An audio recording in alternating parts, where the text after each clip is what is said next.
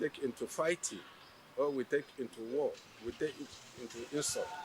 It is good when you are marginalized, you complain, and then it will be addressed. But the moment when you are marginalized, you feel like going away, you feel like succeeding away, it's not the best thing. We have to be considerate. Our diversity is not supposed to separate us. Our diversity is supposed to bring us together. That is why we have the South and North at the point in time, and now we have 6 geopolitical zones. What we are going to do is to consider all the 6 zones as Nigeria. Let's carry ourselves along. Nigeria's 61st independence anniversary is indeed a story of resilience and sacrifices, and the prayers on the lips of every well-meaning Nigerian is that of a peaceful and progressive nation. Moving on now, Thomas Ebetere in our next report is x-raying 6 years of the Buhari administration with special focus on infrastructure development. Over to you, Thomas. Demand for infrastructure is growing across the world. This is mostly attributed to the population growth and the importance of infrastructural development to economic growth, employment creation, and poverty alleviation in any given country. Adequate infrastructure such as road and railway transport system, ports, power, airports also facilitate global integration. As Nigeria attains 61 years of independence, many Nigerians believe that the country has witnessed accelerated infrastructural development, especially in the last 6 years. Look at the second Niger bridge. We have always heard it. It became a political issue that at every election there's a flag off, and after the flagging off, that's the end of the news. At every election there's another flag off, and after that, not until Buhari now came, that we're talking about completion date. Now by 2022, we'll have second Niger bridge standing. And if you go there, you see that when you talk about massive infrastructural development, you'll be able to see what you're talking about on ground. Look at Southeast in terms of roads, road infrastructure. For the past 16 years before Buhari came into office, no federal road received any attention, not one. I stand to be challenged. But as we speak today, work is ongoing between the Onitsha-Enugu Expressway, Enugu-Port Harcourt Expressway. Work is ongoing. Aba, Calabar, through Ekotekpeni, work is ongoing. Umahia, Aba, work is ongoing. So you find out that a lot of these projects are projects that ordinarily nobody thought about them. But now we're not talking about these projects, we're talking about completion date. So work is ongoing on these federal roads. And it's not only in the Southeast, you see a commitment. Look at our airports that were abandoned. A good number of them has been completed.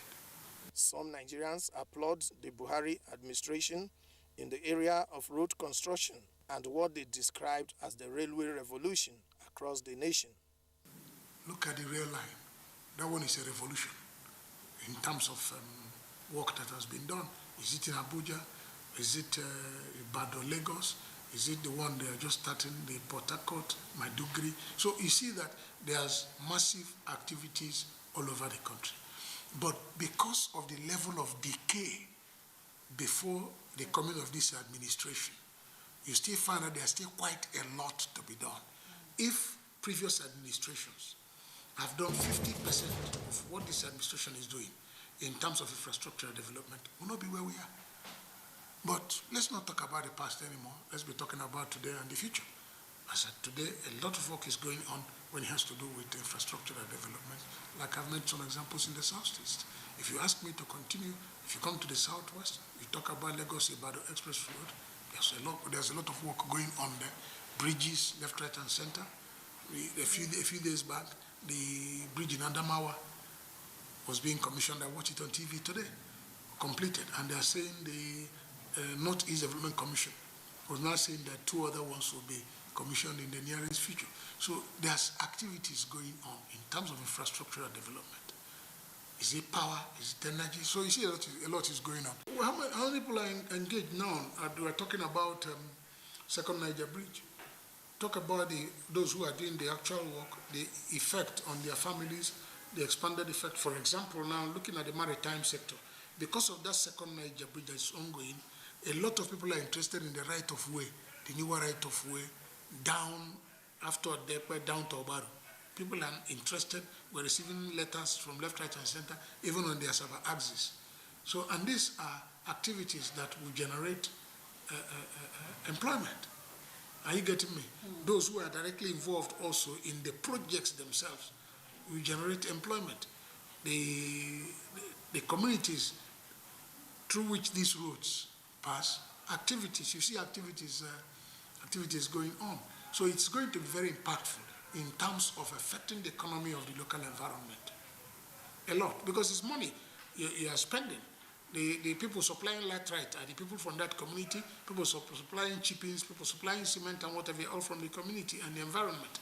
So it's going to affect the economically speaking, it's going to impact positively on the environment and in the state. The resolve of the Buhari administration to complete abandoned projects initiated by previous administrations while inaugurating fresh projects is seen as the magic words for Nigeria's infrastructural development. We also remember that when the president came on board, he actually directed all his aides, the minister, that they should not start a new project, but what he's interested in is at completing in a project that he met on ground. And some of these projects he completed, it's there for everybody to see. But some of the one he also started, we can be talking about the Second Niger Bridge, we can be talking about the Oweto Bridge, which links the Benue and the eastern part of the country. And we can also be talking about rehabilitations of road, the Kano, Zaria Express Road, and the federal roads, which have hitherto been very, very dilapidated, that are even costing our young people and Nigerians their life while traveling. So these are very few and among the roads, giant stride that our president has been able to made on infrastructure. And when we are talking about infrastructure, we cannot also limit it to roads alone. We can also talk about the rail transport. You can bear me witness that if you are in Lagos and you want to go to Ibadan, that you'll be spending about 7-8 hours within a 150-kilometer drive. Now you have a rail system that you can be comfortable in it, and you can even be rest assured that you have your safety where you are traveling. That project is 100% completed now. And I'm also aware, and I'm sure that there's also a rail project that is coming from the same Lagos that is going to the northern part of the country, which is Lagos to Kano Road. And there's also a rail project that the former government have been on for the past 20-something or more years. That's the one that links the Takpe axis, and Mr. President came on board and he was able to rejig that project, and it's about to be completed. So this government has actually done a lot when we talk about infrastructure, and it doesn't stop there. You see, recently, about a few months ago, they also launched what we call the Light Up Solar project in our dear country, whereby they are looking at lighting up about 5 million households to have a solar system, energy commission, rural electrification. They are working very massively to see that project come to reality. Our president are also giving, a mandate that Nigerians should also pay for metering. When we talk about power, this is what I'm saying about power. They're also trying to do a mass meter project whereby you can just walk into the power provider's office and get a meter, and from there you subscribe. So these are things that make life very, very easy for a common Nigerian and investor, because you cannot come and invest in a country where there's no light. You cannot come and invest in a country where you cannot be guaranteed of accessible road. And when we talk about accessible road, we talk about security, because if a road is very clear for you to drive about 1 or 120 kilometers per hour, then you will be free from dangers that could emanate from the bad roads that we have hitherto witnessed in our country. Before our president came on board, you can bear also witness that the Lokoja Lokoja Abuja road is it's second to none, and now you can even close your eyes and drive on that road without itching. So these are very few among projects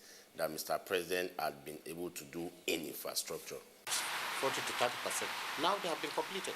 So these are this. We cannot initiate new roads because we have to maintain the existing roads, which they have been dilapidated, they are not accessible, and these roads have been now completed. So I believe when we commend the President Muhammad Buhari for having this focus that let us finish the existing project.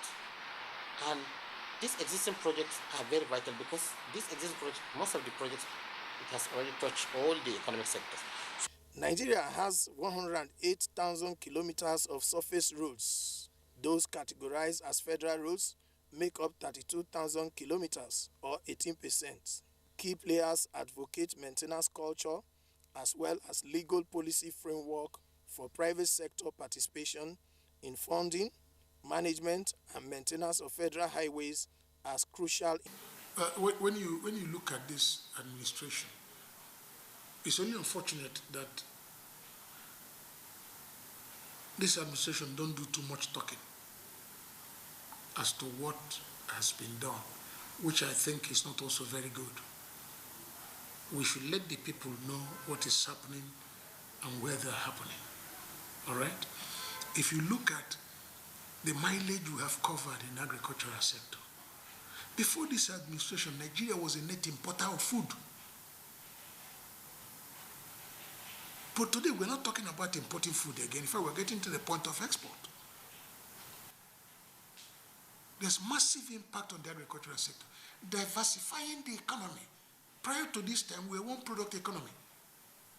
And we don't have control over this product. So whatever happens in the international community, it reflects on our society. Whatever happens about oil, we pay the price here. If the price falls there, it reflects on our economy. If it rises there, it reflects on our economy. But now it is no more the same. There's massive diversification. There's massive investment in agriculture. As we speak today, there's also massive investment in the solid mineral sector. As we speak today, nobody's talking about again importing rice.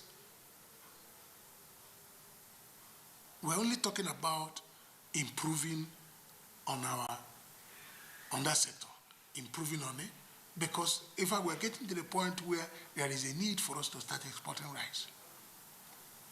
Unlike before, don't forget in this country, we are massive importers of cement.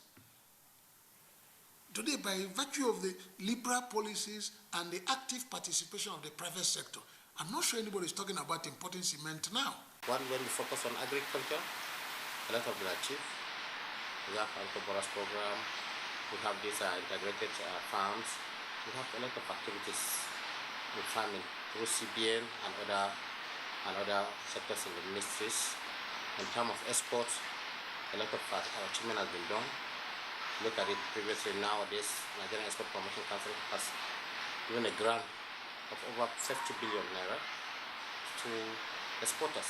This has enhanced the kind of a value chain to the country, whereby it encourages exporters to export more of made in Nigerian goods. So this kind of achievement has been done.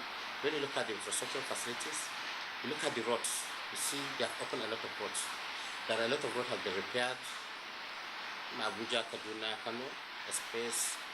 When you look at the south, Enugu, and when you look at the airport, when you look at the major bridge, all this has been achieved. More especially on the term of what they call it, in terms of train, which previously, I think a few months ago, they have opened up a new Lagos-Ibadan train, which in fact is a well-commanding. All these infrastructures have been inherited from previous administration. They have not been able to complete it. But this federal administration of our humble president, Muhammad Buhari, a lot have been achieved. There is hope that the establishment of the Presidential Infrastructure Development Fund as well as Infraco PLC with combined debt and equity takeoff capital of 15 trillion naira will help to bridge infrastructural deficit in the country. Moving on now, Thomas Egbetere in our next report is x-raying 6 years of the Buhari administration with special focus on infrastructure development. Over to you, Thomas. Experts say nations mostly evolve from the hard work, sacrifices, and resilience of their people. With the excellent achievements of Nigerians within the country and in other climes, the need for greater patriotism to support government efforts at all levels cannot be overemphasized. Happy Independence, Nigeria. Thanks for watching. I'm Lydia Sampson.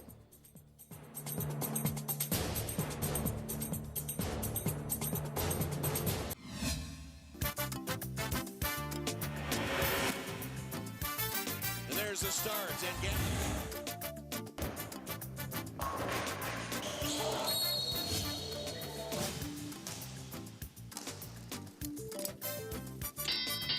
promises to share up. Winds up that right hand.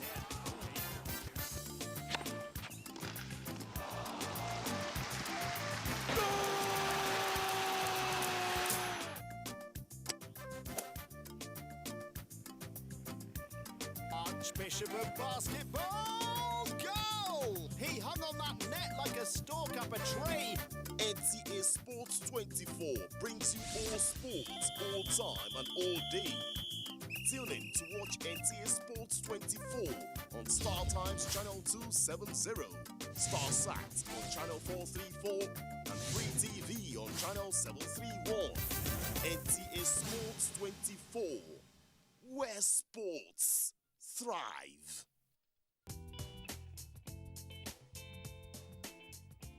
Technology, the mother of all inventions, has influenced various aspects of human existence that in numerous difficulties has been brought to the barest level. Travel as a form of communication has been made simple through the invention of the motor car, which can travel 7 miles in a very short time. Due to various irregularities on the roads like potholes, careless driving, overspeeding, and a host of others, the chances of motor cars getting involved in accidents cannot be overlooked. As such, devices like the seatbelts and airbags have been made. Basically, airbags are meant to serve as security for lives and property in our vehicles. The motor car airbags are safety devices or features designed to protect passengers and drivers in a head-on collision. The question begging for an answer, therefore, is how many car buyers take time to check the cars for airbags when they are purchasing one? And like we car dealers now, if you are going to buy a car, we're buying the one that has a airbag because people are going through what is raining. About an airbag in a car, it's supposed to be a supplementary restraint system. It's supposed to be something that helps to assist during the time of an accident, but it only works well once you have a seatbelt across your chest, or else otherwise it can be a dangerous thing in a car. Airbags act as a cushion for passengers, thus preventing them from hitting the steering column and dashboard, which may lead to head, shoulder, or even chest injuries. The importance of safety devices in a motor car cannot be overemphasized when purchasing a car. Therefore, it is advised to thoroughly check for those devices before purchasing a car.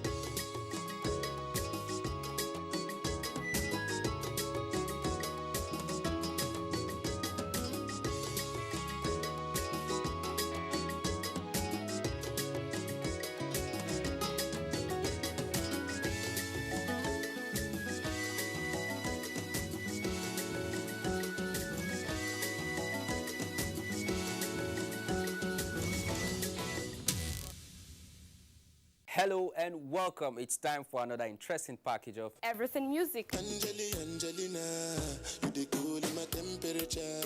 If you call, I go come deliver. This is Talking Movies. In times of old, the world was full of wonder. No! Welcoming you to your weekend for today. It's time to use our voice. Beyond 6 packs. Bills. Pay the bills. Keep paying telephone bills. Pay my bills. Welcome to Gallery.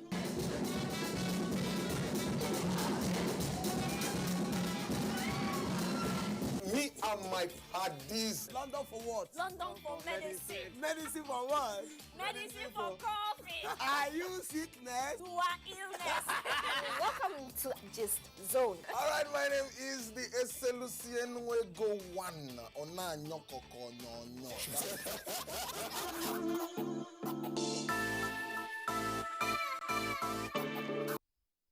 This is the network service of the Nigerian Television Authority, NTA. The President, Commander-in-Chief of the Armed Forces, Federal Republic of Nigeria, Muhammadu Buhari, now addresses the nation to commemorate Nigeria's 61st independence anniversary. Mr. President.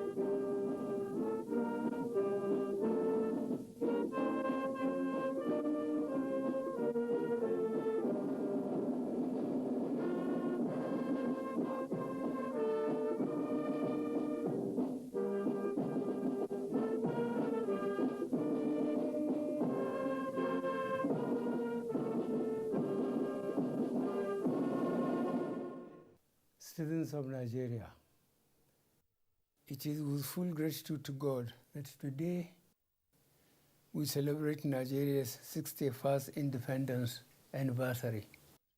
For 1st of October 1960 to happen, all hands were on deck. East, West, North all came together to celebrate freedom. Today should not only serve as a reminder of the day the British handed over the reins of power to Nigerians, but also unified Nigerians from all ethnic groups, religions, and regions. Today, despite the challenges we face, most Nigerians still maintain the spirit of 1st October. That positive outlook and determination to make Nigeria a peaceful and prosperous nation. It is due to this collective attitude that Nigeria doggedly continues to remain a united and indivisible nation. Fellow Nigerians, the first 18 months have been some of the most difficult periods in the history of Nigeria. Since the Civil War, I doubt whether we have seen a period of more heightened challenges than what we have witnessed in this period. Our original priorities for 2020 were to continue stabilizing our economy following the deep recession while restoring peace in areas confronted with security challenges. But the COVID-19 pandemic and its devastating impact on all nations meant we needed to shift gears and re-strategize. Nigerians came together as one to fight against COVID-19. It is this attitude, and by the special grace of God, we continue to survive the pandemic as a nation and indeed provide leadership and example at regional and international levels. The doomsday scenario predicted for our country never came. Even as the Delta variant continues to spread, we have built the capacity we need to respond now and into the future. I will therefore appeal to Nigerians not to take COVID lightly. Adhere to public health and social measures. Put your mask on and get vaccinated. We can control this pandemic, but it requires effort on everybody's part. The investments we made in response to COVID-19 will also serve our country to tackle any future disease outbreaks or pandemics. Despite the global inequity in access to vaccines, the government of Nigeria has continued to explore all available options to ensure Nigerians have free access to safe and effective vaccines. Some 5 million vaccine doses have been administered to Nigerians through efforts led by the National Primary Healthcare Development Agency, and we will continue to explore options for purchase or acquisition of vaccines, such as through COVAX and the African Vaccine Acquisition Trust. I will take this opportunity to remind the global community that the current state of access to COVID-19 vaccines is unacceptable. We cannot afford a situation where a handful of countries keep the global vaccine supply to themselves at the expense of other nations. We must act now to accelerate equitable distribution of COVID-19 vaccines. This is the message I conveyed to the international community in New York last week. As we wish to source vaccine for our immediate needs, we shall invest more to support our pharmaceutical and research agencies to come up with ideas for locally developed vaccines. Should another pandemic arise in the future, our question is simple. Will Nigeria be ready?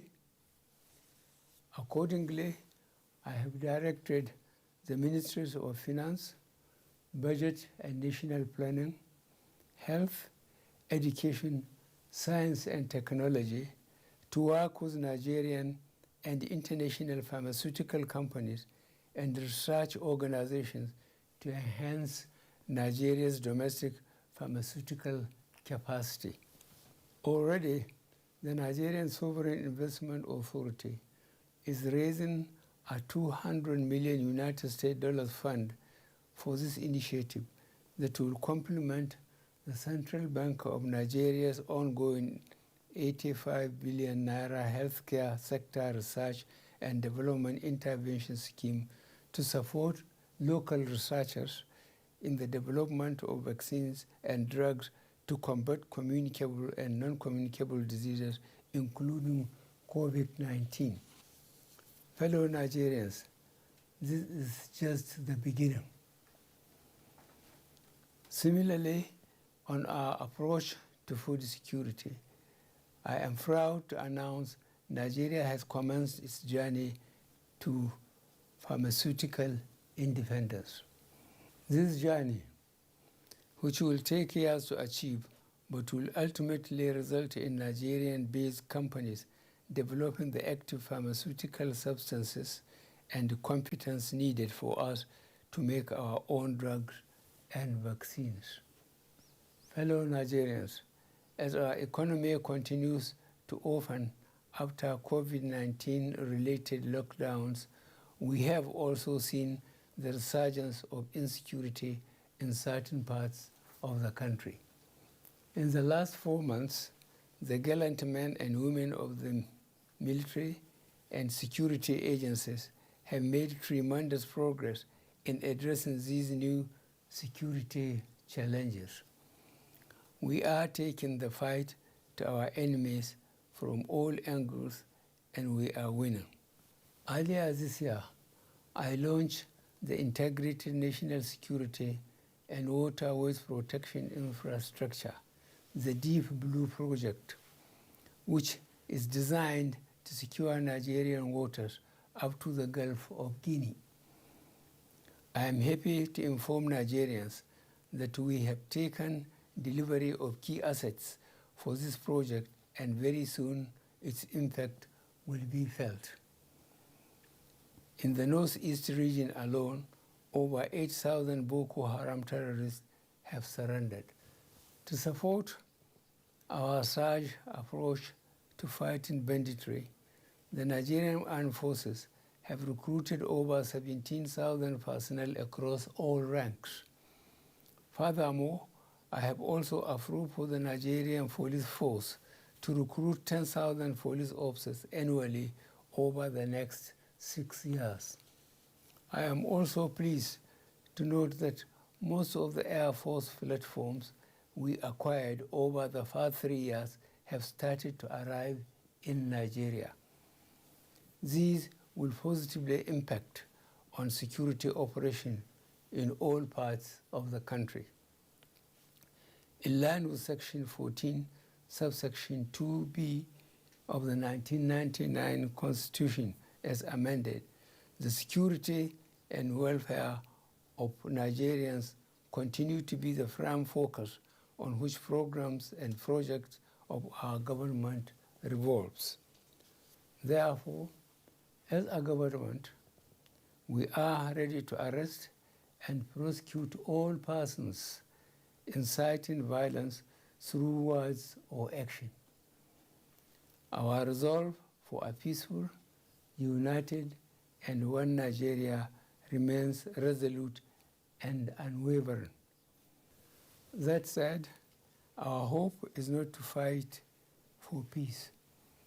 We can always settle our grievances peacefully without spilling any blood. I will therefore take this opportunity on this special day that symbolizes the unity and oneness of our great nation to ask all Nigerians to embrace peace and dialogue, whatever your grievances. The seeds of violence are planted in people's heads through words. Reckless utterances of a few have led to losses of many innocent lives and destruction of properties. Such unfiltered and unsubstantiated lies and hate speeches by a few evil persons must be stopped.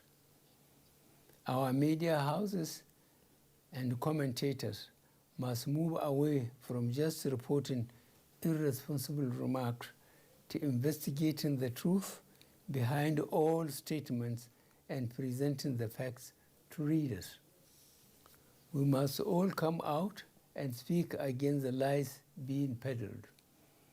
At this point, I would want to sincerely appreciate the large number of our traditional, religious, and community leaders, as well as other well-meaning Nigerians who, in their various fora, are openly spreading the message of peaceful coexistence and conflict settlement through dialogue in their respective communities. Nigeria is for all of us. Its unity is not negotiable, and its ultimate success can only be achieved if we all come together with a common goal of having peace and prosperity for our nation.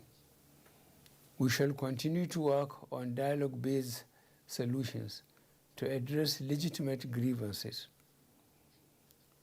but we remain ready to take decisive actions against secessionist agitators and their sponsors who threaten our national security.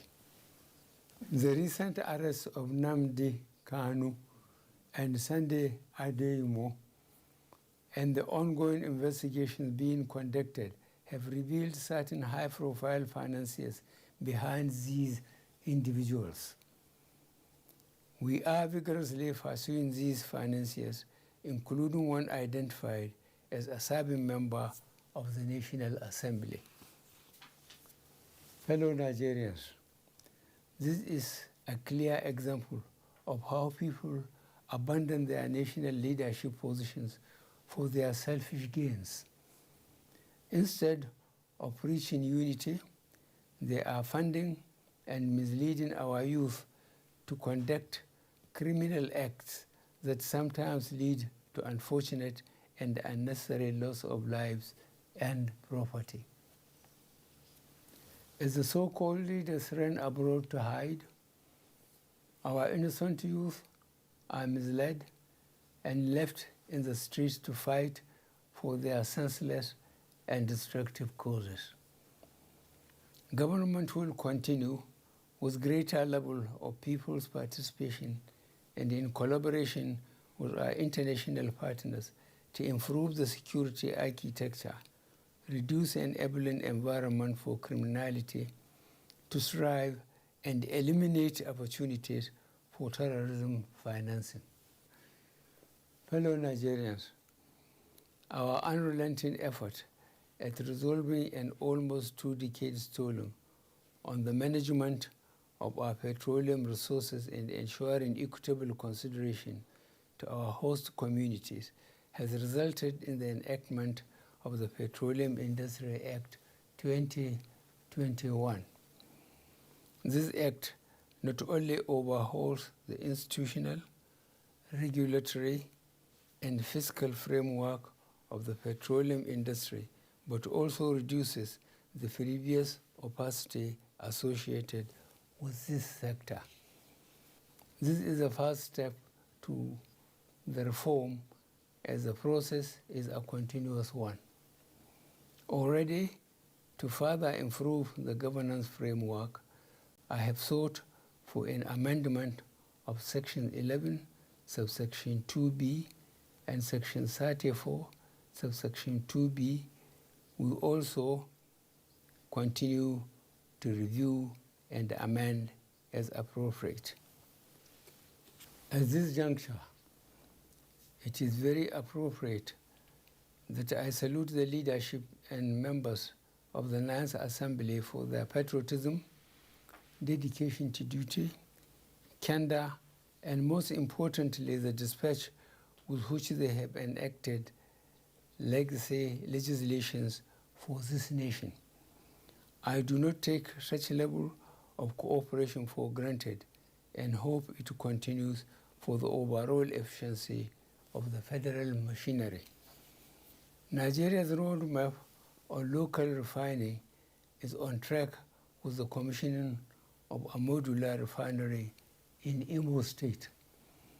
A second is scheduled for commissioning by the end of this year in Edo State, and the third one in Bayelsa State by 2022.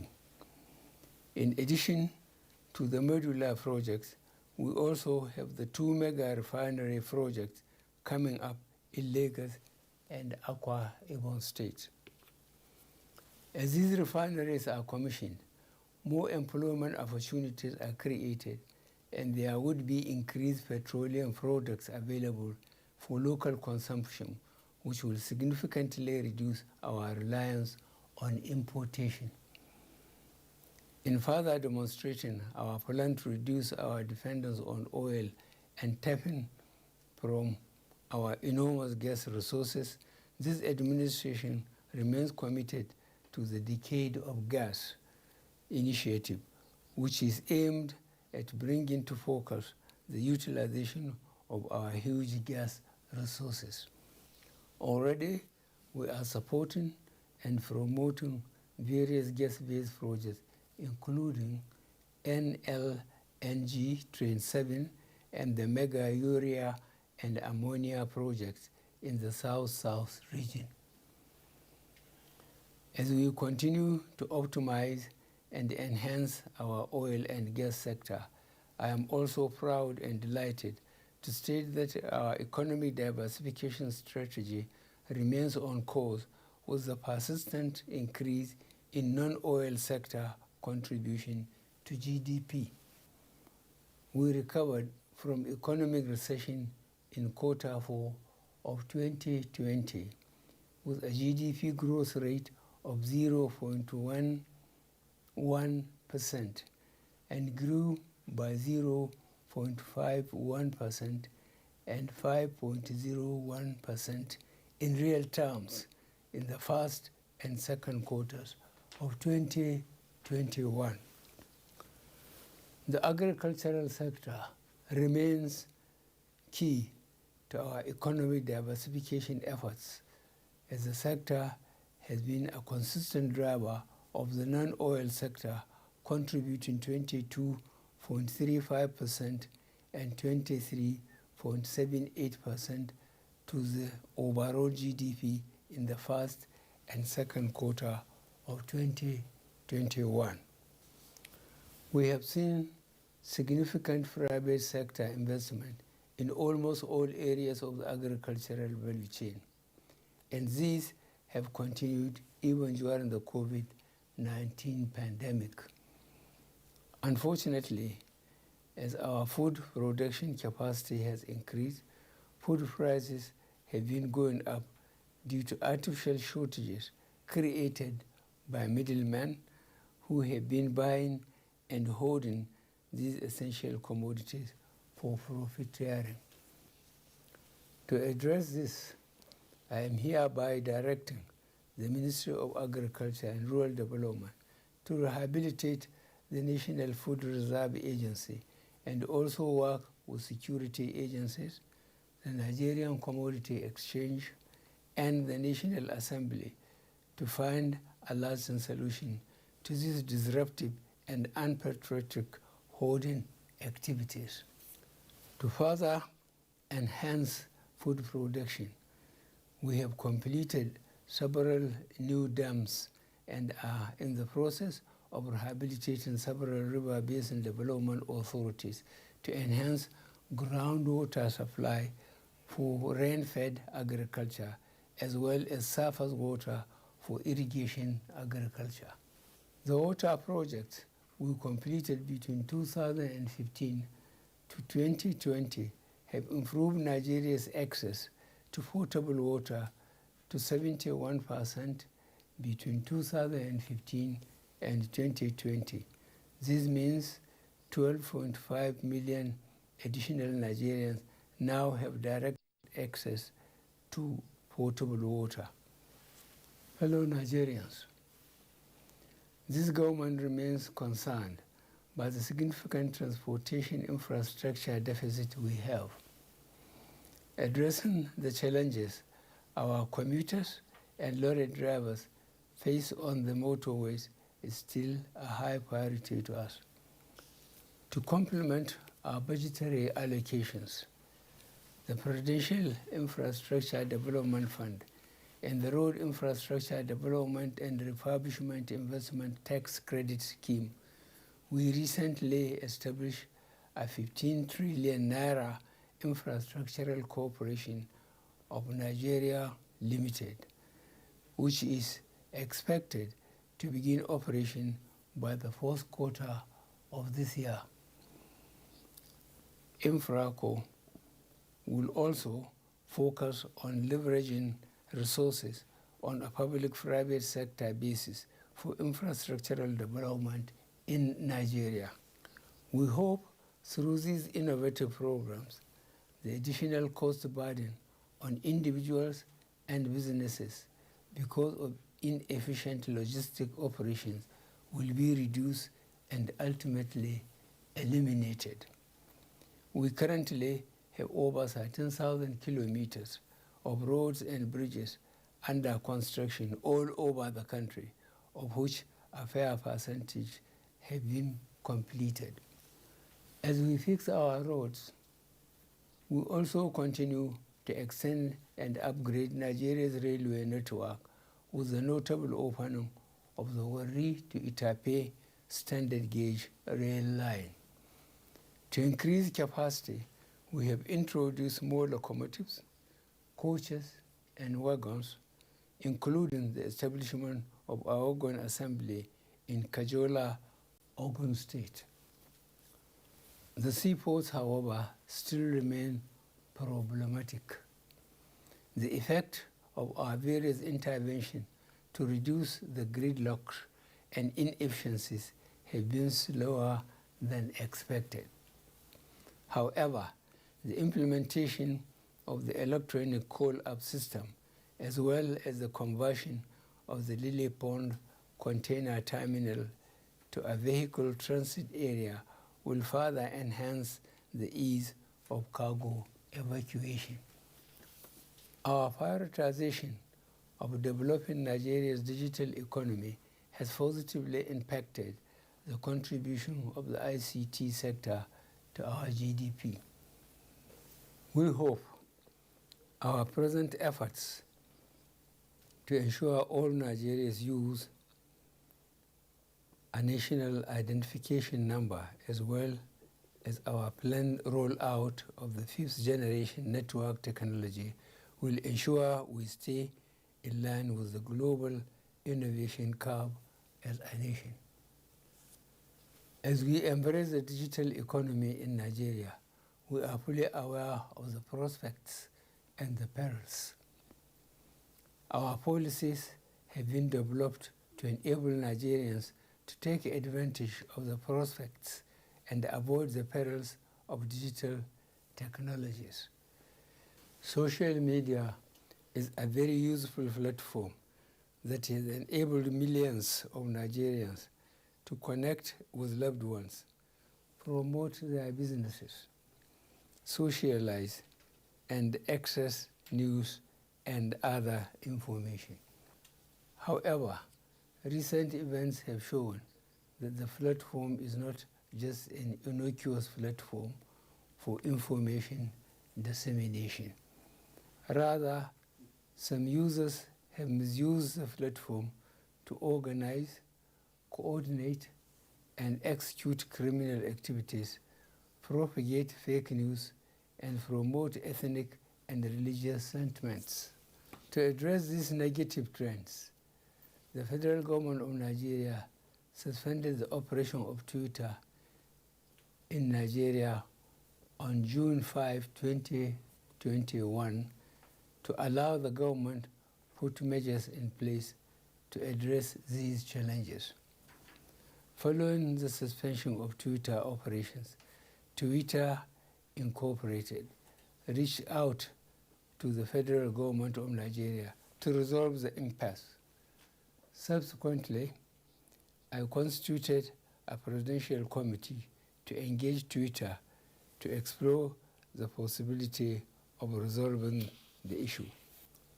The committee, along with its technical team, has engaged with Twitter and have addressed a number of key issues. These are A, national security and cohesion; B, registration, physical presence and representation; C, fair taxation; D, dispute resolution; and E, local content. Following the extensive engagements, the issues are being addressed, and I have directed that the suspension be lifted, but only if the conditions are met to allow our citizens continue to use the platform for business and positive engagements. As a country, we are committed to ensuring that digital companies use their platform to enhance the lives of our citizens, respect Nigeria's sovereignty, cultural values, and promote online safety. Nigeria's progressive diplomacy continues to manifest through growing numbers of highly placed Nigerians in positions of regional and global influences. Very recently, Nigeria won election for the position of Commissioner for the Expanded Political, Peace and Security Affairs of the African Union.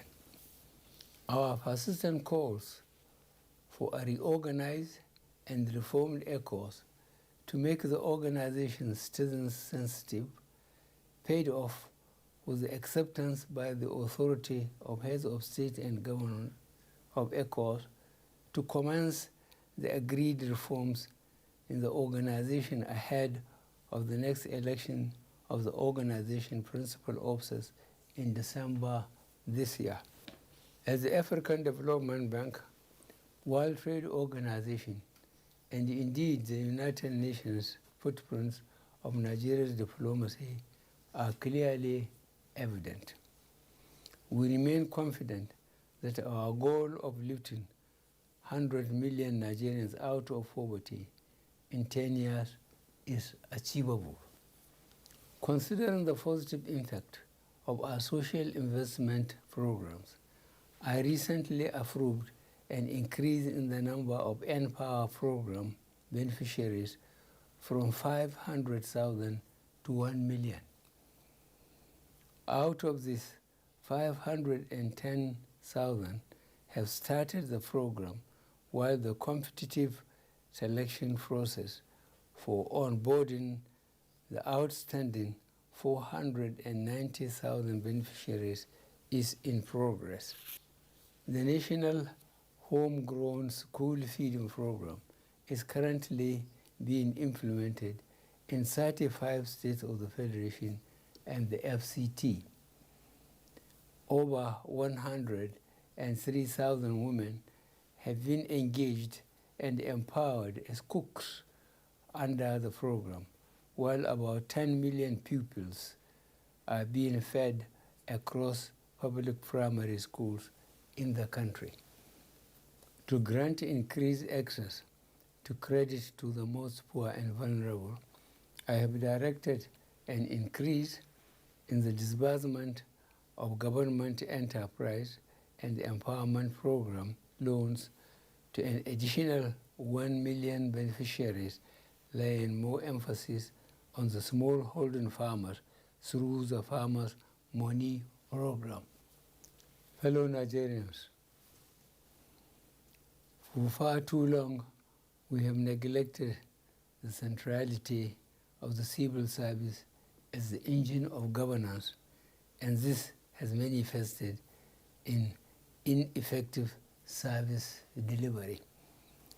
There is widespread discontent and disillusion about the efficiency and probity of our civil service. It is for this reason that we are refocusing the Nigerian civil service to provide world-class service to run our country. The youth of this great country remain propellants for our today and provide guarantees that we will have a secure tomorrow. It is for this reason that I remain focused on expanding opportunities for their participation in politics and governance. Recent appointments of young people into positions of authority and their track record so far gives me confidence that we need to bring more of them into governance, and this I promise to do.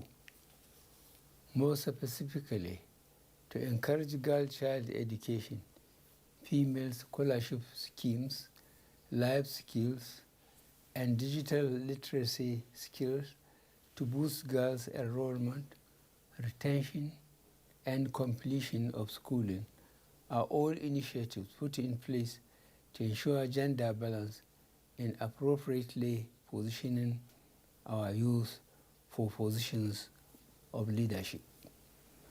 The commitment of this administration to the well-being of people living with disabilities remain unwavering.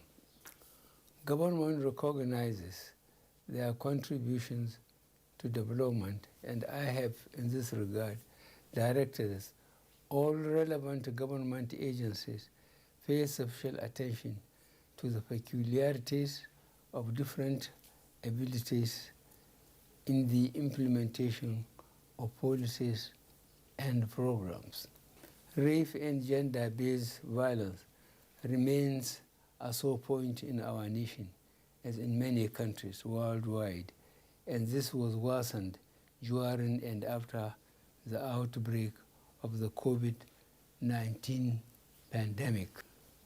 We are currently engaging heads of courts to establish specialized courts for the speedy and seamless trial of rape gender-based offenses, especially to ensure that justice is done for child victims of sexual violence. On the other hand, work has advanced in the reformation, reintegration, and reunification of minors involved in one crime or the other. The reformation in our correctional services has manifested in an increase in modernized custodial centers and a transformation from strictly punitive to attitudinal changes so that criminals do not relapse into their previous lifestyles. As we begin to celebrate our 61 years as a nation, we need to be conscious that Nigeria does not start and end with the federal government. This country is a great collective where government at all arms and levels, as well as the private sector, and more importantly, individuals, have a role to play. In particular, security is a bottom-to-top undertaking. Joining hands and hearts together would enable us to secure ourselves and our country. I fully understand the anxiety of many Nigerians on the inability of this country to go beyond a never-ending potential for becoming a great nation to an actually great one. A lot has been achieved in the last 6 years on many fronts, in infrastructure, social care, governance, Nigeria's image and influence in Africa and the international community. But critics misdiagnose incremental progress as stagnation. Since coming to power, this administration has tackled our problems head-on in spite of the meager resources. No government since 1999 has done what we have done in 6 years to put Nigeria back on track. We shall continue to serve the country, listen to all, and protect our democracy and the country. Thank you all, and God bless the Federal Republic of Nigeria.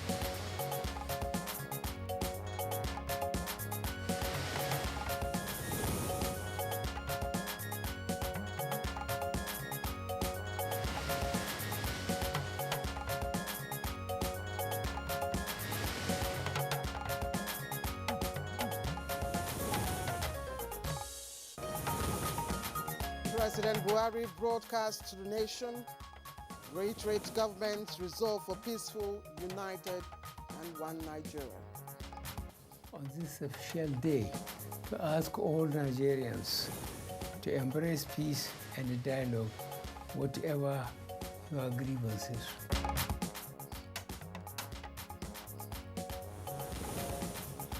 Nigerians urged to uphold justice and religious tolerance in the quest for peaceful coexistence. Our religious leaders and faith-based organizations still have a huge role to play because they are closest to the people at the grassroots.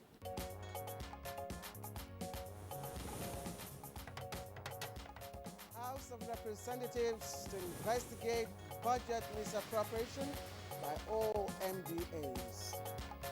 Naming and shaming, so that we're specific. But I guess the committees will look into that.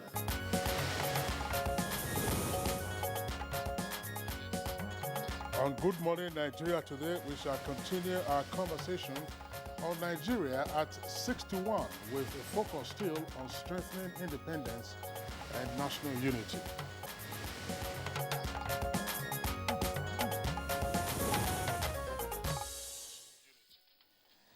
Nigeria is 61. The odds we did survive. Come salute the nation. Now that reminds me of that very popular song made by Veno Mariohai. Nigeria is 61 years today. Today, Nigerians commemorate attainment of democratic rule from the colonialists. Today, Nigerians celebrate proclamation of Nigeria's independence from British rule on October 1, 1960. And it is an official national holiday. Kinsley. That's right, no question about that. It's a lovely day to all of us Nigerians here at home and abroad.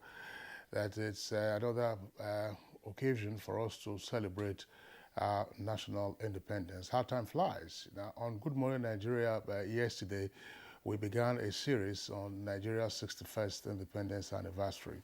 And we had guests discussing how to further strengthen our independence and, more critically, our national unity. Now, the guests who joined in on the first part of the discussion yesterday now preferred their own solutions.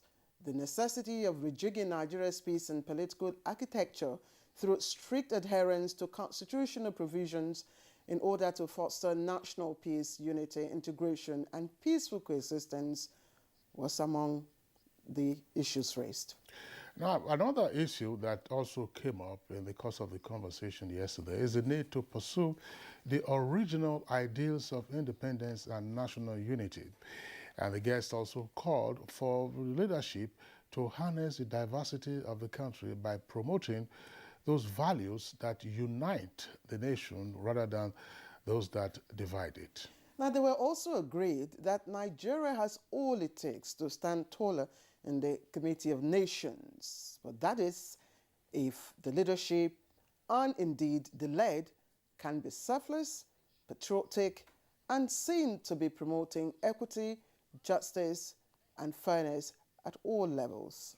Now, the guest also noted what they refer to as the lacuna in the servant leadership qualities amongst the political class, and a dire need, therefore, to make the welfare of Nigerians a priority, as well as dealing more decisively with the issues of corruption and nepotism. And as we all mark 61st independence, the big question will be, how can we coexist in peace and unity amidst diversity? Now, that will be one of the several questions our panel of discussants will speak to today as we continue our discussion on Nigeria at 61, strengthening independence and national unity. Welcome to Good Morning Nigeria, live on the network service of the Nigerian Television Authority. I am Claire Adilabu Abdul Razak, and as you can see shortly, Kinsley is adorned in green, white, and green, and I flavor it with the diversity. Absolutely, Claire. Thanks a lot. My name is Kingsley Osadolo. I joined my colleague Claire to welcome you also to the special program that we're having today on our special day being October the 1st. We're broadcasting live from our headquarters studios here in Abuja, the nation's capital. It's quiet on the streets, and of course, in the course of the program, we have our regular complimentary segments. Some of them, of course, will be abridged, bearing in mind that we're already pressed for time as the president's broadcast ended just some minutes ago.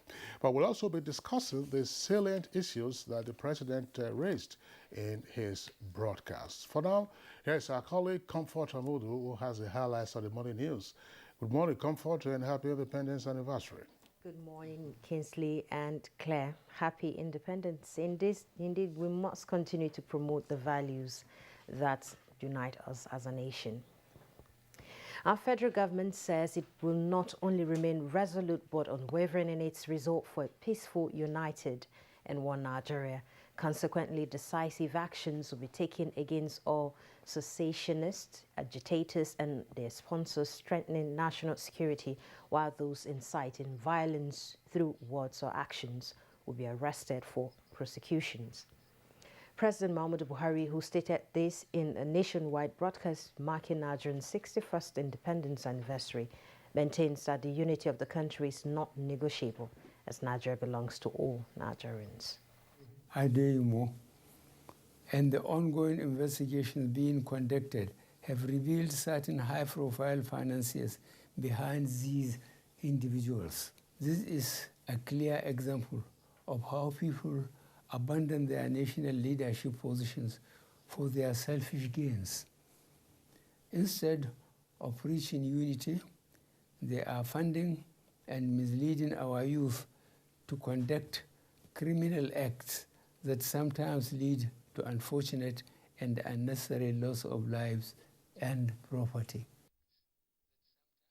President Muhammadu Buhari has also commended Nigerians for their ingenuity and resilience towards standing firm at ensuring sustainable peace, indivisibility of the country, and the promotion of cultural diversity, as well as their uncommon resolve towards making Nigeria a better place for all. This came to the fore when the president unveils a 60 square meters photo book entitled Discover Nigeria, put together by his official photographer, Bayo Omo Boriowo, at the closing ceremony of Nigeria's 60th anniversary held at the State House Conference Center on the eve of Nigeria's 61st independence anniversary. The book has been recorded as the largest photo book by the Guinness World Book record. Translate into positive gains that would ensure an inclusive, equitable, and sustainable growth requires that we Nigerians consistently embrace the ethics and values that unite us in spite of our diversity. Appreciate our individual and collective role in nation building and forging ahead as a people with a common vision as a strong and indivisible nation. Meanwhile, President Muhammadu Buhari is leading the charge for Nigerians to walk the talk on national integration based on genuine love and concern for each other. The president gave the charge in a message delivered through his chief of staff, Professor Ibrahim Gambari, to the Independence Day special Jumat prayer and public lecture in Abuja. The House of Representatives has mandated all its standing committees to thoroughly investigate all ministries, departments, and agencies of government to ascertain whether or not they engage in diversion of budgeted funds. National Assembly correspondent reports that the resolution was passed during Thursday's plenary. Some of the MDAs are alleged to have engaged in financial misappropriation by diverting such funds for other or related purposes, thereby frustrating government macroeconomic framework, while others are in outright denial of not receiving such releases. Naming and shaming, so that we're specific. But I guess the committees will look into that. The Nigerian Center for Disease Control has confirmed 281 new cases of COVID-19 in the country. A breakdown of the new cases indicates that FCT has the highest number for the day, with 111 new infections. Lagos 34, Edo 33, Kwara and Plateau have 20 new cases, Rivers 17 and Abia 10. Others are Imo with 8 new cases, Delta and Nassau with 7 cases each, Ekiti 6, Akwa Ibom 3 and Oyo 2.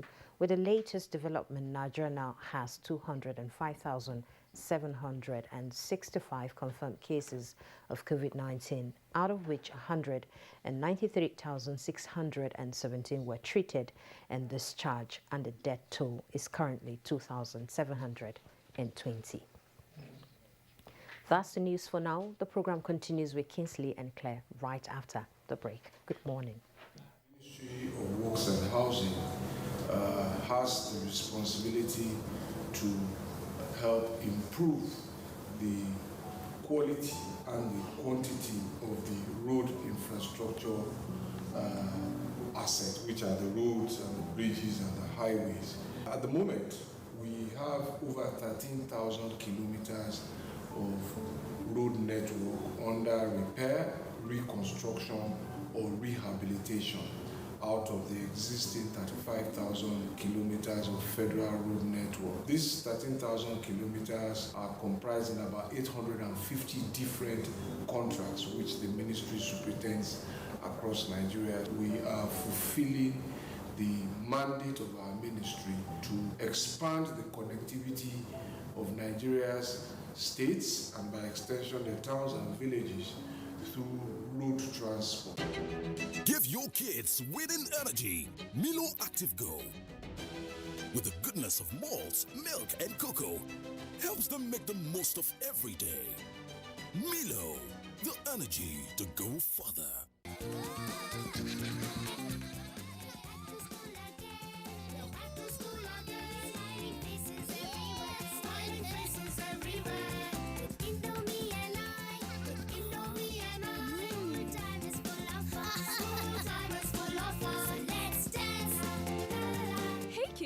Indomie welcomes you back to school. Have a session filled with lots of fun and excitement. Stay safe, stay healthy. Indomie noodles, tasty nutrition, good for you.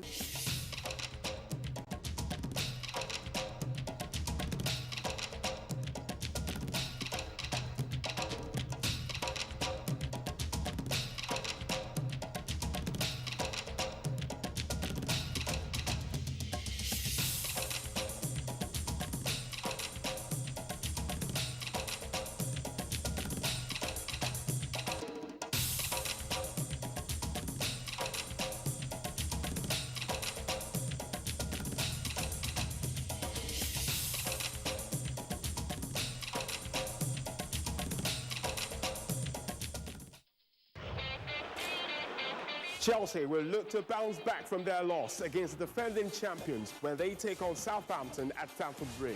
Will they succeed? Find out this Saturday on the Premier League Live. It's Chelsea versus Southampton, showing on the network service of the NTA from 2:30 p.m. The Premier League Live is brought to you by Baba Ijebu, empowered by Integral.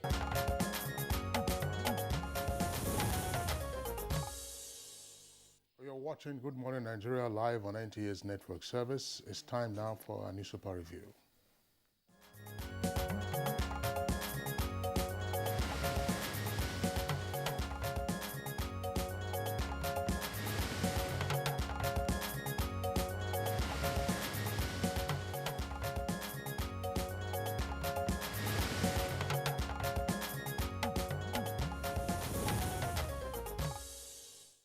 And Mr. Bayo Atoyebe is here represented by Mr.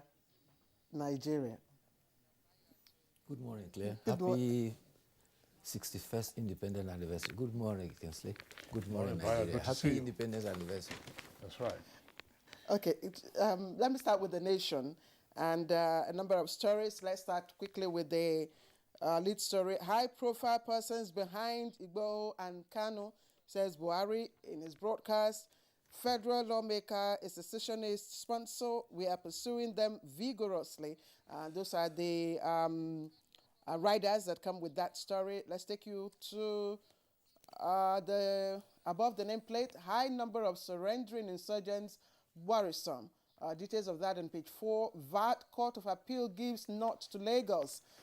Read up details on page 10. State joins Rivers in suit. Now, pay rights for teachers from January and other incentives also coming for our teachers. But I'd just like to take you up on the picture story. And it's such a lovely picture, just trending below at the bottom of the paper. There it is. The Abuja City Gate, here in the Abuja, Nigeria's capital, ahead of today's Independence Day ceremonies. And you can see that the green, white, green that we are all celebrating. World leaders, of course, are celebrating with us today. Kingsley. All right, we'll take a look at the leadership front page, and the lead story, it's also on matters arising from the president's broadcast. Nigeria at 61, that's the kicker. Past 18 months, most difficult in Nigeria's history, and it's attributed to the president. Says high-profile financiers behind Kano and Igboho and Fingers National Assembly member as IPOB backer. Forex crisis, high inflation, poor electricity, economic growth. And APC has taken Nigeria to pre-independence era. That's according to the PDP. Let's unite for peace, progress. Lawan, Abdusalami, Atiku, and others urge Nigeria. And above that headline, you have Appeal Court joins Lagos in VAT collection battle. And reps back Senate ask President to declare bandits terrorists. And back again to the middle of the front page of the leadership newspaper. PDP zones North out of 2023 race. Takes party chairmanship to region. And the second rider says we'll only vote Northern presidential candidate. Killings. Total war has been declared on our people. That's according to the Southeast governors. And court okays CBN launch of e-Naira. Military airstrike killed ISWAP terrorists, not fishermen. That's according to the defense headquarters. Counterinsurgency. Navy deploys 570 officers. Defense new base in Kano. Ayo. Thank you, Kingsley. Let's quickly go to the broadcast by Mr. President to mark the 65th independent anniversary of our nation. And he said that we should all remember that the 65th independent anniversary reminds all of us that it is not only the British handing over of reins of power to Nigeria, but should be also noted also as a day Nigerians were united from all groups, ethnic groups, religious groups, and regions. In 1st October 1960, he says, all hands were on deck for the day as East, West, and North came together to celebrate freedom. He also pointed out certain critical developments that are related to our nation. He said the pandemic, COVID-19 pandemic, altered original priorities of 2020 by creating a devastating impact that necessitated the shifting of gears and to re-strategize. He says Nigerians came together as one to fight COVID-19, and we are winning the war against COVID-19. Other highlights included stress on the media to investigate falsehoods that gets to publish and tag fake news. He also alluded to social media platform that was suspended on July 5 and says that the presidential team is working to clarify that.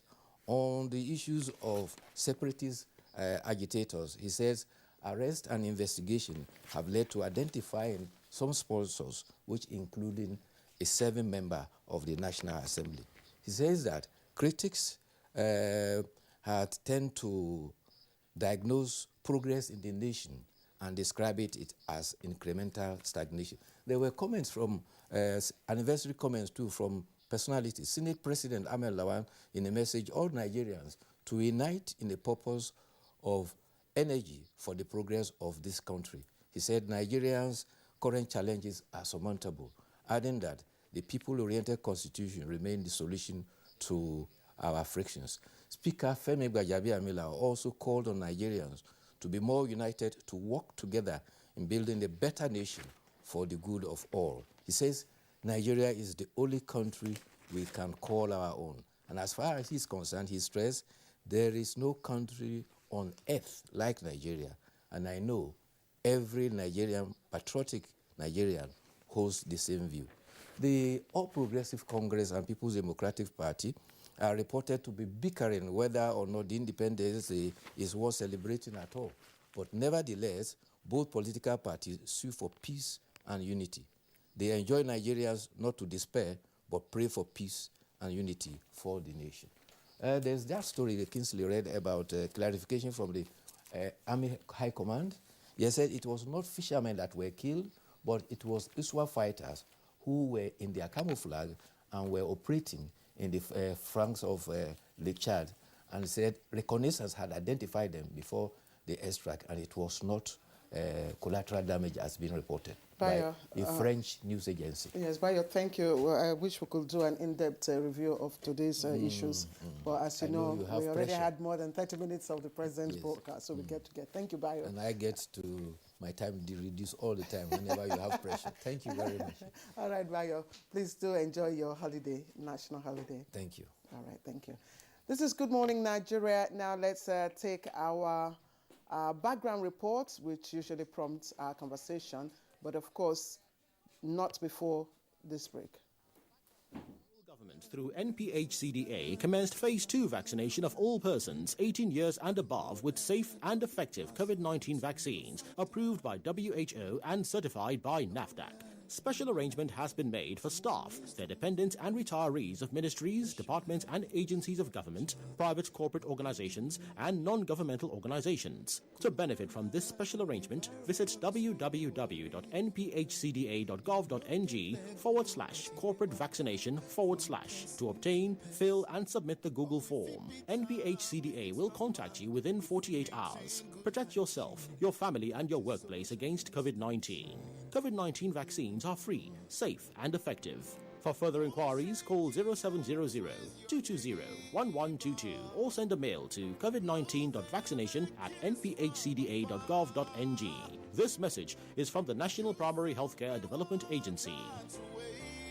Hey there, what's on your bucket list? Would you like to travel the world, live your best life? What if I told you you could blow right this minute and do everything on that list? Airtel is celebrating its anniversary and saying thank you to all loyal customers. You stand a chance to win up to 100 million naira with guaranteed cash tokens in the Airtel Recharge and Blow Anniversary promo. Plus 250 megabytes and 20 SMS free. How awesome is that? All you have to do is recharge to win. For more information, dial *444*4#. Everyone's a winner. So hurry now. The more you recharge, the more you win. Airtel, the smartphone network.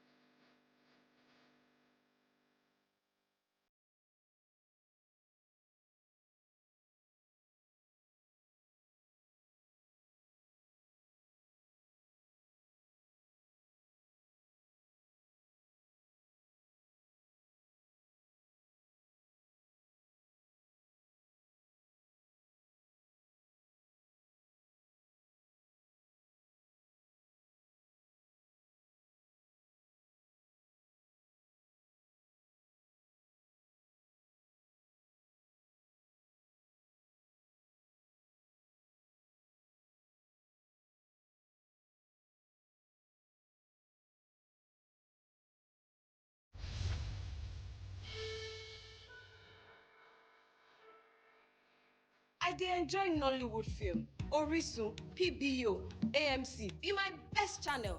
But ST Nollywood Plus dey show the latest Nollywood blockbuster on top classic bouquet. How I wan take watch am? My pikin dey enjoy 5 children's channels, but e wan come add DreamWorks on top am. I be telenovela lover and I like ST Novella E and Starlight. But I hear say the series on ST Novella E Plus on top classic bouquet dey totori person pass wetin I dey see now, and I wan watch am. shey I go need pay 800 naira extra? From September 1, Star Times dey sama you better package, but no fear, we no increase price join this offer.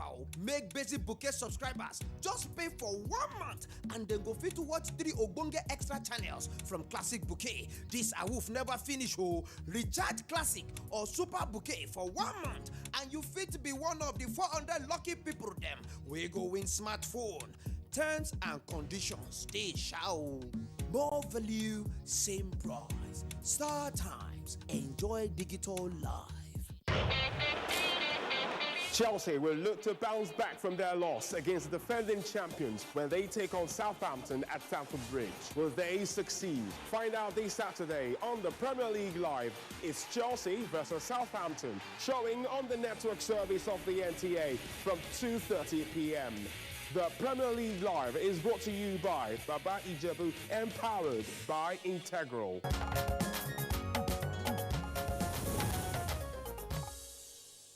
It's Good Morning Nigeria, still on the network service of the Nigerian Television Authority. We are continuing our conversation on strengthening Nigeria's independence and attaining greater national unity. The first part of the conversation was, of course, yesterday.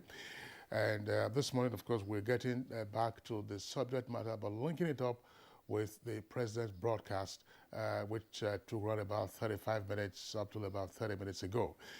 We have with us here in the studios Mr. Femi Adesina. Femi Adesina is a special advisor to the president on media and publicity. Pleasure to have you with us on the program this morning. Good morning. Happy Independence Anniversary. Okay. And also joining us for this conversation via Zoom from the Plateau State capital is regular now, His Excellency, the Governor of Plateau State, Simon Lalong. Your Excellency, pleasure to have you with us and happy Independence Anniversary. Thank you very much, Kingsley. Thank you, Claire.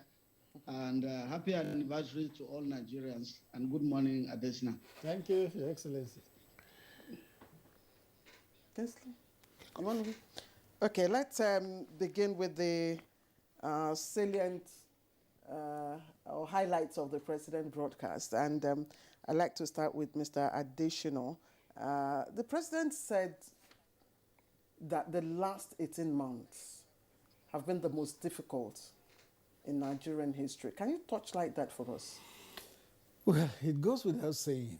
And I just appreciated the candor of the president and being able to come out to say that.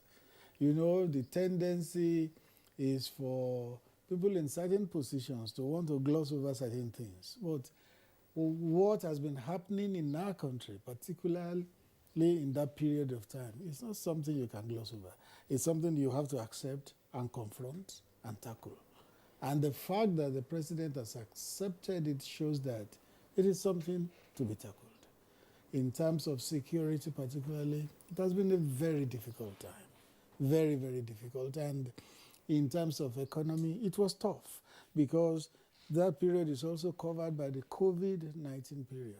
And you know that the economy went into a second recession.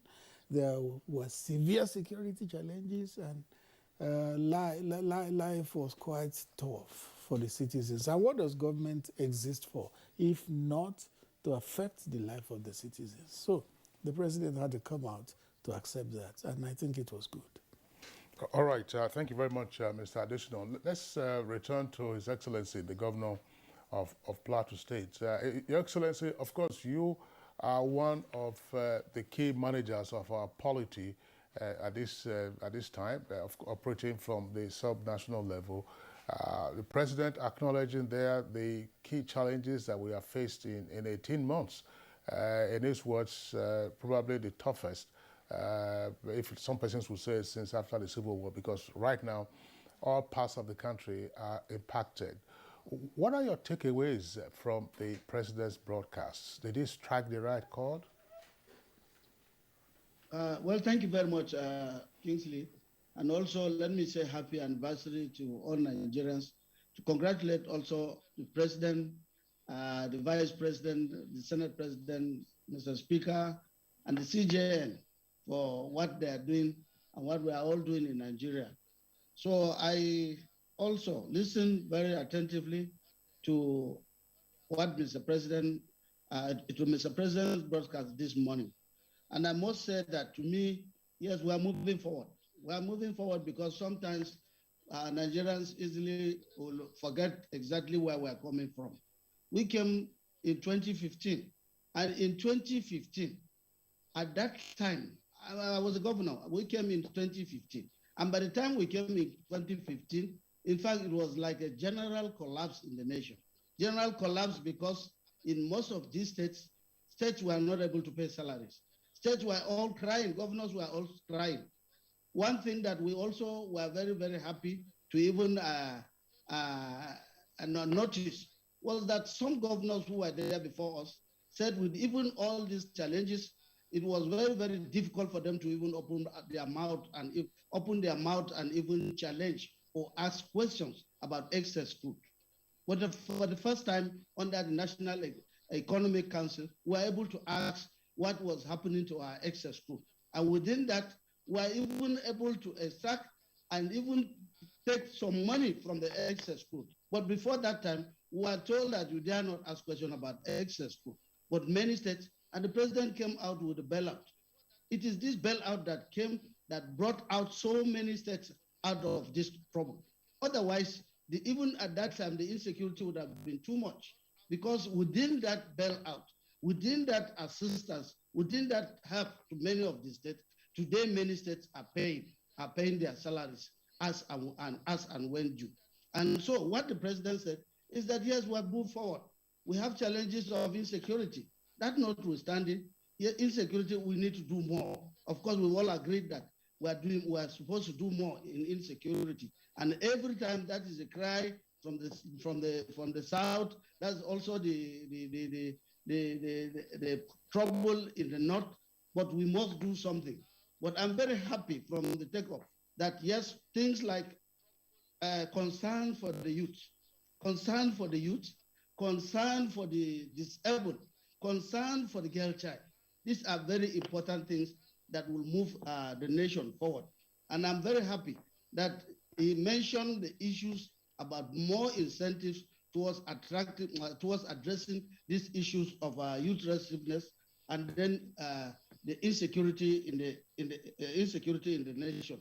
The social investment scheme has been increased, and also the welfare of civil servants. And part of what I'm very happy about is the introduction of the infrastructure assistance. That is the Infraco. The Infraco will go a long way. Of course, everybody is seeing already what is happening in railways. Everybody is seeing what is happening at the Federal Ministry of Works, the Niger Bridge. I witnessed the flagging of the railways in Kano. We have also seen what is happening in Lagos. We have seen what is happening with the Niger Bridge in the southeast. So if you talk about many of these things, you would stand to thank God that yes, in spite of the challenges that we have in the country, there are so many efforts that is being done, not only by the federal government, but at the sub-nationals to address some of these issues. And with God on our side, it's like we are already beginning to find a way out of some of these challenges. And I think from the broadcast that I've seen, with the welfare to civil servants, with the attention given to some of these issues that I'm talking about, the well-being of disabilities and the prompt attention given to them, with special courts now to address the issue of rape and sexual violence. I think Nigeria is moving forward.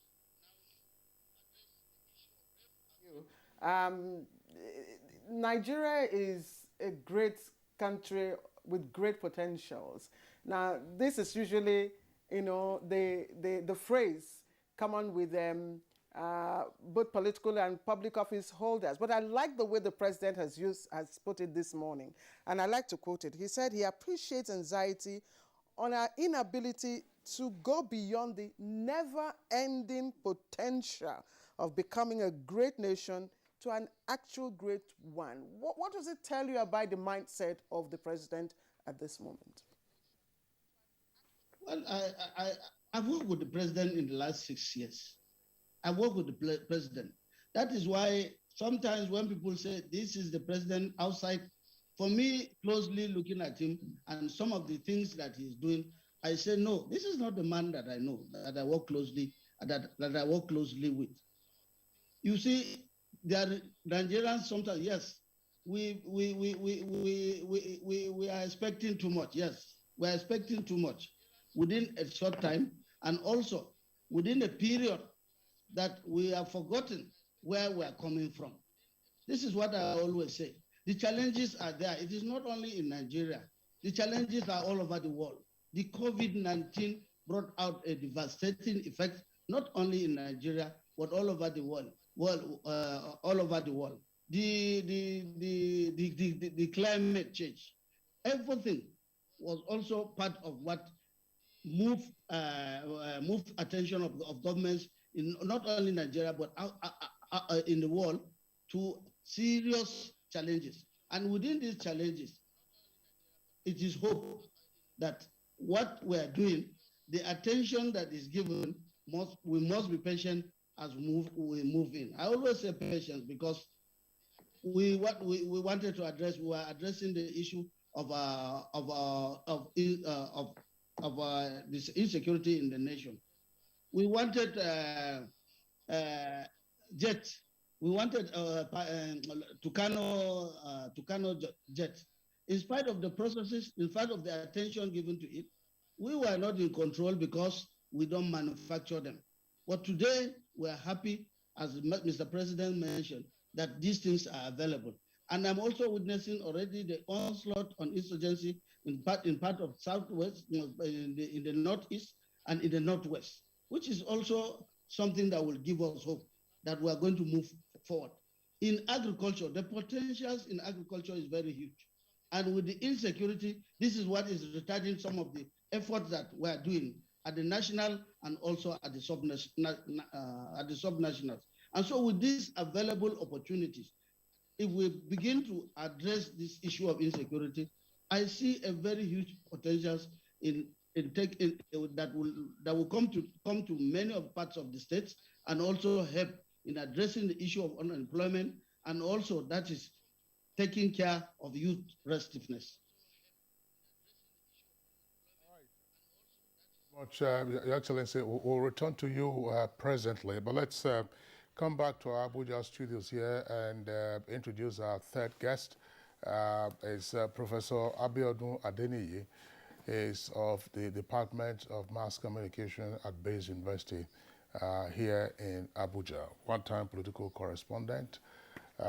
Professor Adeniyi, delight to have you on Good Morning Nigeria. My pleasure. Thanks for having me. All right. Straight away, what are your takeaways from the president's broadcast? Oh, yeah.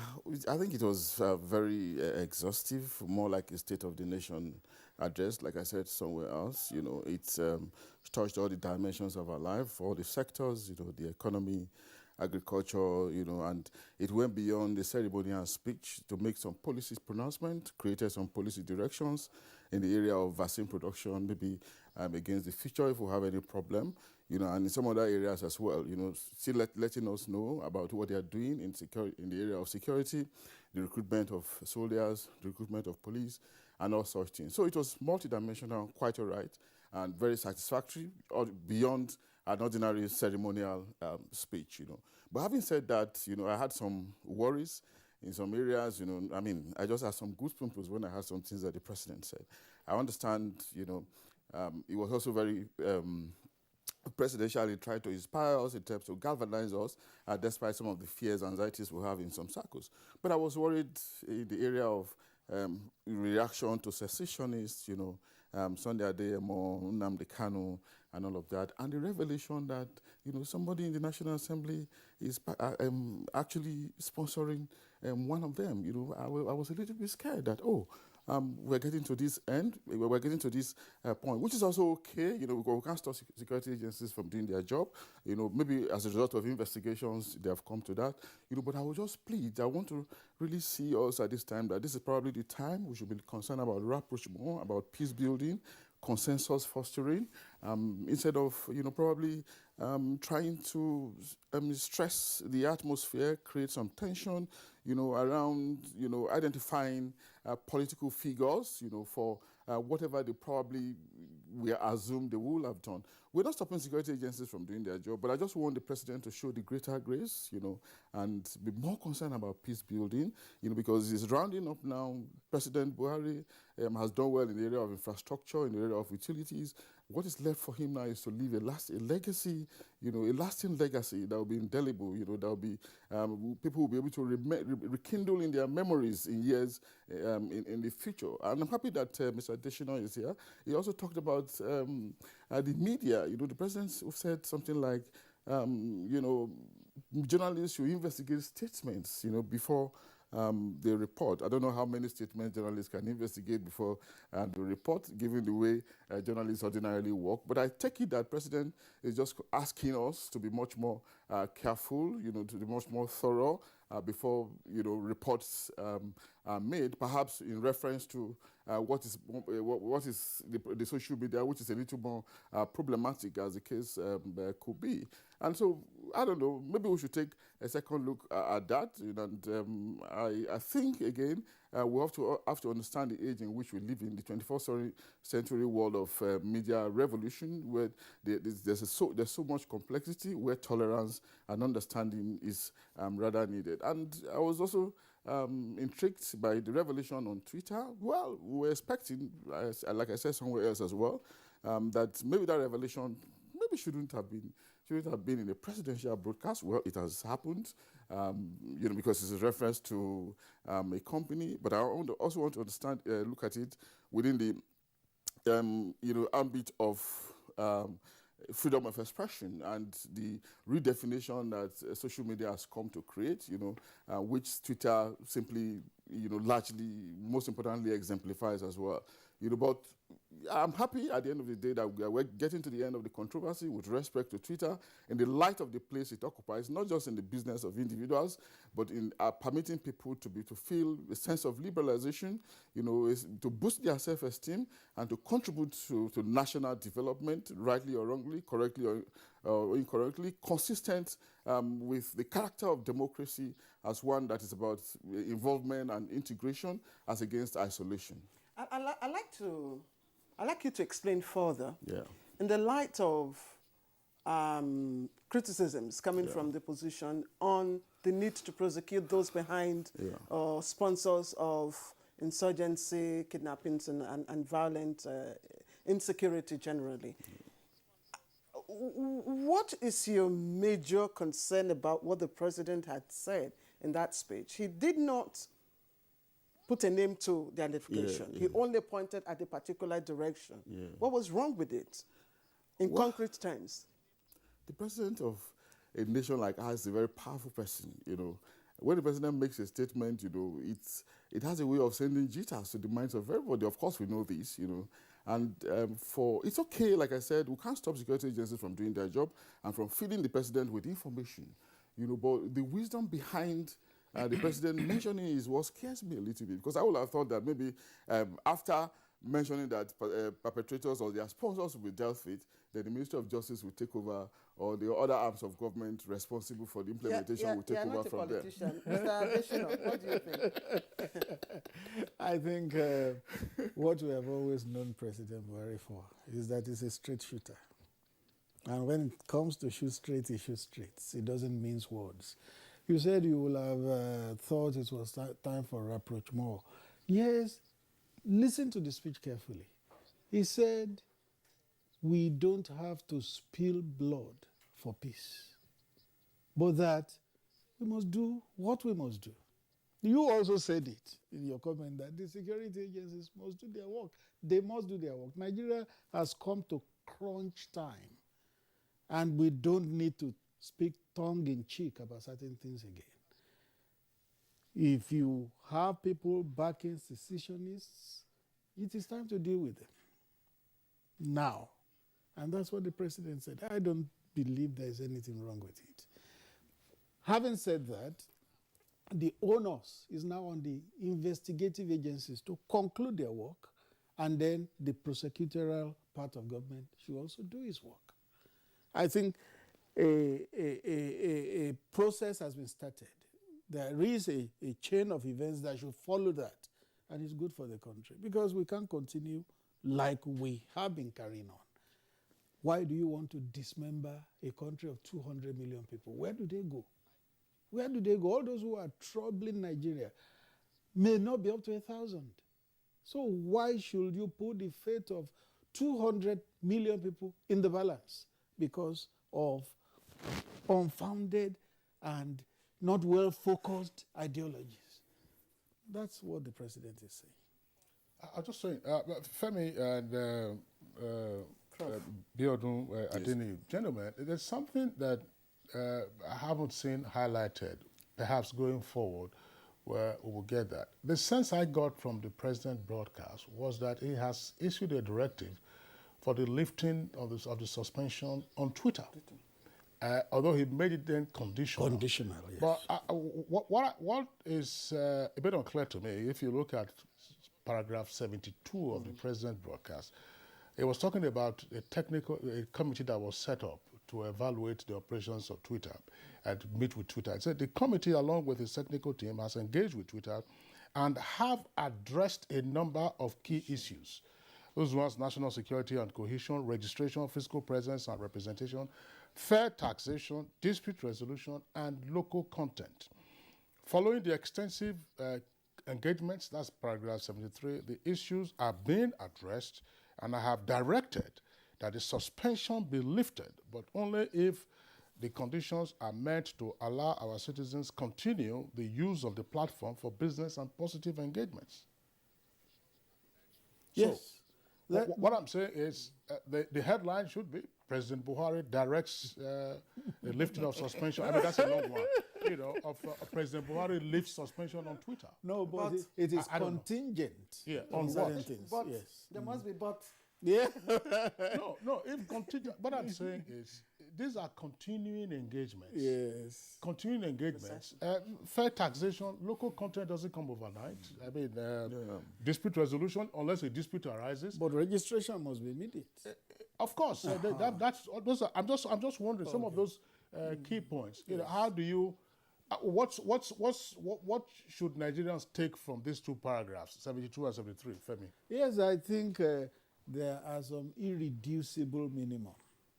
And when that irreducible minimum is met, then there can be progress. Those things that are being spelled out there are some that are in the immediate. There are some that are in the short term. There are some that are in the long term. So it is not a time to now dig into entrenched positions. If some of the immediate requirements are made, then Twitter can begin to operate. And then the short term comes after, and then the long term comes subsequently. So that is what that place means. All right. Okay. Just before we let you go, we understand you have to leave us in a short soon, one. Yes. Yes, soon. Let's also look at the President's speech on infrastructure, which he has, again, re-emphasized the government's priority. That it's a high priority. And the 15 trillion naira infraco quota, which he said will begin this quarter. What are we to expect?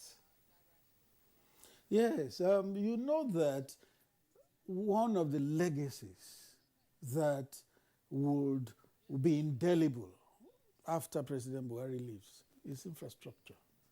Roads, rail, bridges, airports, and the like. The president is doing great things in infrastructure, and he intends to still do more within, I think it's about 19 or 20 months left from today. Within that period, he wants to really do a lot more in infrastructure. So Infraco is coming to consolidate the efforts on infrastructure.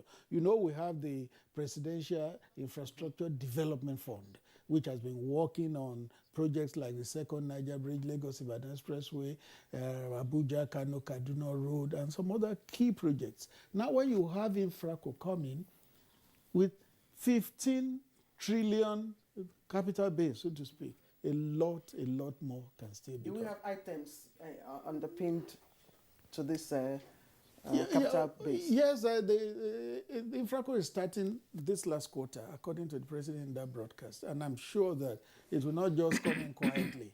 It will unfold what it wants to do. I know that already there are processes going on in terms of setting up Infraco.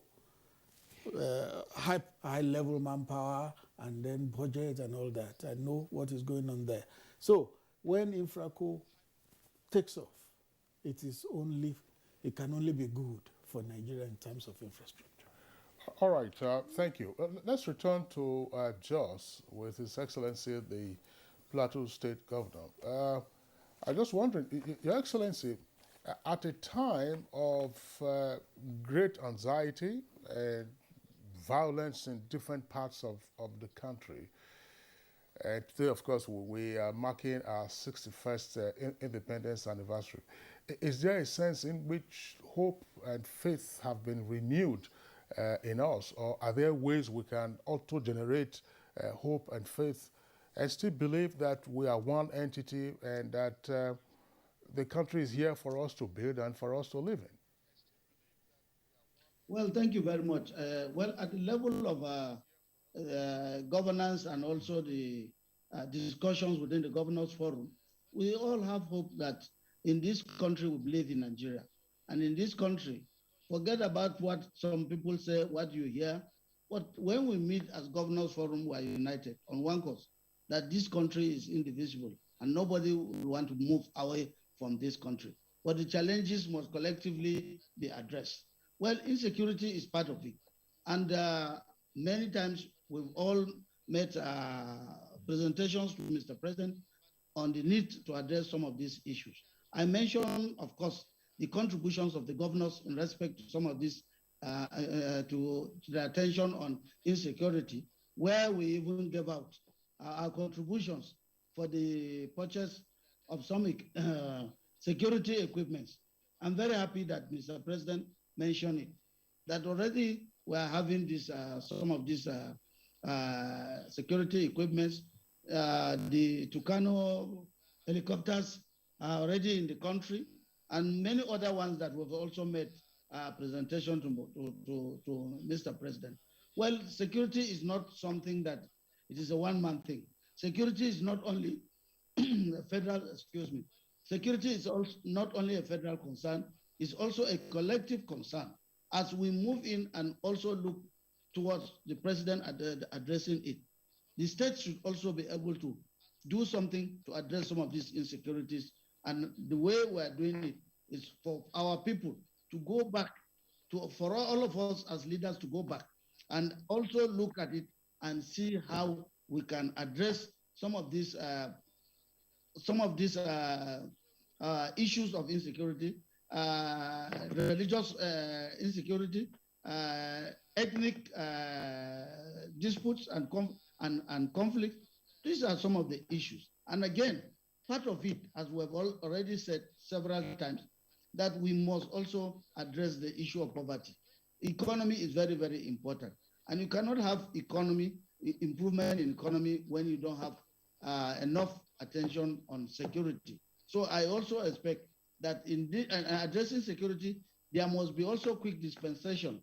I call it proper and quick dispensation of justice. Proper in the sense that there must be prosecution of those people that are always found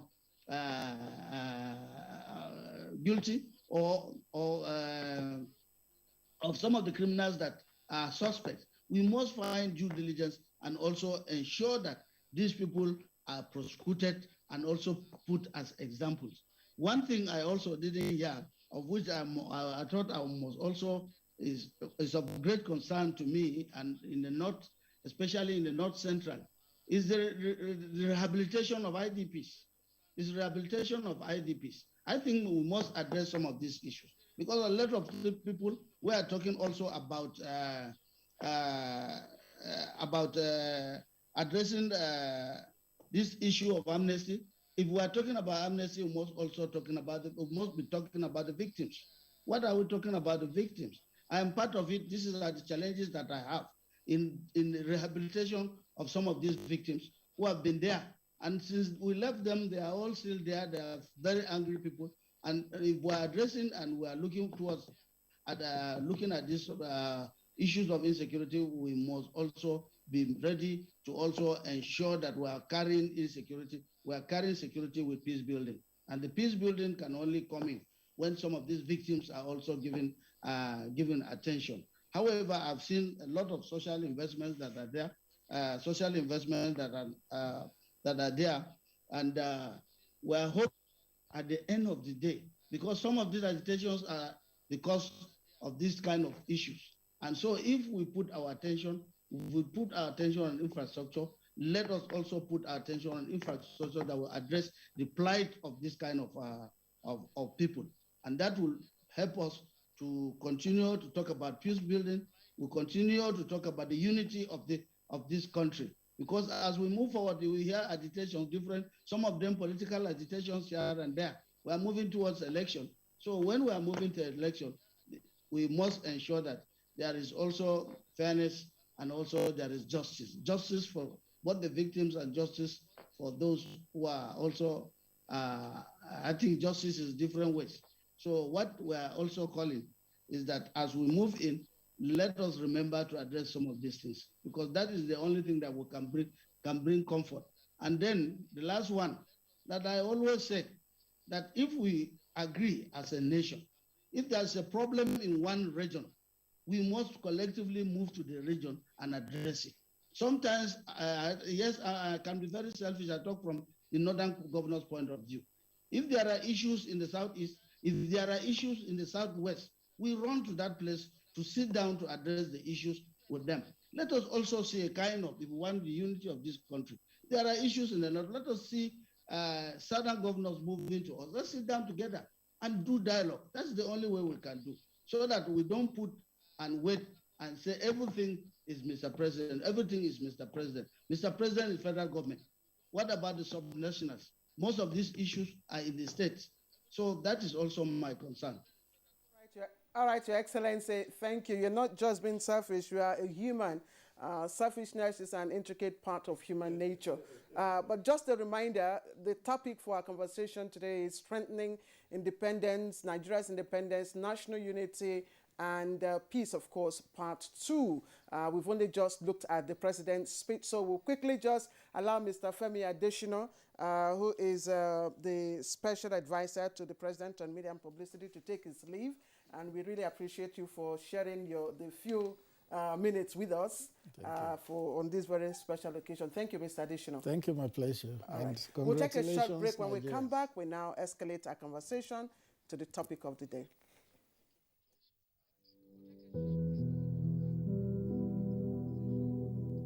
Well, the housing solution we have developed is a multifaceted one. First, we have tried to lead a program to build what we think will be an acceptable and hopefully affordable housing type based on surveys we did in 2015-2016 and construction that started in 2017. All right, welcome back. If you're watching, this is Good Morning Nigeria special edition on this special day. And our topic is strengthening Nigeria's independence, peace and unity, part 2. Professor Abiodun Adeni is still here with us. His Excellency, Right Honorable Simon Bako Lalong, Governor of Plateau State and Chairman, Northern Governors Forum, also with us. So let's begin our conversation. Kingsley. All right. Okay. I mean, we're already into it, as it were, Claire, because we have very little time left. But they're all interconnected, because the president, in his broadcast, touched on aspects of strengthening our independence, as well as the need for us to remain united. Back to Professor Adeni, the same question I posed to His Excellency. one question I would like to ask. You know, you did say earlier that, well, the president's speech wasn't solely celebratory. Yeah, I mean, it was broad spectrum. But at a time that we are in, where there's a great deal of tension, a great deal of anxiety, and evident bloodletting, do we have hope? Do we have faith renewed in us? And what is it that we can claw at? The aspects of infrastructure, fantastic, because it tells you that you have to have a foundation anyway to be able to ply your trade as private sector person and to be able to function even in the public service that the president himself touched on. But those ingredients of hope and faith, how do we ignite them or reignite them and then keep them aglow? Yeah, very well, sir. You know, and that's why we say in the process of nation building, there are some key factors that we need to consider. One is how vibrant the civil society is. Second is the commonality of language. And the third, of course, is the commonality of institutions like President Buhari has tried to address. And, of course, some of these institutions, too, are either actual or abstract. They are actual, when we are seeing them in the physical sectors, transportation, trying to bind us together as one. And of course, they are abstract through laws, through ingraining of faith, giving us a sense of belief in our commonness. That faith is sometimes be much more important, so that we'll have this collective belief in our nationality, in our Nigerianness. But we are still falling short in that, and that's why we keep going back to sometimes in the past when we did some level of mobilization just to galvanize the populace, so that to elevate our mind over the matter, seemingly, that we tend to see around ourselves. Sometimes it's not just about the physical things. The mind of the average Nigerian also matter. What have we done? What are we doing to reconstruct the mind, to believe in our commonness? Nation building is processual. We're making that point severally. And of course, Nigeria is not the only heterogeneous society. But the cause of nation building desires that efforts should be made towards homogenizing us, and homogenizing us takes time, like you alluded to, but what do we do in the immediate circumstances? And that's why the question of leadership will keep coming up, we'll keep talking about our leaders, and we have to also reiterate the point that when we're talking about leaders, we're not talking about political leaders alone. We're also talking about public service leaders, civil service leaders, military leadership, even family leadership. It permeates all dimensions. What examples are we showing? Look at what happened in Afghanistan recently. The United States of America spent a lot of money trying to build, the Afghan military to be able to withstand the Taliban. But of course, we saw armory. We saw some of the weapons that Nigeria is even trying to buy. Were fully supplied to the Afghans. But at the end of the day, what happened? There was no organic evolution of the Afghan nation. So the military collapsed like a pack of cards in the face of, the Taliban, who are even smaller than the so-called Afghan military, who were said to be in excess of 300,000, fighting forces. So when we're concerned, in that situation, you see that it was just a matter, but the mind was not there. The psychology was not empowered. It wasn't enhanced. But what we need to do at our level, we haven't done badly in 61 years as a nation, very obviously, because we have tried to do so many things in the physical terms to bind us together in terms of physical infrastructure, in terms of, some of the symbols of nationhood that we've even evolved, in terms of how we live amongst ourselves from one section to the other, in terms of how ethnicities move to other ethnicity, and construct infrastructures, build, have huge investments. So in those times, you will say that there's a level of integration that we have gone far into. But what the challenge before us now is how do we continue the development of how do we continue in this process? Especially with the challenge of insecurity, the challenge of kidnapping and agitations for secession. Rearing its head in some sections of the country. What more can we do to deal with some of these challenges? In the face of the heightened need for us to rebuild our nation or to sustain the building of the nation called Nigeria. Okay. All right, Professor Adeniyi, thank you. Let's again bring in His Excellency just before we take our break in a short while. Your Excellency, during the first part of conversation on this topic, Nigeria at 61, looking at how we can strengthen our national unity, peace, and justice, one of the guests, or some of the guests, mentioned the need for or the necessity of rejigging Nigeria's peace and political architecture through adherence to constitutional provisions that will foster peace and national unity. And I think this question is rightly directed to you, Your Excellency. You have been, of course, a lawmaker. What do you think about this, and how can it be achieved? Well, thank you. You recall I mentioned that I said the issue of reforms generally in terms of peace building does not only rest with Mr. President. I think we all have collective duties to also contribute in bringing in all our efforts. The government has three tiers. The judiciary is there, the legislature is there, and even the private sector. Everybody should find ways of contributing towards it. When we are already beginning to talk about the interests of regions, which is quite unfortunate. We had a communique at the Northern Governors Forum, and it's been misinterpreted severally everywhere. That the North is saying, no, we're standing against zoning, we're standing against this. All we are saying is we should not overheat the system. We are already moving towards an election. And if we are moving into an election, it's a matter of dialogue and negotiation. It's a matter of dialogue and negotiation. It will not be proper for a region to come out and say, no, if you don't do this, we must. The use of the word must. And I saw it coming from a lawyer, a very senior colleague of mine, to say that you must do this if you don't do that. And some will argue and say, no, it's constitutional. It is not constitutional. I'm also a lawyer. I have not seen any judgment of court saying, if you don't do zoning, this is what will happen to you. No court has given any if that is the constitutional aspect, then where have we not, when did we go to court to say that it must be this? We are governors, and if we are governors, certain decisions at the sub-national level should reflect the kind of unity that we want. We are moving. If you like, we have many political parties, and each political party has their own way of addressing the issue. If you zone to this person, nobody will take you to court.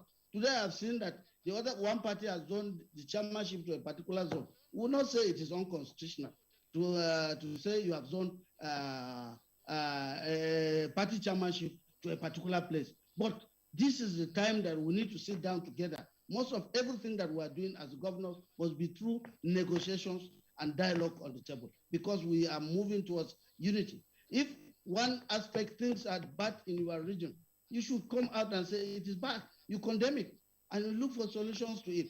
I told you earlier that at our level, we were always moving and running to states where when there are problems in those states. This is the kind of thing, the reflection that we should be doing. Nigeria is one.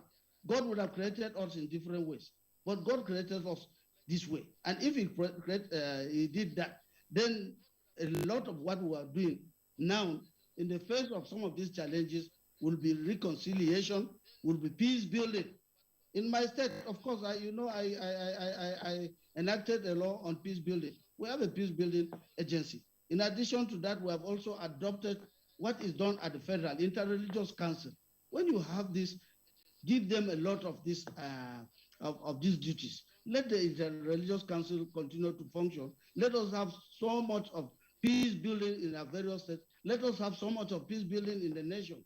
Let us have opportunities where we're doing distribution of our projects, fair distribution of projects. This is what will stop some of these agitations that we're talking about as we move towards 2023. And so when we do that, collectively, we'll be addressing some of these challenges that we have, some of them natural challenges. COVID-19 came here, and everybody was battling for it. We didn't see it on the basis of our region. We didn't look at it on the basis of ethnicity or religion. We all were collectively attacking and attacking the COVID-19. So the same way, let us collectively sit down to address some of these issues as we move to the federal government to do some of the our own duties. So because if we have peace, there will be no agitation. If we have development, good development, and economy is moving well back as we are doing now, there will be no agitation, agitations for secession. So for me, I believe that the unity of this country is supermost. The unity of this country cannot be sacrificed in any way. Let us all believe that first we are Nigerians before our region. All right. Thank you very much, Your Excellency, there for your comments. We're going to have to take a short break now. When we return, we wrap up the program. Give your kids winning energy. Milo Active Go. With the goodness of malt, milk, and cocoa, helps them make the most of every day. Milo, the energy to go further. Dear compatriots, our country can be as great as we want. Let us all commit ourselves to its greatness. We must be willing to set aside our differences, unite, and stay as one. In our expansive landmass, human and material resources, and plurality lies our strength. Let our challenges lead us to rediscover our common ground, and together, let's find solutions. This will take some time, so it requires patience, tolerance, and forgiveness from every one of us. Let all hands come on deck to protect and transform our country. Let us unite and see each other not as adversaries, but as brothers and sisters. Together, we can build a better Nigeria for ourselves and for the next generations. This message is brought to you by the National Orientation Agency, NOA, with support from Nigerian Television Authority, NTA.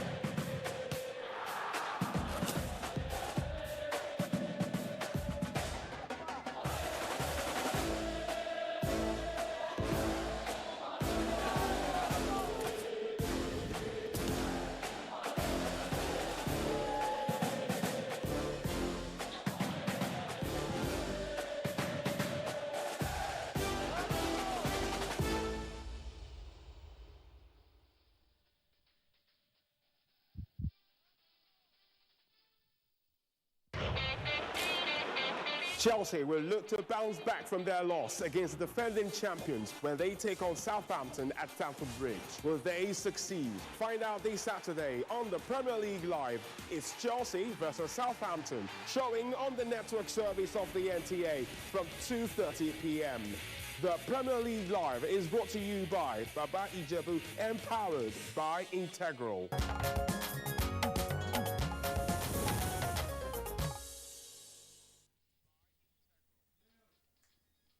All right, welcome back. You're still watching Good Morning Nigeria. I thought Kingsley was going to take the next question. Kingsley, I think you have a question. That's fair. Yes. That's fair. I just want to come back to Professor Abiodun Adeniyi.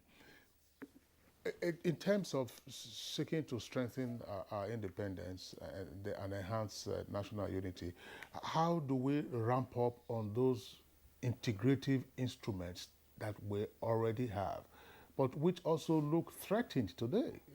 The National Youth Service Corps, for instance. I mean, in the past, as young persons, we were all excited to be posted to locations far away from home. But these days, as you very well know, parents are bringing their children to serve right under their bed. Unity schools that were top-notch in those days do not appear to be serving the purposes.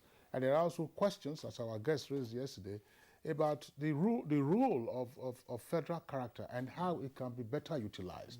So these are some of the integrative instruments. How do we continue to draw on these instruments to foster our national unity? I agree with you absolutely. The nation building is about integration, fostering a sense of commonness, about homogenization in an atmosphere of difference, you know. But for us to do this, I think the ball is going to fall largely in the course of our leaders, you know. Leaders, you know, and, you know, I've tried to define this leadership. It's not just political leadership alone. Permeates all dimensions of our life. You know, they should rather lead, or rather we should rather lead, because in some sense you can also say, I'm also a leader, you know, with examples, you know, with precepts, not just mouthing things, you know, making pronouncements, you know, that we don't always live up to. It's very important for us to be conscious of this, to show example. We have a system where, you know, leaders luxuriate, leaders throw things in the face of the citizens, and in doing that, you can hardly engender confidence, engender trust, you know, from the citizens. You know, we need a reversal of this. We need exemplary leaders who will lead by example. If it is to say this for the umpteenth time, that's very, very important. Otherwise, we'll just continue to paper the crack and we'll continue to move in circles, you know, pretending, being hypocritical about development. You know, leaders will be doing something else and expect the citizens to be doing the other thing. You know, whatever leaders want citizens to do, I mean, the important thing is just for them to show the path, so that there'll be a synergy. I'm tempted to ask a sub-question. I know that's going to open up another debate. Yeah. Is there an elite consensus for Nigeria to be great? Or we have a selfish elite class? I think it's an unconscious thing coming from the construction of our sociology, you know, which is around prebendalism, around materialism, around mercantilism, and of course we are also appendage of some foreign cultures which we are finding it difficult to break away from, and that's why we keep talking about some people who are ahead of us showing examples so that the rest can follow. All right, Professor Adeniyi, thank you. Let's take our last question from His Excellency, Governor of Plateau State. Have we as Nigerians actually played our part well, even at the subnational level in 61 years? Well, that's what I'm saying. And so that at the subnational level, we are talking about the unity. It must be done mostly at the subnational level. So we have to sit down and do that. If we want to help the unity of this country, it's not always what the president will say.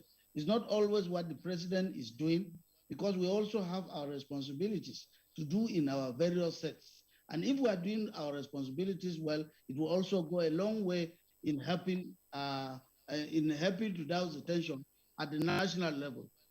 For instance, I told you certain decisions when we do at our state, certain comments by our government about some of us, I'm sorry to say, certain comments about some of the governors will always go to show that, yes, we're supporting secession. And if we continue to do that, then how are we preaching unity of this country? That was not exactly what our forefathers were doing. When in the First Republic, we saw how they were all fighting for the progress of this country. When it comes to, yes, politics, they will do it in such a way that it is not a do or die affair. At the end of the day, the nation will continue to grow. The nation will exist. But then the differences will always come when we are doing our electioneering. So that is the aspect that I see. Mostly, it must be going back to us as at the subnationals, because we are the ones that are living in the states. The federal government is not Abuja. Federal government is states. And if that is states, then it behoves on us to do a lot of this peace building, of understanding, of sensitization, of dialogue, of dialogue. And this kind of dialogue will bring out peace. If it's bringing peace in our state, it will definitely bring us together. Forget about who will be this tomorrow.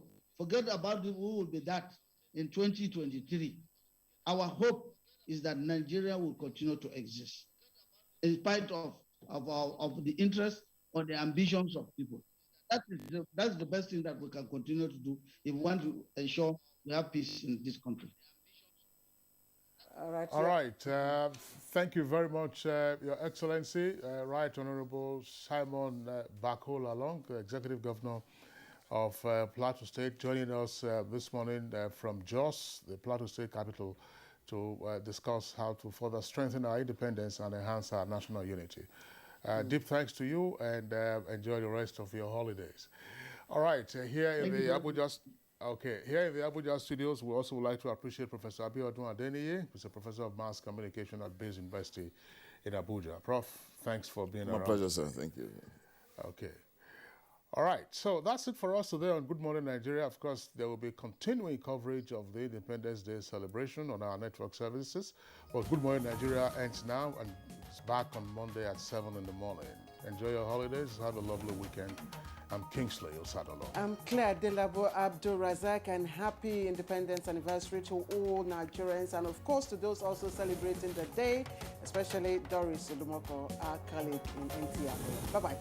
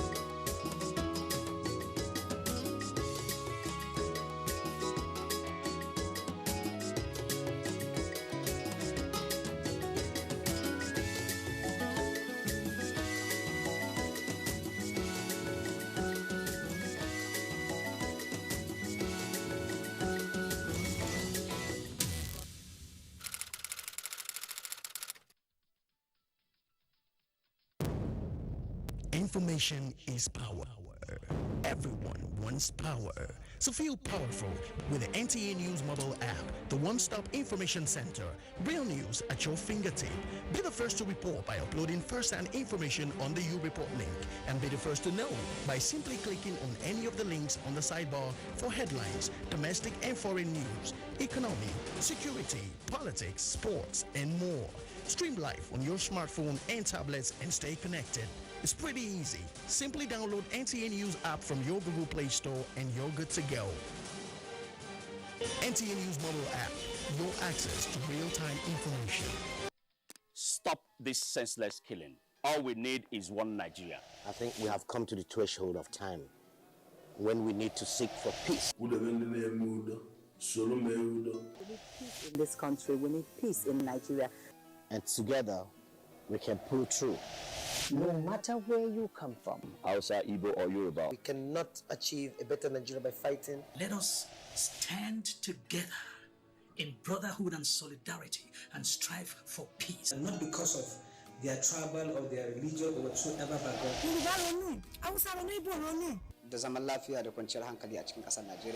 Let us support the government of the day to embrace peace in our nation. Your Nigeria, our Nigeria, my Nigeria. This message is brought to you by the Ambassador of Voice for Change Initiative, supported by the Nigerian Television Authority, NTA, and the Federal Capital Territory.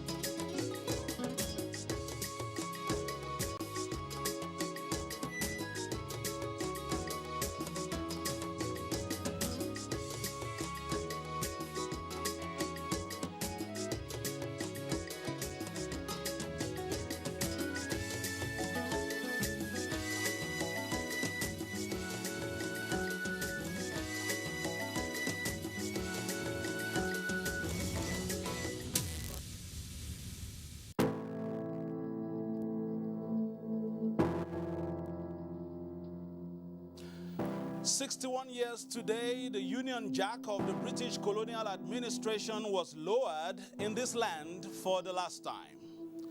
It was lower than the green-white-green of an emerging continental giant soared, flapping the glad wings of change, heralding the beginning of a new journey for the people of Nigeria. The push and pull that led to this had been achieved by a generation of heroes, selfless leaders with the goal of a common destiny, their motivation. To achieve early promise, however, it has not been the smoothest of rides, but the significant bumps in the road, many believe, has made the nation an even stronger and more resilient entity. The iconic sentence, in the nation's anthem, holds true. That is, in the tribe and tongues may differ, but in brotherhood we stand. 61 years of determination to reach the collective land of promise. 61 years of sweat and brawn to truly lift the nation high. 61 years of brunt and brains to progress, and the labor of our heroes past, and of course the ultimate sacrifice of martyrs, the collective hope and good cheer of the unique people who, in spite of daunting challenges, remain undaunted. Good morning to you and welcome to NTA's special broadcast on this auspicious occasion of Nigeria's 61st independence anniversary. We have a full package for you today as we trace the footprints of Nigeria in its journey to nationhood, the systems of governance, the interruptions to those interruptions, the ballots and the lot of the people politically, the socio-economic calibrations and the quest to weld different viewpoints into a progressive construction for global relevance. Now, the special independence anniversary, of course, precisely 61 years today when Nigeria got our independence from British rule. Since then, the country has been growing in leaps and bounds from political, educational, economic, and infrastructural development. No doubt, Nigeria has undergone various forms of governance from parliamentary to presidential and even to two-party systems. On security, Nigeria has witnessed various security challenges in the last 61 years of our corporate existence, which include the 1966 Civil War, religious and political, as well as ethnic crisis, terrorism, banditry, and kidnapping. Similarly, the nation witnessed political unrest, which resulted in military coups in the country, thereby truncating democratic governance at different times of the nation's history. At the moment, Nigeria has produced 15 presidents and heads of state, including the current president, Muhammadu Buhari. So how has the journey to nationhood been in the last 61 years? What are the successes and challenges facing the nation? What needs to be done to change the narrative going forward? Good morning again, and thanks for joining us on this special Independence Anniversary transmission. I am Fisayo Ogunfui, your guide for this first segment of the program, and it's going to be a whole day of broadcasts. Happy Independence Day to Nigerians both at home and in the diaspora. We shall link up with our outside broadcast crew for the Independence Anniversary Parade at the Eagle Square, Abuja. Before then, I'm being joined by some guests who will analyze the journey to nationhood in the last 61 years. First, let me introduce Professor Oka Obono. He's a political analyst. Thanks for joining us. Thank you. And of course, a regular face, another statesman who has been in the corridors of power, and of course, he has also, been so relevant in the political, climate of the country. Let me welcome again Ahmad Sajo. Thank you for coming. Thank you very much. And of course, we will still have a number of guests on the program. Of course, Commissioner, he was the Commissioner for Commissioner in the state, Adamawa State, and of course, is also a political affairs analyst. And from our Kaduna studio, we're being joined also by Professor Kabiru Mato. He's a political scientist. Glad to have you join us on the program. We will be joining the Kaduna soon once Professor Kabiru Mato is ready for us. So now let's begin the program with this report on independence, and then we'll be right back.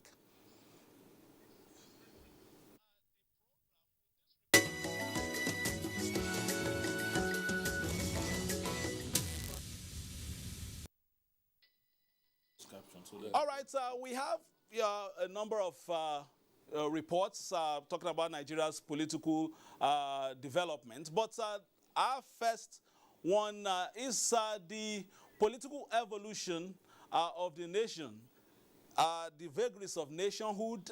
In this report, we trace the footprints of the nation, and we looked at it and we say it's not just about 61 years. There were heroes who actually made a push to make sure that the nation became independent, and the umbilical cord with the British colonialists was cut on October 1st, 1960.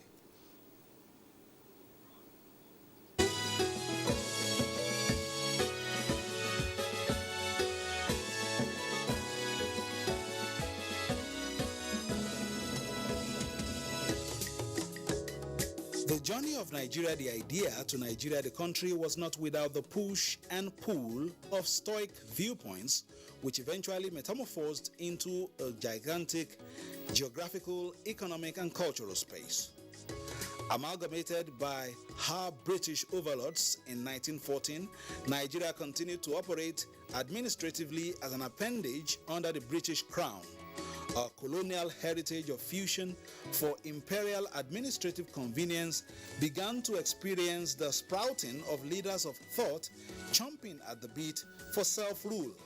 Constitutions, mainly to lubricate the British administrative and economic control of the nation, came one after another, with each yielding more ground for the voice of Nigerians on the course of their nationhood. The appetite for self-governance reached ravenous levels in the late 40s, and by the early 50s, the momentum to self-rule could no longer be held back. You cannot place any monetary or material value on freedom. And we are talking of independence. So the independence of our country, and indeed the citizens of Nigeria, is most important. The natural choice for the system of governance after independence was the British-style parliamentary system, with a tweak when the nation became a republic in 1963. The initial foray into self-governance suffered a huge shock with the military coup of 1966. The unfortunate civil war a year later, that is, from the 6th of July 1967 to January 15, 1970, broke another political fence that was repaired and remodeled, but not without its scars. A commitment by the military, especially Major General Murtala Mohammed, that a return to civil rule was a must, was accomplished when General Olusegun Obasanjo handed over power to Shehu Shagari of the National Party of Nigeria, NPN, on the 1st of October 1979. Again, this Second Republic was short-lived. Military administrations came and went, but the determination of the people to return to democratic governance remained constant. In 1991, a new plan for this return to civil rule sailed on smoothly until an unexpected political stillbirth in 1993. 6 years later, in 1999, the men in uniform left the stage to give way to an uninterrupted democratic era, which is still on till date. Under the 1999 Constitution, we have a tripartite structure of the legislature, the executive, and the judiciary.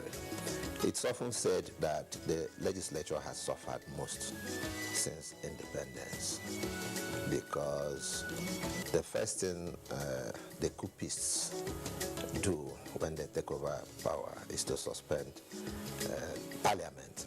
So in terms of growth and development, I think it is safe to say, and most experts believe, that the executive probably has developed much more. They are probably much more sophisticated because they've been there since 1960, since the white men left us to superintend our own affairs.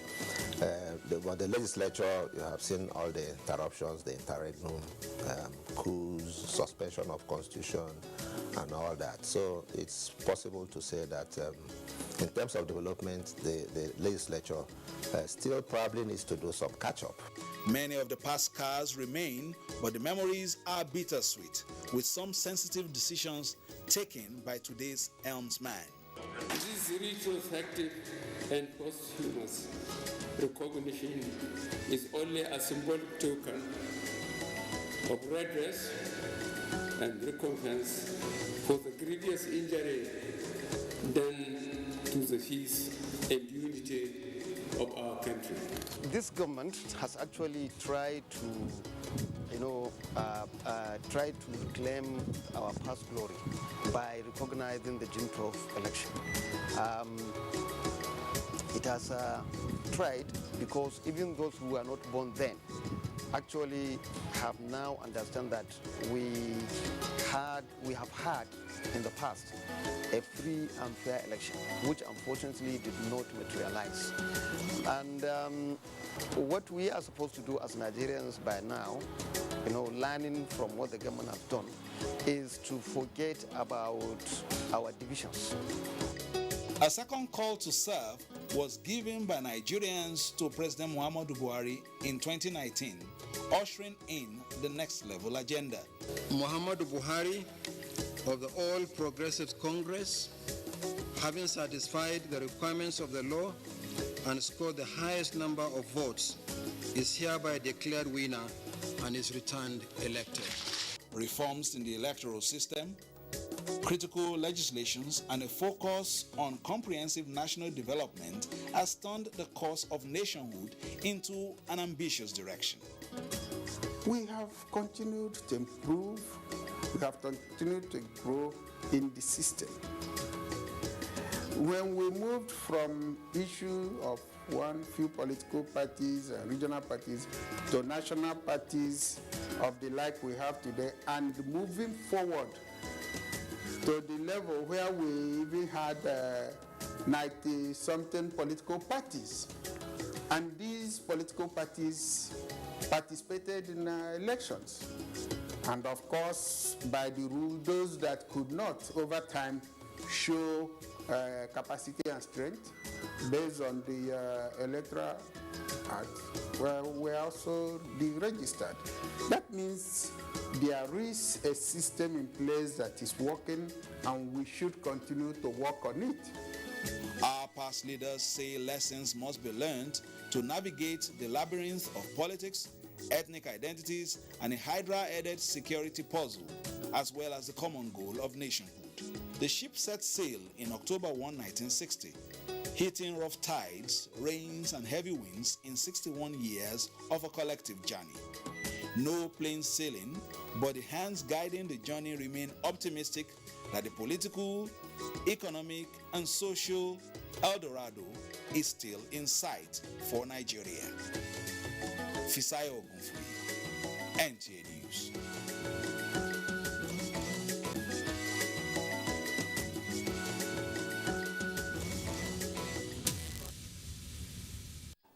All right, a little bit of, journey down memory lane. Let me start again by welcoming Professor Obono for joining us and, coming to, put this celebration in proper perspective. Where we made a statement at the beginning that there was this very poignant statement or sentence in our first anthem that, though tribes and tongues may differ, but in brotherhood we stand.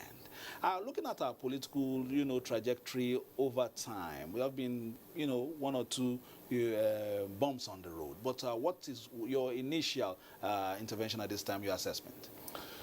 Well, you go back to the anthem, though tribes and tongues may differ, in brotherhood we stand. That was true, and to a very reasonable extent is true now. But in the modern discourse, there was no gender there. It wasn't just brotherhood we were talking about, it was sisterhood. It wasn't just a fraternity, it was a sorority. So there was that element of a missing half of the population that was evacuated from that. But in today's context, there are 389 ethnic groups in Nigeria. And yet there's a subaltern perspective to the way these 389 ethnic groups are relating.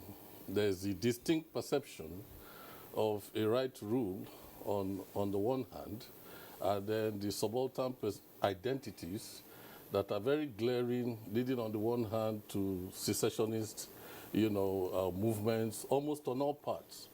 It's fair to say that there's a paradox in which, at the very point where this country shows the greatest promise, in infrastructure development, in its forays into foreign policy, I mean, it was very, very heartwarming to see our president talk in that disarming way to the departing Chancellor of Germany, and to see her reciprocate that gesture by placing a call to him. We're doing very well virtually on all fronts, hence the paradox. It's at that precise moment that we have faced with the greatest threat of disintegration, where people are talking about going in their different ways. It's going to take serious and acute governance, sagacious governance, to pull us back together to that point where when we first said, though tribes and tongues may differ, it wasn't just tribes and tongues that differed. It was access to economic, political, and other opportunities that differed. It was ideologies that differed. It was, prospective aspirations that differed. And yet, somehow, we pulled it all together. I think the moment we became independent, it's like you pull the lid off a boiling cauldron. So all the simmering heat that was in the system, which before now was held in check by colonial overlordship, was now exposed. And this is what the discourse is today. It's not very damaging in my point of view. There's tremendous hope, and we have the capacity to blend it all together, weld it all together on the basis of justice and equity. All right, let's come to you, Amashtajo, and looking at your perspectives into nationhood. It has been a journey, some would say a trudge, into nationhood, with several bumps on the road leading to some sweats and sometimes arguments. But what is your assessment 61 years down the road? Are we looking up or down? Yeah, let's look at it very dispassionately. First and foremost, we've grown in terms of fiscal development from 3 regional capitals to 36 subnational capitals in our country. We have grown in infrastructure. Where we're sitting today, Abuja was just a bush. Today we have a very thriving city here. We've grown in our politics. I just saw somebody say we have 90-something political parties. All these are growth. But do they really translate to progress in the real sense of it? That's where we have a challenge. Our challenge is that there is also a decline in the quality of whatever we're talking about. There's a serious decline in the qualities of what we're talking about. When we had few parties at the starting of the journey, those parties were disciplined. The leadership that were produced by those parties had genuine integrity, and they had a focus. You could identify each of the parties with a particular sense of development. You could identify the Southwest, for example, then with free education, which is paying handsomely today. This we carried on. Even in the Second Republic, they were focused, the parties that existed at that time. But today, can we say the same? You do not have 2 PDP governors doing the same thing or 2 APC governors doing the same thing. That's where they could move from one place to the other. In the Second Republic, I was aware that when a governor wanted to move from one party to the other, he resigns. It happened to me. I was in Gongola. But they wanted to leave his party to join another party. He had to resign. His deputy took over. Today, people move from left to right. So what is that? Is that progress? Then right in the mix of all these things, we now found ourselves with a new challenge. The new challenge is social inequality. Social inequality, in all facets of our life, resulting in, this often charges of lack of equity, lack of fairness, lack of justice in the way we run our system, which is also real. And these are the things that are leading us to where we are today. This government has been trying its best to refocus Nigeria. But the refocusing process requires much more than just government or people in government. The refocusing requires all of us to first and foremost accept and believe in a project called Nigeria. Do we really all, in all sincerity, believe in the project Nigeria? What is happening? Our natural fault lines of region, religion, and ethnicity are getting wider by the day. Agitations are getting more. We have democratized everything, including insecurity.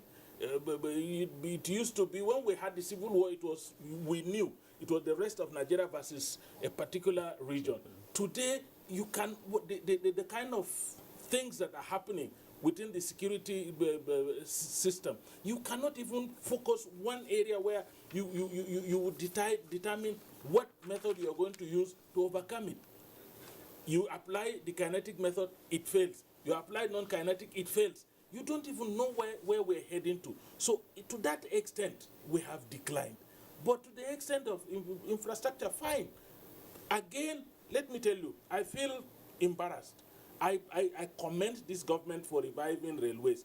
But I know that I used railway from Enugu to Maiduguri when I was in secondary school. So it's not, why are we celebrating? There was a gap of years, Yeah, why are we celebrating something that we deliberately threw away, on our journey to nationhood? So these are the things. We have grown in education, for example, with a quantum leap. But is the quality also in that same manner? Do we now have, when I was growing up, after my primary school, the only thing I was told to get a scholarship was, could I speak good English? And I went before an interview panel and spoke good English. Today, it's very difficult for even our university graduate to speak good English. So many things have happened. We will come back to you. We have progressed, but we have declined. Yes, also. Dr. Ima Ona is chomping at the bits in Lagos to join us today. Happy Independence, Dr. Ima Ona.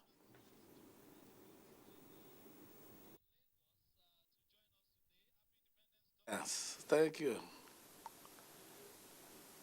On today's program, Nigeria at 61, the journey into nationhood.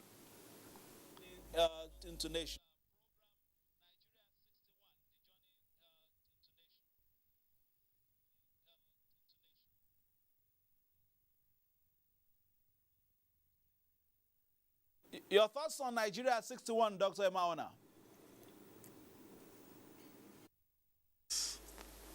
That is true, yes.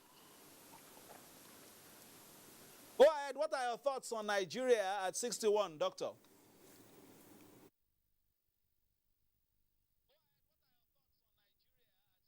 While we work on our audio there, Dr. Emaona is a senior lecturer, political science, Department of Senior Lecturer, Department of Political Science, University of Lagos. We'll be back to him shortly. And of course, we still have, of course, Professor Oka Obono right in the studio. And also in our Abuja studio, the News 24 studio, we have Ebere Ifendu. She is the President Women in Politics Forum. Thank you for joining us, and happy Independence anniversary. Also in green. All right, let's take a word from you as well, Ebere Fendu, from the perspective of women, Nigeria at 61. As Nigerian women, we have very little to celebrate, considering that we've not been given an opportunity to invest our strength and potentials in governance in Nigeria. There's little for us to celebrate, but at the same time, looking back, as individuals, as women, we are celebrating ourselves, considering that we have a lot of challenges. Is it from the constitution? Is it from the patriarchal and cultural aspect of Nigeria? From every angle, there are challenges. But Nigerian women have shown resilience, and they are excelling, in every work they are doing. Today we are celebrating Okonjo-Iweala as a Nigerian woman. We are also celebrating Amina Mohammed as a Nigerian woman. They got through all this, through hard work and resilience, and proving that they can do it. So it's been the spirit for Nigerian women. As women, we are celebrating ourselves. But as a country, we are not happy because we have not been able to get what is due to us by the country Nigeria. So it's painful. But at the same time, yes, I say thumbs up to Nigerian women. You have shown you can do it, and you're doing it. And hopefully, at 61, Nigeria will begin to look inwards, to begin to see how they can make women matter more. And then in Nigeria, we also think that the constitution of this country must be tweeted, to give women an opportunity to show what they can do to support governance. We are saying that we are well prepared, we have the capacity, we have the knowledge, we have the expertise for us to give our thoughts to Nigerian administration. So we are saying this is the time. 61 years is no joke. Any man or woman that is 61 years will begin to look at that person as a senior citizen. And so for us, Nigeria is a senior country at 61, but Nigeria is not able to galvanize all the potentials of women to ensure that there is true democracy. And that's what we are looking up to in 61 years of Nigeria. Thank you. Fendo, President Women in Politics Forum, and Prof, you were saying this at the beginning, even when you were talking about the lettering of, that anthem in terms of a huge part of our population that's women folk are not, it wasn't as if we were thinking about that, the gender aspect of, our development. And she has rightly put that in perspective as well. Now, we started our broadcast, and let me also inform the viewers that in the course of this program, we'll be joining in Eagle Square, where the official ceremonies will be holding, and of course we'll have some military parade as well to commemorate the 61st independence anniversary of Nigeria. We'll be there live, and we have our correspondents there to also guide us on the ambience and the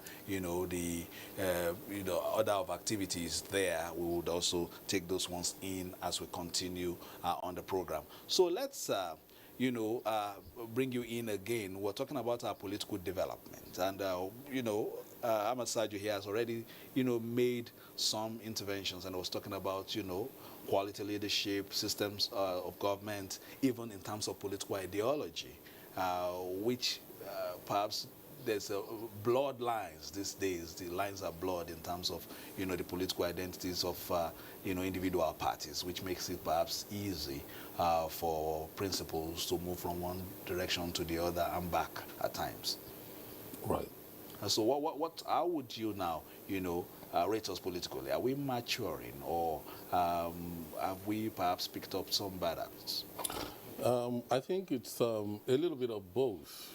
Often a linearistic perspective where you see things as moving just in a straight line is not very persuasive. It does not really account for how complex reality may be. You may be moving forward along one trajectory and be moving backward in another. It's the nature of progress. For instance, we have lost a distinct attribute of leadership which our forefathers and foremothers started out with, which was sacrificial spending of self, to actually look at the opportunity to serve politically and even economically as a chance to give and make life better for those who look up to you as a leader. We've replaced that by a demented form of self-service, which is self-aggrandizing and very primitive in its accumulative forms, highly predatory in the sense that it is willing to use and expend human lives, if that is the mechanism by which its own vision of glory, self-glorification, and self-actualization may be achieved. So you find out that the youth who require support, who require encouragement, especially during electoral campaign periods, okay, when this empathy should be accentuated, when there should be an increase in the understanding that they are vulnerable. That vulnerability is actually taken advantage of. They are provided with heavy doses of alcohol and drugs and armed. And we see, the remnant arms after these kinds of escapades are what leads to heightened criminality. within the period when governance should be at peace, and so on and so forth. It is not something that is delimited to a particular sector in the country. It is everywhere. So you find out that the morality, the moral episode that was sacrificial and serving, okay, we've lost that. We need to retrieve it. You have, for instance, an elite class when you want to use the simplistic division of social structure into the upper class, the middle class, and the lower class. You find a situation where it is the producers, those who produce wealth in many countries in this world, the Bill Gates and so on, who occupy the upper class. They make the most money. But in Nigeria, it's the politicians who produce nothing, who do not do anything. These are the ones that we find them having primitive accumulation, capital accumulation. You find conspicuous consumption among them, in the sense that you find people notoriously building more houses than they can ever occupy, setting up largesse even for generations yet unborn. In consequence, I think one of the very key things that we have lost is the moral principle, the moral compass that guided our early leaders, from the north through the west to the east to the south. I can name examples of people who became president. Look at President Shehu Shagari. I'm not saying just because you are president, you should leave office without having, any material acquisition. But you look at the simplicity of the man. It tells you that he went into office to serve. You go to Ikene, you see Obafemi Awolowo. Big as his name is, you do not have, fortunes that suggest that this man he was Minister of Finance. The Sadona, the same thing. Nnamdi Azikiwe, the same thing. So we need to step back and ask the present crop of politicians searching questions. What did you come into this house to do? You see, that is one massive loss we have done. When you talk about infrastructure, you talk about, this is ephemeral. Nigerians are trooping out of these countries on educational tourism. When we have enough educational facilities to attract people here. All right, Prof, we will come to that, and I'm sure that is a part of, our discourse that you're passionate about, especially since you're from the academia. But earlier today, President Muhammadu Buhari spoke to Nigerians on Nigeria's 61st independent anniversary. He touched on a lot of issues, including our battle against insecurity, assuring Nigerians that we are winning this fight. He also spoke about the preparedness and the plans of government to perhaps energize domestic competence in the manufacturing of pharmaceuticals to prepare Nigeria for the fight against pandemics or any other pandemics that may come in the future. Warning voices of dissent to back off the Nigerian project. Let's listen to President Muhammadu Buhari. The arrest of Nnamdi Kanu and Sunday Adeyemo and the ongoing investigations being conducted have revealed certain high-profile financiers behind these individuals. These financiers, President Muhammadu Buhari disclosed, are now being vigorously pursued, including one identified as a serving member of the National Assembly. This is a clear example of how people abandon their national leadership positions for their selfish gains. Instead of preaching unity, they are funding and misleading our youth to conduct criminal acts that sometimes lead to unfortunate and unnecessary loss of lives and property. While promising to continue work on dialogue-based solutions to address legitimate grievances, the President said efforts will be sustained towards improving security architecture, reducing enabling environment for criminality to thrive, and eliminating opportunities for terrorism financing. We are taking the fight to our enemies from all angles, and we are winning. In the Northeast region alone, over 8,000 Boko Haram terrorists have surrendered. I will therefore take this opportunity on this special day to ask all Nigerians to embrace peace and dialogue, whatever your grievances. And as Nigerians celebrate 61st independence anniversary of the country, their anxiety is never hidden on the inability of Nigeria to go beyond a potential for becoming a great nation to an actually a great one. But President Buhari said a lot has been achieved in the last 6 years on many fronts. Since coming to power, this administration has tackled our problems head-on in spite of the meager resources. No government since 1999 has done what we have done in 6 years to put Nigeria back on track. But critics misdiagnose incremental progress as stagnation. The past 18 months, he explained, have been some of the most difficult periods in Nigeria's history as a result of the COVID-19 pandemic, saying, however, that following the resolve by Nigerians to come together as one to fight, the doomsday scenario predicted for the country never came. I will take this opportunity to remind the global community that the current state of access to COVID-19 vaccines is unacceptable. We cannot afford a situation where a handful of countries keep the global vaccine supply to themselves at the expense of other nations. We must act now to accelerate equitable distribution of COVID-19 vaccines. Meanwhile, in the spirit of the anniversary celebration, President Muhammadu Buhari directed that the indefinite suspension of Twitter operations in Nigeria be lifted following the company's fulfillment of stipulated conditions by the federal government. As a country, we are committed to ensuring that digital companies use their platform to enhance the lives of our citizens, respect Nigeria's sovereignty, cultural values, and promote online safety. Nigeria, the president concludes, does not start and end with the federal government, rather a great collective where government at all arms and levels, the private sector, and indeed individuals have roles to play. From the State House, Adamu Sambu, NTA News.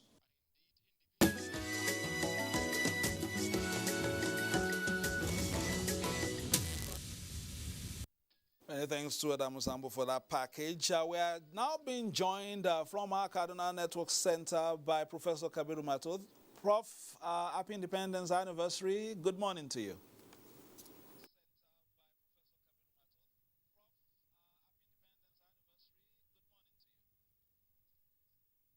Can hear me? Hear me? Listening to the discussion here in the studio. Professor Bono is here, and of course Ahmad Sajo. What are your comments at this time? Nigeria's political evolution and the vagaries of nationhood at 61.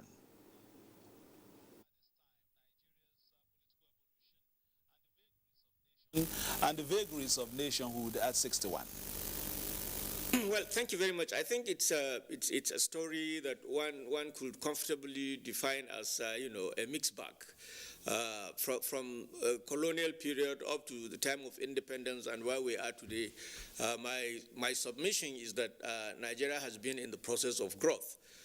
Growth in the sense that we have, faced tremendous challenges over time and surmounted these challenges. And as it is today, the country is still being faced with a lot of challenges, and as they are being addressed, you don't expect that we will get to a stage when it will be a matter of finality. This is what is commonly referred to as the national question. These agitations that arise as a result of the evolution of the society. Nigeria cannot be an exception.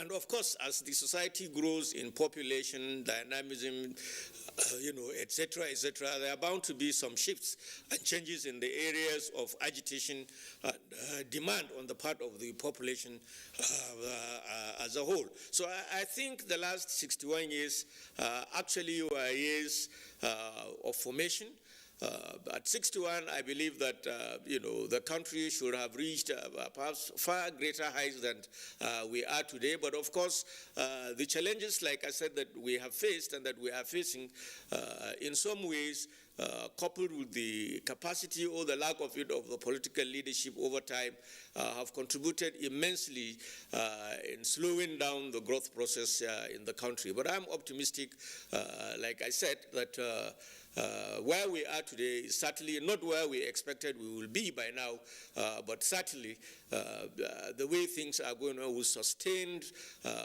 pro-people and efficient governance strategies put in place by government and the subsequent ones to come, I believe that it will take us a little more time, but not too long as we have taken in the past, for us to get to a stage that one can say Nigeria is almost attaining a status of, auto drive. But for now, yes, the challenges are there. The challenges are enormous, and they are products of very structural, historical, circumstances that we have emerged from. And I do believe that if the Nigerian elite class, especially the political elite, will rededicate themselves and attend more to genuine issues of national questions in the desire to move the nation forward, we should be able to achieve further growth and development than we have done in the past. So the critical question now is, just like the professor there did mention, that there has been a low quality evolution of, in my view, the Nigerian political elite structure. It appears that the sense of patriotism, the purpose of governance, and occupying political authority on the part of state actors has continued to diminish from colonial period independence to where we are today. It will appear, just like the professor did mention correctly, why is it that the focus of the Nigerian political elite today is consequentially different from the focus of those who at least moved to this country out of colonial rule and subsequent ones that came after them? What is really the problem? And I think this has to be addressed. So in a nutshell, therefore, I think the problem that Nigeria is facing at 61 today is the evolution of an elite class that is more focused on, attainment of selfish desires and aggrandizement, rather than building a society that perhaps, that will be egalitarian and will attain what is commonly referred to as the common good. And I think that's this one particular area that we must focus, our discussion on how to get these things right. And unless the political elite, are able to, redirect themselves or have a change of attitude on what are the expectations and what are the right things to do in order to move Nigeria out of the woods, I think we'll continue to run round the cycles and, unfortunately, God forbid, experiencing, more serious problems that we're experiencing today in the future. So I think 61 years, quite a long time. But again, in the history of a nation, it's not that large. But I expected that we will have done much, and a lot of Nigerians, like I said, are also expecting that we will have done much. But we hope that moving forward, we should be able to rededicate ourselves and commit more to nation building rather than this, focusing political strategy that has led us to this very unfortunate scenario that we find ourselves today. And this is easily understood even in the manner, by which the political elites tend to, aggressively, confront all those government policies that are genuinely intended at addressing the backlog, age-long decay and problems that this country has been facing. Look at the issue of foreign exchange. Look at the way Naira is sliding in the exchange market. It's so disheartening. And if you trace the history, you'll find that it's basically arising from the failure of the attitude of the Nigerian political and economic elite into doing what is supposed to be done so as to strengthen the national currency. So the patriotism is absent there. Take the political elite also for you see the way and manner in which primitive accumulation now has moved from industry to a political industry, production, of goods and services, now to simply vying and aspiring for political positions and winning office, and therefore laying hands on state resources, amassing maximum benefit from it. And I think this is really a tragedy of an underdeveloped society that we really need to address if the country is to make any progress in the near future. Very much, Prof. From Kaduna, that's your first, insight on the program today. We have quite a number of things to go through, and we will still return to you. I find myself in the middle of some professors, so it's something like a lecture room. So you normally tell us, when you do your first degree, the statement of the problem. So you have done that. You have done that. You've made the statement of the problem. So is there any handshake between the academia, for instance, and political institutions to perhaps recalibrate this so that the conveyor belt that brings out the leaders begin to churn out a better quality in future, apart from just stating the problem? Right. How do we begin to make interventions? Oh, very, very, very, very swiftly. Education, more than anything else, perhaps, if anything comes before education, it's health. But right after the health of the human being, the next sector that holds the promise for quality citizenship, a citizenship where the follower simultaneously can lead himself or herself and lead in other sectors that are not accessible to formal governance, such as the family, reining in youth from the excessive energies they have. That is not something the state can do, but with education and a shared vision. We don't even have civics anymore in the university system or in the secondary school. Now, the kind of educational structure we have in Nigeria right now, pitiably speaking, and very unfortunately, is designed to create unemployment.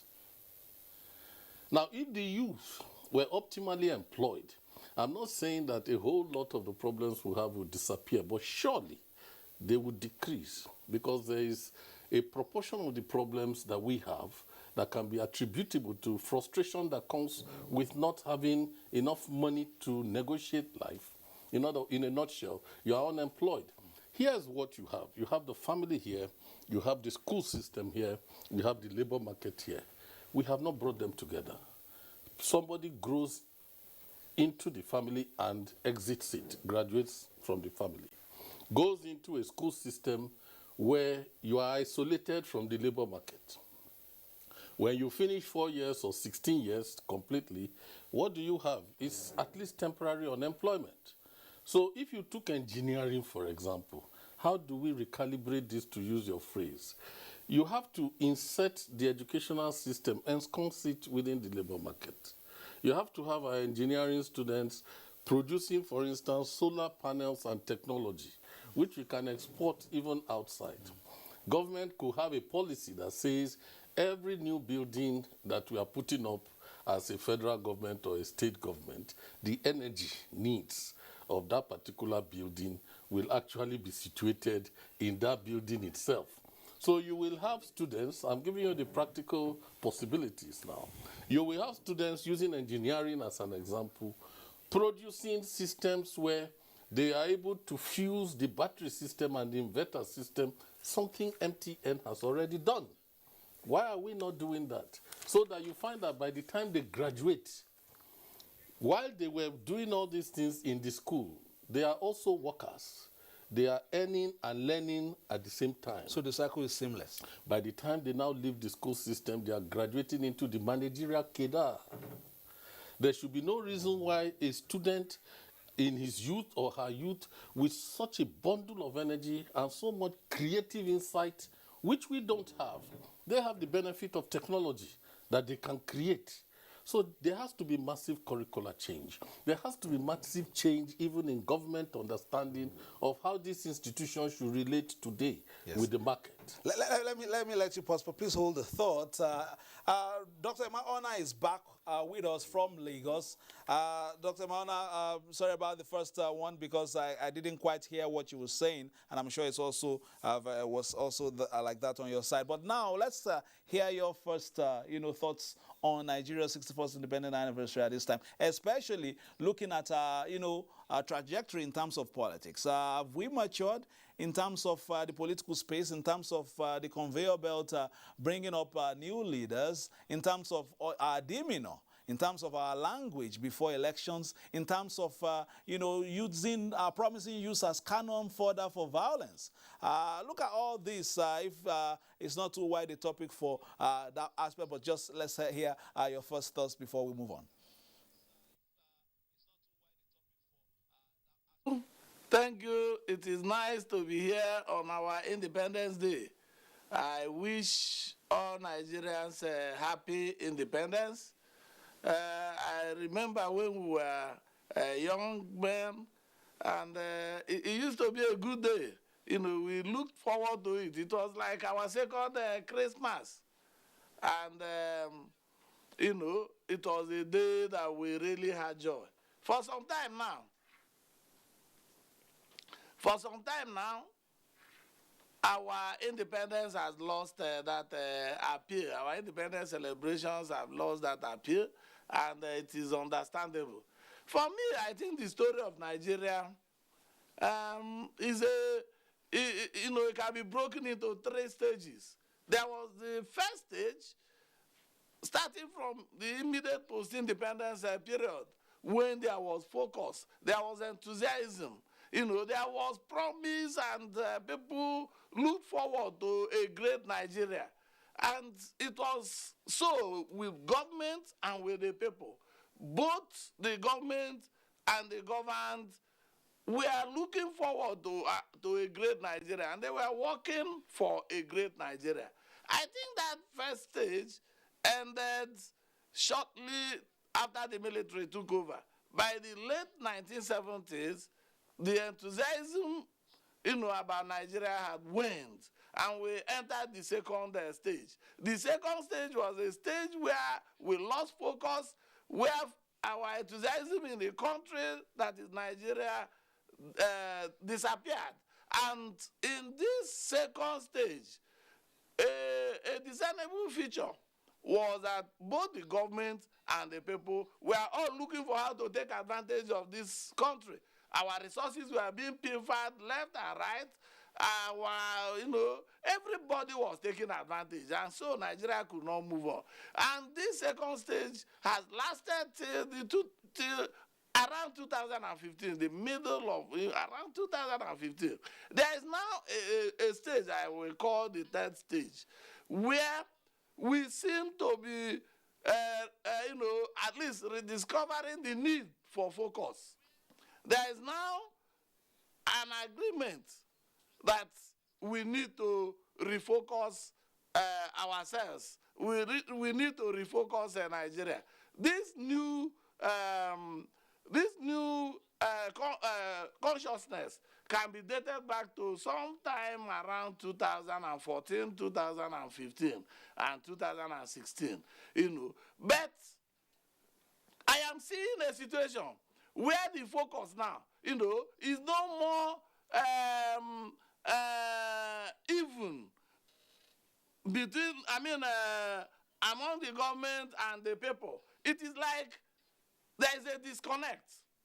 The government is trying to rediscover its focus, and it is obvious. We can see it in the infrastructure. We can see it in so many ways. The government is trying to change, But it is like the people are not yet, moving in that new direction. The people seem to still be, without focus, or even if they have any focus. In fact, it is as if the people don't want any focus again. So I think that is the problem that we are in now. Government seems to be rediscovering its focus, but the people are not yet on that lane. So I think the challenge and it is enormous, is for the government, maybe, I think the government should still lead this effort, for the government to find out how it can carry the people along, because there is a whole lot of disillusionment. The disillusionment has been coming over a long period of time, and the people don't seem to still trust that anything new is happening. I think the government has to go all out consciously to make the people understand its own focus now, that it has refocused, and then the people can key in, and Nigeria will then move on a good course. Doctor, for your first thoughts on the program, we would, focus on some of the things you spoke about, and but my immediate focus now is on our next report, and it is about the reforms in the Independent National Electoral Commission. Of course, the umpire that has been lubricating the wheels of electioneering and all that for years now. Though Nigeria's journey to democratization has been severely interrupted by military interventions. However, one institution that has been the oxygen to democracy is the Independent National Electoral Commission, INEC. In this special report, Mayor Ogiri takes us down memory lane on the evolution of this body from 1959 to date and the reforms so far. INEC, an institution reincarnated 4 times with different though similar names. First was Electoral Commission of Nigeria, ECN, in 1959, conducted the immediate post-independence federal and regional elections in 1964 and 65, but dissolved after the 1966 coup. Then the Federal Electoral Commission of Nigeria, FEDECO, in 1978, ushered in the Shehu Shagari presidency in the Second Republic, 1979 and 83.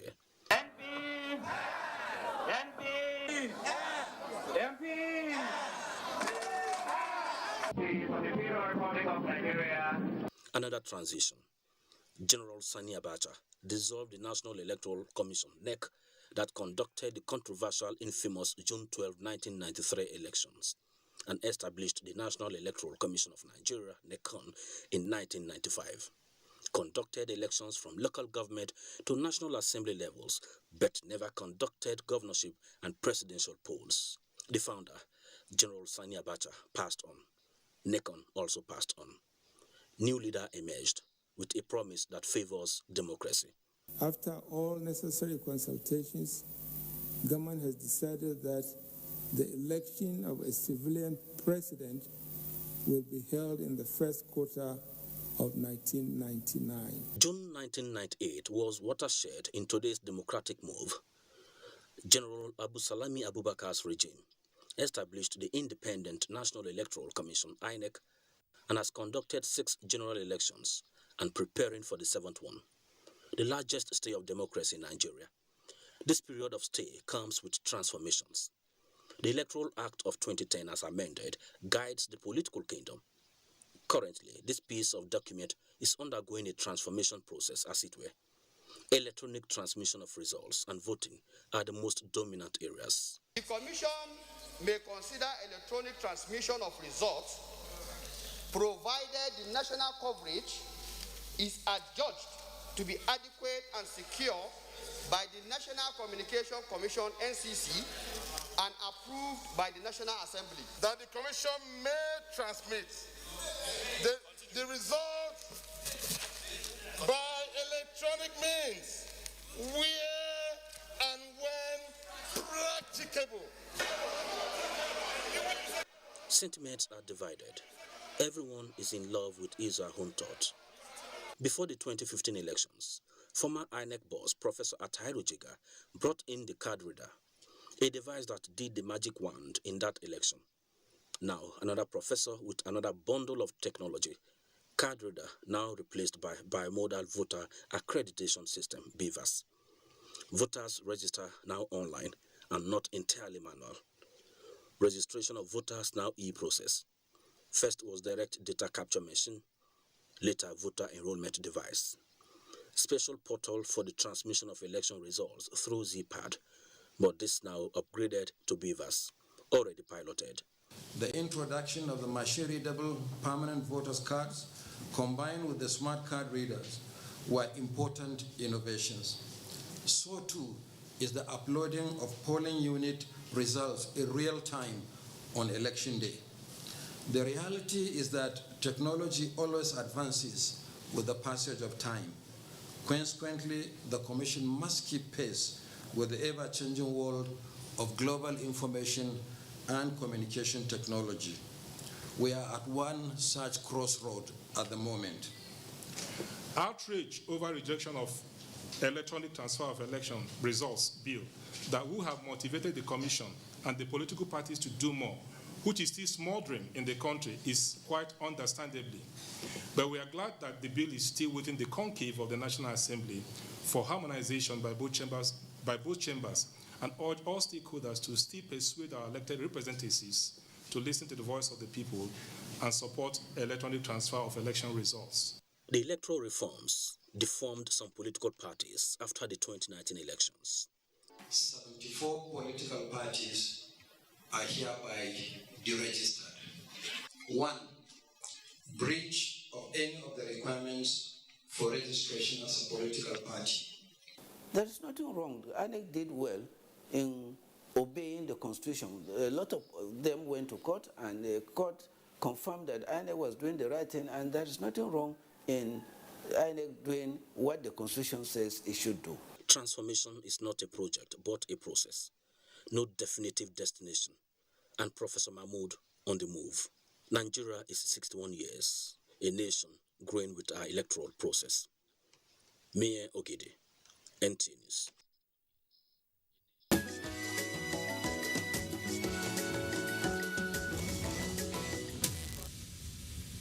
Thank you, Mayor Ogidi. We'll be coming to discussions on that report, but let's take this one. The culture of compromise, humility, and service to humanity are some of the legacies left behind by the Premier of Northern Nigeria, Ahmadu Bello, Sardauna Sokoto, and the first executive president of Nigeria, Shehu Aliyu Shagari. In this report, Shehu Muhammad Dati takes a look at the footprints of these two gentlemen and what the contemporary politicians can learn from them as Nigeria marks yet another Independence Day. The political development in Nigeria before and after independence will be incomplete without the mention of Premier of Northern Nigeria, Sir Ahmad Bello, Sardauna Sokoto, and the first executive president of Nigeria, Shehu Usman Aliyu Shagari. Sardauna, and heir to the throne of Sultan of Sokoto, was a great politician. Under the platform of Northern People's Congress, NPC, he worked towards liberating and unifying the North and Nigeria as a whole. His contributions to the promotion of education and industrialization of the North remain legendary legacies. Northern Nigeria is a complex region, it's a plural region, it's a heterogeneous region. But under the leadership of Sir Ahmadu Bello, Northern Nigeria was portrayed as a monocultural enclave in Nigeria, with Christians, Muslims, Hausas, Fulanis, Kanuris, other minorities, presenting themselves as one people, one culture, with almost one destiny.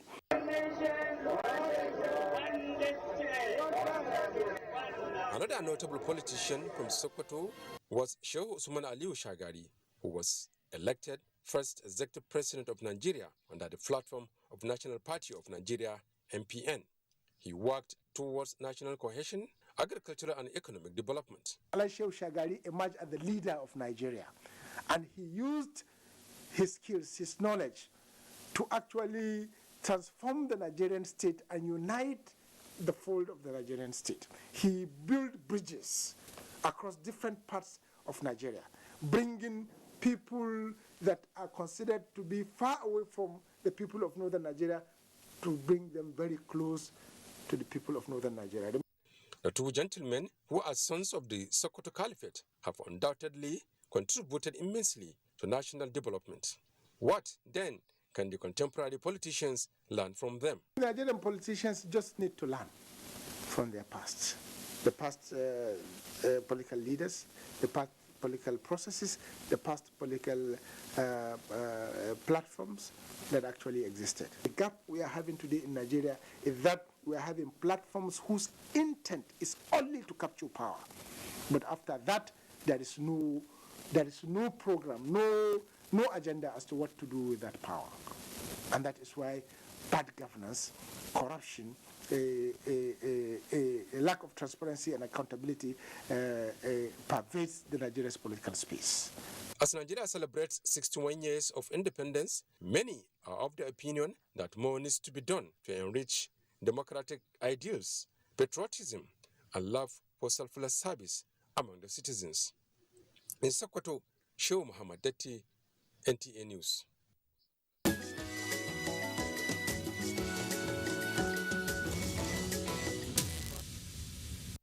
Mohamed Datti there from Sokoto, talking about some iconic leaders, two sons of the Caliphate, living a life that was frugal, parsimonious with funds, and very simple in spite of their stature. Now, like we told you earlier, there is we have a lineup of activities, including live ambience from Eagle Square, where the official ceremonies to commemorate the day is about now starting. And we have two of my colleagues there, Mio Gidi and Dennis Adegunloye, getting ready to fill us in on what is happening at the Eagle Square. Mio Gidi, can we hear from you?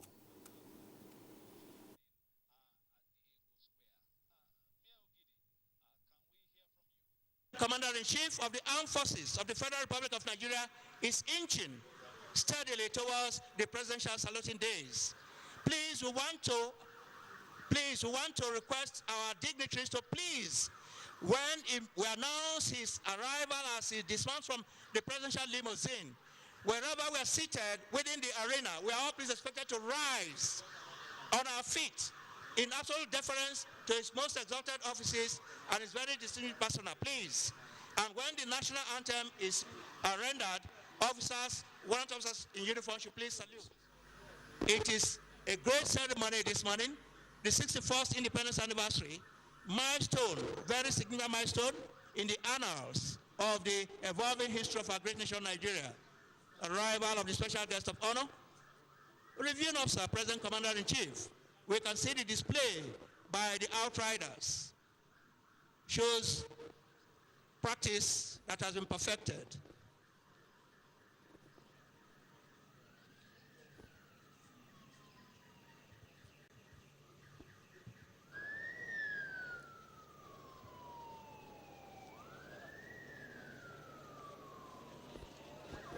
I'm okay, no problem. I won't move more than this time. But no doors cover me, I'm okay.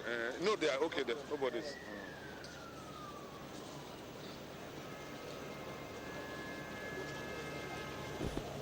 Very great occasion, the presidential parade holding at the Eagle Square, Abuja, commemorating the 61st independence anniversary of our great nation, Nigeria.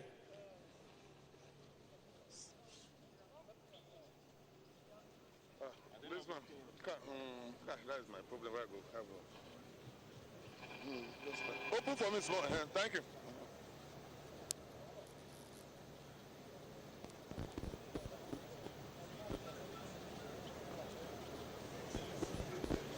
We want to thank the Most High very, very specially for the clement weather. It's been raining cats and dogs these past days, these past weeks. But we give it all to the Most High God. Clement weather and journey mercies.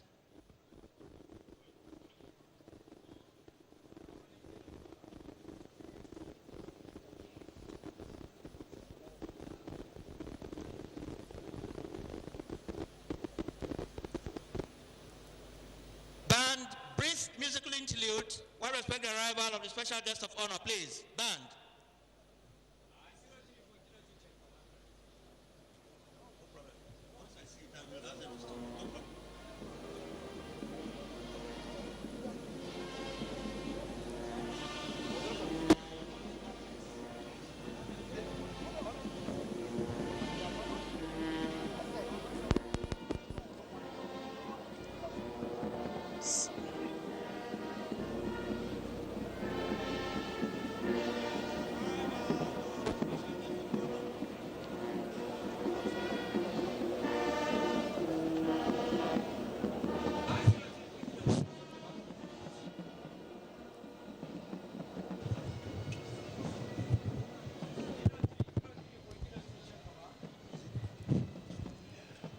We can see the mounted troops who've come into the arena, and of course, the limousine conveying the special guest of honor is now being sandwiched by the bagpipers, inching steadily towards the saluting days. Please, once again, when we announce his arrival, with all due respect and a very deep sense of reverence, we all please expected to rise wherever we're seated, please.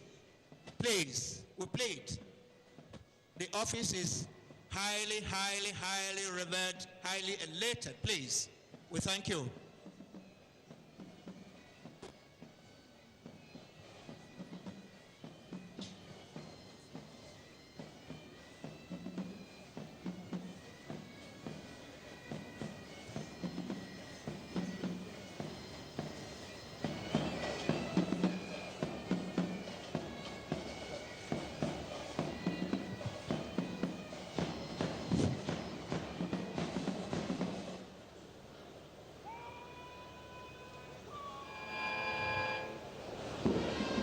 And this is announcing the arrival of the special guest of honor, Reviewing Officer, President Commander-in-Chief of the Armed Forces of the Federal Republic of Nigeria, His Excellency Muhammadu Buhari, GCFR, just been received there by the Commander Guards Brigade. He proceeds to exchange presidential pleasantries with the dignitaries on parade, the Vice President, the distinguished Senate President, Right Honorable Speaker of the House of Representatives, His Lordship the Chief Justice, the Honorable Minister of Defense, Honorable Minister of the Federal Capital Territory, the Chief of Defense Staff, Chief of Army Staff, Chief of the Naval Staff, Chief of Air Staff, and bringing up the rear, the Inspector General of Police. Please, may we all rise wherever we are seated, please, in deference to His exalted office, please. Thank you. We also want to recognize the presence in the midst.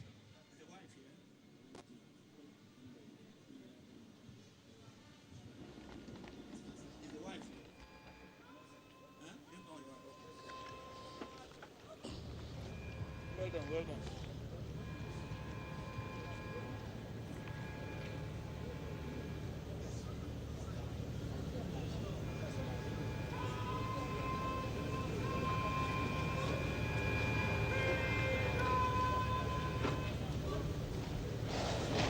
May we please rise, please, for the national salute. Please, officers, warrant officers in uniform to please salute, please. Thank you.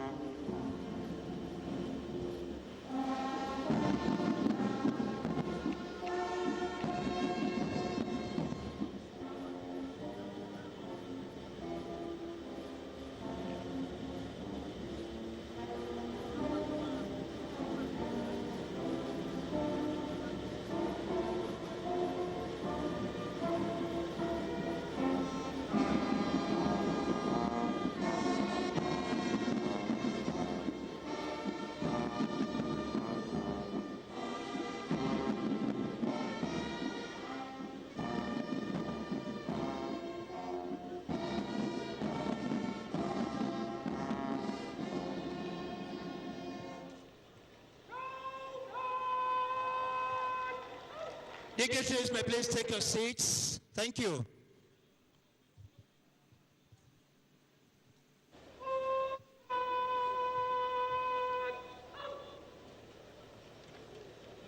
The national anthem that heralded the arrival of the special guest of honor, the reviewing officer, President Commander-in-Chief of the Armed Forces of the Federal Republic of Nigeria, His Excellency Muhammadu Buhari, Grand Commander of the Order of the Federal Republic, over, the parade commander, Lieutenant Colonel Salim Yusuf Hassan, now marches towards the presidential dais to give the essence of today's ceremony to Mr. President, the officers and guards on parade, and to very, very diligently and very courteously request Mr. President to inspect the officers and guards on parade. We're going to see that shortly. Thank you.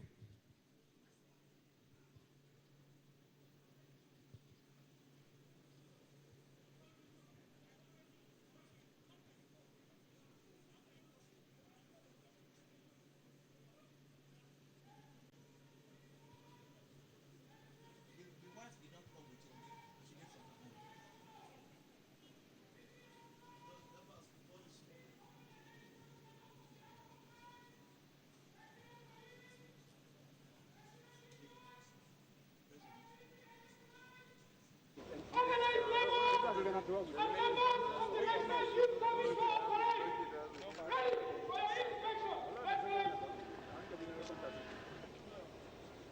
parade commander there, Lieutenant Colonel Hazan, who doubles as the commanding officer 7th Guards Battalion, has given the essence of today's ceremony to Mr. President and has very courteously and diligently requested Mr. President to inspect the officers and guards on parade. His Excellency, Mr. President, we are accompanied on this inspection by the Commander Guard Brigade, Brigadier General Mohammed Takuti Usman.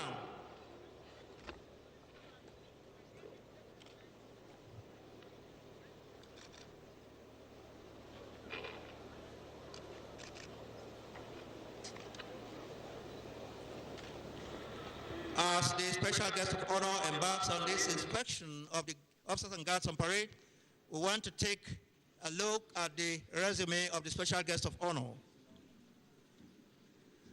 The special guest of honor and reviewing officer for this historic 61st Independence Anniversary Parade, His Excellency President Muhammadu Buhari, was born on 17th December 1942 in Daura, Katsina State. He had his early education in Katsina before joining the Nigerian Army as an officer cadet in October 1963. He had his military training in Kaduna, Nigeria, Great Britain, India, and the United States of America. In the course of his meritorious military and political career, he held appointments as a commissioned officer at the various levels and saw action during the 30-month civil strife that engulfed our great nation, Nigeria, between 1967 and 1970, and at the declaration of armistice, there was no victor, no vanquished. He was later appointed military governor of Northeastern State, now Borno State, in 1975. He also served as a federal commissioner for petroleum resources in 1976. The reviewing officer was appointed military secretary, Supreme Military Headquarters, in 1977, chairman, Nigeria National Petroleum Corporation, NNPC, in 1978, head of state, commander-in-chief of the Armed Forces, Federal Republic of Nigeria, from December 1983 to August 1985. The special guest of honor had undergone so many military career trainings, amongst which, but not limited to Nigeria Military Training College, NMTC, Kaduna, Nigeria, 1963. Officers Cadet School, Aldershot, United Kingdom, October 1963. Platoon Commanders Course, Nigeria Military College, Kaduna, Nigeria, 1964. Mechanical Transport Officers Course, Army Mechanical Transport School, Bowdoin, United Kingdom, 1965. Defense Services Staff College, Wellington, India, 1973.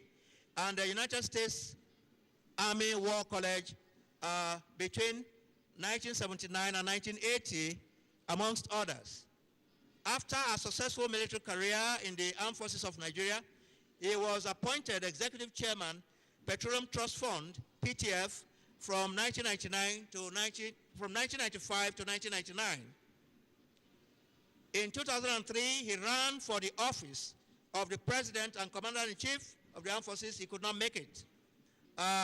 On the 3rd, he contested again in two more presidential elections in 2007 and 2011. As a man of determination, driven by his commitment to serve this great nation, Nigeria, he contested again in the 2015 presidential election, where he emerged victorious and was inaugurated as a democratically elected president on 29th May 2015. After a successful 4-year tenure in office, President Muhammadu Buhari was re-elected for a second tenure in office on 23rd February 2019. Today, he's here as a special guest of honor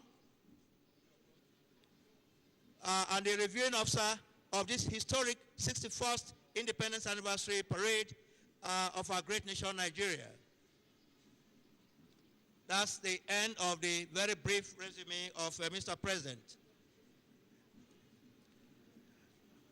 Your Excellencies, distinguished invited guests, ladies and gentlemen, it is instructive to take a closer look at the articulation of His Excellency, the Vice President, Professor Yemi Osinbajo, SAN, GCON, at the National Ecumenical Center, Abuja, where the 61st Independence Anniversary Interdenominational Church Service was held.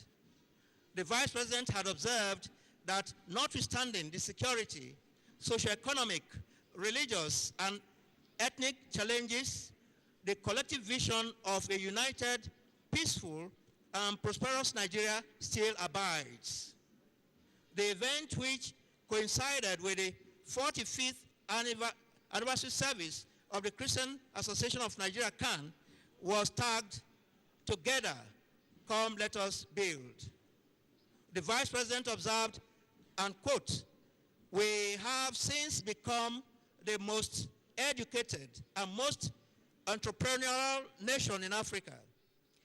10 of our 36 states have larger economies than at least 15 African countries. From our ranks, we have the most accomplished men and women in the arts, in the sciences, in sports, in technology and commerce," end of quote. The Vice President noted that our nation's current trials cannot draw the curtains on our story, because the vision is for an appointed time, and because the country is greater than the sum of its mistakes, and because the God we serve is greater than the sum of our collective hopes and imaginations. Our nation will surmount our current travails and emerge in victory. Continuing, Professor Yemi Osinbajo observed that 61 years ago, our founding fathers laid out a vision that the many nations and ethnicities north and south of the Niger, 300 languages or more, differing tribes and religions would, by the grace of God, become one nation. The Vice President was emphatic when he noted that the Lord blessed the vision and prospered the land with richness in oil, in gas, in minerals of every hue. The Vice President expressed concerns that the nation's path has been dogged by conflict, religious and ethnic, economic challenges, insurgencies, and banditry. The end of the excerpt from the Vice President's delivery. Now, there's no doubt there are many rivers to cross the nation building. What cannot be compromised at any point in time is that all hands must be on deck. Leadership is stratified. Let's all do our bit, most conscientiously and dedicatedly. We shall all continue to reiterate the clarion call that has continued to resonate among patriotic Nigerians. We need an unfettered, unblemished, true Nigerianness, as we were told by the special guest of honor, reviewing officer. We have no other country to call our own, save Nigeria. Your Excellencies, most distinguished invited guests, very senior military officers, both serving and retired, Your Royal Highnesses, my Lord Spiritual and Temporal, it is the presidential parade commemorating the milestone of our 61st independence anniversary for our great nation, Nigeria. It's just the inspection of the officers and guards on parade by the special guest of honor, reviewing officer, President Commander-in-Chief of the Armed Forces of the Federal Republic of Nigeria, His Excellency Muhammadu Buhari, Grand Commander of the Order of the Federal Republic. He acknowledges cheers from delighted, exciting, and welcome people who are happy about the steady growth of our great nation, Nigeria. There could be issues here and there. No nation is perfect. Even the United States, Great Britain, is it France, Germany, Canada, name it. They still have one or two things that is not working too well. So our nation is no exception.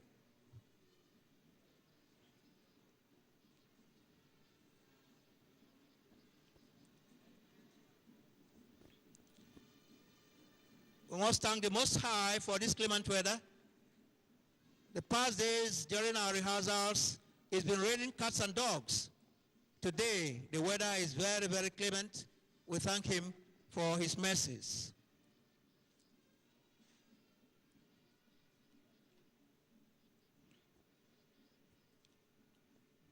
Present acknowledging shares from dignitaries and all within the arena, the Eagle Square, Abuja.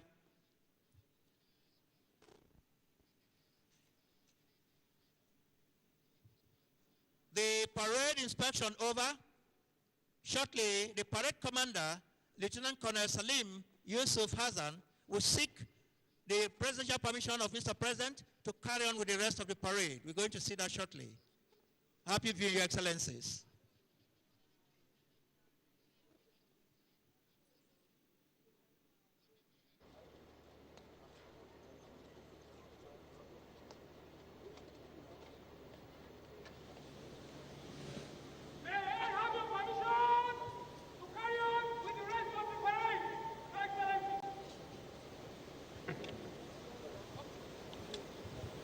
Permission very diligently sought there by the parade commander, Lieutenant Colonel Hassan, and presidentially given. Thus, he proceeds to take position on parade preparatory to commencement of the next segment of this ceremony. That's the march past in slow and quick time. We're going to see that shortly. Happy viewing once again, Your Excellencies.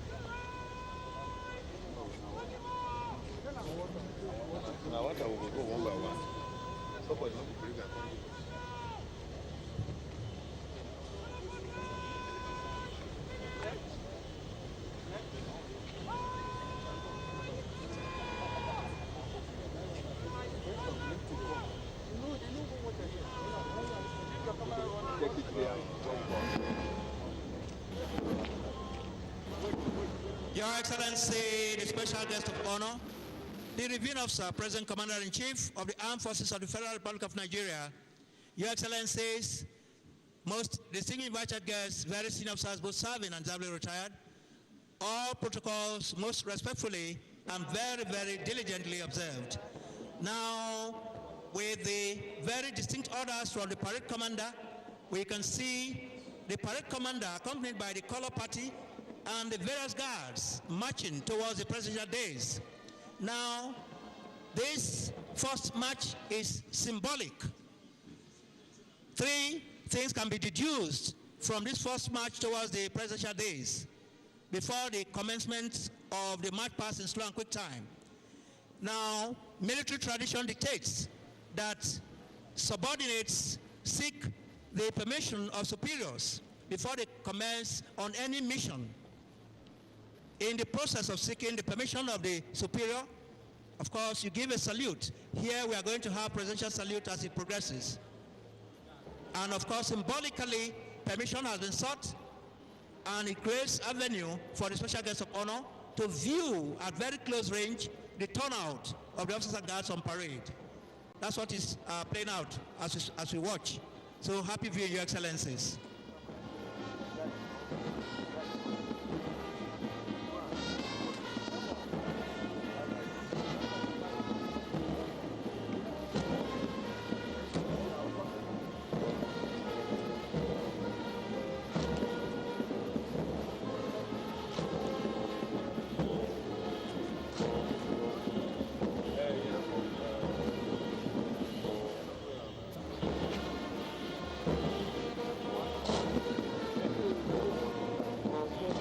Presidential salute there.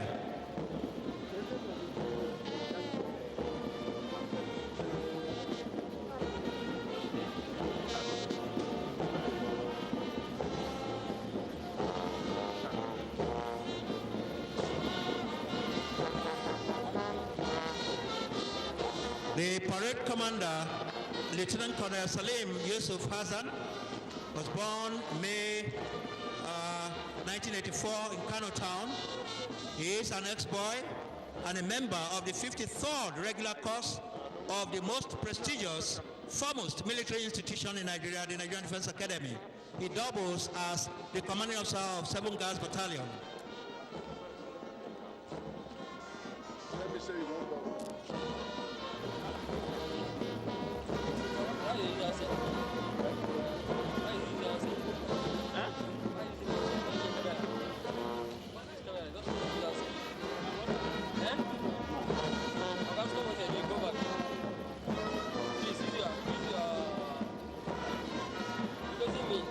It's for my online.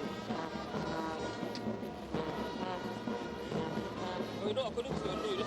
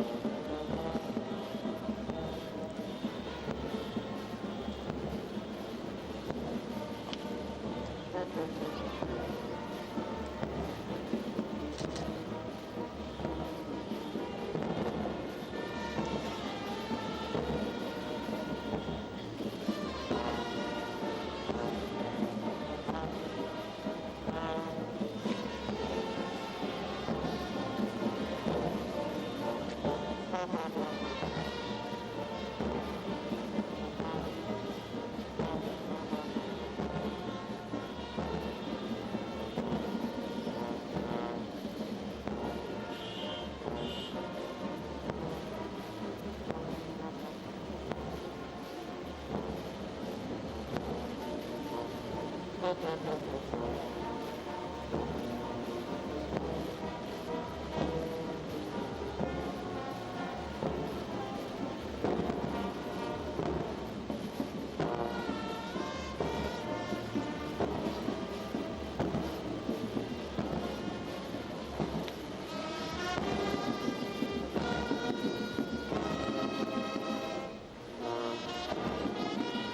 Excellency, the special guest of honor, all protocols most respectfully and very observed.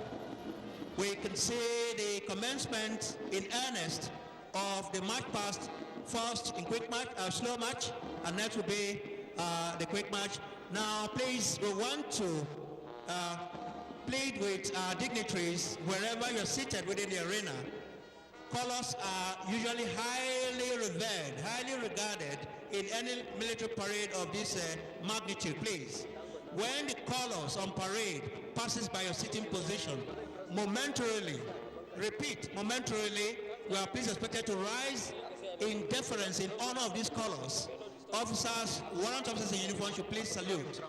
Just momentarily as the color passes by your sitting position, as the march passes slow and quick time.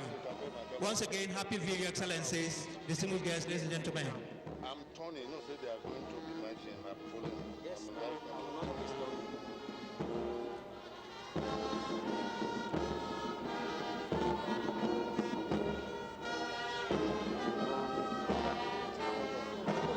my snapshot.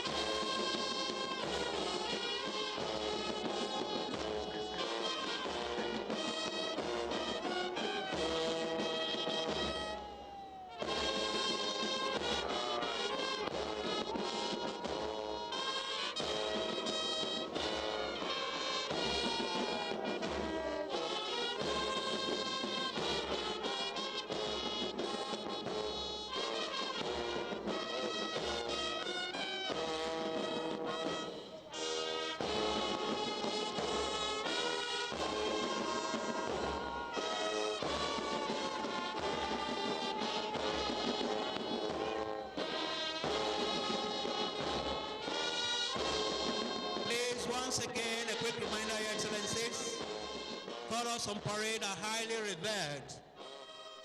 Please, in deference to these colors, the military tradition, we are all expected to rise momentarily.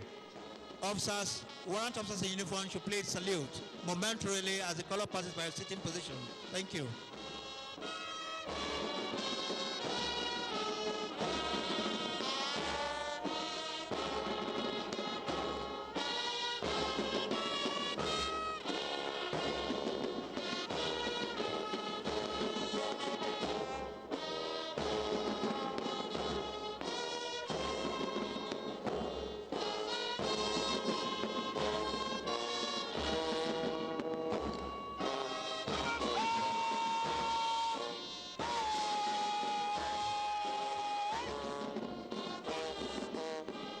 We're just hearing a female voice there. The guard commander of number 3 guard, female officer, and in fact, the guard commander, the sub-guard commanders, and all members of the guard are all female. It is also in number 5 guard, affirming the 1995 Beijing Affirmative Declaration, 35% to female personnel in any exercise that is being executed. Number 3 and number 5 guards are exclusively all female officers and guards. We also have sprinkles of officers and guards in other guards as the parade commences. Please may we rise. Thank you very much. We appreciate Your Excellencies.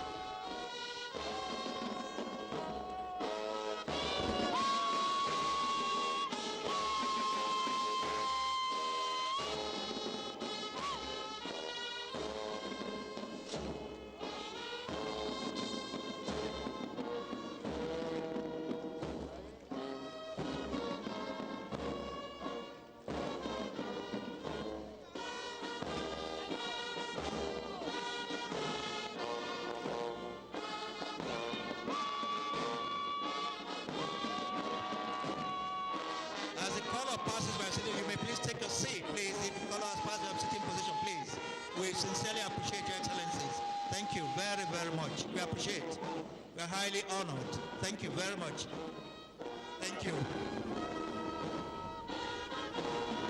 We were looking at the resume of the officers, the guard and sub-guard commanders. We stopped at number 4. Number 5 guard now is commanded by Squadron Leader Asabe Rabiu Al-Hazan. She was born on 13th March 1993 and hails from Zamfara State. She was admitted into the Nigerian Defense Academy on 24 September 2013 as a member of the 65th regular course and was commissioned into the Nigerian Air Force on 13 August 2018. Flight Lieutenant Squadron Leader Al-Hazan holds a BSc degree in Political Science and Defense Studies. The officer is married. Hobbies are swimming and singing.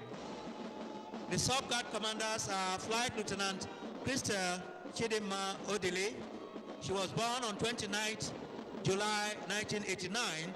She is a member of Directional Service Course 28. The officer is single and at her leisure, she relishes playing basketball and chess. Flight Lieutenant Gift Chiamaka Enebehi was born on 11 December 1993. She is a member of the Directional Service Course 28. The officer is single and her hobby is playing volleyball. Bringing up the rear is the guard of number 6 guard of the Nigerian Police. It is commanded by Superintendent of Police Abdullahi Abrahman Bakura. He was born on 28th of October 1995. He is a member of the first course of the Nigerian Police Academy, Wudil, Kaduna State, and was commissioned on the 20th of December 2018. The officer is married and his hobbies are skating and football. The sub-guard commanders are Deputy Superintendent of Police Albasu Ibrahim Bashir. Was born on 4th of December 1996 and is a member of the 3rd regular course of the Nigerian Police Academy. The officer has a Bachelor of Arts degree in History and International Studies, single and loves to read at his leisure. The opposite guard commander is Deputy Superintendent of Police Magaji Adil Esse. He was born on 5th of August 1996 and hails from Nasarawa State. He is a member of the 3rd regular course from the Nigerian Police Academy and was commissioned June 2021. The officer is single and loves reading and sports.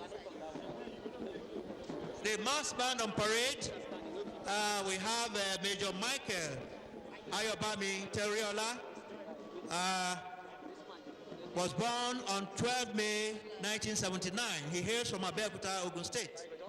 He was commissioned into the Nigerian Army as a member of Direct Regular Corps 16 and was posted to the Nigerian Army Band Corps. He holds a higher national diploma in music from the Polytechnic Ibadan, Oyo State, 2005, and a postgraduate in management from the Nigerian Defense Academy in 2019. The officer is married and his hobbies are farming and playing squash. He is assisted by squadron leader Amos Adeyinka Olubude, who was born on 4th of May 1982. He hails from Oyo State, married and loves long distance driving and jogging at his leisure. And Deputy Superintendent of Police Abdul Razak Mohammed of the Nigerian Police, who was born on the 9th of July 1967. He hails from Kwara State, married, and his hobbies are music, naturally, and reading. Sorry, sir.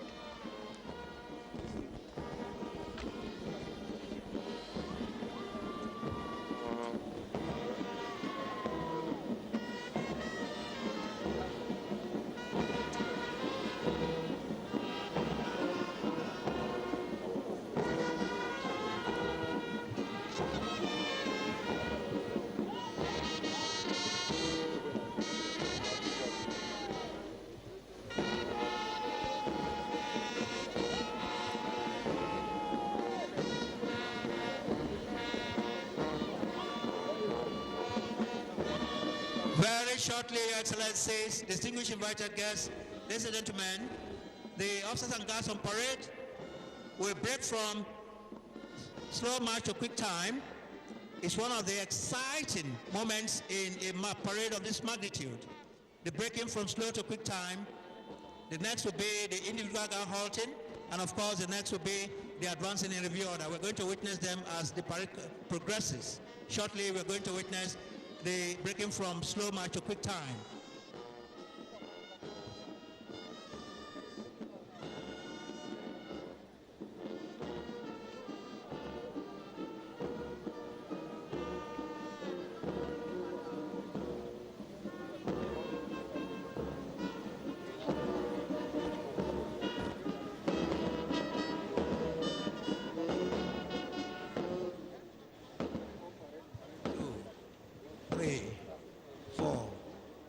There they go. A round of applause, please. Synchronization of the reading meeting from the band of parade, and of course the foot and arms drill of the officers and guards.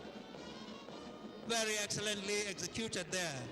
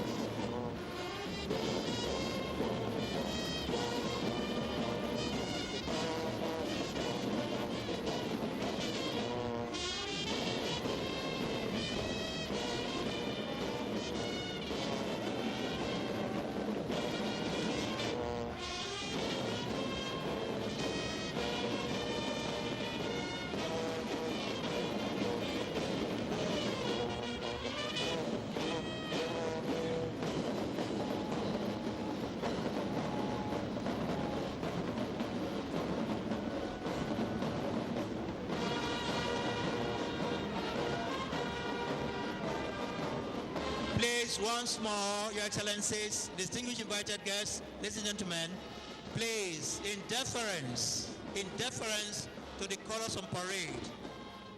We have to rise momentarily as the colors pass by your sitting position. Officers, warrant officers in uniform should please salute. At this juncture, we want to take a quick look at the significance of 21-gun salute in a parade of this magnitude. Your Excellencies, senior officers, distinguished invited guests, ladies and gentlemen, as we sit back and enjoy the unique parade by these amazing officers and men, permit me to acquaint one and all with the significance of 21-gun salute, which is part of the activities lined up for today's ceremony. Now, gun salute is a form of saluting.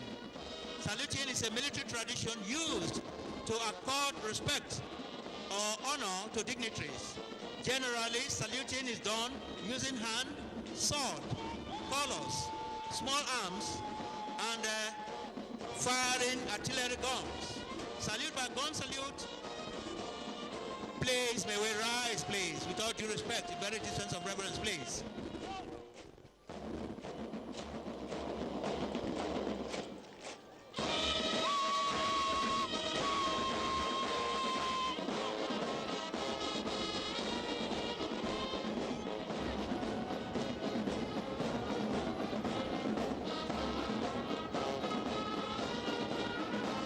As they pass by a sitting position, you can take your seats, please. As they pass by the colors, please. It has passed the... You can sit down, please. Thank you. We appreciate. We appreciate, most sincerely. A gun salute is a form of saluting.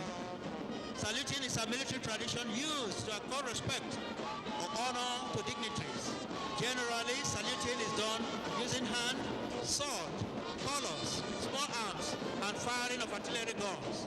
Salute by gunfire is an ancient ceremony which originated in the 17th century and involves the use of artillery guns to fire ammunition using blanks to welcome important dignitaries or commemorate an anniversary.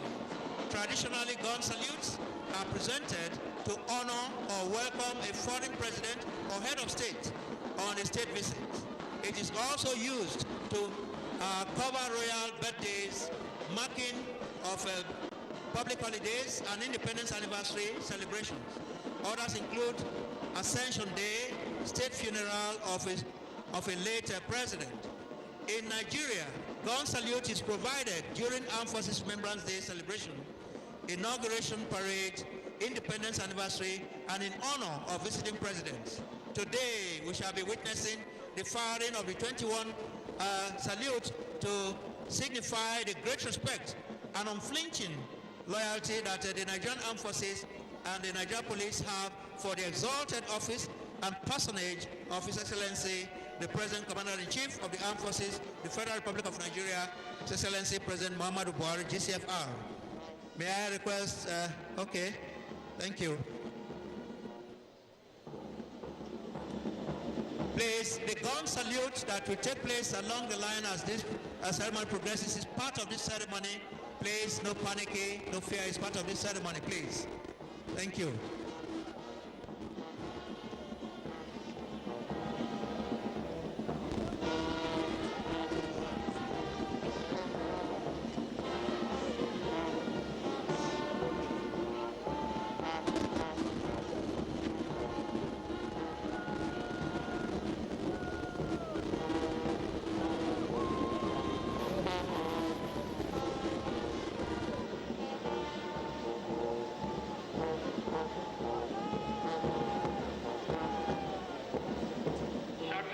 Witness the individual guard halt, synchronized.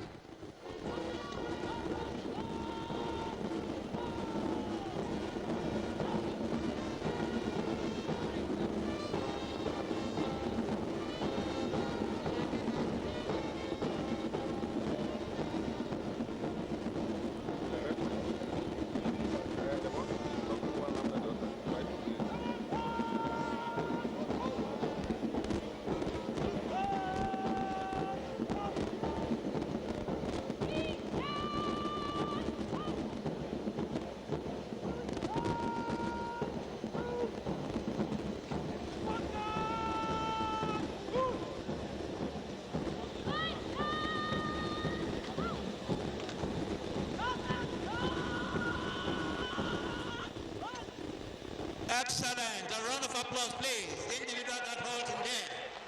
Properly synchronized.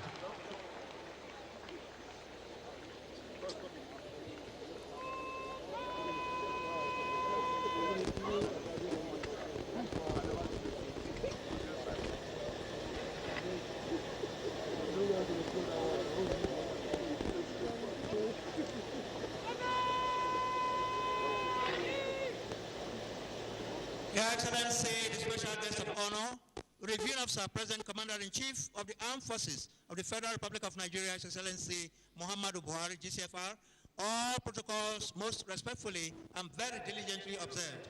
Next will be the march past by the guards of the paramilitary organizations and agencies. We're going to see that shortly.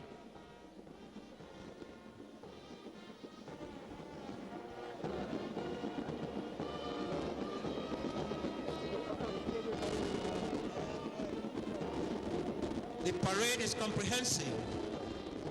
Officers and men of the Nigerian Armed Forces, the Nigerian Police, and the paramilitary organizations and agencies cut across our great nation, Nigeria. Now, leading the guards of the paramilitary organizations and agencies is the guard of the correctional service. It used to be known as the Nigerian prisons. Guard is commanded by Superintendent of Corrections, Eta Efoli Edet. He was born on the 27th of July, 1968. He was enlisted into the service on the 1st of June, 1989. He hails from Cross River State and holds a BSc degree in accounting from the University of Abuja. He is married with kids. The guard is followed by the Nigerian Customs Service, commanded by Deputy Superintendent of Customs, N.M. Haruna. He hails from Bauchi State. He was commissioned into the Nigerian Customs Service in 2015. A graduate of criminology from the Abubakar Tafawa Balewa University, Bauchi. He is married with kids and his hobbies are watching movies and sports. The guard is followed by that of the Nigerian Immigration Service. It's commanded by Deputy Superintendent Adewoye Alade. He was born on 4th of September 1977. He hails from Ondo State. He was commissioned in 2007. He has a master's in cyber security from Nasarawa State University. He is married and his hobbies are reading and playing basketball when time permits. That is followed by the guard of the Federal Fire Service, commanded by ASF Durugo Okechukwu Chukwudi. He hails from Imo State. He was commissioned into the Federal Fire Service in 2019, studied agricultural extension from the University of Port Harcourt. He's married and his hobbies are singing, sports, and teaching. That guard is followed by the guard of the Federal Road Safety Corps, commanded by Deputy Route Commander Hazan Kogi. He was born on the 25th of May, 1973, and hails from Abuja. He graduated from Nasarawa State University with a Bachelor of Education in Social Studies. He is married and his hobbies are drills, teaching, and reading when time permits. The guard is followed by that of the Nigerian Security and Civil Defense Corps. Assistant Superintendent of Corps 1, D.C. Amadi, leads this guard. He hails from Imo State. He has a Bachelor of Science in Public Administration from the Federal University of Technology, Owerri, Imo State. He was commissioned in 2003. Amadi is married and his hobbies are reading and playing football when time permits. This guard is followed by a guard of patriotic Nigerians. Unblemished, they answered the clarion call when the services were needed. Some of them took part in World War I and II, the continental campaigns across the African continent, the sub-regional campaigns culminating on the 30-month civil strife that engulfed our great nation Nigeria between 1967 and 1970, and at the declaration of armistice, there was no victor, no vanquished. Today, some of the living ones, the providentially living ones, are here on parade. The Nigerian Legion, commanded by Colonel Otuboike Oga Bashua. He was born on 11th of August, 1954. He hails from Cross River State. He was enlisted into the Nigerian Army on the 30th of September 1968 and was posted to the Nigerian Army Intelligence Corps and served in 3 Division Nigerian Army. He is married, blessed with kids. This is followed by organized labor. First is the Nigerian Labour Congress, commanded by Comrade Hassan Haruna. He hails from Nasarawa State. He has a master's degree in public administration from Nasarawa State University. Comrade Haruna is married. Followed by the Trade Union Congress, led by Okudili Christy Chidima. He is from Imo State. Studied human resources management from Central University, Ghana. Single and loves watching movies as a hobby. Bringing up the rear is the command of the National Youth Service Corps, commanded by Momo Joshua. She hails from Edo State, studied banking and finance from Federal Polytechnic Bida, Niger State. Single and loves traveling and football as hobbies. The resume of the paramilitary organizations and agencies taking part in this epoch-making ceremony of the 61st Independence Anniversary. At this juncture, Your Excellency, the special guest of honor, Your Excellencies, distinguished invited guests, ladies and gentlemen, the microphone swings over to my co-announcer at the announcer's box, Captain Haruna Timothy Tagwai. Captain Tagwai, please. Thank you. Thank you, Major Paul Abara, retired. Your Excellencies, most distinguished invited guests, ladies and gentlemen, it's been an array of events unfolding here at the Eagle Square, Abuja, Nigeria, venue for the 61st Independence Day anniversary of our great nation, Nigeria. Shortly, Your Excellencies, we shall be witnessing the halting by the various security agencies and organizations. Like this. Give me independence. Give me independence.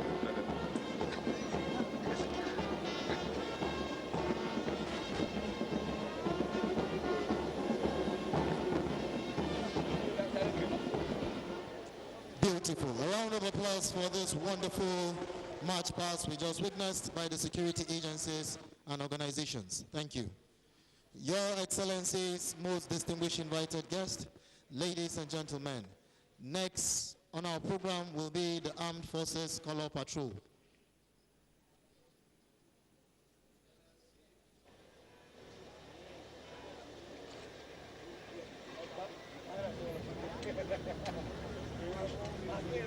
Your Excellencies, there we can see the full complement of regimentation.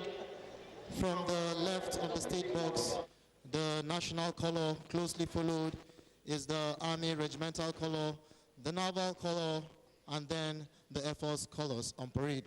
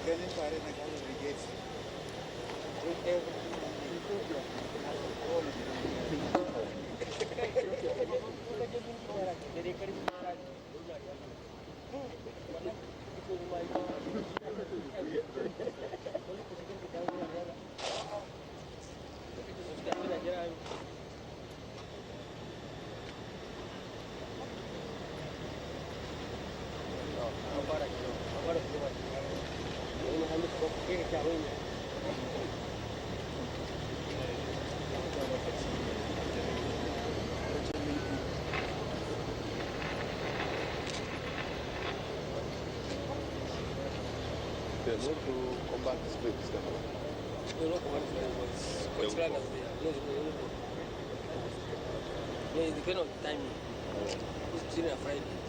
Okay, they'll go to this one. They'll see good.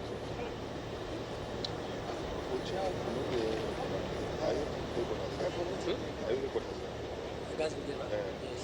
Oh, you don't go. The way I know.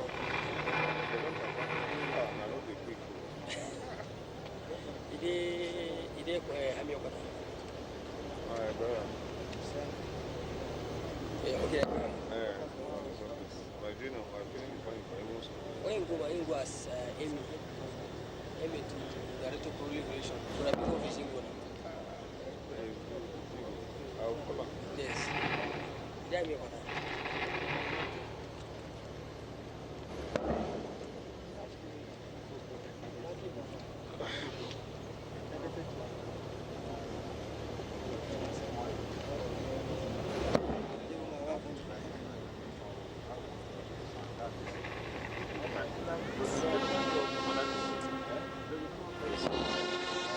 Excellencies, most distinguished invited guests, ladies and gentlemen, the 4 beats from the bass drum signified the commencement of the Armed Forces Color Patrol.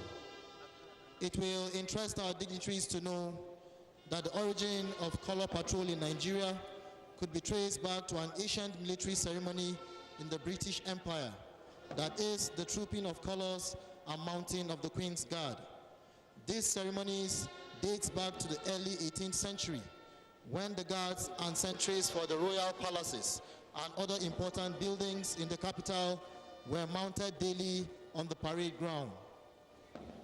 The essence of the parade was for the colors of the battalion to be carried or trooped slowly down the ranks so that they could be seen and recognized by the soldiers.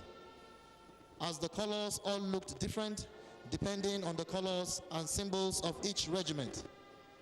In ancient armies, colors were also used so that soldiers could easily spot their units when they were on the battlefield, because it was quite easy to get lost in battle. As a result of this, it was important that soldiers knew which colors belonged to which regiment.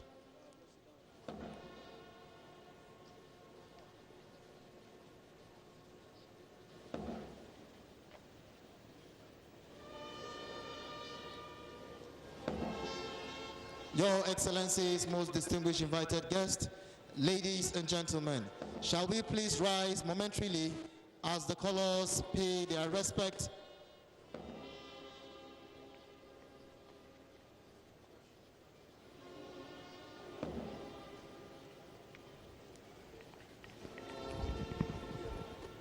Shall we please rise as the colors pay their respect?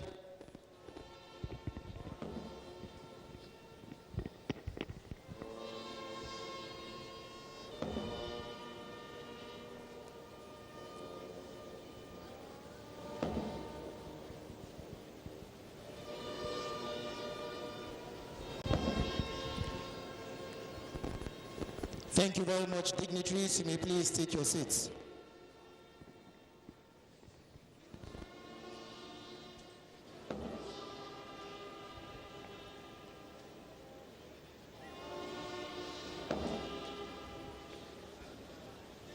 Your Excellencies, most distinguished invited guests, ladies and gentlemen, still on the Armed Forces Color Patrol.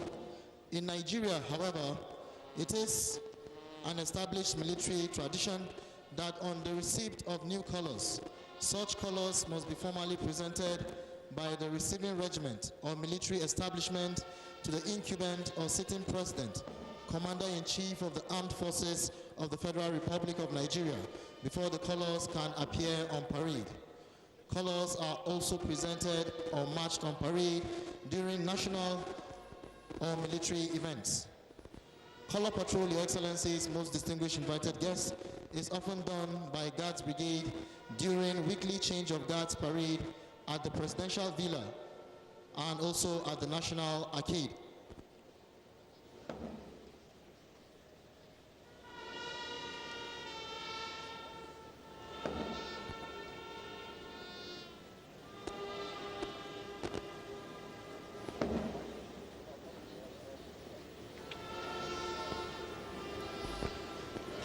As earlier mentioned, Your Excellencies, the colors are being carried by commissioned officers known as ensigns to the colors.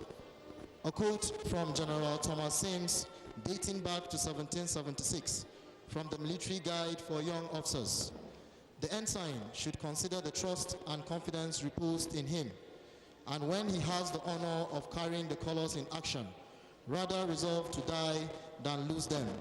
For courage is admired and cowardice detested.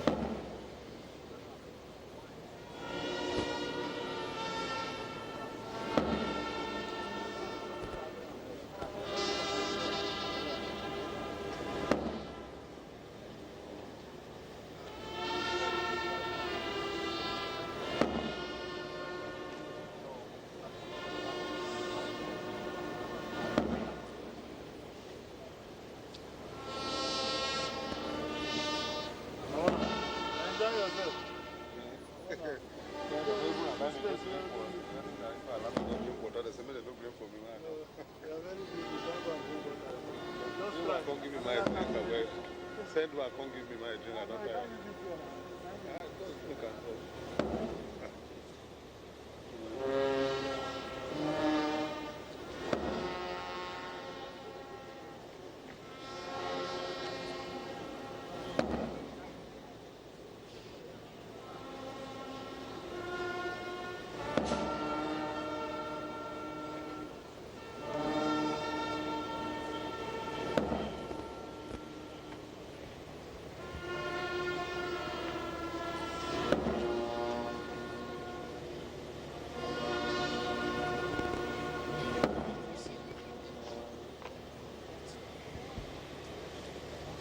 Please, a round of applause for the Armed Forces Color Patrol we just witnessed.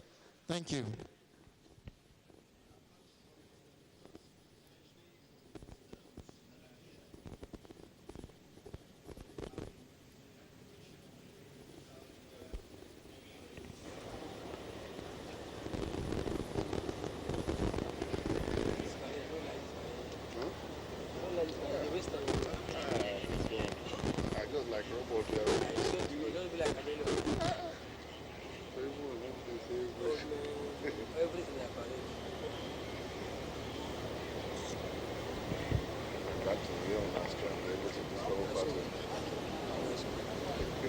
That's no battalion, no battalion, no brigade, no division.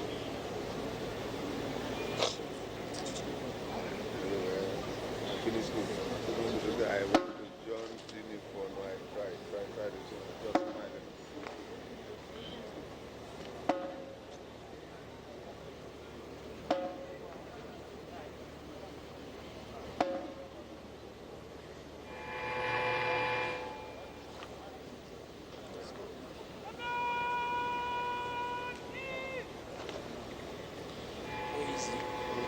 Your Excellencies, most distinguished invited guests, senior officers, both serving and deservedly retired, ladies and gentlemen, what we just witnessed was the Armed Forces Color Patrol. It's been an array of exciting events unfolding here at the Eagle Square, Abuja, Nigeria, venue for the 61st Independence Day anniversary of our great nation, Nigeria. Shortly, Your Excellencies, the Color Party will exit the arena of display for the next event, which will be the performance by the Guards Brigade Silent Drill Platoon. We shall witness that shortly.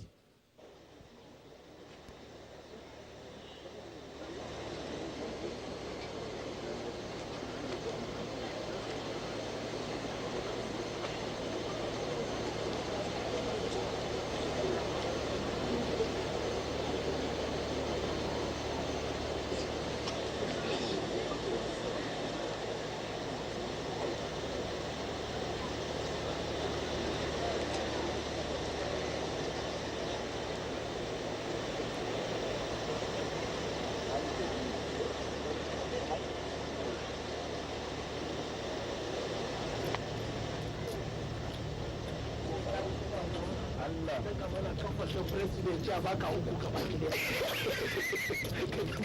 guda uku ka ga gaba la kafa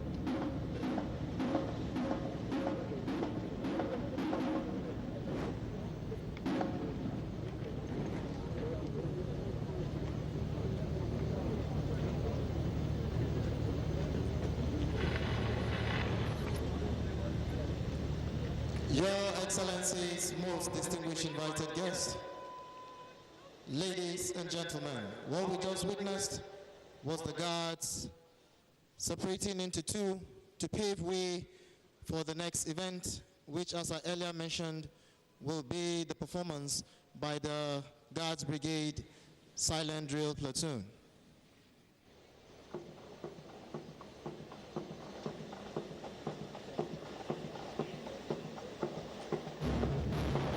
And there we go, Your Excellencies, making their entrance into the arena is the Guards Brigade Silent Drill Platoon, consisting of 22 personnel. We have 15 male soldiers and 7 female soldiers, being commanded there by Lieutenant Hamza Musa. Lieutenant Hamza Musa was born on the 9th of October 1995. He hails from Kebbi State. He was admitted into the Nigerian Defense Academy on the 26th of September 2015 as a member of the 67th Regular Course. Was commissioned into the Nigerian Army on the 10th of October 2020. Lieutenant Hamza holds a Bachelor of Science degree in Political Science and Defense Studies.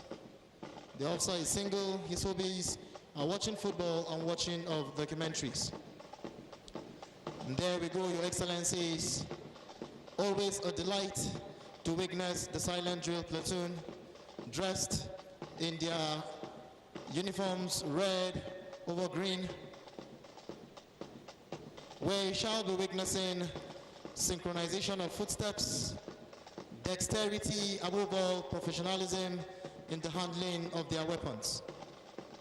No order is being dished out. They know exactly what move to make at every given point in time. Being guided by the drums at the rear, Your Excellencies, we shall be witnessing different sequences of formations by the Silent Drill Platoon. At the moment, Your Excellencies, what we have is the arrowhead formation, a formation in tactics.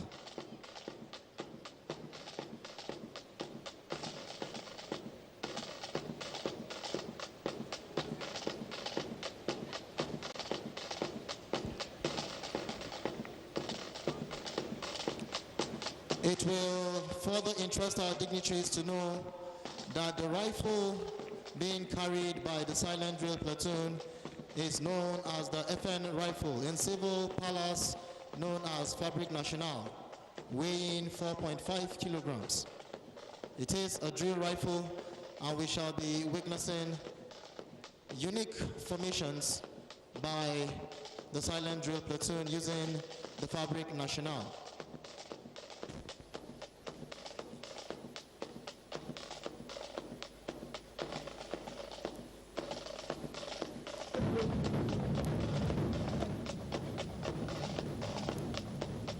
In August 2019, Your Excellencies, most distinguished invited guests, ladies and gentlemen, the Silent Drill Platoon were chosen amongst world countries to represent Nigeria and Africa at large at the Edinburgh Military Tattoo in Scotland, United Kingdom, where they performed well to the viewing pleasure of dignitaries that came far and wide to grace the occasion.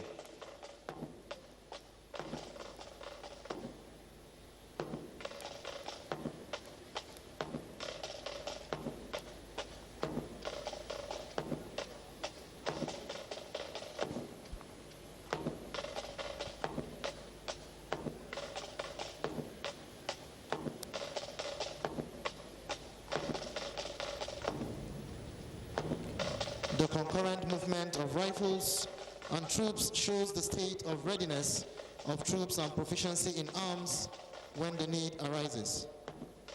Sequences breaking down into various sequences signifies the ability of troops to work round the clock for a particular reason, and also changing formation shows the resilient nature of troops to adapt to changing circumstances.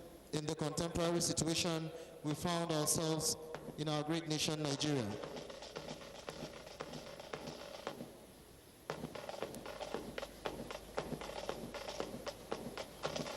And there we go, Your Excellencies, the 360 formation. We can see the sequential movement. We can see the flow in handling of the weapons. Please, a round of applause for this beautiful formation by the silent drill platoon.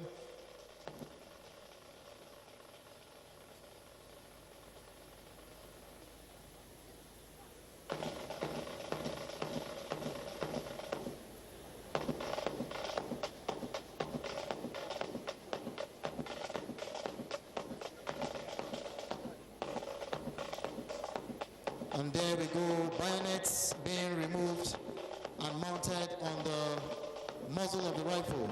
The bayonets in civil parlance known as knives. It is used during close quarter combat. Whenever the soldier engages an enemy, instead of using the bullets, he could as well use the knife during any close quarter battle. At the moment, Your Excellencies, we have the formation of the river tributaries. It is significant for our dignitaries to know that we have two major rivers in our great nation, Nigeria, the River Niger and the River Benue, where the conference meets at Lokoja, Kogi State, one of the states in the Federation. And that is the formation, Your Excellencies, we have been formed there by the silent drill platoon.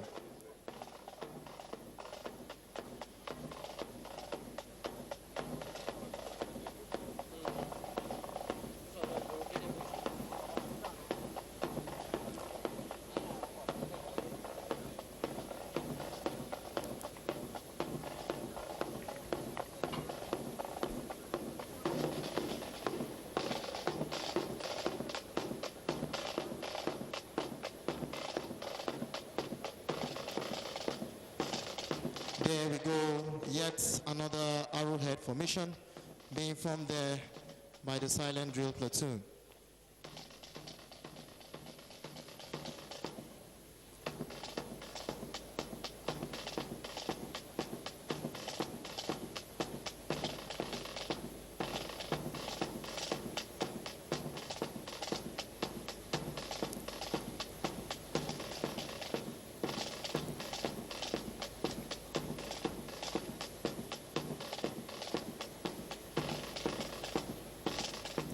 You can see the sequential order at which they rise from both sides.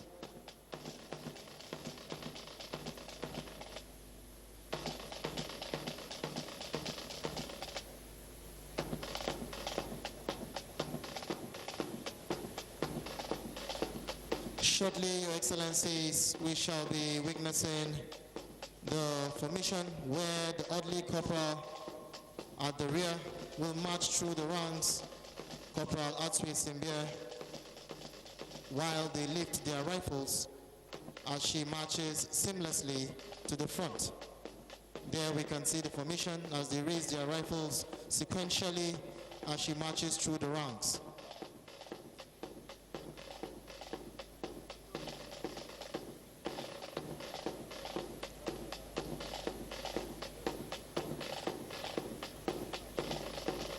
Compliments paid there in the military way as part of their performance. And there we go, Your Excellencies, the spinning of the rifle 360 degrees, seamlessly being done there. Please, a round of applause for this.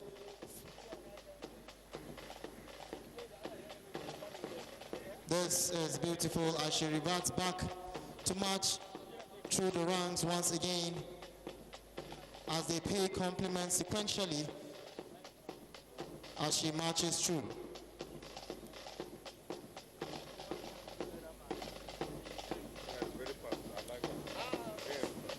Array of exciting formations unfolding here at the Eagle Square, Abuja, Nigeria, venue for the 61st Independence Day anniversary of our great nation, Nigeria.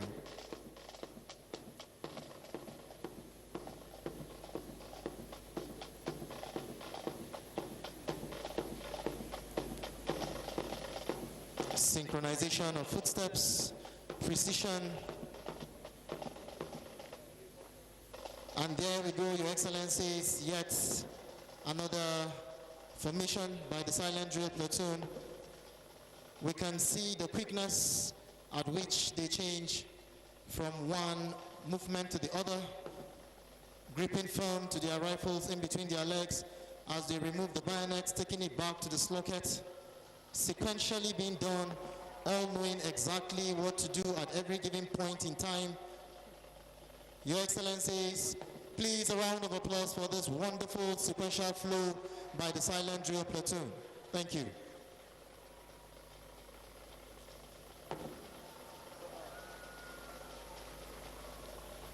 I'm sure our viewers at home are having a delightful moment being part of this event as they witness from their television sets.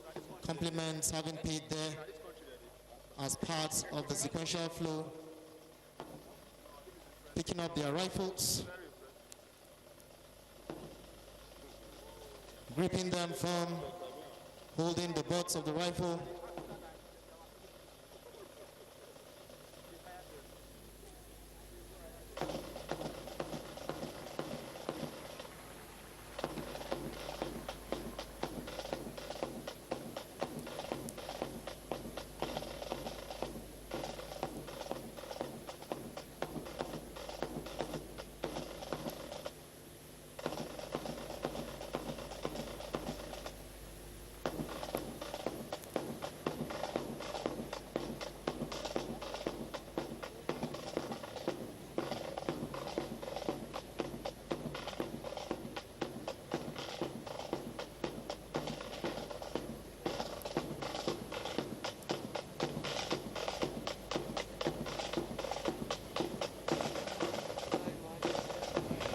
Stepping out, Your Excellencies, most distinguished invited guests, ladies and gentlemen, our 5 participants from the silent drill platoon, where we shall witness the stripping and assembling of the Fabric National rifle blindfolded. The participants will blindfold themselves and use their professional instincts to strip the rifle, where they will arrange the parts accordingly. The first part that goes out usually is the last part that goes in during assembling of the weapon. And at the rear, Your Excellencies, we have the rest of their colleagues on reverse arms, calling on the spirits of colleagues, comrades that have paid the supreme price in the cause of the sojourn of this work of arms. With their heads bowed, a solemn moment usually known as the Armed Forces Remembrance Day, remembered every January 15th in our great nation, Nigeria. And that is the formation the participants at the rear just adopted. Bringing you front, Your Excellencies, most distinguished invited guests. At the moment, the 5 participants are blindfolding themselves, where shortly we shall witness the stripping of the weapon. It is one of the routines in military units and formations where it is integral for the weapon to be stripped, cleaned properly before being assembled. And there we go, Your Excellency, under timing, the stripping of the weapons being done there where the parts must be arranged properly. Yes, the first 3 participants up, the 4th up. A round of applause for this speed of display that was just showcased there, being done in 7.2 seconds. The stripping of the weapon as the platoon commander, Lieutenant Hamza, inspects to be sure that the parts have been arranged sequentially and properly. It is very integral for the parts to be arranged correctly because during assembling of the weapons, the soldier will use his professional instincts to be able to locate the part to fix it back into the frame of the rifle. Your Excellencies, we shall be witnessing that shortly.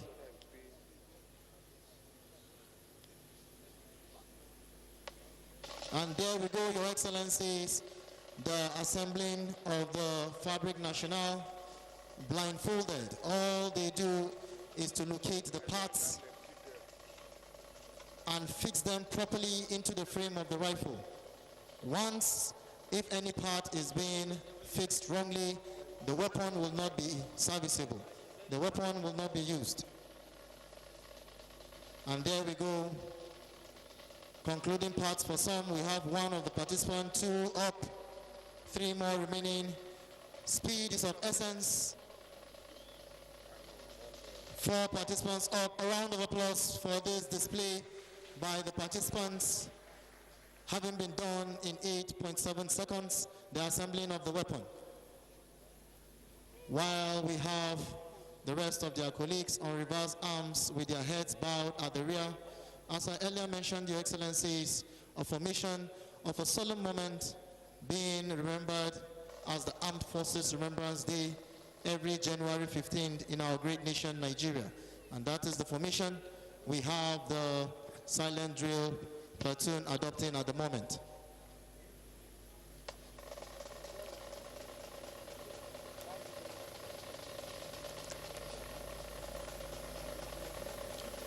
It has been exciting events unfolding here at the Eagle Square, Abuja, where it began with the march past by the armed forces and the Nigeria police, and dovetailed also to the march past by the security agencies and organizations.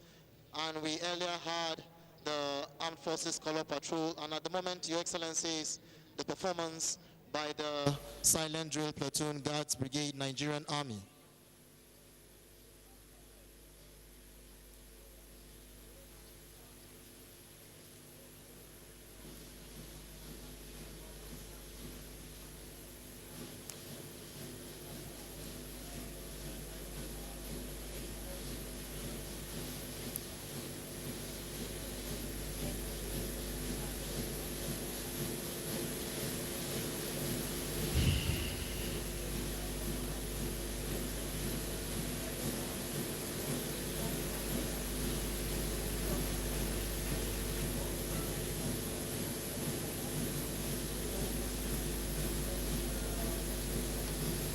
Your Excellencies, most distinguished invited guests, senior officers both serving and deservedly retired, captains of industries, members of the diplomatic corps, Your Royal Highnesses, ladies and gentlemen.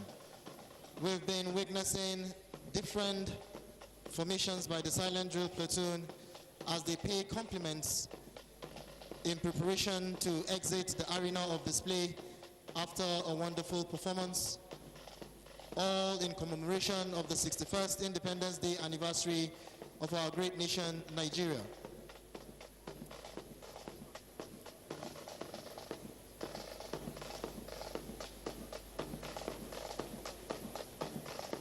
Your Excellencies, please another resounding round of applause for the Silent Drill Platoon as they exit the arena of display after a wonderful performance. Thank you. Your Excellencies, most distinguished invited guests, ladies and gentlemen, with the performance we just witnessed by the Silent Drill Platoon, shortly, Your Excellencies, we shall be witnessing yet another exciting one by the Adila Acrobatics Group.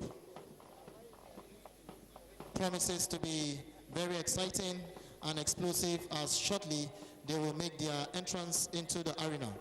Your Excellencies, happy viewing.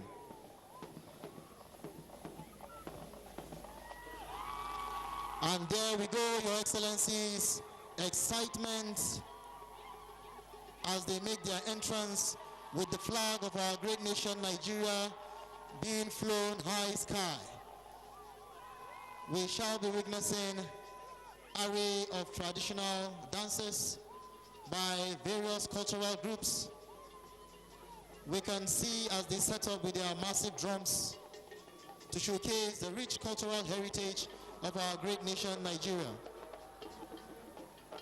The performances we shall be witnessing by the Adila Acrobatics Group is that of a storyline of a village where we can see the celebration of unity, of oneness, bountiful harvest after they've gotten in the village.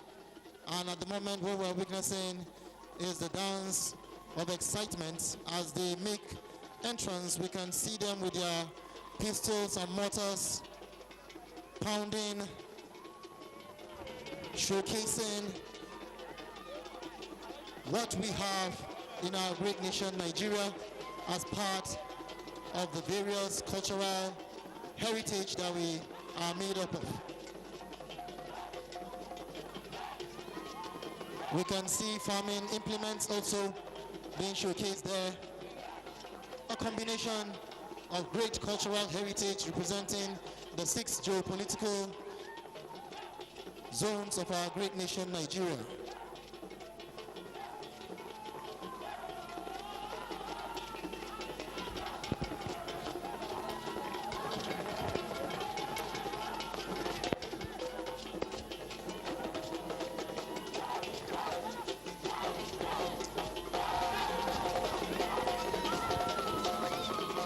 Yes, Your Excellencies, at the moment, what we can see is the painting of the coat of arms.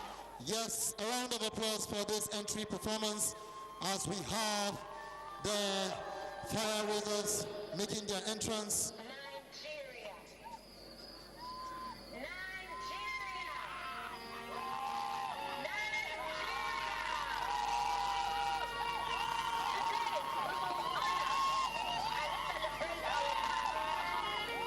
The painting of unity of the coat of arms being done there at the center.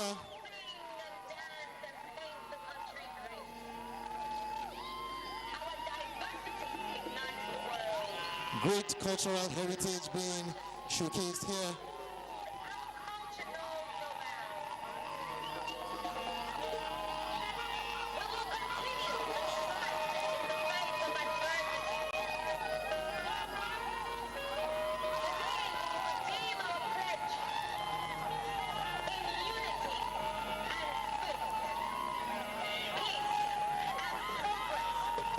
Peace and progress, unity and oneness. Beautiful. A round of applause for this performance we just witnessed. More exciting performances will be showcased here in this arena. A combination of cultural heritage as well as contemporary entertainment, all in commemoration of the 61st Independence Day anniversary of our great nation, Nigeria. The dances of unity, of bountiful harvest being showcased there. As Your Excellencies, we have 6 cultural groups that just made their entrance to represent the different cultures we have in our great nation, Nigeria. From the left of the state box, Your Excellencies, we have the Igbo cultural group representing the southeast, followed by the Efik dancers representing the south-south. The Bagi dancers, Your Excellencies, most distinguished invited guests, will also represent the north central. The Hausa Fulani dancers will represent the north, while the Yoruba dancers will represent the southwest. We shall still witness more of the performances from the various cultural groups.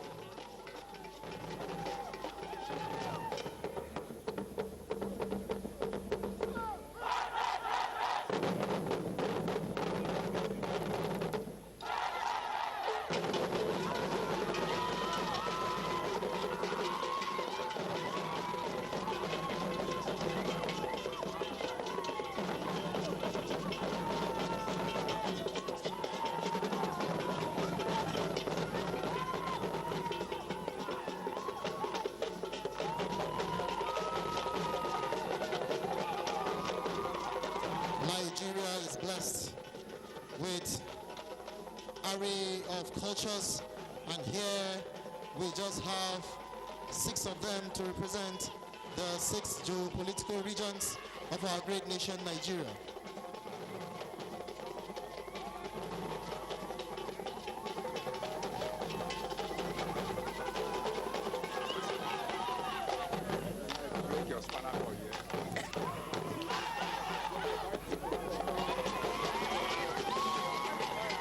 Yes, Your Excellencies, more exciting events unfolding in this arena.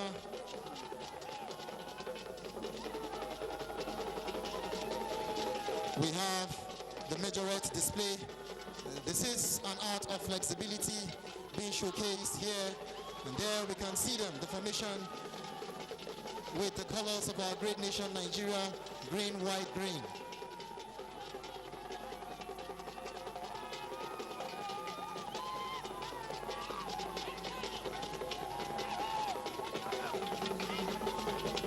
Beautiful display showcased out here at the Eagle Square, Abuja, Nigeria.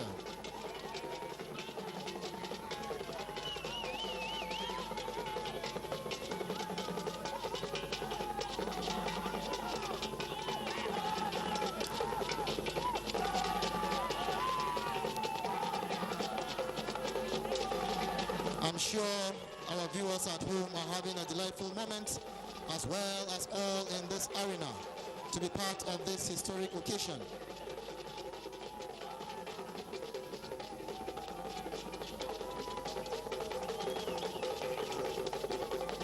We can see the art of flexibility being showcased here.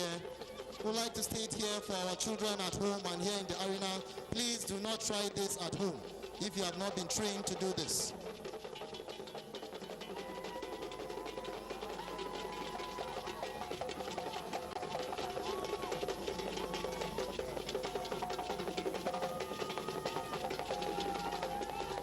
Yes, Your Excellencies, the rich cultural heritage of our great nation Nigeria making their entrance, celebrating our country at 61. As I earlier mentioned, Your Excellencies, from the left of the state box, we have the Igbo Cultural Group representing the Southeast, while Your Excellency, closely followed is the Efik dancers representing the South-South.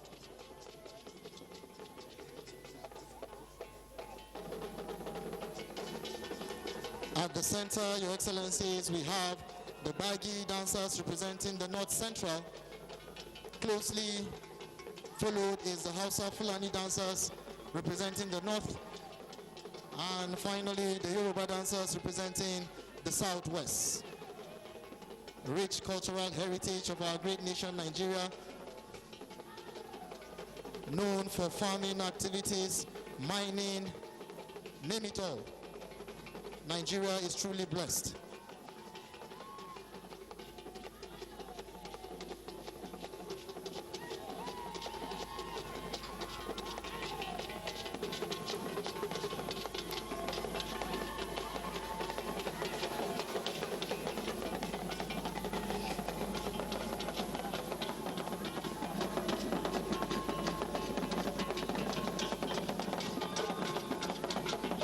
Our culture, our heritage.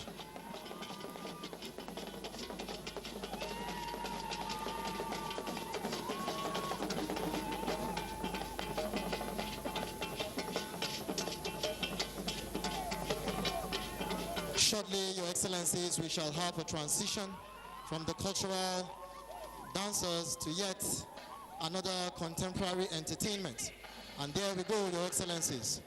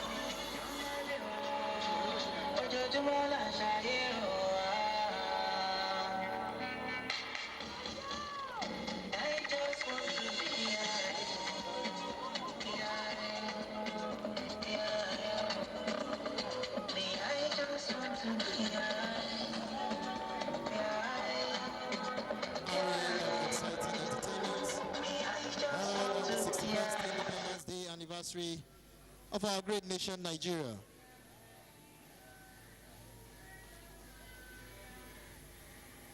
And there we go, a transition.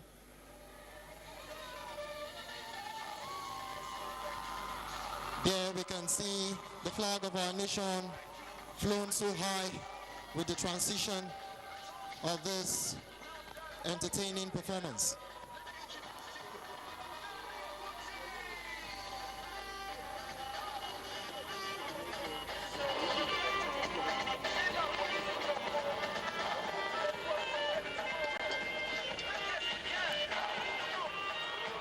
Please, a round of applause for this entertainment. They were witnessing lovely performance by the Adila Acrobatics.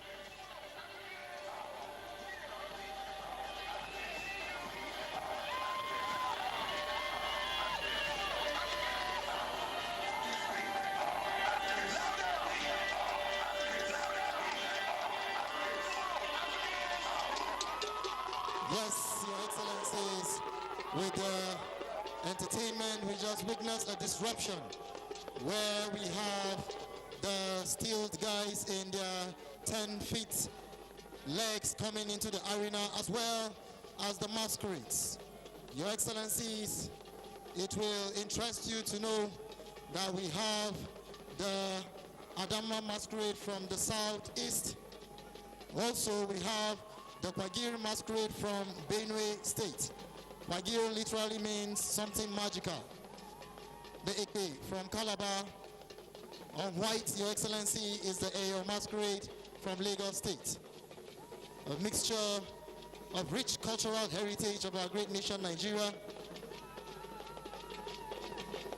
Fire breathers.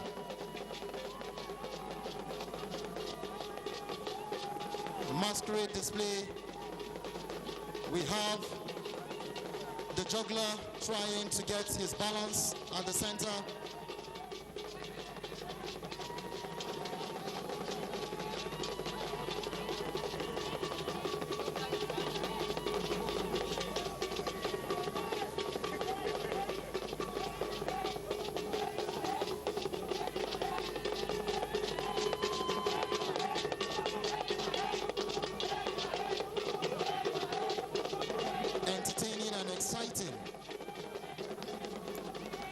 On this historic occasion.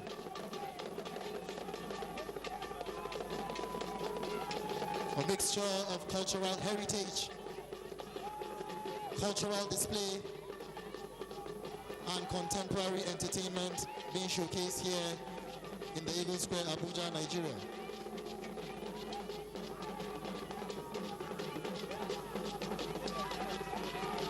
Please, a round of applause for that balance that we can see by the juggler. Thank you.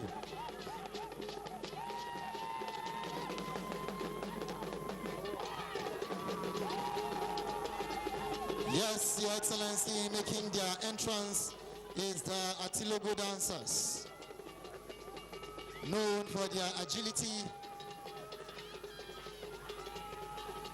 Shortly, we shall be witnessing unique display of dances, and there we have them, while those dressed in the unique colors of our great nation Nigeria, green over white, flexibility being showcased there.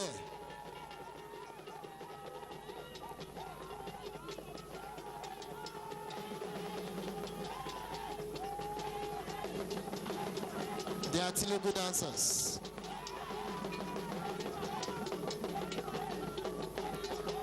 Cultural heritage of our great nation Nigeria being showcased here today.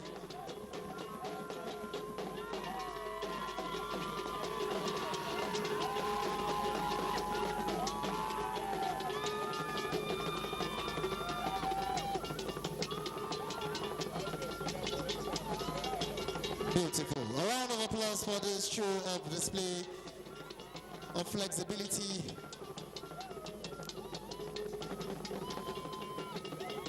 Yes, Your Excellencies, the Atilogo dancers trying to build a tower. We can see trying to balance themselves on each other.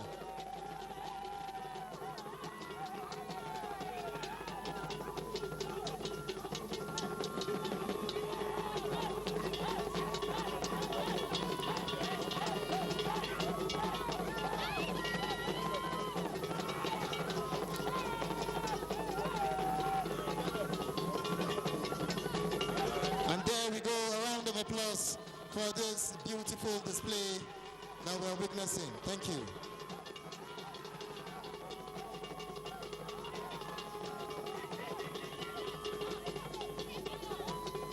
Entertaining, exciting, rich cultural heritage of our great nation, Nigeria, showcased here on this historic occasion, the 61st Independence Day anniversary of our great nation, Nigeria.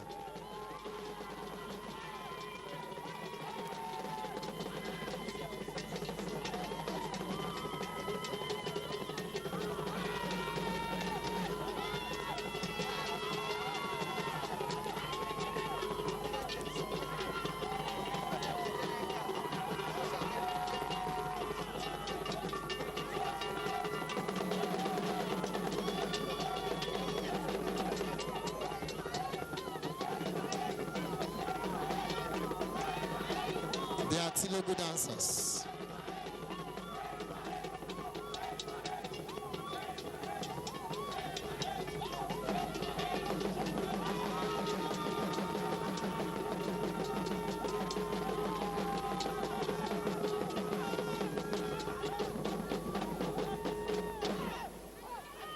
Please, a round of applause for the beautiful performance we just witnessed. Thank you. Array of exciting moments. And yes, making their victory dance exciting, known as the victory dance, celebration of life, of unity, of oneness.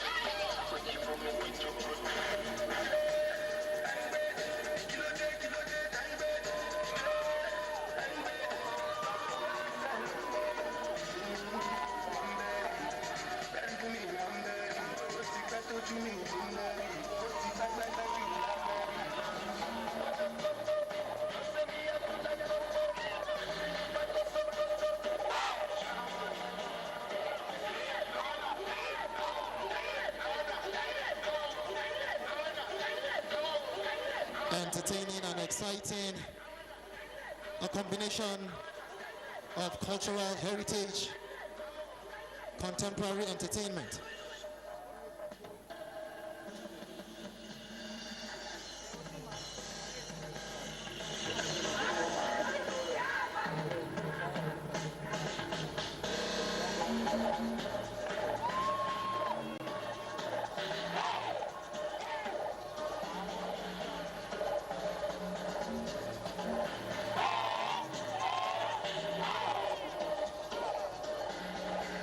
Yes, Your Excellencies, concluding moments.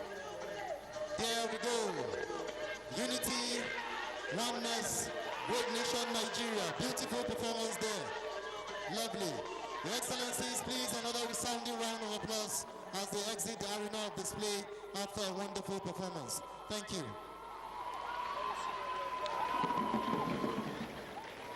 Your Excellencies, most distinguished invited guests, senior officers, both serving and deservedly retired, captains of industries, members of the diplomatic corps, your royal highnesses, ladies and gentlemen, with the performance by the Adila Acrobatics Group, next is the climax of all performances, a combination of the mass band in conjunction with the silent drill platoon and the cultural troops. And there we go, Your Excellencies, making their entrance for yet another exciting performance. Your Excellencies, happy viewing.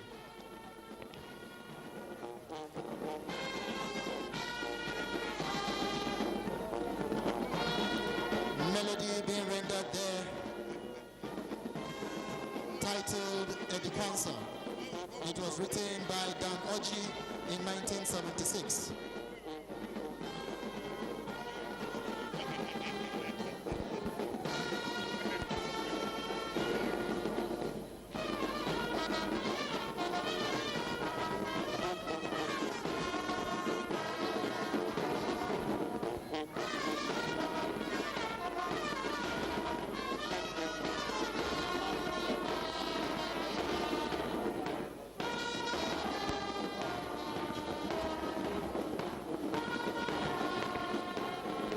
Shortly, Your Excellencies, most distinguished invited guests, ladies and gentlemen, what we shall be witnessing is a formation that we shall soon be having by the mass band.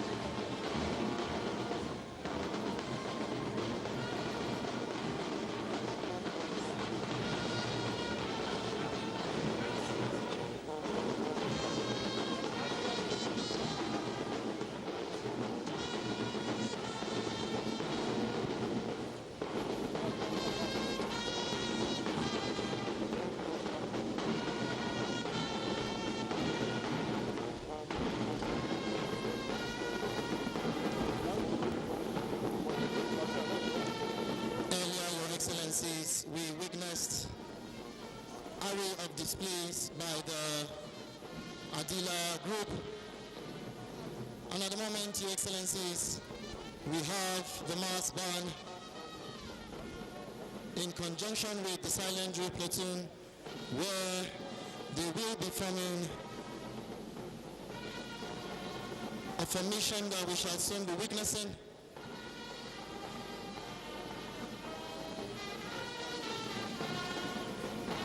It is very symbolic because it is constitutional for the defense of the territorial integrity of our great nation, Nigeria. And here we have the formation by the armed forces and the Nigeria police, where from an aerial perspective, we would like to urge our dignitaries closely seated to the screens in this arena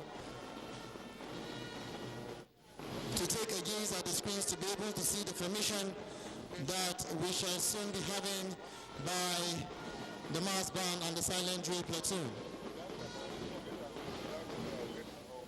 And there we go, Your Excellencies, the formed map of our great nation, Nigeria. Please a round of applause for this formation that we have. As shortly, Your Excellencies, we shall be having a fusion of cultural heritage come into the formed map to showcase yet another exciting performance.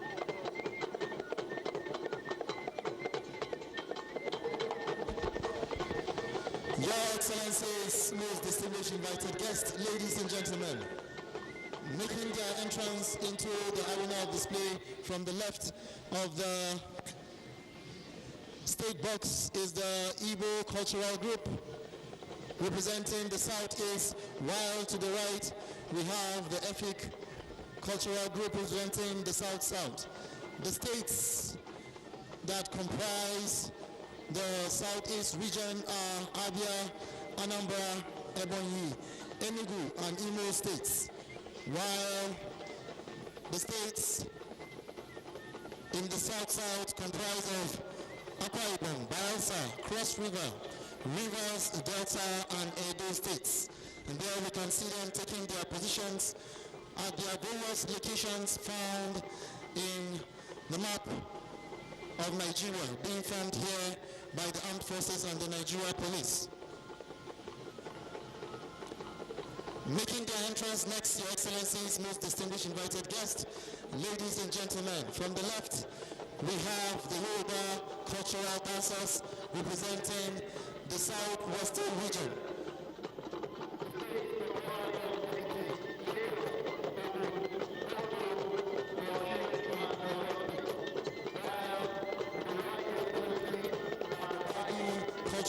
dancers representing the North Central. The states are Benue, Kogi, Kwara, Nasarawa, Niger, Plateau States, and the Federal Capital Territory. Yes, Your Excellencies, making their entrance next, we have to the right the Bachama Cultural Group representing the northeastern states, while to the left, Your Excellencies, are the Fulani Hausa cultural dancers representing the northwestern states. The states in the northeast being represented here by the Bachama cultural dancers are Adamawa, Bauchi, Borno, Gombe, Taraba, and Yobe states. While to the northwest, we have Jigawa, Kaduna, Kano, Katsina, Kebbi, and Sokoto and Zamfara states.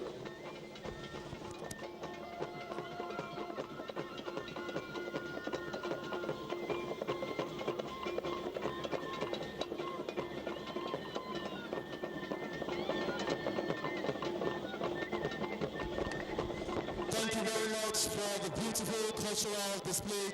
Please, a round of applause for the wonderful display we are witnessing right now by the various cultural groups. Rich cultural heritage of our great nation, Nigeria, being showcased here. Thank you very much, the cultural groups.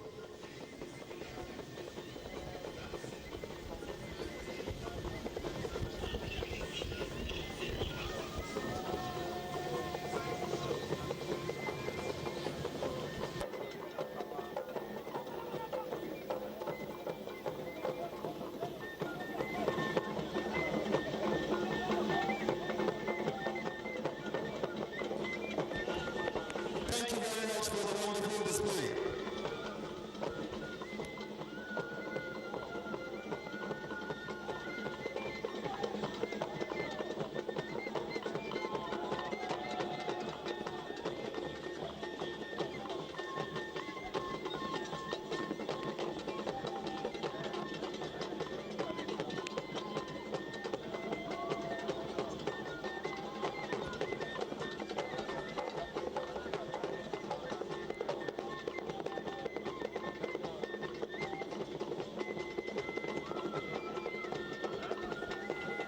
Thank you very much, the cultural group. We are behind schedule. Thank you for the beautiful cultural display. Please, you may exit the arena. A round of applause for this wonderful display we just witnessed. Thank you.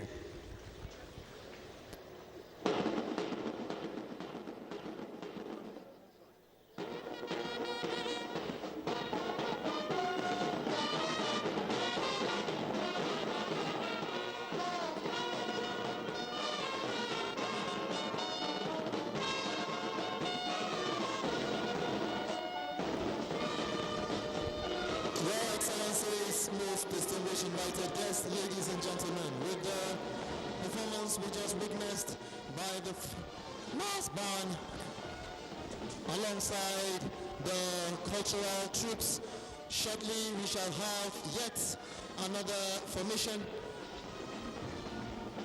by the mass band as well as the cultural troops. There we can see them taking positions for the next display.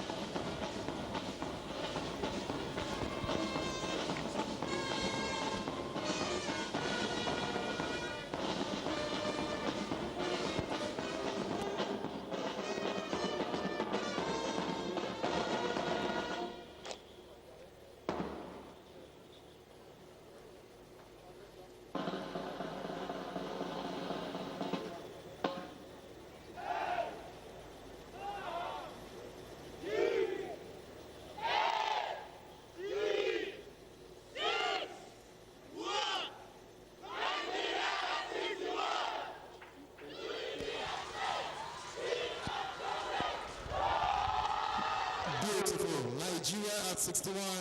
Unity, faith, peace, and progress. Please, another resounding round of applause for this wonderful performance as the melody we're listening to at the moment by the legend herself, Onyeka Owenu, urging all Nigerians to keep coming together, to keep making our nation greater and better. Despite our differences in culture, in religion, we are one, and together we can. Together we can keep making our nation better and greater. Please, another resounding round of applause for this beautiful performance we just witnessed.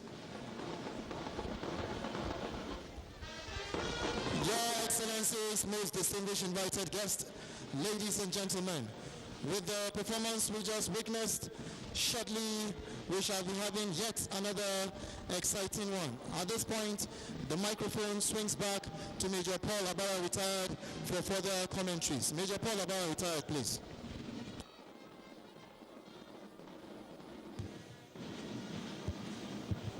Thank you, Captain Tagwai. Your Excellency, the special guest of honor, Your Excellencies, very distinguished invited guests, ladies and gentlemen, with that exciting and most spectacular display by members of the armed forces and the Adela Cultural Group, we've come to the close end of this 61st Independence Anniversary celebration holding at Eagle Square here. Shortly,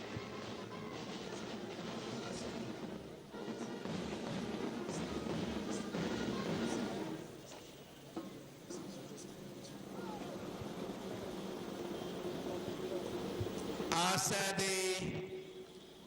the band, under the acrobatic display group, and of course the silent drill officers and men there take place, may I, at this juncture, very respectfully request the Commander Guards Brigade to please request the special guest of honor to take position for the photographing. Please, the Commander Guards Brigade, sir.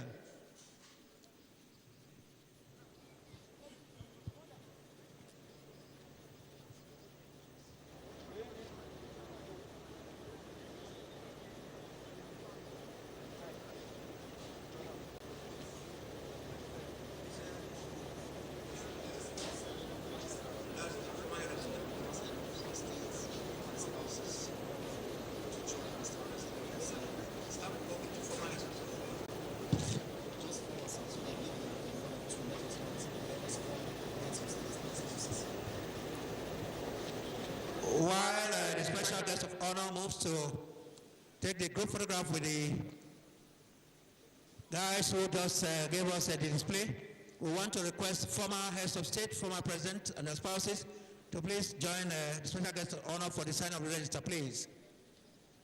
Former heads of state, former president here present, their spouses, please. For the signing of the register,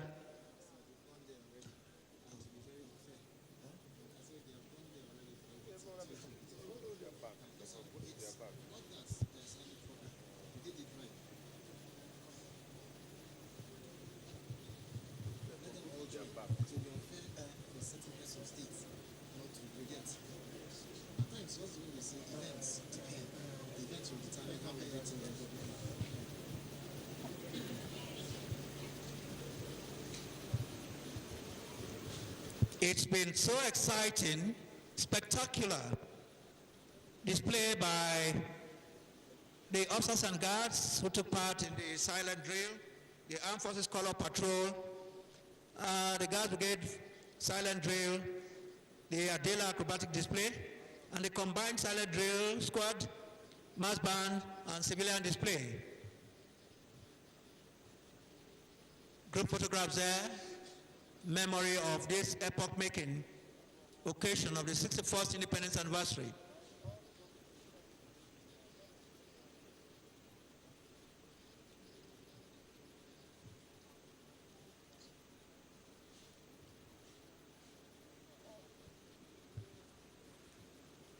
The photograph over. Next will be the signing of the anniversary register by the special guest of honor and former heads of state, former president here present, please give the impression of what we have witnessed this morning. Hilarious, most exciting, well engaged.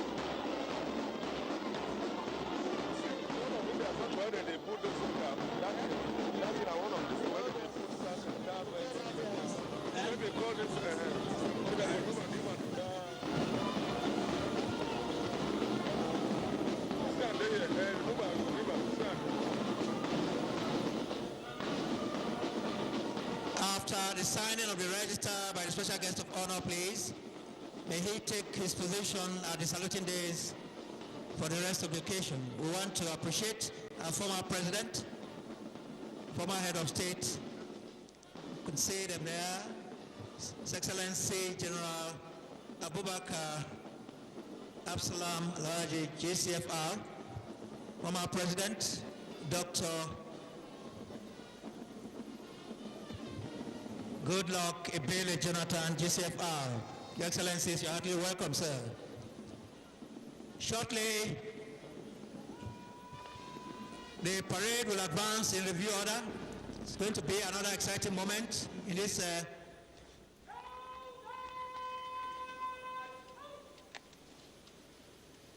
yes.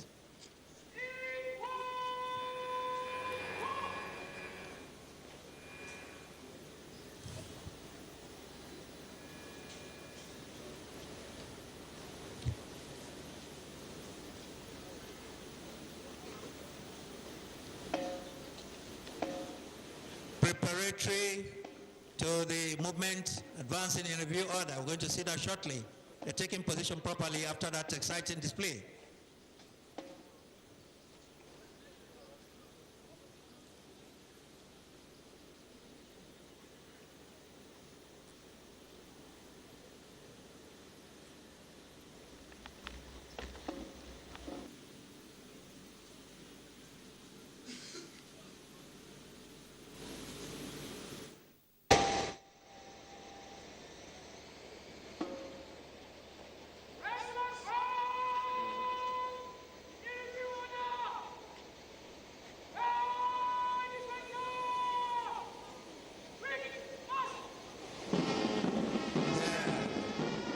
Don't go my phone, don't go my phone. Sorry. Round of applause there, please. Advancing in review order. Synchronized.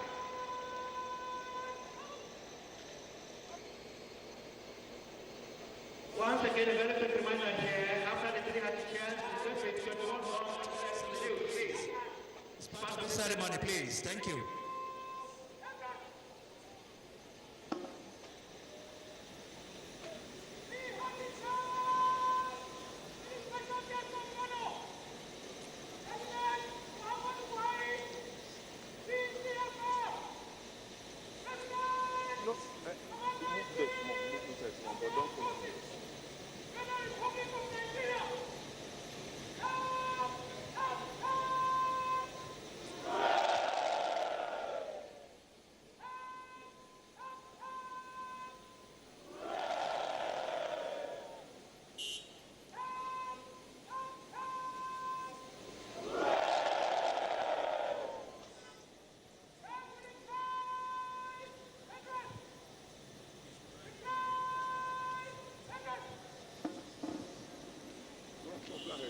May we all please rise wherever we are sitting within the Eagle Square place for the 21-gun salute, followed by the national salute.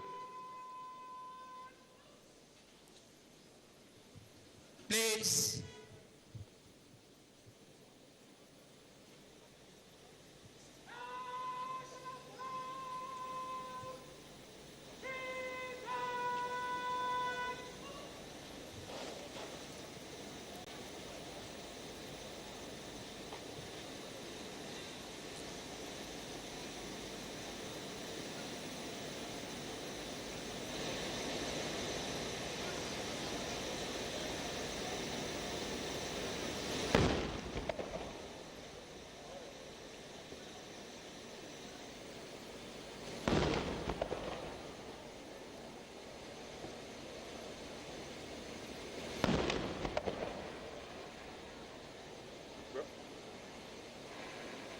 Front are there or back?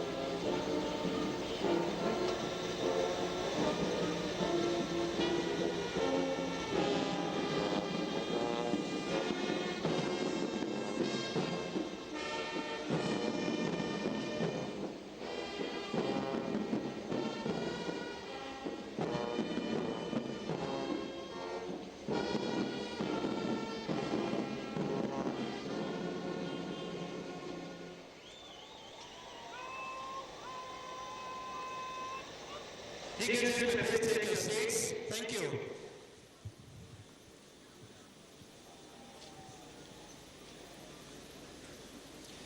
The 21 artillery gun salute, followed by the national salute. Over. The parade commander, Lieutenant Colonel Salim Yusuf Hassan, marches towards the presidential dais to seek the presidential permission of the special guest of honor, reviewing officer president commander-in-chief to march up the colors and the rest of the parade, thus bringing us to the end of this epoch-making occasion. We're going to hear that shortly.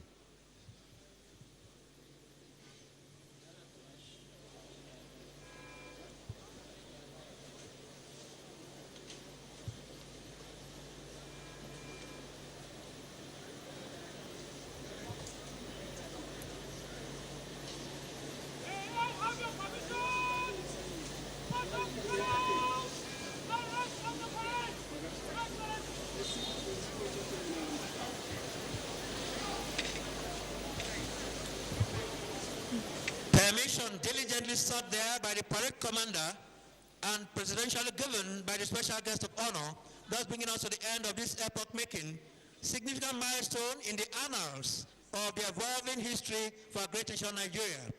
61st Independence Anniversary. Special guest of honor exchanging pleasantries with His Excellency the Vice President and the dignitaries before taking leave of the Eagle Square, bringing us to the end of this occasion. We please want to request our dignitaries to please allow the special guest of honor and their excellencies to take their exit before we please take our exit, please. We plead. And if you're still around the arena, when they call us March of Parade, please, in absolute deference to the callers as the March of Parade, we are always expected to rise wherever we are sitting. Officers and warrant officers in uniform should please salute. Thank you. That's bringing us to the end of this occasion.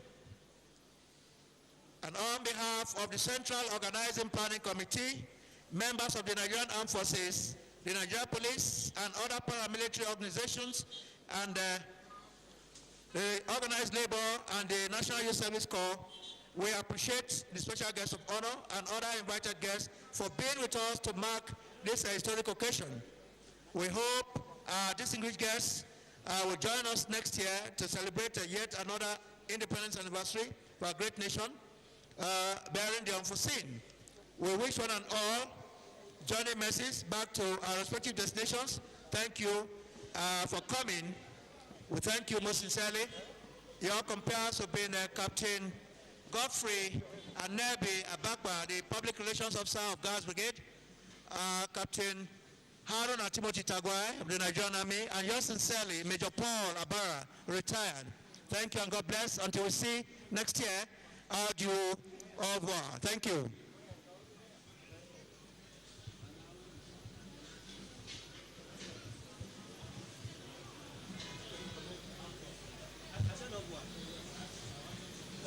Au revoir, au revoir.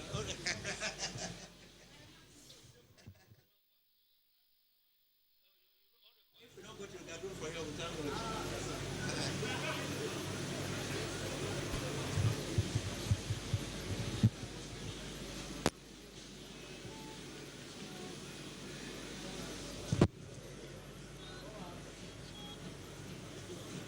Banco, I dare your hand. I dare your hand.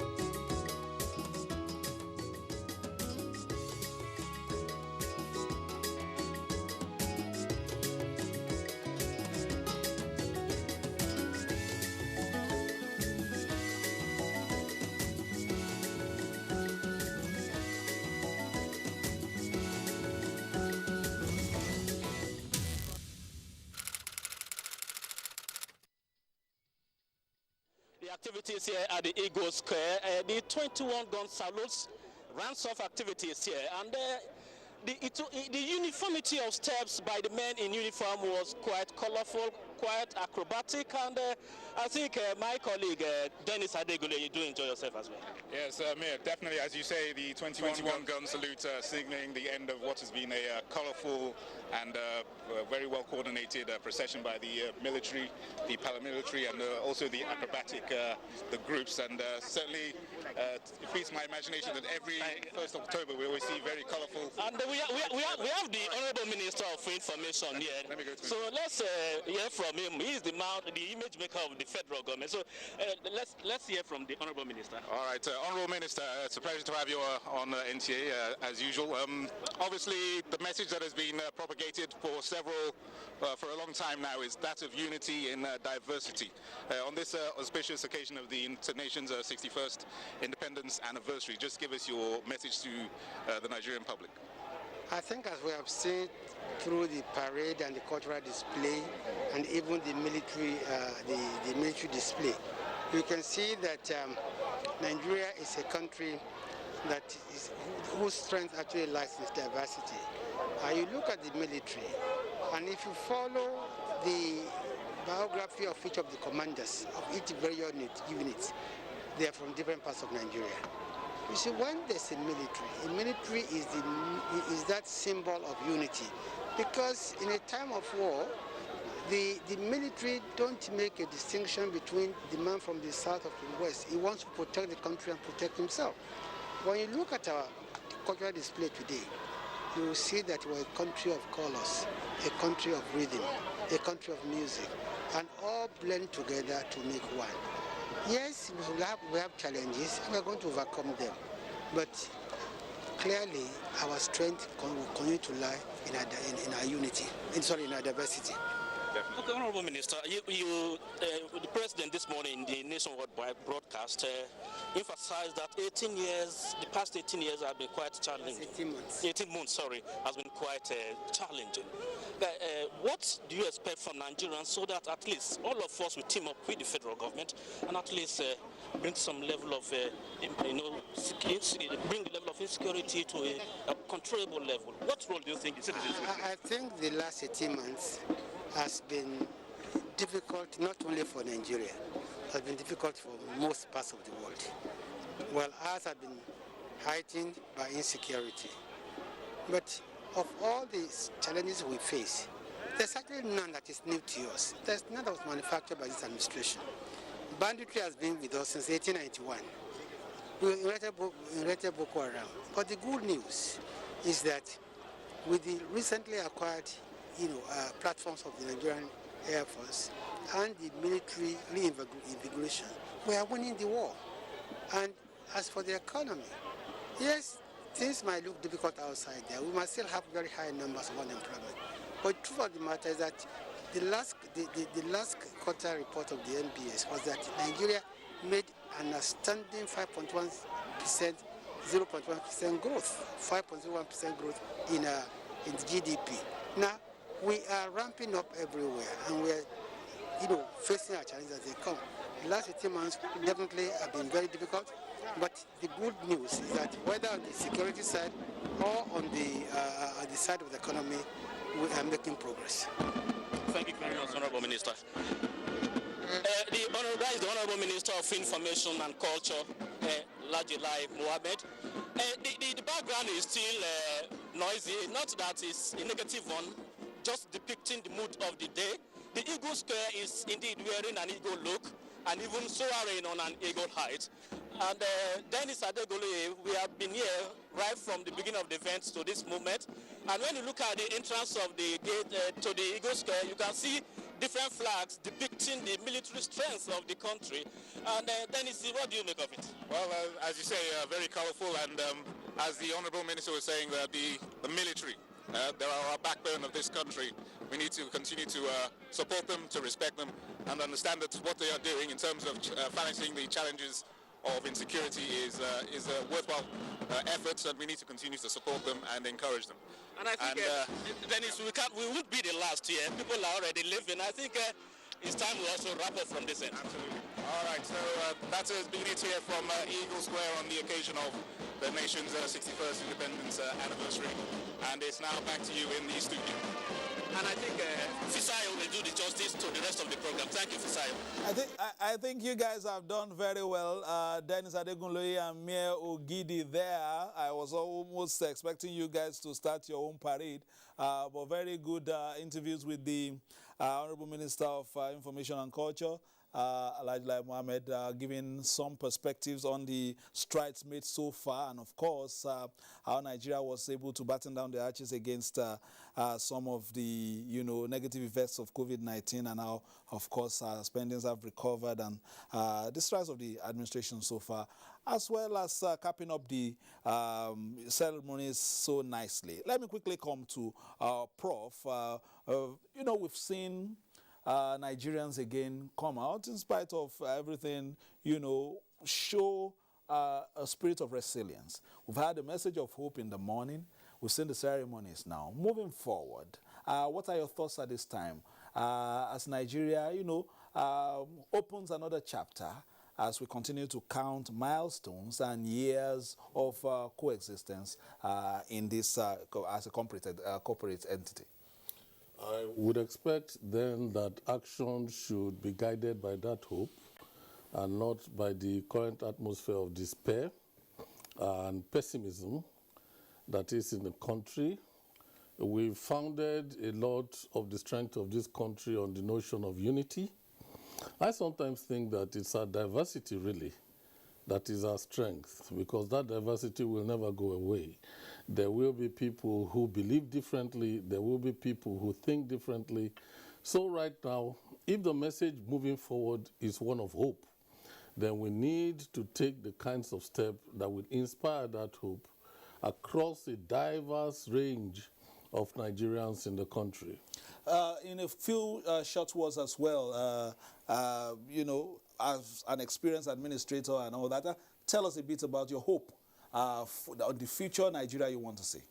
Well, I think we need a Nigeria that is united, a Nigeria that is prosperous, a Nigeria that that emphasizes equity, fairness, and justice, a Nigeria that accommodates all the views, diverse views. But there are three things we need to go to quickly.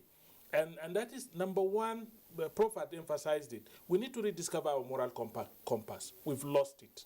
And until we rediscover our moral compass, we will not even know how to carry on with the journey to nationhood. Secondly, we need to look at our social inequalities. They're getting wider by the day. The gap between those that have and those that don't have is getting wider every day, and it's at the root of a lot of the crises we are facing.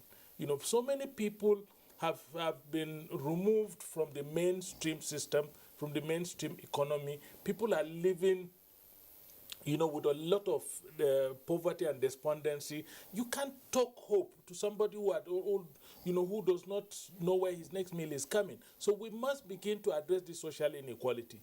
Those who have resources must begin to recalibrate how they utilize these resources to take care of the society. And the third one, which is very important, is that we've also lost our humanity. If you have a child now, the child would come and tell you, only 10 people died. Meaning even death now does not frighten us. When somebody needs assistance, we will be trying to take pictures to post on social media rather than assist the person. We see the kind of gruesome murders that are taking place on our streets, and we are not even appalled by them. We've lost our sense of humanity. When we're talking about numbers, we look at all the things that are happening, the killings in the northeast, the killings in the northwest, the killings in the southwest, the east, everywhere. We look at them as numbers. We look at them as statistics. But these are human beings. These are breadwinners. These are relations. These are sons. They are daughters. They are brothers, cousins, sisters. Why can't we begin to think of human life as human and not just an expendable statistics? All right, very Fendu. Let's hear from you very quickly. Your thoughts as we begin to round off this session. For me, we are expecting that the Nigeria of our dreams will come to pass. A Nigeria where there will be gender equality. A Nigeria where the Constitution will be gender sensitive. A Nigeria where the National Assembly will be bold enough to pass all the bills that we have presented before them. The bills on additional seats to enable women have extra 111 seats to contest both at the Senate, House of Reps, and State Assembly. A Nigeria where the Gender and Equal Opportunities Bill will be passed. And a Nigeria where the bill presented by Senator Omo Agege will also be passed. That bill is talking about appointing positions for women, where the gender policy will be represented. And most recently, I'll tell you, using the PIB as an example, it's now an act, so it's PIA now. The language of that bill did not in any way talk about women. It still had men, he, as the people that they are talking about. No space for women. There are no, just like in the Constitution, where the language is not gender sensitive. We have also seen that most boards already constituted, we don't have women represented. And some of them, I'm talking about the ones that will do with the downstream sector, that's oil and gas sector. We have some of the boards with just maybe one or two women representation. But another one without even a single woman in the board. We are looking up to Nigeria. We are looking up to the president. We are looking up to the National Assembly to make sure that these inequalities are, things of the past. At 61, we should have our women participating in governance. I mean, no country will develop if women are not given an opportunity to be part of governance. We have our strength, we have our expertise to bring into government. We are also saying that in this fight against insurgency, against terrorism and the rest, there can be genuine peace without women being involved as members of the peace committees. If you want to have a clear peace and conflict resolution, you cannot have it without having women involved. We are closer to the community, we are closer to our children, and we know exactly when and how to address some of these situations. So I'm looking forward that 61 years of Nigeria, we'll be talking about gender equality. We'll be talking about governance that is fully representative, where the persons with disability and the youth will also be part of governance. It's an opportunity. We need the political will to do that. We need political parties where there will be internal party democracy, and an INEC that will be bold enough to register a political party that is not living up to its legal documents.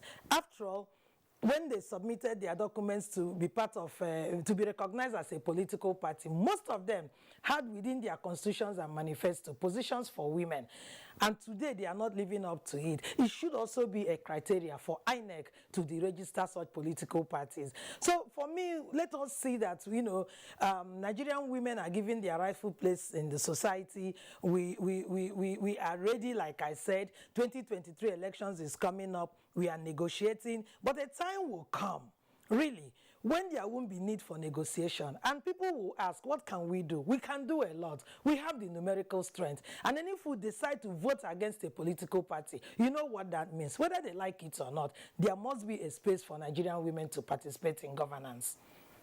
To you for being a part of the program. We've had a Berry Ifendo, President Women in Politics, in our NTA News 24 studios. Let's quickly join Professor Kabiru Mato in Kaduna for his interventions. Prof, thank you very much for coming. We appreciate you. That's about how much we will take for this segment. Many thanks, first of all, to Professor Oka Obono for your patriotism, for lending your voice also on Nigeria's journey to nationhood and the interventions you've made, especially, talking about the marriage between the town and the gown, talking about, the university environment and, of course, industry as we begin to get churn out students of caliber to begin to feed different sectors of our economy. And of course, to Ahmad Sajo, a voice of experience in administration and also in politics, many thanks for your interventions.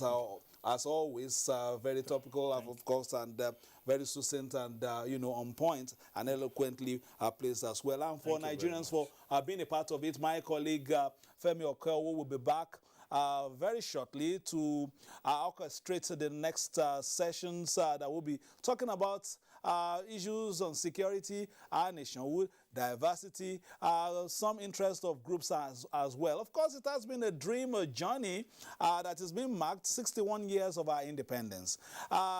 It has not been the smoothest of rides, but the bumps on the way have also helped in strengthening that union. My name is Fisai Ogunfe, thanking you for being a part of this session and urging you to continue with us on the network service of the Nigerian Television Authority for this special program with news, reviews, previews, and interviews. Bye-bye now.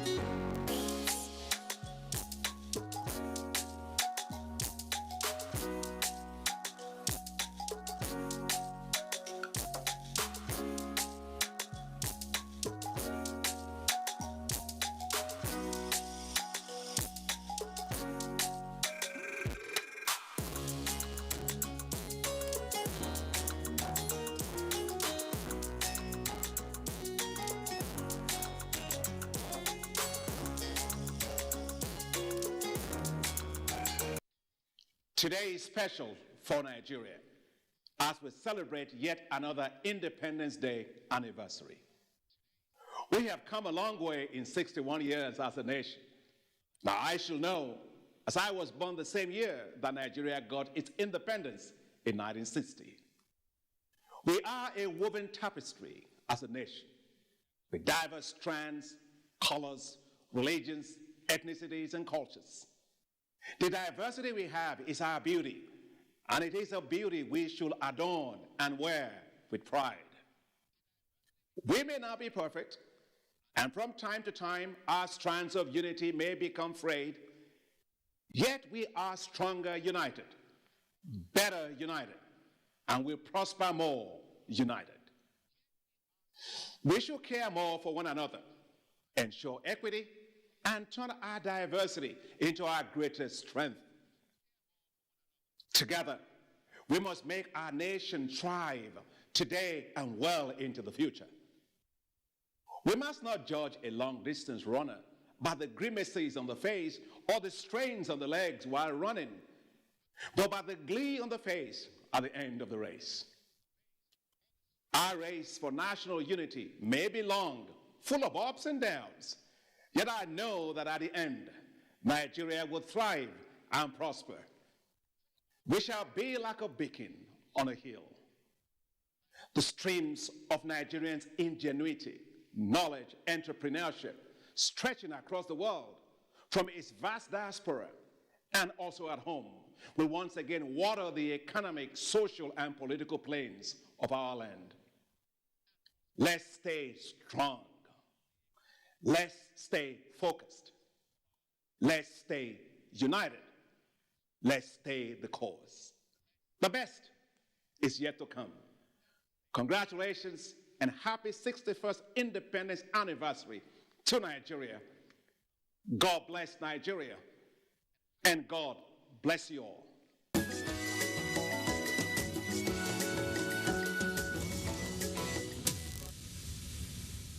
My dear compatriots, on behalf of OPEC, we send our warmest greetings and salutations to our fellow Nigerians celebrating Independence Day.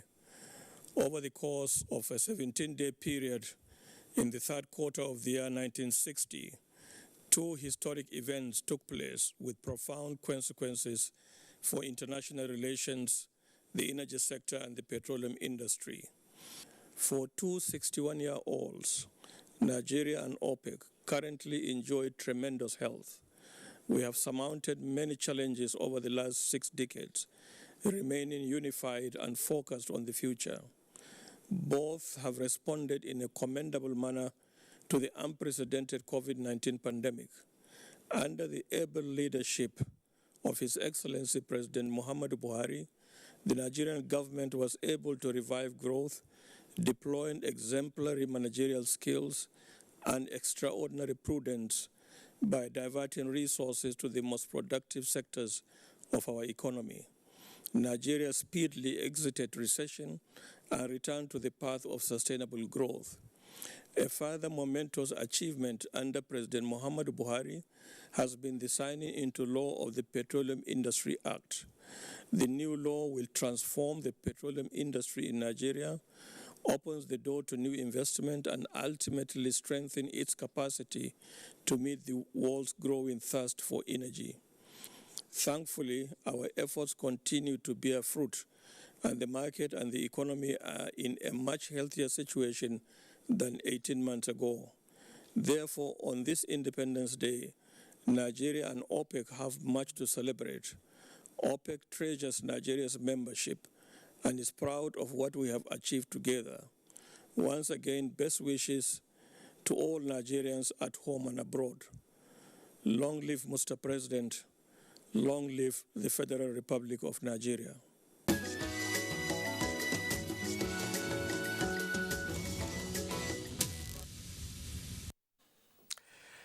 Yes, we continue our celebrations of the 61st independence anniversary of Nigeria. And the earlier part of today has been devoted to ceremonies we will continue our celebrations by looking at the situation in Nigeria and picking out the issues that we really need to deal with. Nigeria, like other countries in the world, has had her own fair share of security challenges in the course of her journey to nationhood from 1960 to date. And talking about the Civil War, for instance, in 1966, which lasted several months, to ethno-religious and political conflicts which we have had over the years. And now, the Boko Haram terrorists, kidnappings, and banditry, as well as the so-called secessionists. Aside from these challenges, Nigeria also recorded successes in peacekeeping operations across the world. In the last 61 years, Nigeria's security architecture has increased in both number of personnel and platforms to protect the territorial integrity of the nation. As we continue our 61st independence anniversary, the journey has been a mixed one, no doubt. And so we will be discussing that. And to join me in the studio is, for this discussion, is a retired Inspector General of Police, retired Assistant Inspector General of Police, Austin Iwa. You're welcome to this segment. Thank you for having me. Austin. Yes, I remain yours, Femi Okeowo, and we also have another guest in Jos. He is someone you are familiar with on this station, and he is Brigadier General John Temlong, First Commander of the Multinational Joint Task Force and former President, Alumni Association of National Defense College and Security Consultant. General Temlong, you are welcome to our discussion on security. Very much. Happy Independence, Nigeria, and I'm glad to be here with you. Thank you very much, and we shall be looking at the issues. Security certainly would not be anything that is strange for any territory. But Nigeria now, we talk about insecurity as if we have never had insecurity before. The one that we have now seems to knock on everybody's door. What has, in your own historical perspective, can we say has led to that situation where every Nigerian, you know, before Nigerians, it was justifiable for Nigerians to think that security belonged to the police and army alone. Now we know differently. What has moved so swiftly, differently? Let me first of all congratulate all of us for arriving at this particular point in our life, 61 years. 61 is still a young person. Life starts at 60. So let us say that life of the Nigerian state starts at 60. Yes, of course, we've had several security problems, and the problems are even more compounded now. You know, in the last 20 to 22 years, we've had a lot of crises from every part of this country. Every single part of this country is experiencing it, whether it's banditry, whether it's kidnapping, whether it's secessionist tendencies, like you have said in your opening statements, whether it's farmer header crisis and all that. And in the same vein, Nigeria has also, over the years, increased the number of security personnel, security agencies that should tackle these problems. My concern is that we have several security agencies now, and yet insecurity is increasing. We have close to 9 to 12 or 13 federal security agencies that are supposed to be taking care of us, and yet over the years, security crisis has increased. I think that one of the problems is political, in the sense that there is we're experiencing what I may call divide and rule, you know, from the ruling class, the upper ruling class, whether they are political class or whatever class that are ruling us. And we see that they are more united. Forget about the different political parties. They are very united. And they seem to have created an army of supporters that are now united and that are fighting themselves. Yes. And then secondly, you also have to look at the economy. The economy of Nigeria is suffering. It's almost on the brink of collapsing. You have given us a picture. People would want to see that picture very clearly before we go to economy, because the economy, that is a topic in itself, but then, as we all now know, it certainly affects security. Yes. So we will deal with that. But you talked about the governing class, the rulers, our leaders, adopting a divide and rule system. Since we are talking also history now, we know that our colonial masters, the indirect rule was another form of divide and rule. Yes. So how can the divide and rule, which you said, how can it engender insecurity? Yeah, because the rulers have created a situation in which followers are antagonistic of themselves. We don't have a political philosophy or ideological differences in this country. It all has to do about personal interest. What we have seen over the years that the political class are pursuing personal interest to the detriment of collective and national interest. And we see it. We see it in corrupt practices. We see it the way they go about churning out policies that are not, some of which do not address poor people or poverty people. Forget about some of these palliatives that they bring, that are churned out, but they are not broadly implemented as to touch every Nigerian. And then you discover that to control the people that they have created, the followers they have created, it's not in their interest. It's not in their interest. They control them in the context of they supporting them. There. I mean, we've seen marriages in which supposedly political rivals come together. I mean, the latest marriage is the Kanu marriage of the president, where all the political parties were there and, very happy with themselves. As a matter of fact, one of the Atiku, who we think that is one of the protagonists, was even the student for the father of the Mr. President's son. So you begin to think that something is happening here. Should that not create more unity? Yeah, it should create more unity. Yes. Amongst themselves, amongst the political class, it creates unity. Like I have said, they are united. They keep moving from one party to the other. The parties are not ideologically divided. They are divided on the basis of personal interest, not even party interest, personal interest. But then again, the followers are divided on interests that you cannot define. And the number of killings that take place at the lower levels, the people at the top don't really care about this.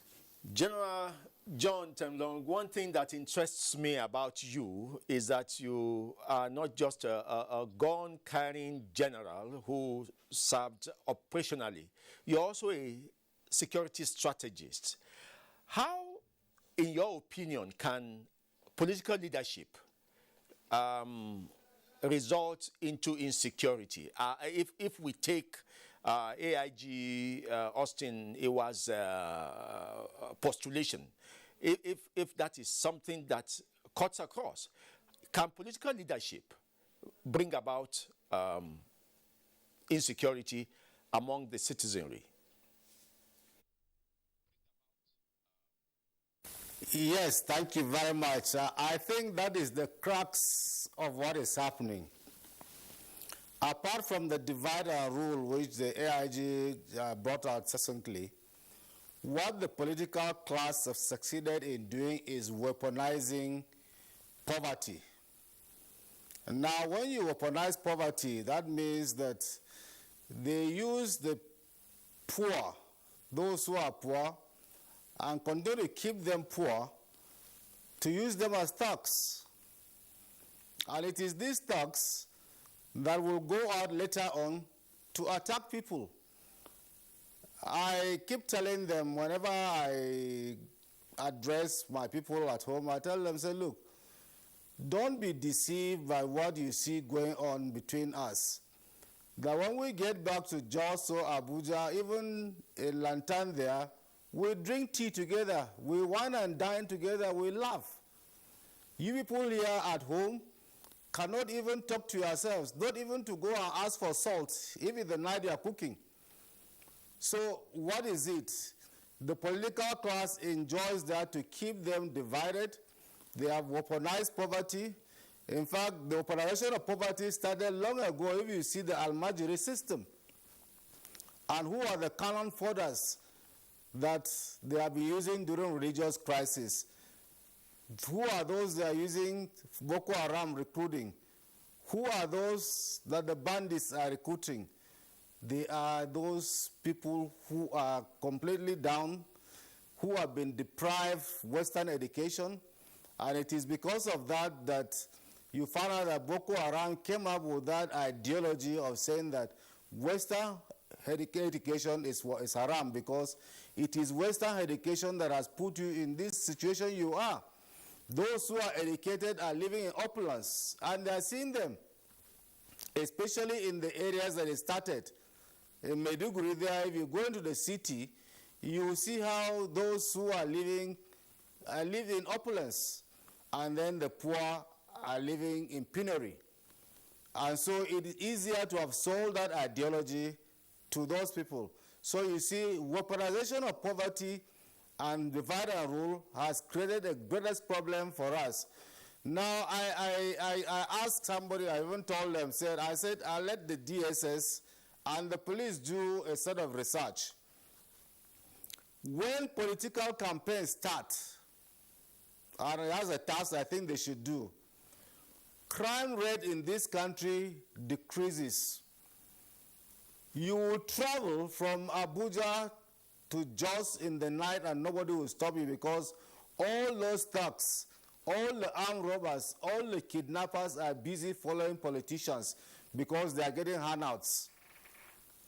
You hardly hear of housebreaking, you hardly hear of armed robbery, you hardly hear of kidnapping because those people have now been mobilized.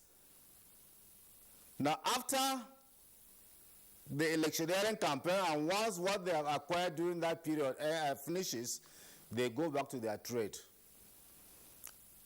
And unfortunately, some of those thugs have been armed.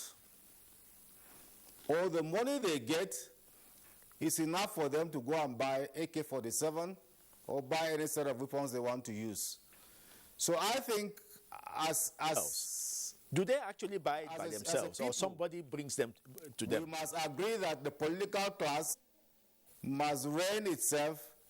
We must agree that we as a people have failed to give leadership, and we have to look at it. How do we get out of this dogma? Because as long as people are left in this situation, we have weaponized poverty, divide and rule is going on, all because of self-aggrandizement, and you find out that there are no industries, there are nothing being put in place, so that every time people look up to them, because when they come back from Abuja or from the state capital, people go and get pittance for them and go back.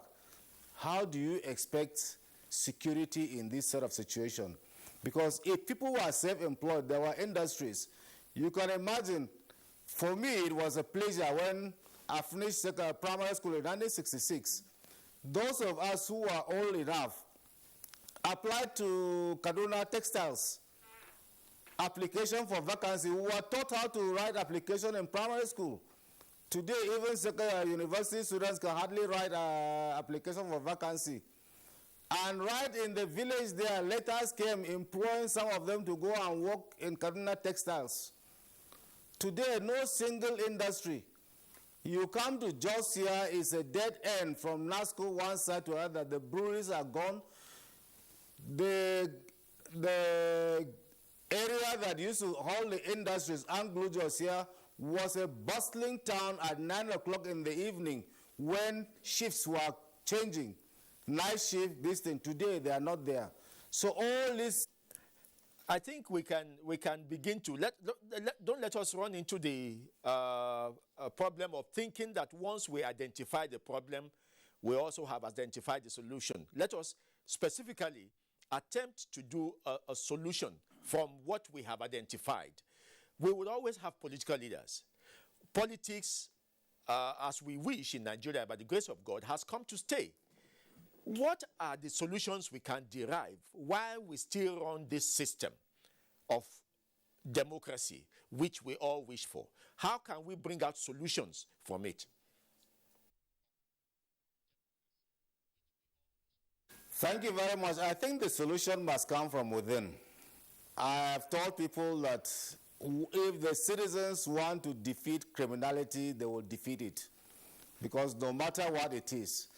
And I think the citizens must rise up to their responsibility and demand proper accountability, demand transparency, demand proper leadership, and demand that those who go there to represent them are the ones who go. And that means their votes must count. And they should be able to shun all that they bring. I saw an example in Ghana where a politician took food stuff for them in a pickup during Salah, and they threw it away at him and said, take them away. If Nigerians can start doing that to our leaders and take back our society, we will take back the leadership and take back the destiny of this country. But as long as we remain dormant, as long as the elites do not have a consensus, we continue being divided, we continue allowing the social media, we continue to allow the divide and rule policy to continue, we will continue in this deadly thing. But if we decide as a people and say, look, enough is enough, we will take back our country, we will take back our destiny, we will take back our leadership, we will take back our National Assembly, we will take back our state assemblies, we will take back the government houses, we will take back our local governments. And I tell you, you don't even need policemen. They are closing prisons in the Scandinavians. We will start closing prisons in Nigeria. Take a break and take a report on the insecurity in a situation in Katsina. The abduction of over 342 students of Government Science Secondary School Kankara and their subsequent rescue signified the peak of banditry activities in Katsina State. Since then, the state government, in conjunction with security agencies, have taken the fight to the criminals, which recently culminated in the signing of the Security Challenges Containment Order as part of measures to checkmate their activities. The directives, which include shutting down telecommunication networks, limiting quantity of fuel to be sold, and closure of all cattle markets as well as unauthorized motor parks in the 13 frontline local government areas, have been welcomed by residents of the state. Containment order in Katsina State is working effectively, and it is eating the bandits. It is biting them very hard. And we even have that they are migrating from this area to another area. It is a good thing. The only thing is, let it be imposed. If the government don't have enough personnel, let them employ, even if it is something like they have started this vigilante. Let them use vigilante to impose the order. With these directives in place, security agencies have begun to record successes. We have succeeded in arresting so many suspects who violated this order. The arrest is still ongoing. So many recoveries were effected. Motor vehicles, fuel, and so many other banned items. We are determined. We must put this into an end. Unfortunately, we have the support now of the security agencies. They are also working in collaboration with the Nigerian Republic counterpart and other security agencies within the country. Observers say recent measures put in place by the state government has yielded positive results. Sustaining the momentum is key to overcoming the security challenges. In Katsina, Dauda Mohammed, NTA News. Thank you, Dauda. And we go to Jos now, breaking the circle of violence and sensitization of citizens towards peace, as well as mapping out violent flashpoints and securing them, are needed impetus for a more united and peaceful Nigeria. This is the position of peace advocates in Jos ahead of Nigeria's 61st independence anniversary. NTA Gang reports. And we'll take that report later. For now, let's come back to the solutions we were talking about.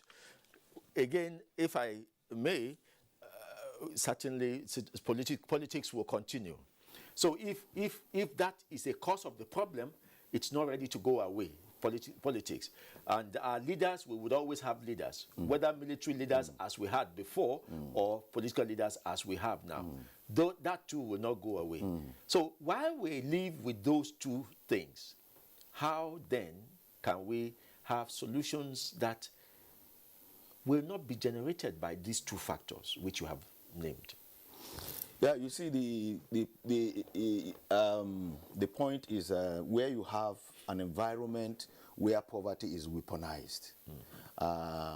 You discover that literally the poor people don't have strength, they don't have power to do anything, except where they are sensitized to the extent of carrying out a revolution in this country. And I don't think that the way we are sensitized, the way our people are poised, I don't think the way we are unorganized. Yes. I don't think that a revolution will be. We can have a revolution in this country that is led by the masses, so to speak. So we must have a concerted. The political class must come out and agree that there is a problem that is not only eating Nigeria, but it's eating them. If the political class will not do that, is there anything on ground that empowers the citizenry to be able to impact on their leaders to say, this is what we want from you? Of course they have. The power to vote. The power to vote. But the snag there is that, just like the general have said, when election periods come, crimes reduce, which means that the bulk of the thugs, the people are busy somewhere, eating from the crumbs of the political class. So it's good, except if we have a political movement that catalyzes the lower classes, the poor people, and gives them a sense of hope and a sense of responsibility, that they have a responsibility. Yes. They have the right, not just the responsibility, the right to have good leaders in this country. And then they will insist. And then it requires a lot of sensitizing, like I said, sensitizing the great number of voters to know that when the time comes for election, they should do the right thing. And I think that what is happening now is that there are a lot of organizations out there that are focused on the voter, making sure that the voter understands his or her responsibility in making sure that we have leaders. There is a lot of education that needs to be done at that lower level. Okay, now it was also you that highlighted that point, that we now have a multiplicity of organizations, bodies that are into security, platforms of security, and yet we really have not seen much impact. How then can we use these various organs to bring about a general high level of security for the citizenry? You know, when we had very few security organizations in this country, like the police and the SSS. We never had this kind of security problems. Perhaps we also did not have these economic or social problems that created this. Yeah, perhaps we didn't have. Yes. But then again, what you discover that government, a security organization will have problems. And the only way government will solve that problem is by creating another security organization. And after some time, it abandons that security organization and creates another one. And that is why we have close to 9 to 13 organizations that are not clearly defined in terms of their responsibility and focus. Government is supposed to give direction and focus to this security organization. There's supposed to be a clearly defined role and responsibility for the police, for the SSS, for the DSA, and the rest. But what you have now is that they're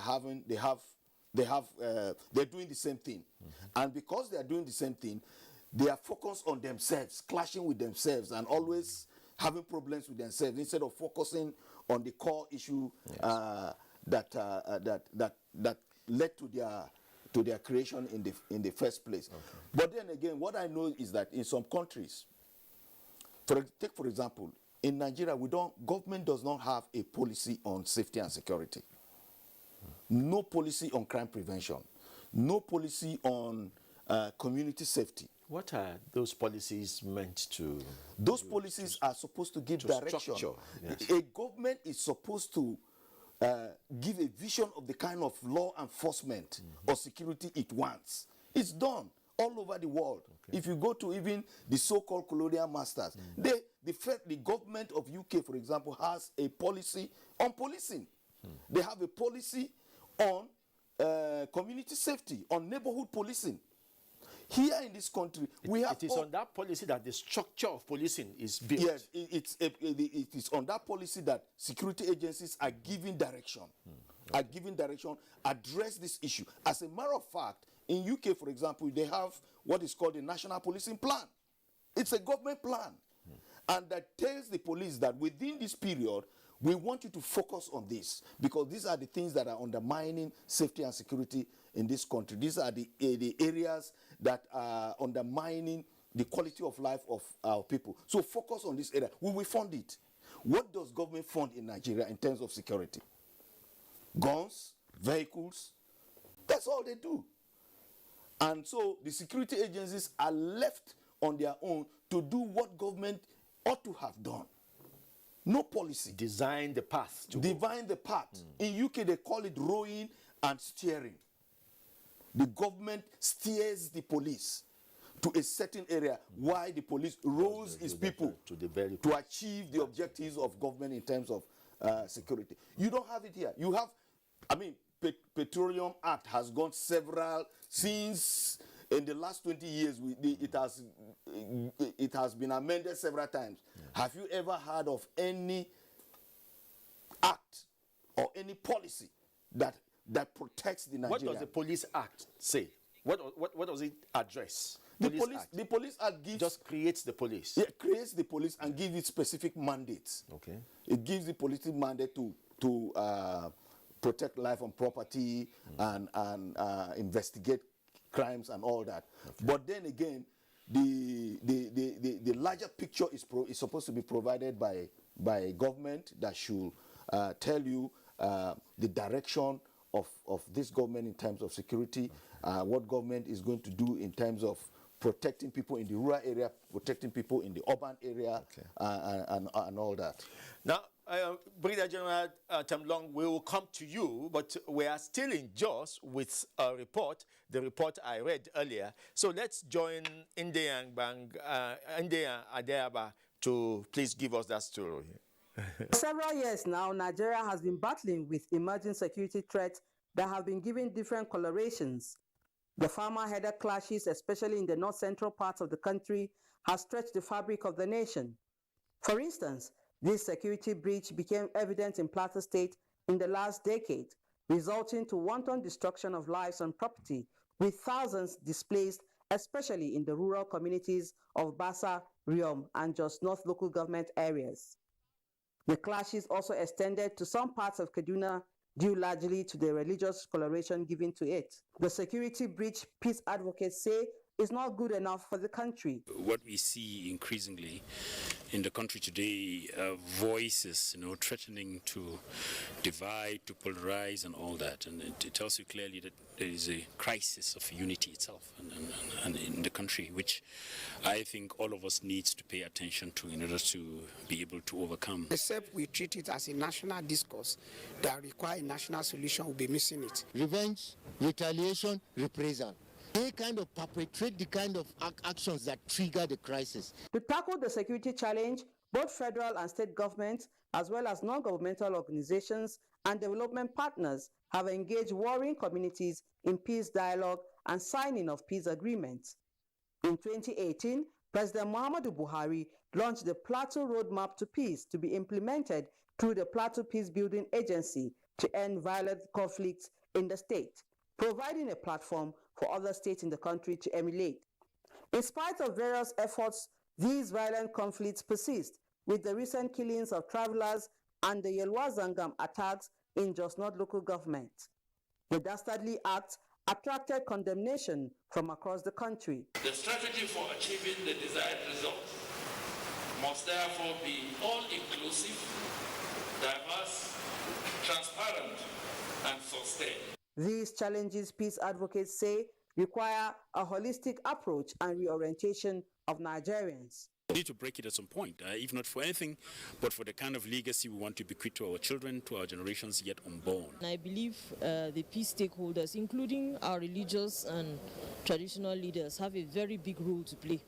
Parents also have a big role to play in mentoring our children, in mentoring our wards to be peacemakers. You need to have respect for yourself and respect for others. Allah Ta'ala says in the Quran that we created you different tribes, different nations, different background, different ethnic group, so that you can come together and tolerate each other. We have to accommodate the sensibilities of each other, and we have to accommodate our differences. They further say that everyone is a segment of a whole and should play a part in strengthening the bond of unity in the country. In Jos, Nigerian and the Abuja, NTA News.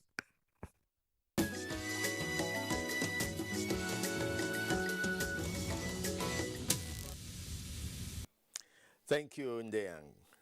It is a global desire that every child has access to quality education across regions of the world. But this is being threatened by violence and insecurity across Nigeria, targeted at children and students in schools. Here is Olayinka Ojo with a picture of what's happening there. Education in Nigeria, like other parts of the world, helps to shape lives, mindset, and opinions. It builds the future and helps position the present for better. Like education, security also contributes significantly to the development of education, people, and the nation. We need more funding for education. We need more teachers to be employed. We need more teachers to be paid on time. We also need more chairs, more books, and uniforms for our students. We don't want our school to be used as military camps. We want the government help to protect our education from attack by enlightening our teachers and parents to enroll us to school. For those who stay in school, the sound of this whistle is a safety drill, and these students are practicing what to do on the event of danger, although government at all levels have been doing all it could in ensuring safety in schools. As security is vital to effective teaching and learning, some of these challenges still persist. Today, schools in the country are unsafe, despite the Safe School initiative, which came at the back of Chibok adoption. Many feel threatened, and this makes many stay out of the classroom.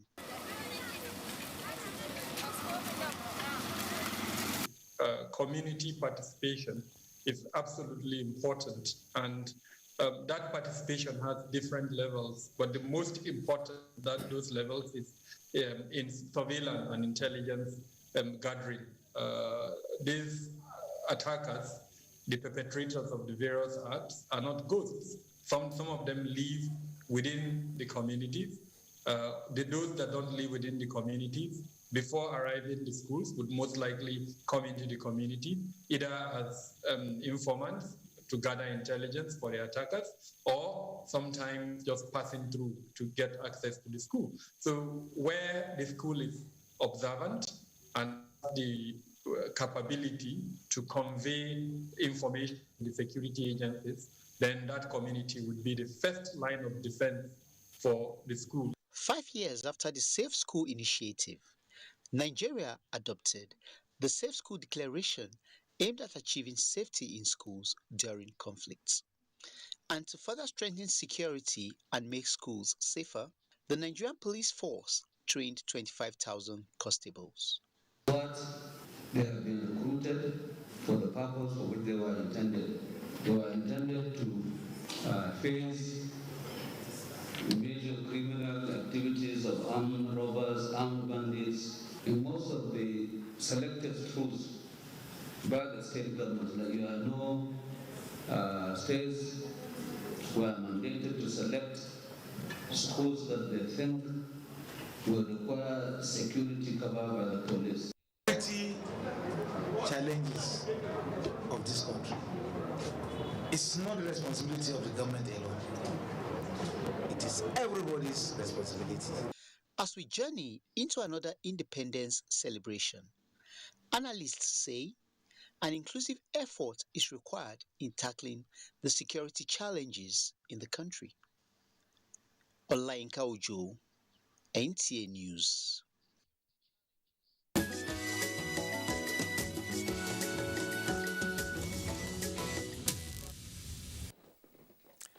Did you hear that sound bite?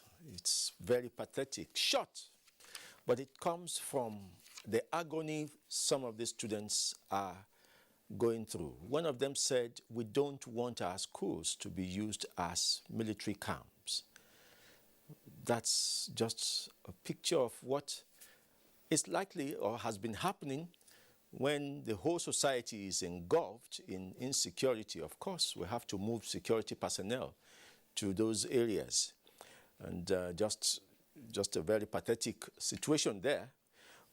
General John Tamlong, we were coming to you when we took these breaks to reflect on what our reporters have seen on the field. Now you see that we still have a number of military institutions that seem to be working in silos. Like as we talk about solutions, what can we do about that? Is it not a positive that we have several military institutions now, for instance? How effective are they?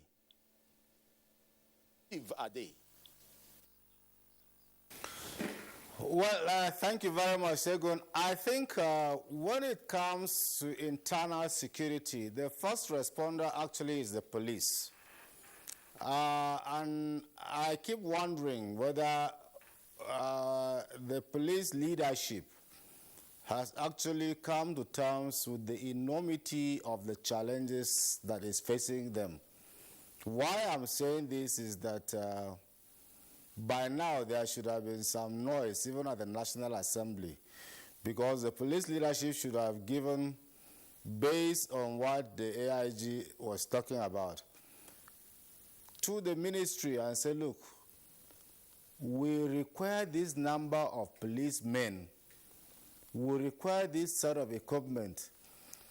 It will take this long to train a constable and get him to this level of proficiency.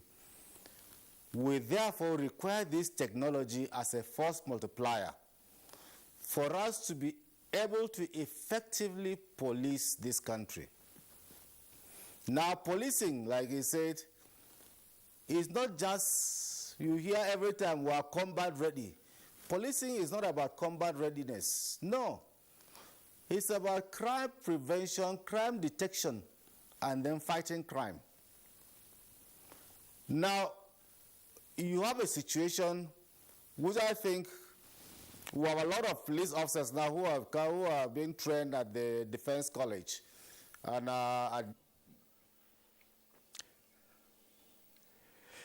sorry, we'll take a break from that too. And like you know, part of the celebration of the independence are worship services. We've had the one on Sunday for the 61st independence, and now it's time to go to the National Mosque to have the special prayers for the 61st independence anniversary of Nigeria. We'll join you at the end of the prayers. يشاء ويذل من يشاء بيده الخير وهو على كل شيء قدير وأشهد أن لا إله إلا الله وحده لا شريك له وأن محمدًا عبد الله ورسوله وخاتم أنبيائه ورسله صلى الله وسلم عليه وعلى آله وأصحابه ومن سار على هداه إلى يوم الدين. أما بعد، أيها الإخوة الأعزاء، أوصيكم ونفسي بتقوى الله وبالاستعداد ليوم الرحيل. يا أيها الذين آمنوا اتقوا الله ولتنظر نفس ما قدمت لغد واتقوا الله إن. A very good afternoon. We say Assalamu alaikum wa rahmatullahi wa barakatuh. Here from the National Mosque, Abuja, we are live on the special Jumat prayer to commemorate Nigeria's 64th independence anniversary. And of course, it began yesterday with a lecture, and today, as we speak, the sermon has commenced by the Murshid of the National Mosque, Professor Shehu Said Galadanchi. Thank you for joining us. You're welcome. والعمود الأساسي للمؤمن في حياته لبلوغ الآخرة. عباد الله، يقول الحق سبحانه وتعالى في سورة آل عمران: بسم الله الرحمن الرحيم، قل اللهم مالك الملك تؤتي الملك من تشاء وتنزع الملك ممن تشاء وتعز من تشاء وتذل من تشاء بيدك الخير إنك على كل شيء قدير.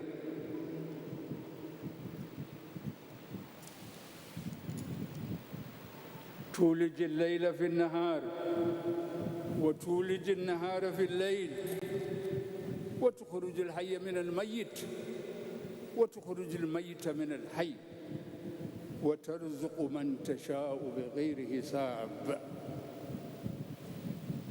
صدق الله العظيم.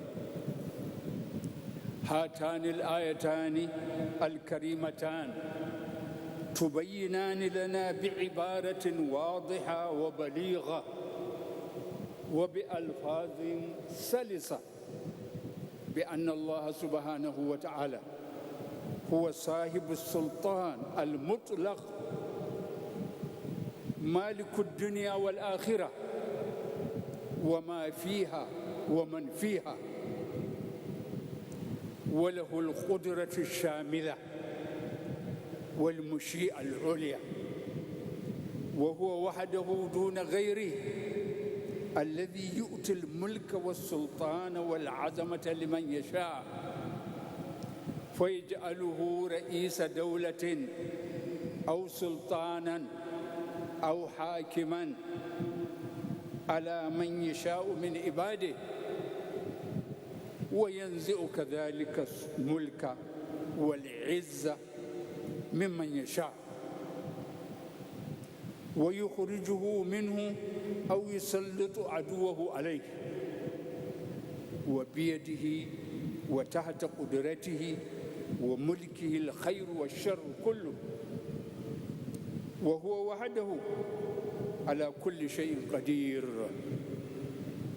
وهو الذي يولج الليل في النهار ويولج النهار في الليل فيتعاقبان فيزيد من نقصان هذا في زيادة ذاك، فيكون أحدهما أطول من الآخر أو يتساويان حسب إرادته وحسب نظامه الكوني. ومن حكمته البالغة وقدرته التامة أنه يخرج الحي من الميت ويخرج الميت من الحي. وقد فسر السلف من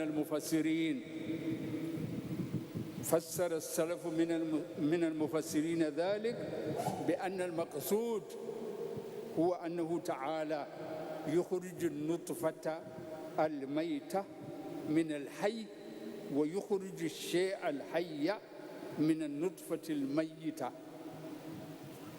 وقال بعض المفسرين إن الله سبحانه وتعالى يخرج المؤمن من الكافر والكافر من المؤمن، لأن المؤمن عبد حي الفؤاد، عبد حي الفؤاد، والكافر عبد ميت الفؤاد، والله أعلم.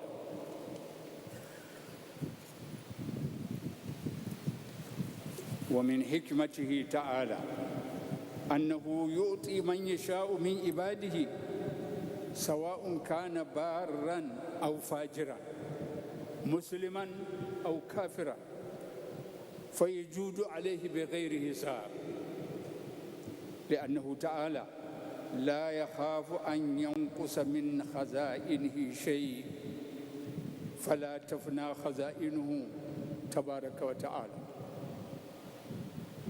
فيجب علينا نحن معاشر المسلمين، يجب علينا الإيمان والتصديق بما في هاتين الآيتين الكريمتين.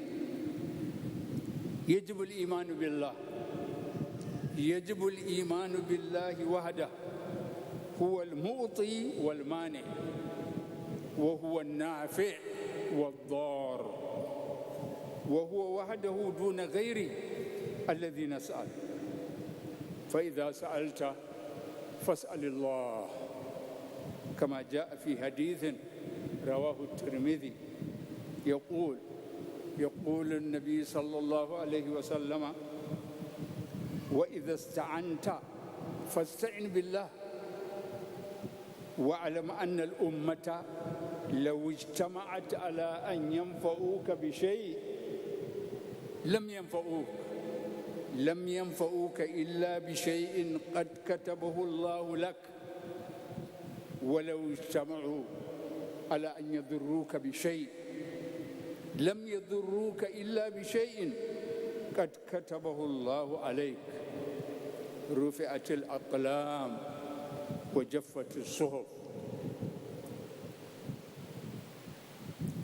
نفعني الله وإياكم بما في كتابه من الإيضاحات والتوجيهات والذكر الحكيم.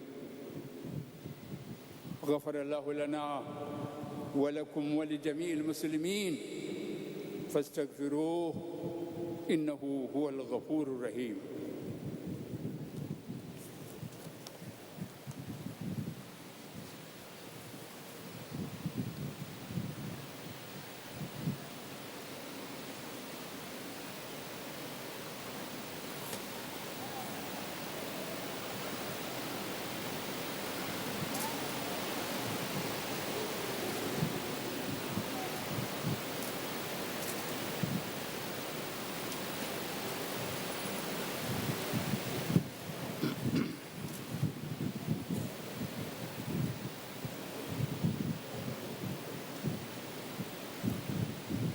الحمد لله قابل التوب شديد العقاب، والصلاة والسلام على من أرسله الله رحمة للمؤمنين وأشهد أن لا إله إلا الله وأن محمد رسول الله صلى الله عليه وعلى آله وأصحابه وتابعيه وسلم تسليما كثيرا. وبعد، عباد الله، كنا دائما نحتفل في كل سنة في مثل هذا اليوم، نحتفل لذكرى يوم استقلال بلادنا من الاستعمار الإنجليزي، وذلك اليوم هو الأول من شهر أكتوبر سنة 1960 ميلادية، أي قبل 61 سنة الآن. ومن المعروف أن الغرب قد استعمر كثيرا من البلدان في القرن الماضي، والاستعمار سواء كان إنجليزيا أو فرنسيا أو إيطاليا أو غير ذلك، كله سواء في سوءه وعدم حسنه، إلا أنه يختلف حسب طريقة المستعمر في أرضه وحسب كيان وعادات وتقاليد البلاد المستعمرة. نحمد الله سبحانه وتعالى أن أخرجنا من تلك القيود بطريقة سليمة بدون كفاح وصراع وسفك دماء كما حدث في بعض البلاد المستعمرة. نحمد الله سبحانه وتعالى على أن أصبحت بضاعتنا مردودة إلينا. هذه بضاعتنا ردت إلينا. إخوة الإيمان، كنت دائما في مثل هذه المناسبة ألفت أنظارنا إلى ما أنعم الله لنا سبحانه، إلى ما أنعم الله سبحانه علينا في هذه البلاد من الخيرات الجمة، وهي الأراضي الواسعة الخصبة والمياه الجارية والمعادن والمياه الجارية العذبة والمعادن والجواهر الكثيرة المتنوعة والبترول. وزد على ذلك ما خلق الله في بلادنا من الرجال والنساء المتفوقين في شتى نواحي التقدم والحضارة. رجال ونساء منتشرون في العالم ومتفوقون في كثير من الفنون العلمية والتكنولوجية. فما علينا يا عباد الله إلا أن نشكر الله سبحانه على هذه النعم الجمة. يقول الله سبحانه وتعالى: لئن شكرتم لأزيدنكم ولئن كفرتم إن عذابي لشديد. صدق الله العظيم. اللهم لك الحمد كما ينبغي لجلال وجهك وعظيم سلطانك. وحينما نحتفل لذكرى هذا اليوم يجب علينا أن نقف برهة من الزمن وننظر إلى ما وصلنا إليه من الحضارة والتقدم في هذه الفترة، وما أوقعناه من الغلطة والأخطاء في الحكم أو التقدير، فنشكر الله على النصر ونفكر في طريقة إصلاح تلك الأخطاء في المستقبل. نعم أيها الإخوة الأعزاء، لقد تقدمت وتحضرت بلادنا في هذه الفترة لدرجة ما، لقد كثرت المدارس والجامعات وكثرت العمارات والأبنية الشاهقة للحكومة والخاصة وكثرت الأموال لدى الأغنياء وانتشرت الأحزاب السياسية والمنظمات الخيرية وزيادة على ذلك كثرت السيارات والطائرات ووسائل المواصلات لكن كل هذه المواصلات كلها من بلاد أجنبية ليس من بلادنا ولكن في نفس الوقت لقد كثر عدد الفقراء والمساكين وكثر الظلم والغش وأخذ الرشوة وعدم العدل بين الناس من القضاة والحكام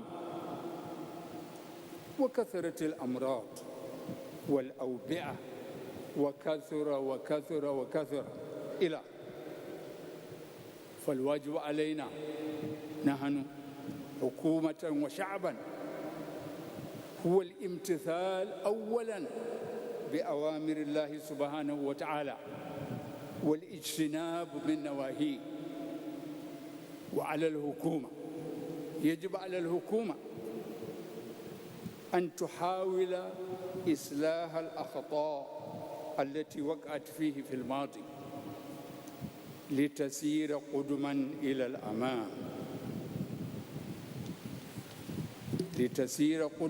الأمام وتزود شعبها بالأمن ومتطلبات الحياة اليومية ليكون المستقبل أفضل وأحسن من الماضي. ولا ننسى بأن الرائي مسؤول عن رعيته يوم لا ينفع مال ولا بنون إلا من أتى الله بقلب سليم. إخوة الإيمان ارفعوا أكف الضراء إلى الله سبحانه وتعالى واسألوه يجبكم. دعاء: اللهم أصلح بلادنا وسائر بلاد المسلمين واجعله ربنا بلدا آمنا مطمئنا. اللهم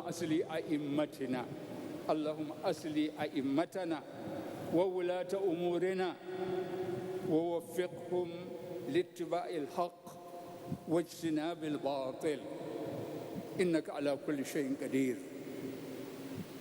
اللهم وفق رئيسنا محمد البخاري وأهله ووزراءه وأعوانه إلى العمل بما يرضيك وإلى العمل بما فيه الخير لبلادنا إنك سميع مجيب الدعوات يا رب العالمين. اللهم اجمع شملنا في هذه البلاد واختم بالصالحات أعمالنا. اللهم اشف مرضانا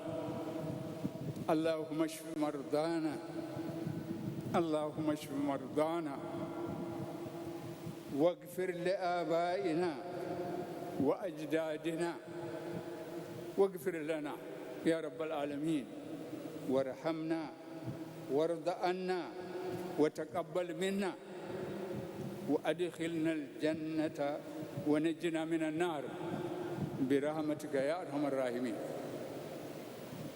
اللهم أحسن عاقبتنا في الأمور كلها وأجرنا من خزي الدنيا والآخرة. ربنا ظلمنا أنفسنا وإن لم تغفر لنا وترحمنا لنكونن من الخاسرين. عباد الله إن الله يأمر بالعدل والإحسان وإيتاء ذي القربى وينهى عن الفحشاء والمنكر والبغي يعظكم لعلكم تذكرون واذكروا الله العلي العظيم يذكركم واشكروه على نعمه يزدكم ولذكر الله أكبر والله يعلم ما تعلمون وقوموا إلى الصلاة.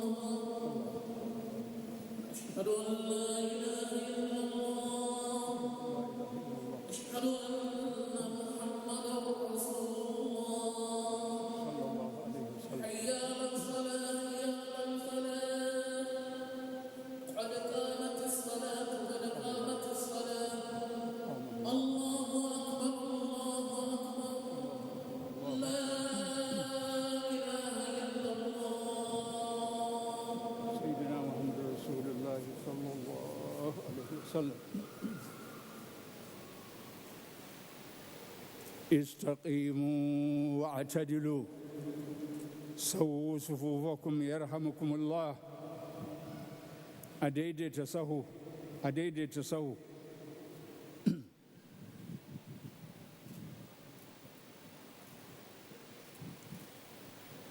الله أكبر.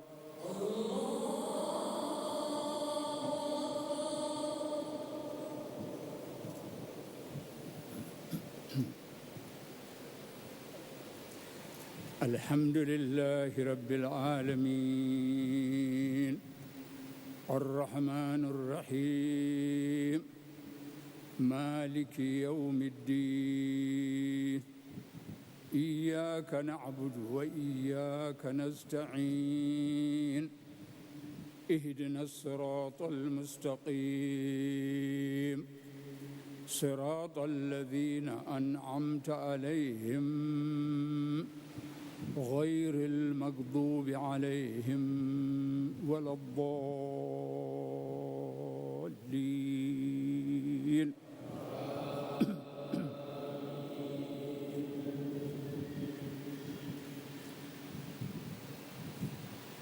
والسماء ذات البروج واليوم الموعود وشاهد ومشهود قتل أصحاب الأخدود النار ذات الوقود إذ هم عليها قعود وهم على ما يفعلون بالمؤمنين شهود وما نقموا منهم إلا أن يؤمنوا بالله العزيز الحميد الذي له ملك السماوات والأرض والله على كل شيء شهيد.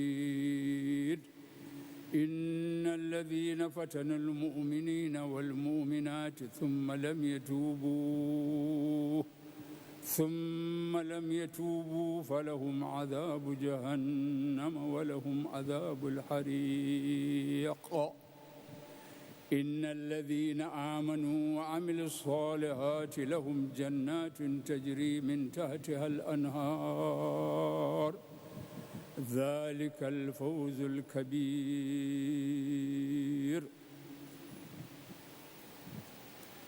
الله أكبر.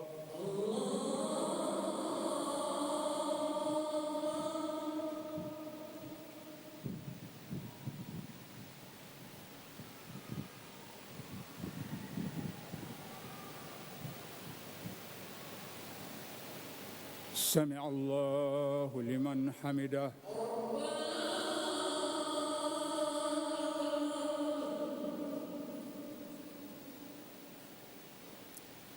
الله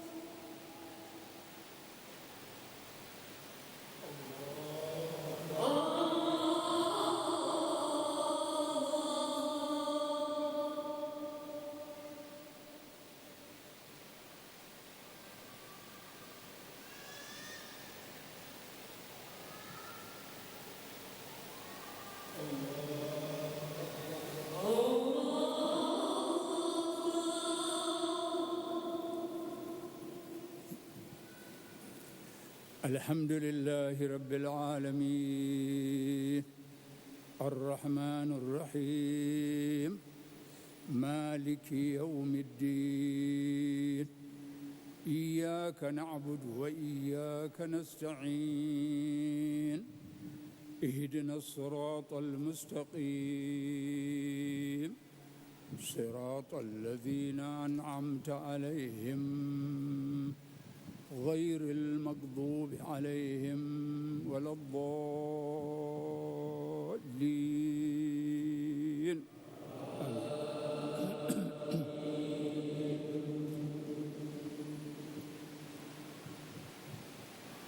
إن بطش ربك لشديد إنه هو يبدئ ويعيد وهو الغفور الودود ذو العرش المجيد فعال لما يريد هل أتاك حديث الجنود فرعون وثمود بل الذين كفروا في تكذيب والله من ورائهم محيط بل هو قرآن مجيد في لوح محفوظ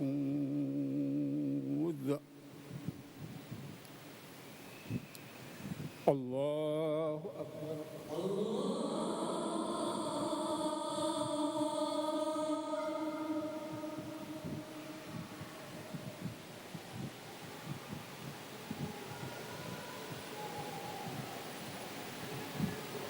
سمع الله لمن حمده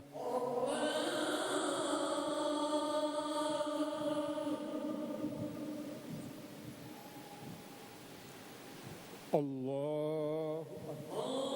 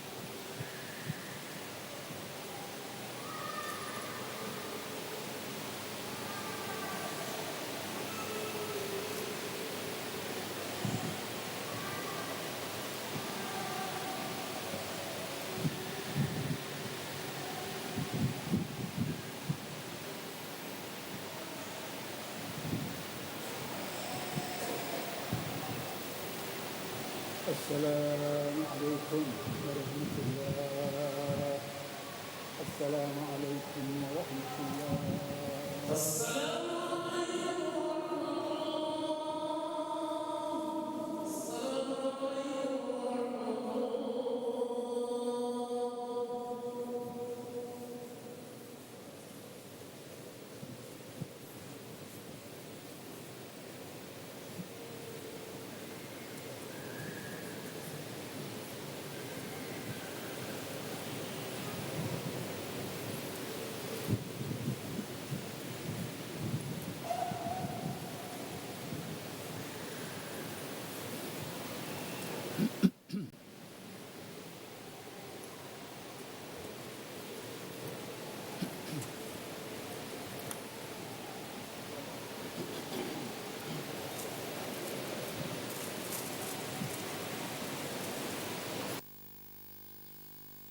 That was the special Jumal service to commemorate Nigeria's 61st independence anniversary here from the Abuja National Mosque.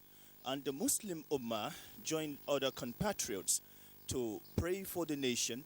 The Murshid, Professor Shehu Said Galadanchi, in his sermon, draws the attention of both leaders and the followers to have a rethink about their nation, encouraging everyone to remember that Nigeria is the only home all Nigerians can call home.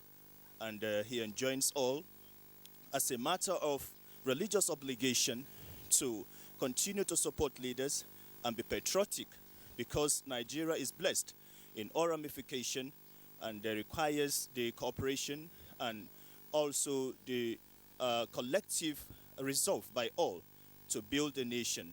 And he also prayed for leaders at all levels to continue to remain steadfast in bringing an end to security challenges bedeviling the country.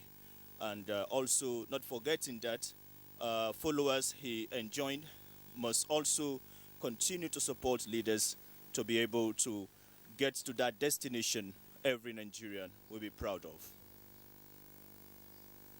Mighty Allah, for all the bounties He has graciously granted to us in this country.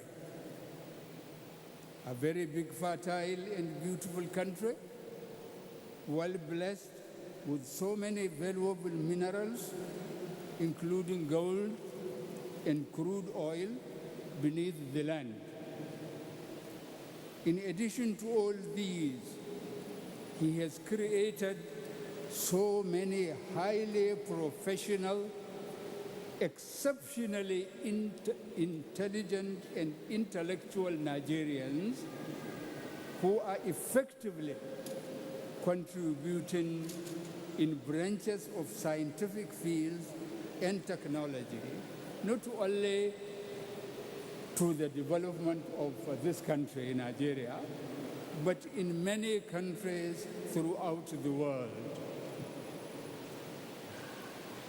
On this day, we are celebrating to mark Nigeria's 61 years of independence from the British colonial administration. It is indeed most appropriate to celebrate this important occasion.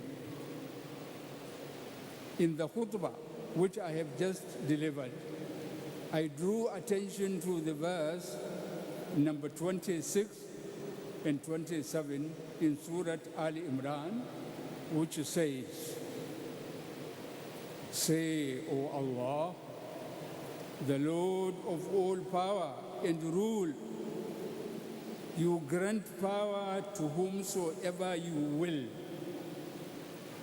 and strip power from whomsoever you please. You confer honor and dignity on whomsoever you will, and humiliate whomever you will. Only in your hand lies all goodness. Verily, you have full power over everything." Almighty Allah is giving the believers instruction in another verse, which says, وَاعْتَصِمُوا بِحَبْلِ اللَّهِ جَمِيعًا وَلَا تَفَرَّقُوا. In this verse, Allah Almighty is giving instruction to believers to attach profound importance to their religion in accordance to the teaching of the Holy Quran, and for the believers to unite together and cooperate with each other, to love one another, and not to be divided among themselves. In this way, they will always succeed and prosper in their lives. While celebrating we should always remind ourselves what our political foundation fathers had done to succeed in fighting for our independence. In spite of their differences in their local traditions, in their local languages, and in their religious beliefs, they put their heads together. They put their heads together and worked very hard in order to build a very strong, united, and prosperous country which we have inherited. This is what every Nigerian should emulate, whether from the north or from the south. We are all from one source. So let us all continue to unite together. Let us continue to unite together for the development of our beautiful country. Let us cooperate with one another and work together for the benefit of our country. Distinguished ladies and gentlemen, let us pray. O Allah, our Creator, our Sustainer, please protect our country, Nigeria, and all other Muslim countries from evils, disaster, misery, and all other misfortunes and terrorist activities. O Allah, bring more peace, more stability, more tranquility, more security to us, and eradicate poverty from our country and strengthen our economy. Ya Allah. Ya Allah, grant our President, Muhammad Buhari, more good health, more strength, more wisdom and determination, and continue to direct him to do what is good and beneficial for our country. May the Almighty Allah help our leaders, all our leaders, our ministers, and all Nigerians. May Allah help all of them and show them what is right and grant them the ability and strength to do it. And show them what is wrong and give them the courage to avoid it. We beseech you, Ya Allah, to make our future better than now. Please, Allah, help us to eradicate corona pandemic and all other diseases and vices in our country. Oh Allah, we ask you to help us in all our undertakings. We ask you, Ya Allah, to help all our people. ربنا لا تؤاخذنا إن نسينا وأخطأنا. ربنا ولا تحمل علينا إصرا كما حملته على الذين من قبلنا. ربنا ولا تحملنا ما لا طاقة لنا به واعف عنا واغفر لنا وارحمنا أنت مولانا فانصرنا على القوم الكافرين. اللهم اشف مرضانا اللهم اشف مرضانا اللهم اشف مرضانا برحمتك يا أرحم الراحمين. اللهم إنك أمرتنا بدعائك ووعدتنا إجابتك، وها نحن الآن في هذا الموقف وفي هذا الجامع المبارك ندعوك بكل اسم هو لك فاستجب لنا برحمتك يا أرحم الراحمين، برحمتك يا أرحم الراحمين. وصلى الله على سيد الأنبياء والمرسلين وعلى آله وأصحابه ومن تبعهم بإحسان إلى يوم الدين. سبحان ربك رب العزة عما يصفون وسلام على المرسلين والحمد لله رب العالمين. آمين.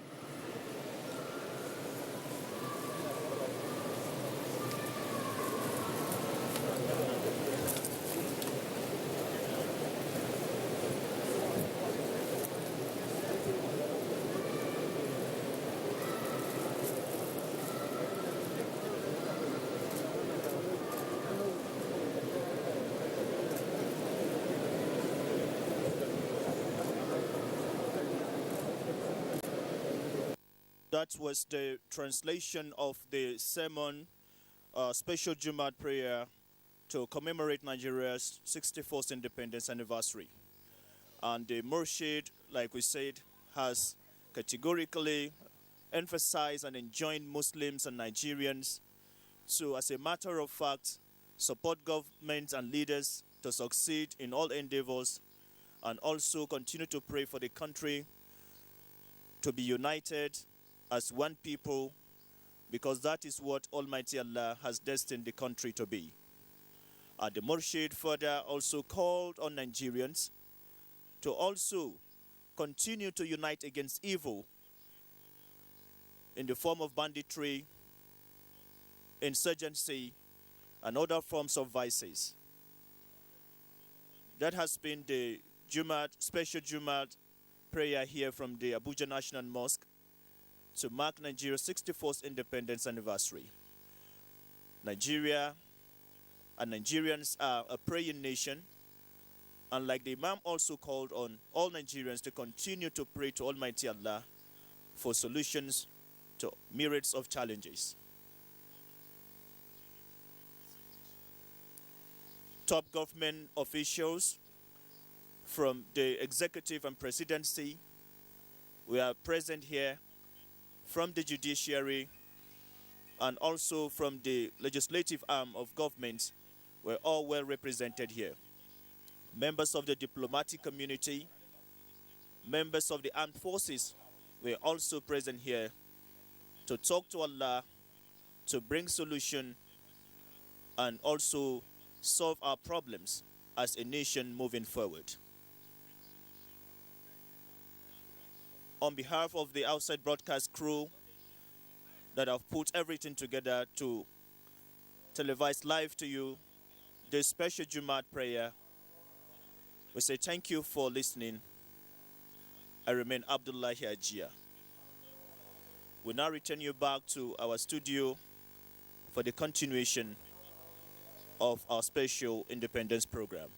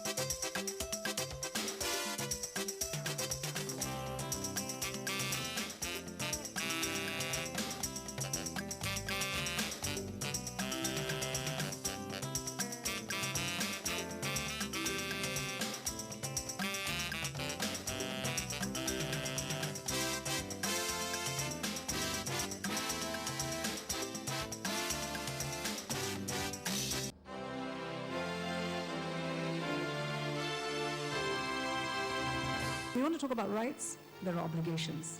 I'm not saying that this government is a saint, it's very far from it. But there are things that we can do to make it better, and that's the challenge I'm throwing to you. You don't want to build this nation? I don't know where else you want to go. If I had a choice, I'll come back.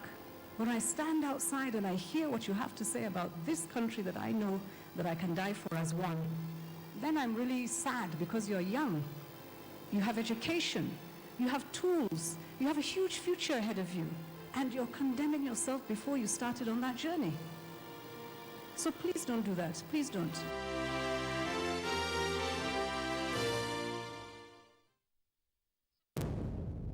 Information is power. Everyone wants power. So feel powerful with the NTA News mobile app, the one-stop information center. Real news at your fingertip. Be the first to report by uploading first-hand information on the You Report link, and be the first to know by simply clicking on any of the links on the sidebar for headlines, domestic and foreign news, economy, security, politics, sports, and more. Stream live on your smartphone and tablets and stay connected. It's pretty easy. Simply download NTA News app from your Google Play Store and you're good to go. NTA News mobile app, your access to real-time information. Stop this senseless killing. All we need is one Nigeria. I think we have come to the threshold of time when we need to seek for peace. We need peace in this country. We need peace in Nigeria. And together, we can pull through.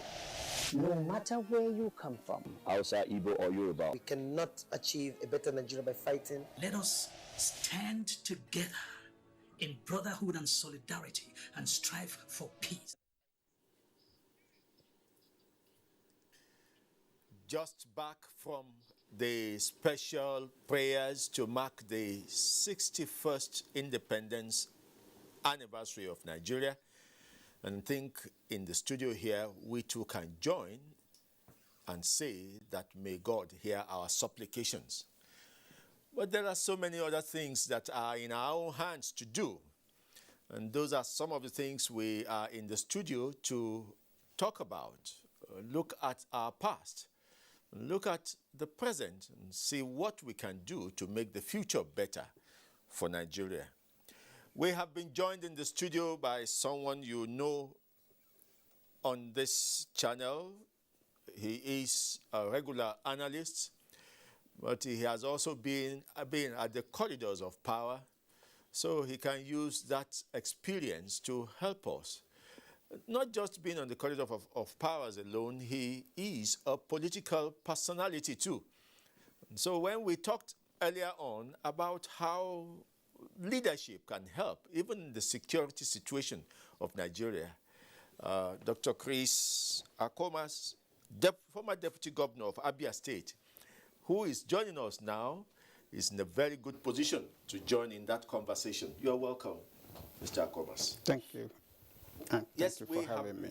Yes, we have been talking about security. We will soon move into the economy. And those are good areas that you are very conversant with. But when you were Deputy Governor of Abia State, we were not in this position at that time. But let's round up what we were talking before we went for the Jumat prayers. Finally, on the security situation, how Nigeria has been in the world scene in terms of effectiveness in world peacekeeping. Every time we do peacekeeping operations, you see that Nigeria excel. How come we cannot excel in Nigeria? At least for now, we are not It's sure. not as if we cannot excel in Nigeria. We can excel in Nigeria, and we have been excelling in Nigeria in several areas. You know, the thing about peacekeeping is that, first of all, we spoke here about government giving you direction and focus to security agencies. And by the time you go for national service outside the country, you discover that the structure is there. There's well-defined structures and responsibilities, procedures and processes. Everything is provided for you, including the strategy is provided for you. Everything is there for you. You are taking care of your payment, your allowances, everything is provided for you. So you have no excuse not to perform. And you are trained continuously. The United Nations continuously has training programs, online and offline training programs that for us that are third world countries, they even make it free for you. You can go online and conduct, do a lot of training. And so, and even before you qualify to even go for peacekeeping, you undergo certain level of training and exams and other things before you go. But when you come here in our country, we talked about multiplicity of security agencies. Yes. There's really nothing wrong in having multiple security agencies if they have clearly defined roles and responsibility, and if they have a coordination, a harmonization of their responsibilities. We say that the police is the lead agency in internal security. One expects that the police, for example, will bring all the other internal security agencies and say, look, let's understand ourselves. Let's have a defined strategy, one strategy, which all of us can walk into. And there was a discussion I had somewhere. I even said, why is it that we have multiplicity of security agencies and we have multiplicity of training, all kinds of training, no joint training? We could have one training. They could all go. And I give example of the military. The military, you have three components of the military: Army, Air Force, Navy. But they have one school. Yes. It is at a certain stage that they now break off and go to other professional, more professionally oriented to their this thing. But at the beginning, they go to one NDA. There's one NDA. There's one staff college. There's one defense college for all of them. But then again, at certain stages, they have war college, they have air college, and they have that. So that in itself brings all the security agencies. If we had that kind of arrangement, all the security agencies will now have one perspective, one vision, one focus, one strategy, and all that, and we won't have the type of problems that we get from them when it comes to the security agencies working together. We won't have those kind of problems, because even before they become very senior officers, they know themselves. They know themselves. They know their capacity. They've been speaking together. They've been talking together, and all that. So it can be achieved. It can be achieved. But as long as we have these security agencies working in silos, we will not get the kind of they will work, they will do each one, and you know what is happening now? Each one wants to show that I am the person that is doing more than the other. You understand? And the government is watching, and Nigerians are also watching. But internally, in several of these agencies, you discover that if they pull their resources together and work as with one strategy, they will achieve more than they are achieving now. Let us come to you, Brigadier General John Tanlong, and certainly this is one area you are very conversant with. I talked about Nigeria and her participation. You know, this is Independence Anniversary, and we are looking also at our historical achievements. In peacekeeping operations across the world, Nigeria has always done very well. But we don't want to discuss those operations and those successes without applying them to what we have on the ground. That is why I am saying, if we are so very good outside Nigeria, what are the inhibitions in Nigeria now that makes us look so seemingly vulnerable? Well, thank you very much. When you go for peacekeeping operations, before you set out of this country, the number of troops that you are supposed to contribute are stated clearly by the UN.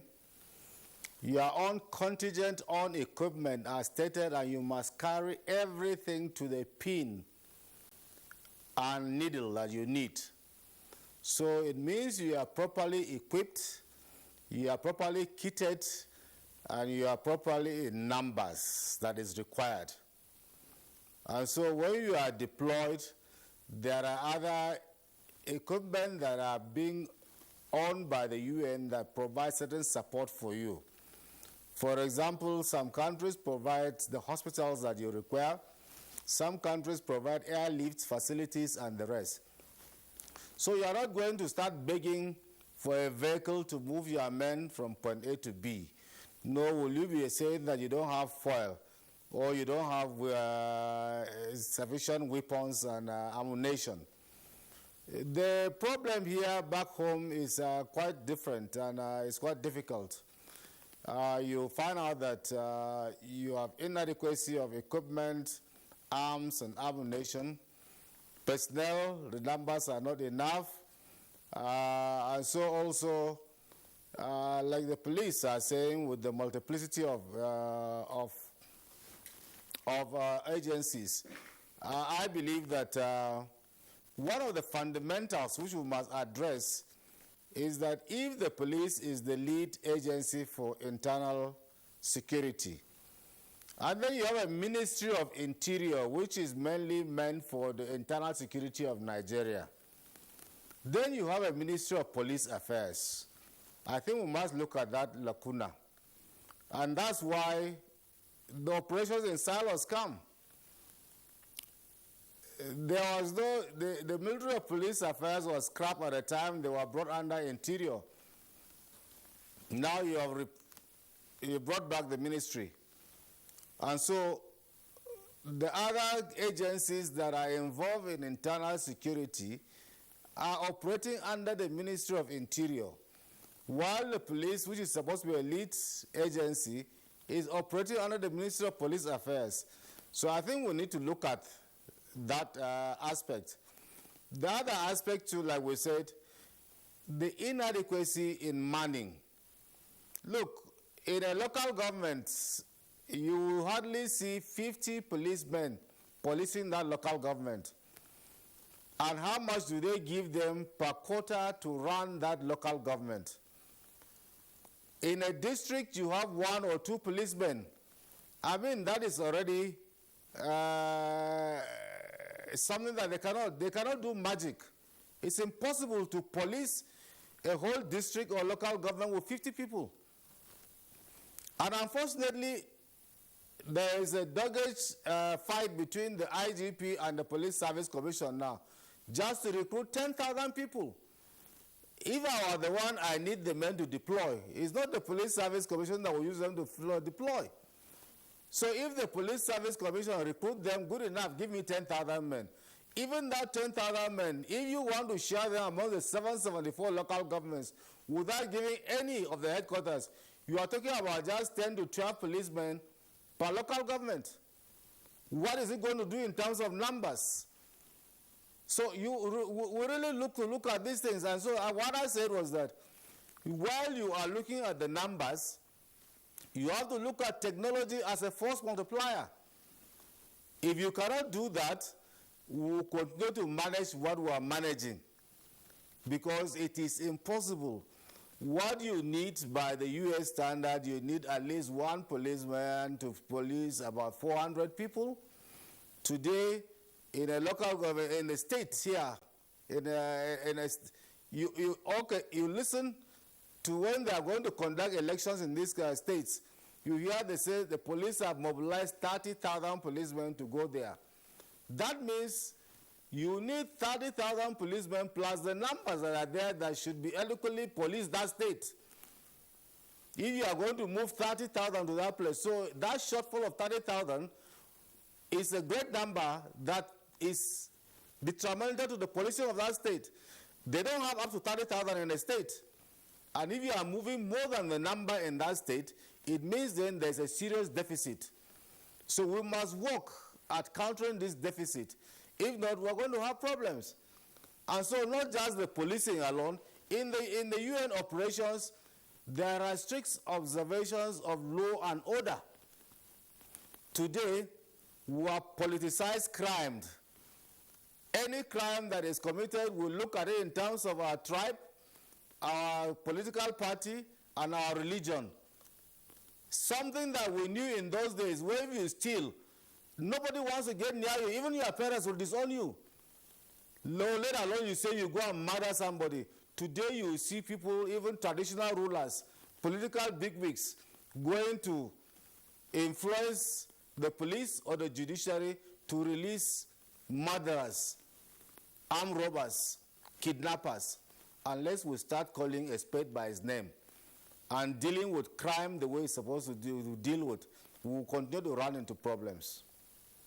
Much Brigadier General John Temlong, a war expert and first commander of the Multinational Joint Task Force, and the former president, Alumni Association of Nigeria Defense College, also a security consultant. We take full advantage of this, your resume, and I hope your food for thought will also give us, the listening authorities or the implementing authorities some thinking to do. Thank you very much, and we give you, we allow you to go and enjoy the rest of the Independence Day celebration.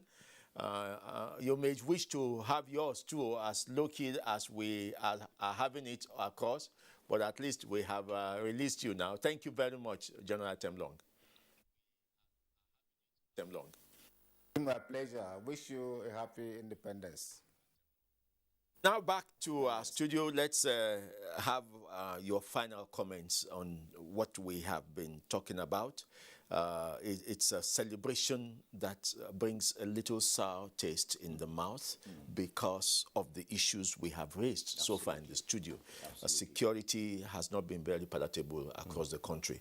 So give us your parting words so that we can possibly next year enjoy a safer independence celebration. I think this time around the government should honestly focus on security. I recall that last year the president did say that in the next 4 years he was going to focus on the police. I'm not sure that we have seen that focus on the police in terms of maybe policies that have been brought out, or strategies, or some other thing that we make we make the police more focused than it is today, even in terms of funding and in other things. I know that during the NSAS, there is a lot of lesson learning from that NSAS. What did the government learn from that NSAS? What did they do from that in terms of policy, in terms of supporting the police? What did even the police do as a lesson learning from the NSAS? And these are pertinent questions and issues that will help. In other countries, a major incident like NSAS will lead to a major reform in policing and law enforcement generally. But it didn't happen in Nigeria. It just went away like that, and everybody is happy going about, themselves. So I think that this is the time to reflect on what has happened in the last 1 year, and then for government on other agencies and ministries or departments to begin to think of developing policies and systems that will reform our law enforcement in this country. Okay. Thank you very much. And again, we can give you a free day now to go and enjoy your independence celebrations, visit friends if you wish to. And if you so wish, sit at home and do another introspection into the problems of Nigeria. Thank you very much. Now, let's take a break before we return to the studio, take some goodwill messages, and then we'll be back with you.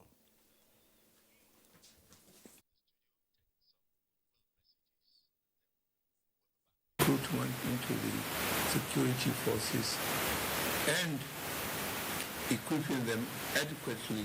Citizens of Nigeria doing their citizens' duty in assisting as much as possible the security agencies in giving them intelligence. There must be an effort to carry everybody along in governance, in developmental provision of infrastructure, and again in appointing various people into various offices. And there should be equal representation. My appeal to all of us is, one, to keep peace and maintain peace, because without peace, nothing works. We don't have a country, we don't have the wherewithal to go and look for the daily bread. We expect a more united country where our leaders' concern will be for the welfare of its people and the progress of the nation.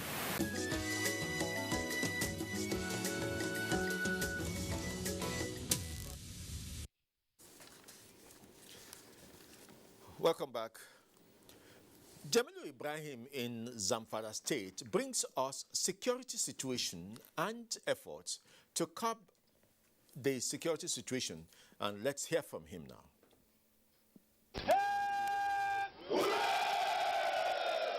The government renewed commitment to combat resurgent banditry and sped up kidnapping in Zamfara State through intensified armed forces operations is no doubt greeted with high expectations from people in the state. The operations, which are centered in the areas most hit by the problem, have started yielding the desired results. But the troops are doing their best, and we will do everything possible to improve the situation. They have been succeeding, and they have been doing a lot in ensuring that they secure Zamfara State. A lot of bandits are being neutralized by the security, and our neighbors are also giving us cooperation in terms of GSM network. That has given us the impetus of adding more grease to the elbows of the security agencies to fight the bandits in their enclave. Though details of the success story of the operations are sketchy, the reported significant improvement in the security situation across the 14 local government areas of the state is a clear manifestation of the positive impacts of the exercise. The recent successful rescue of many kidnapped victims, most of whom spent a number of months in the bandits' enclaves across the state, as well as the return of many internally displaced persons to their villages, are another clear indications of restoration of relative peace, particularly in the rural communities. We are in collaboration with the security agencies, and we got clearance before we decided to move them. We have provided them with cash as well as food items, provided the vehicles for them to go back to their destinations. The new security measures adopted by the government, especially as they relate to the blockage of food items and petrol supply to the bandits and the shutdown of telecommunication networks, could be said to have greatly facilitated the effort to stem the tide of the bandits and their collaborators in the state. I urge the good people of Zamfara State to always remain law-abiding and collaborate with the security agencies, that the measures taken by the governor in collaboration with the security agencies are yielding positive results. As the armed forces intensify more efforts towards the restoration of lasting peace in Zamfara State, people in the state are encouraged to continue to support the security agencies with vital and timely information on criminals and their collaborators, with a view to consolidating on the feat achieved so far. In Gusau, Jamilu Ibrahim, NTA News.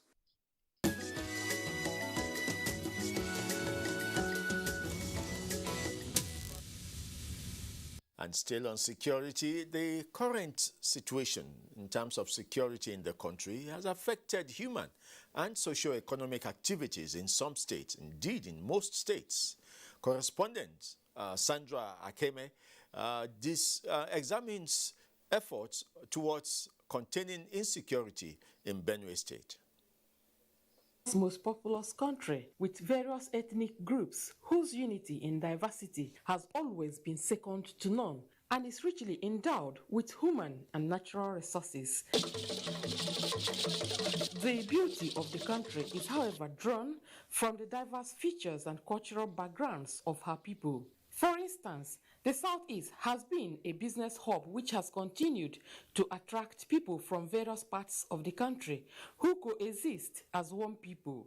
All these, however, seem to have been greatly compromised due to series of security challenges which have continued to increase in various parts of the country, ranging from attacks on police formations and other government institutions, killing of innocent citizens by unknown gunmen and bandits, kidnapping, issues of herders and farmers, as well as agitations by some ethnic groups.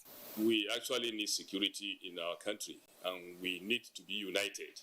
People who are agitating for their own country should desist from it. As Nigeria is supposed to be one, we cannot do without each other. The nation has done a great job to reduce the conflict, to reduce the tension, the incidents of violence. The other part of dealing with insecurity means dealing and handling strategically those issues of justice and equity and economic sustenance that lead to insecurity. Some stakeholders in Owerri express worry over the present situation, especially as Nigeria clocks 61. They say it is a huge threat to national cohesion, stressing that it is worsened by the impact insecurity is having on the various sectors and the economy in particular. You ordinarily should be seen in any part of the country because it should be normal. And where you don't have it that way, where everything is nosiving and it's not to anybody's credit as long as this country is concerned. While many are of the opinion that the fight against insecurity should be a collective responsibility, some are also of the view that the government has to live up to expectation in the fight against insecurity. The government has been able to rise to the challenge, and it's been contained reasonably. And that gives hope that it will not adversely affect our democratic establishment. Let kidnapping stop. Let banditry stop. Let's allow government some chance to restore peace. As Nigeria marks her 61st anniversary, the respondents are of the view that looking at the brighter side of the future will motivate actions capable of breeding peace and unity in the country. In Owerri, Beatrice Anyam, NTA News.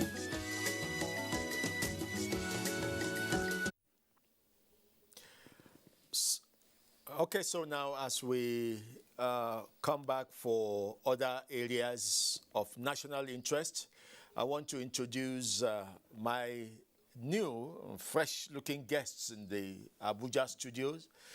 First, to my right is Dr. Chris Akomas. I have introduced him earlier on, former Deputy Governor of Abia State. You're welcome and happy Independence Day to you. Thank you. Happy Independence. Yes. Well, I have to my left Engineer Kashim Ali, the former president of the Nigerian Society of Engineers. You're welcome. Thank you. Heartily welcome. How are you finding the independence break? Grateful. That's good. Okay. We have in Kaduna someone who can move from security matters to infrastructural matters, and he has been a member of the Kaduna State House of Assembly, and so he would know what the thinking of government or the political class is on both security and infrastructure.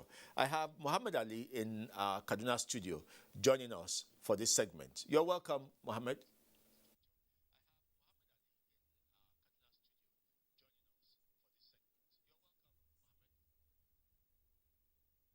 Thank you for having me. Much you're hearing us, and we're hearing you too now. Let's come to you first, Muhammad Ali. You may have followed our first discussion on security, and of course, even if you did not, security is on everybody's lips now. What are your thoughts as to how we can take advantage? Now, again, in the last segment, we made it look as if everybody now talks about security as if we have never had insecurity before in Nigeria. But it was not as pervasive as we have now. Now, how can we return to the days where the citizenry feel generally safe? Is it a possibility now as we have things from your thinking?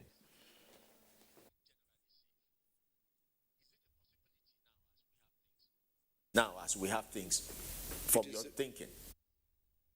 Ability to return to the good old days when security was intact. And to return to the good old days means we have to put a lot of efforts in terms of teaching right from the primary schools. We should make the teaching of patriotism a central theme in our schools, the primary school, the secondary school, the tertiary institutions. And of course, even within the security institutes, the organizations, government agencies, etc. Because what is actually happening at the moment and making the insecurity to be so pervasive is the absence of security or lack of patriotism in most of us. Because what do you say of a serving officer, whether in the police, the civil defense, or the military, who is conniving and supplying bandits with arms and ammunition? He has betrayed the trust and confidence reposed in him by doing what he is doing.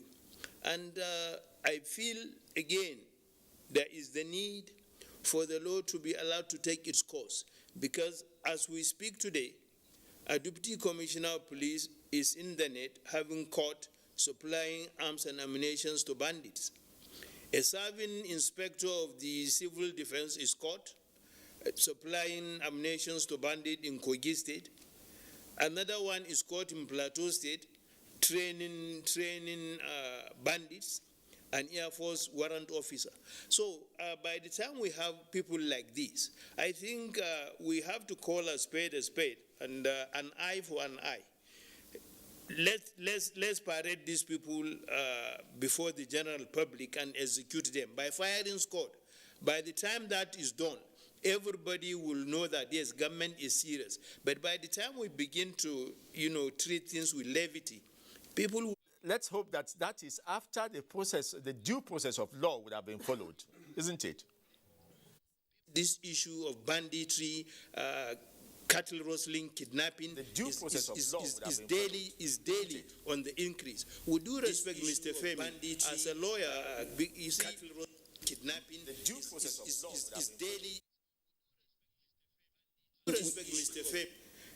Being a lawyer, you see, we have to do certain things in order to return sanity to our country. If we look deep down, this issue of kidnapping that has become today has become the talk of the town today started as a mere conflict between sedentary agrarian communities and herdsmen in the states of Kaduna, Katsina, and Zamfara. Today it has metamorphosed, covering the entire Northwest and also sojourning Niger State, and of course, trying to inch even into Abuja, the Federal Capital Territory. So something has to be done. And in doing it, we have to look at who are those that are encouraging this to such an extent that it has transformed into what it is today. We have to look at the traditional institutions. What are the roles of some of those districts and village heads? What role do they play in assisting and colluding with these bandits in terms of the supply chain? What is the role do they play in assisting? What is the role of some serving security personnel that are supplying them arms? What is the role of members of the political class? If, for example, we take the Katsina Kankara kidnap case as a case study, when that happened, these people demanded for 800, we were told they demanded for 800 million. The president graciously approved that they be given 800 million in order to save the lives of those innocent 400 students. But you know what? Awolin Daudawa, the arrowhead of that kidnap, was given only 30 million. What happens to the 770 million? So this is why certain people in government are collaborating with these bandits to do what is being done today. As such, we should shed off all ambiguity and begin to react by way of whoever is caught. Let him pay the supreme price. And I tell you, give 1 week. After that, you will not hear of any case of kidnap anymore. But by the time people are kidnapped or the kidnappers are arrested, take them to the police cell and keep them, just give 2 days, within which millions of naira will exchange hand and the accused persons will be left go. So except we begin to punish, I don't think there will be an end to this. Because punishment is supposed to serve as a deterrent. But where you don't deter people from doing what they are doing, which is wrong, certainly they will feel what they are doing is correct and they will continue to do it. Some of your thoughts are born out of the agony of the moment. But you have been a member of the House of Assembly. You do know that some of the areas you have suggested would have to take legislation, isn't it?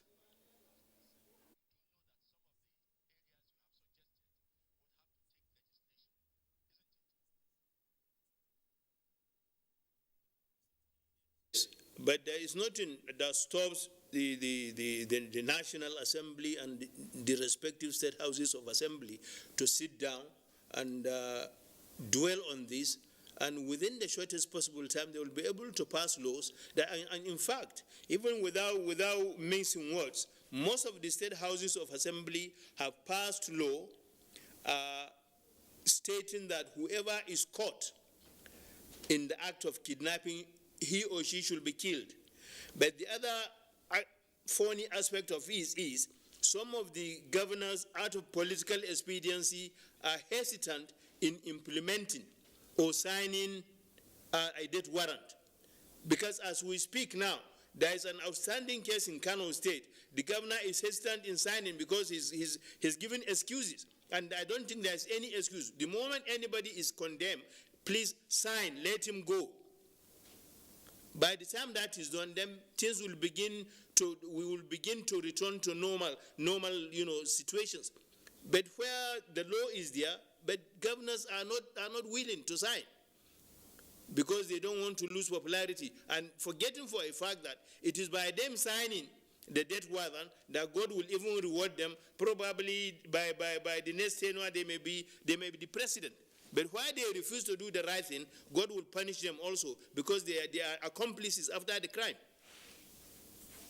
Truly a man of the grassroots, and you have been, of course, for someone to contest as a House of Assembly member and win, he really is at the grassroots. Some of your thoughts are some of the things that we hear across the place. But talking about the grassroots, don't you also see, while you have enumerated the things happening at the top echelon of government, the lack of education for our children, the children roaming the streets, which you know very well, which you see very well, the lack of policy to give these children education makes them instruments in the hands of those people who want to do these kind of crimes around. What's your thinking about what we should do to massively educate our children?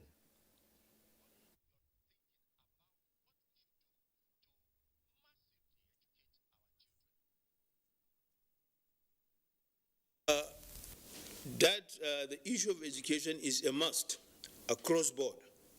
And unfortunately, northern states, I think, ranks highest in terms of out-of-school children. Our governors, our members of state houses of assembly, House of Representatives, and the Senate are doing little or nothing to arrest the situation. Because apart from sending children to school, it is a pity the education we inherited from colonialism only trained people for a white-collar job and nothing more. We should go back to the drawing board and see where we started from during the First Republic. What did the Sardaunas do for the North? What do they leave for the North? Which, unfortunately, people who today are claiming are following the footsteps, prints of Sardauna, if Sardauna were to come back today, he will berate them because they have betrayed what he lived and died for. So we need to ensure that apart from going to school, we must bring back our craft schools, our technical and vocational training centers in order to ensure that everybody has one skill or the other. We should put less emphasis on degrees, less promote the need for skills acquisition, entrepreneurship. This is the way out. Because we have so many graduates today working the streets, some for 10 years they have no job. And it is a fact that government cannot provide everybody with a job. But if you are having some skills, do you need to wait for any local government or state government to give you a job? You do what you can do, what you have acquired. Use your skills to provide job for yourself. So I think the emphasis now should be towards skills acquisition. And of course, as part of my own contribution to society, last week we celebrated the 10th year of my center, the Center for Human Resource Development and Empowerment Initiative. We train people in various trades: computer engineering, ICT, web design, plumbing, tailoring, and carpentry.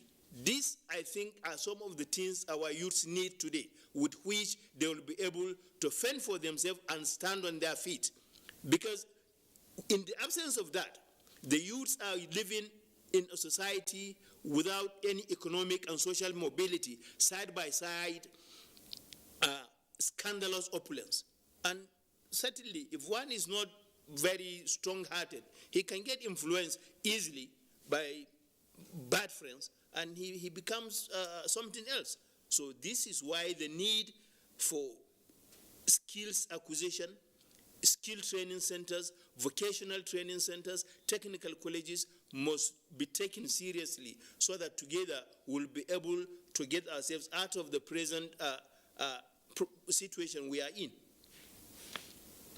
Mohammed Ali, a security expert and a former member of the Kaduna State House of Assembly, thank you for your thoughts. Let's hope that by next year, when we mark the 62nd anniversary of Nigeria, we shall be talking about how things have improved. Thank you, and have a very good celebration ahead of you. Now, we're back to our studios here. Of course, you know that so many Nigerians are pained. You hear from some of the things that he has said. Let's take your own perspective. We'll just talk on security for a few seconds, and then we'll go to another factor, which we now see that everything is linked. We'll go to infrastructure, for instance. But then security, what are you thinking of in terms of the way forward from the present situation, Dr. Chris Akomos? Thank you very much, Femi. I'm going to lay a foundation, and that should also serve in the discussion on infrastructure as we go on, so that we begin to ruminate, meditate, and then think of the best strategy to solve our problems. In 1960, the population of Nigeria was 45.14 million. In 1970, it was 55.98, say about 56 million. In 2020, 60 years, we are celebrating this 60. Incidentally, I was born in 1960. So, and on the week that led to the first independent handover. So, I feel, that growing with the system, with the country, there are things that were left undone, basic things. As at 2020, the population, as projected, accepted, and published by MBS, was 206.1 million. Now, if you take that back from 1960 to 2020, take an average. If you look at 10 years after, for the 60 to 70, from 45.14 to for a 55.98. You still had a manageable situation. Now, if you take an average, it means we've been growing at the rate of 3.4 million every year. And this growth should have been the basis for every planning, be it security, be it infrastructure, education, all around. And the question is, where did we get it wrong? Growing up, coming of age, I used to hear, I always read about the 5-year development plan, 10 years, 25 years, and that. And it was a serious matter. As a student, it was an important thing to follow because it gave you an idea of what's happening. Look at our cities today. When we come to infrastructure, let me talk about it because it affects security. In most cities of Nigeria, because of this growth, unplanned growth, and left without projection. In other words, if we want to catch this, we should be planning for growth of 5 million, minimum of 5 million people every year. That means that if you have a city and you have projected, installed infrastructure for water, for X number, you know that the cities are expanding. There are extra hands, extra people that you need to take care of. You have to plan the security of those areas. You have to plan on how to engage those people. I must commend, Honorable Muhammad Ali, what he said, because I've been saying that, I've said that on a number of programs here, that the issue of skills acquisition is not what we are doing. You bring people 2 weeks, 1 day, you teach them soap making and all. We have to follow through the purpose of establishing the National Board for Technical Education. We have to follow through which we have had for more than 25 years. Yes, now. And how have we funded them? How have we encouraged them? We have even incentivized people from taking that route. What have we done that have made our polytechnics prefer to now change their programs to degree awarding institutions? We discourage the graduates of polytechnics with HND when we bring them in on a level, same with degree holder, but then put a ceiling on them that you can't. Why would you want to do technical things? We have to do that. Plumbing, painting, several handymen, and this has to, there must be a certification system. Even education has a bearing on the individual security of the personality. Exactly. Yeah. So because people are not able, somebody goes through a system, feels that he or she has arrived, only to discover that the system does not recognize him. Then you see another person who thinks I am a super person because I've gotten a degree, only for that person to know that it's not even of value to the labor market. And what do? They get into all these things and they are valuable for this. So talking about security, we need to take things from the onset, and then as we build, we recruit more, because how many people did you recruit to take care of the 45 million in 1960? How many do you have now to take care of 206 million people as to secure the country? Going further too. Going further. You're talking of security. I love what the AIG said before he left. NSAS, a lot of lessons, but the process is still on. But I think what we should be saying is that it's not deep enough. But is the government doing something? From my own under Lagos, what they are doing, a number of those panels are still working. So I expect that more things will come out of it, and people will, expand on that. So security-wise, Femi, we must go back to the drawing board, and then if one person is to take care of 100 of us. I wonder how that. In fact, if just 3 of us here decides to slap that person, he won't even be able to do anything. And I close by saying, why are these bandits, these kidnappers, why does it look like they are superhuman? They are doing. It's because they are carrying something. And that was what Zeke, Dr. Nnamdi Azikiwe of blessed memory, advised people. Say you don't argue with a man with a gun. So how do we make sure that they don't get these guns? Thank you. So, such a interconnected issues.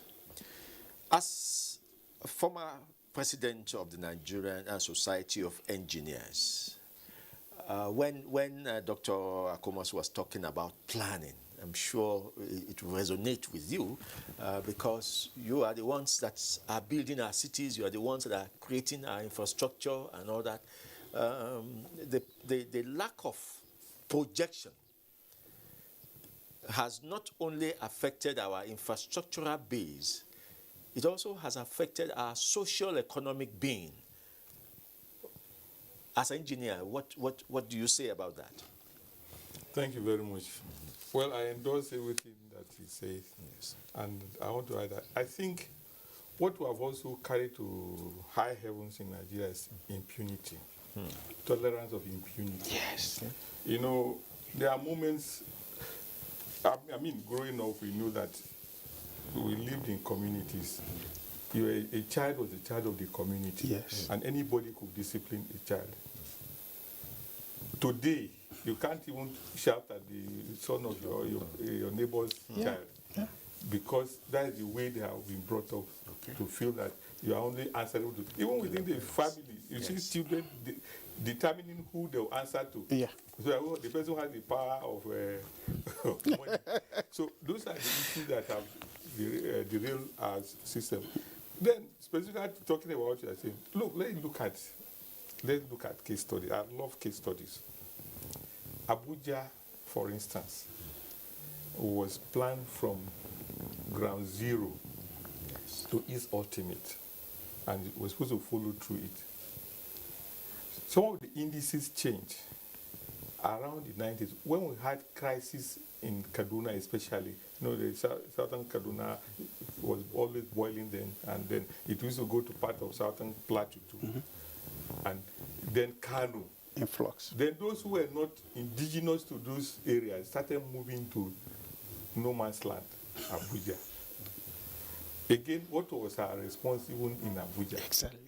We didn't respond well because we had what it took to do a census, get accuracy of ghosts coming in and do something. Exactly. We didn't do initially, but later on, when we realized that this thing was coming down on us, we wanted to do it. Yeah. And in doing it again,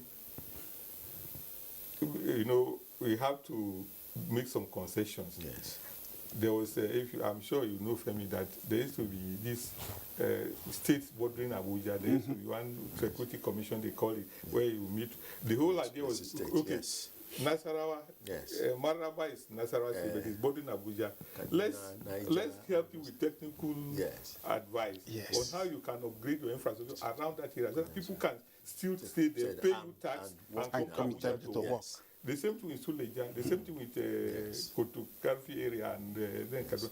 This thing started. The whole idea was put infrastructure, but it's towards security. But when we, so that started again, it was truncated. And we are going down, we started going down again. So the issue of our country, if we can remove impunity, it will help. Because many, all those who are involved in these crimes and criminality were born at the time of the military rule. Yes. And you see, people got used to a situation where you always felt protected by association with the military. If you look at Lagos, many people in Lagos have stickers, Army, Navy, whatever on their card, because they feel secured with that. Where you cannot police feel will not check proud them. They will pass them. as a Nigerian, to say, my identity as a Nigerian is enough to take me through whatever I want to go through, there's a problem. Then you came, even in the school system, there was a lot of destruction. Even where somebody will pass, and then they will say he cannot go because somebody else who has not passed should go.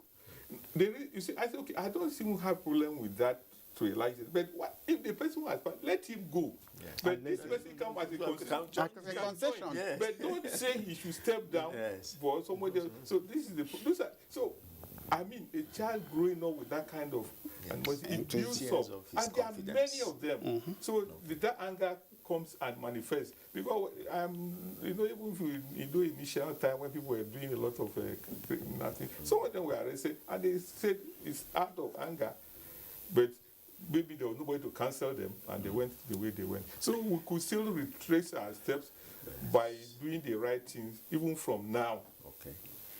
Now for yet another story. Do you know that Oyo State has the appellation as a pace-setter state? Have you wondered why it is so? Well, Oyeyinka Omole takes us down memory lane, beginning with the very first House Parliament where the narrative began. The independence in 1960 seems to have solidified a norm in the country. That is, major urban centers becoming cosmopolitan in nature, which is a surge of ethnic groups living, interacting with one another, imbibing each other's culture, tradition, and this is fast becoming the identity of the cities, if not the nation. This is evident in Ibadan, the capital of Oyo State. Here is Bashiru Zungeru, an Hausa man born and bred in Ibadan. At a glance, Bashiru could have passed as one of the many Yorubas living in Ibadan, and his Yorubas is flawless.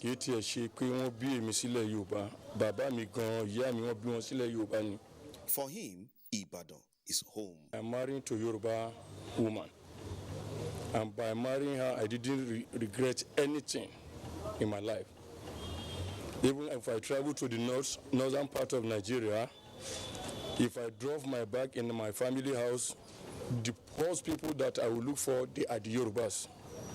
If I see Yoruba man in the north, as if I see my brother. I can say three things combine us together, being united as a Nigerians. Number one, I can say honesty, in the sense that our elderly people, they are honest to each other, and still we are matching them together. That honesty makes us to be united. We find ourselves in this place. It's not a coincidence. It is my belief that we are all brothers, no matter the language we speak, no matter the religion we belong, no matter our custom and tradition. In any case, if you observe, the custom and tradition are not too far from each other. The Ezendigbo and the Obong Imberedem Akwa Ibom were of the opinion that the cost of maintaining peaceful coexistence amongst ethnic nationalities might be challenging, but it's worth it. In Ibadan for over 40 years to 45 years, and since I have been in Ibadan, our relationship with our host communities, the Ibadan people, has been wonderful, very peaceful, very proud of Ibadan people, and I'm sure that the Ibadan people are proud of who he is. We should live in peace, no division. As they mark this year's independence, they said the key to achieving this is to accord mutual respect to each other's beliefs, culture, way of life, and trade. From Ibadan, Larry Bilayi, NTA News.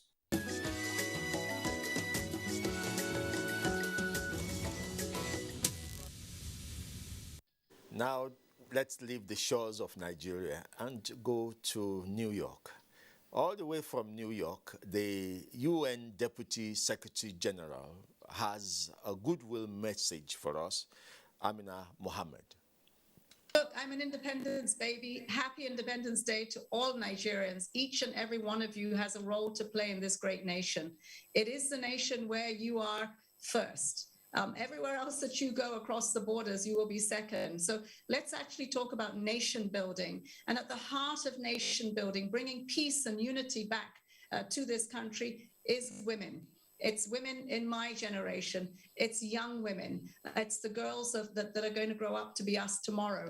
And for this, we need every Nigerian to participate. So let's have a Nigeria that at 61 reflects and looks at the promise of our aspirations that should have started yesterday. But today is the first day of the rest of our lives. Let's make it count. Happy Independence Day, Nigerians.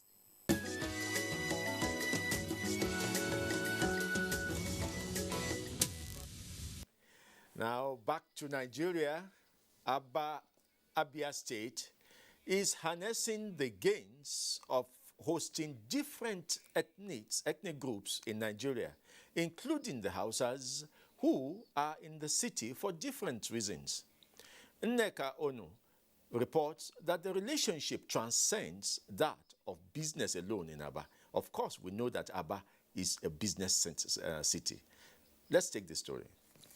Nigeria is a unique country with diversity being its strength for 61 years now. Aba in Abia State is one of the commercial hubs of the country, with a large chunk of the over 6 million inhabitants being from other parts of the country. Those from the northern parts of the country constitute a majority of non-Igbos, with many of them born and bred in Aba. Here is our home, and we stay with them in peace. They don't show me anything like tribalism, or I'm not part of them. I enjoy them. Hey, very fun for me because go that travel go not in a high standard. I'm coming for Aba. The message of peace is widely preached in the commercial city, with residents enjoying religious harmony and peaceful coexistence. One social behavior that flourishes here is intermarriage. Ibrahim Bello, for example, has been in Aba for over 20 years and had all his children here. My great-grandfather came to Aba. That should be sometime around 1906. So you can see it's a very long time. Our lives and properties have been secured. We are friends. We never knew any difference. Like you are a Christian, you are a Muslim.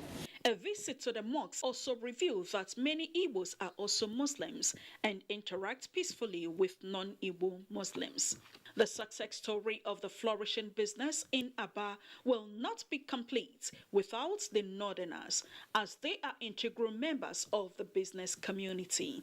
As the nation celebrates its 61st independence anniversary, it is the prayer of residents that the peace, unity, and religious tolerance that have pervaded the nooks and crannies of the city will be sustained. In Aba, Nneka Onu, NTA News.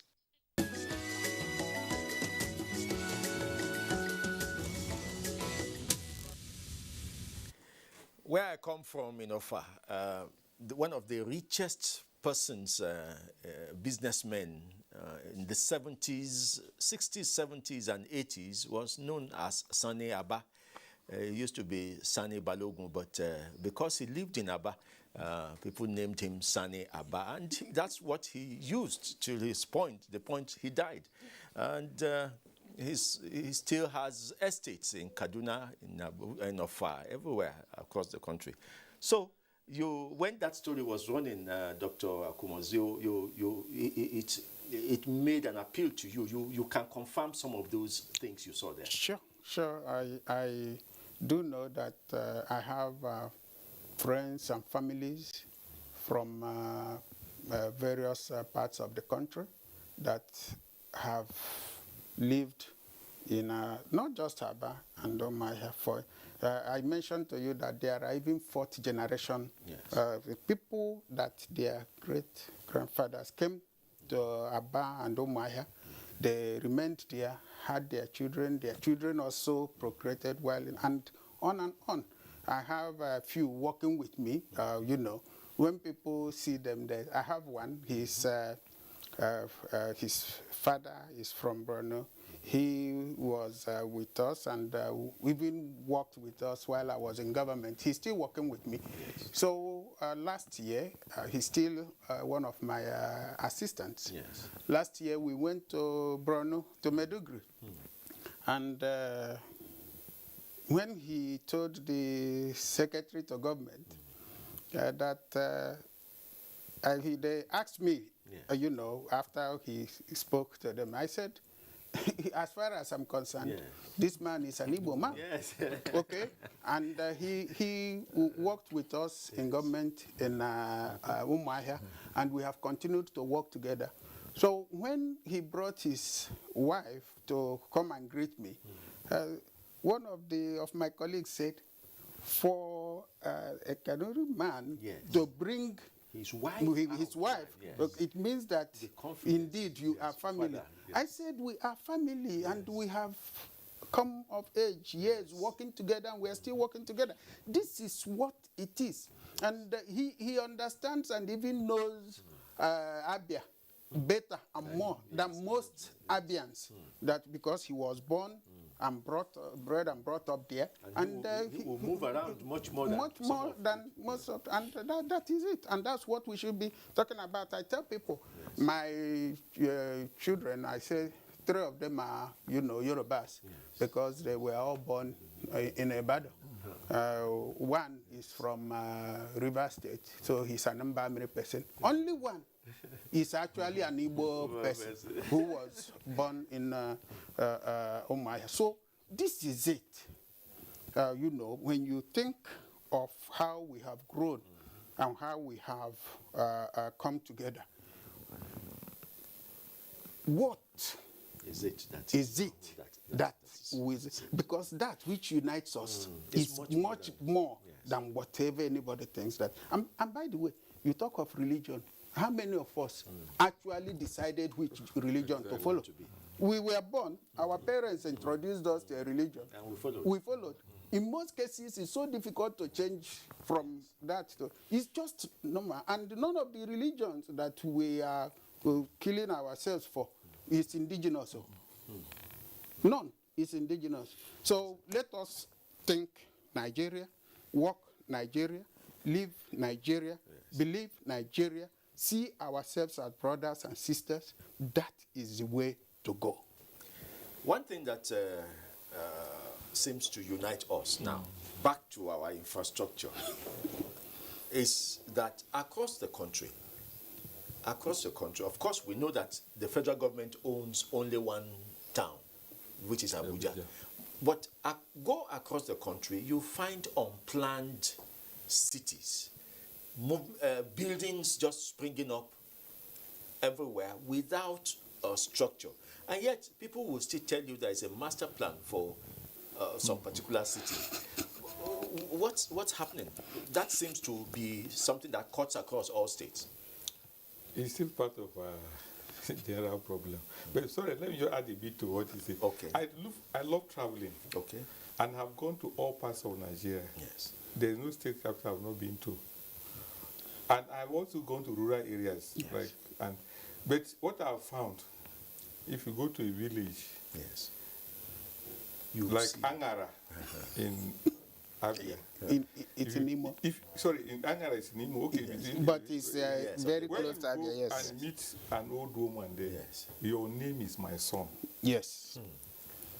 If you go to Obomosho, meet an old woman, your name is my son. Yes.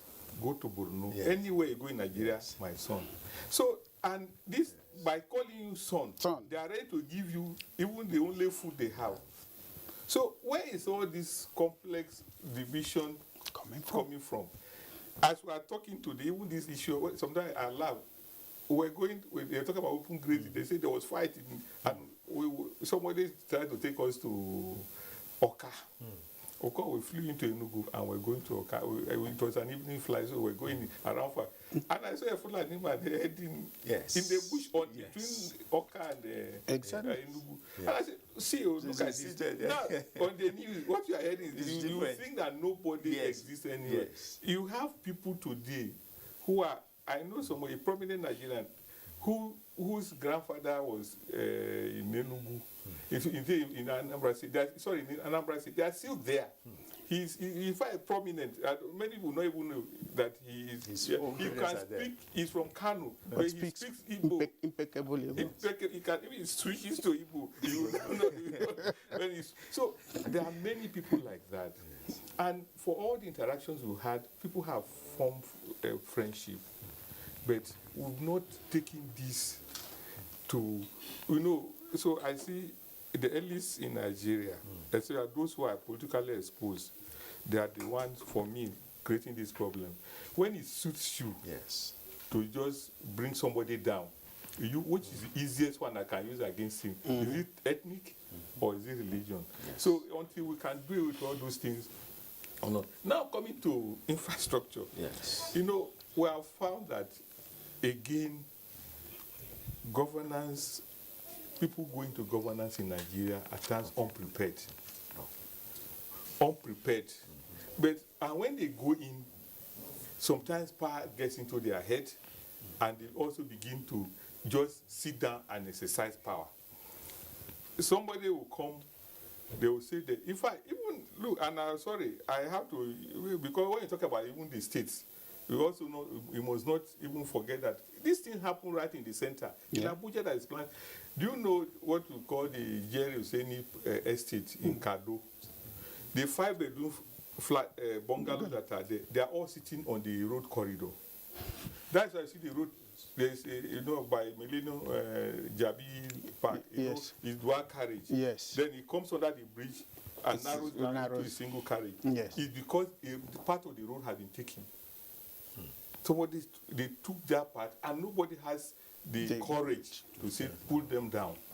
That's why they are there now. And it's creating a lot of traffic situation around there. So, in other places that were supposed to open fields, for instance, people have converted them.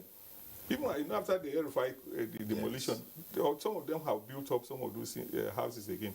A place that is supposed to be an open field, somebody goes to build. Now, in building, originally, there was no provision for water for that place, no provision for electricity, no provision for even telecommunication service and everything. So now you are going to overload all your facilities there. And so in the states, it's worse in the state. Why you start taking from the federal, because Abuja is a better plan. But so somebody can now say, if they are doing, we have this, you are talking about, what about this person who is doing it? That's it. So this is the attitude that we're or somebody comes, he becomes governor, he finds that somebody, his predecessor had violated, he too will go and violate. So he says, what about the predecessor? What did you say? So we must overcome that. And we need people who are convinced, people who have character, who have knowledge, and are willing to serve, to come into office. But until we achieve that, and we'll still have problem of all these violations, because it has to do with the person's conviction. It's not something that anybody, an official, for instance, if they say you should do something, they fire you and get somebody who will be willing to do it, and so the thing will still get done. We will take a break for yet another story from the States. When we return, we shall be talking about our road infrastructure across the country and see whether we can do better than we are doing now. But for now, let's go to Edo State. Edo State, carved out of old Bendel State in 1991, has a huge history, and it is one of the 36 states with a unique acronym, or better still, payoff line in the Federation. Paul Emukogo in this report tells us why the state is referred to as the heartbeat of the nation. Edo State is strategically and geographically well located, as it serves as a transit point for travelers to the south-south, southeast, the northern part of the country, and it is a major link to the southwest. It is a melting point of activities ranging from trade, commerce, tradition, culture, political, and socio-economic background for which it has carved a niche for itself. known for its ancient civilization and hospitality. The heartbeat of the nation, as it is fondly called, has a direct connect to competitive character of the people, the location of the state in the Federation of Nigeria, and its rich cultural heritage. In 1992-93, when Chief John Odige Oyegun was the governor of the state, that was when most of the governors then were asked to find a tagline, because the new national vehicle registration just came up, and I needed to interview His Excellency John Odige Oyegun, and we were playing with, okay. And Chief Oyegun, during the interview, and just said, we are the heartbeat of this country. That whatever happened to Edo State, the nation would definitely, suffer a heart attack. Geographically, we have the northern part of Edo State that are more, some are Muslims, they are near the northern region, the fringes of Kogi, Agenebode, Okene, etc. They are in Edo State. Some of the delta part, Nikoroga, Ajakurama, Welowoshe, and the rest, they are Ijos, and they are in Edo State. If you move on another dimension to Agbo, Abavo, Igbanke, they are semi-Igbo speakers, and they are in Edo State. So Edo State is a citadel, it's a conglomeration of all these places, and that is why it is the heartbeat of the nation. It is a melting pot of tribes, tongues, religions, and individuals.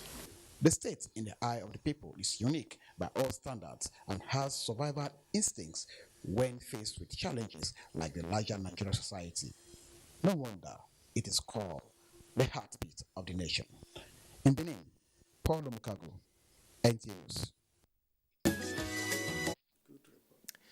Just what we have been talking about here, Edo State exemplifies the coming together of Nigerians in a state.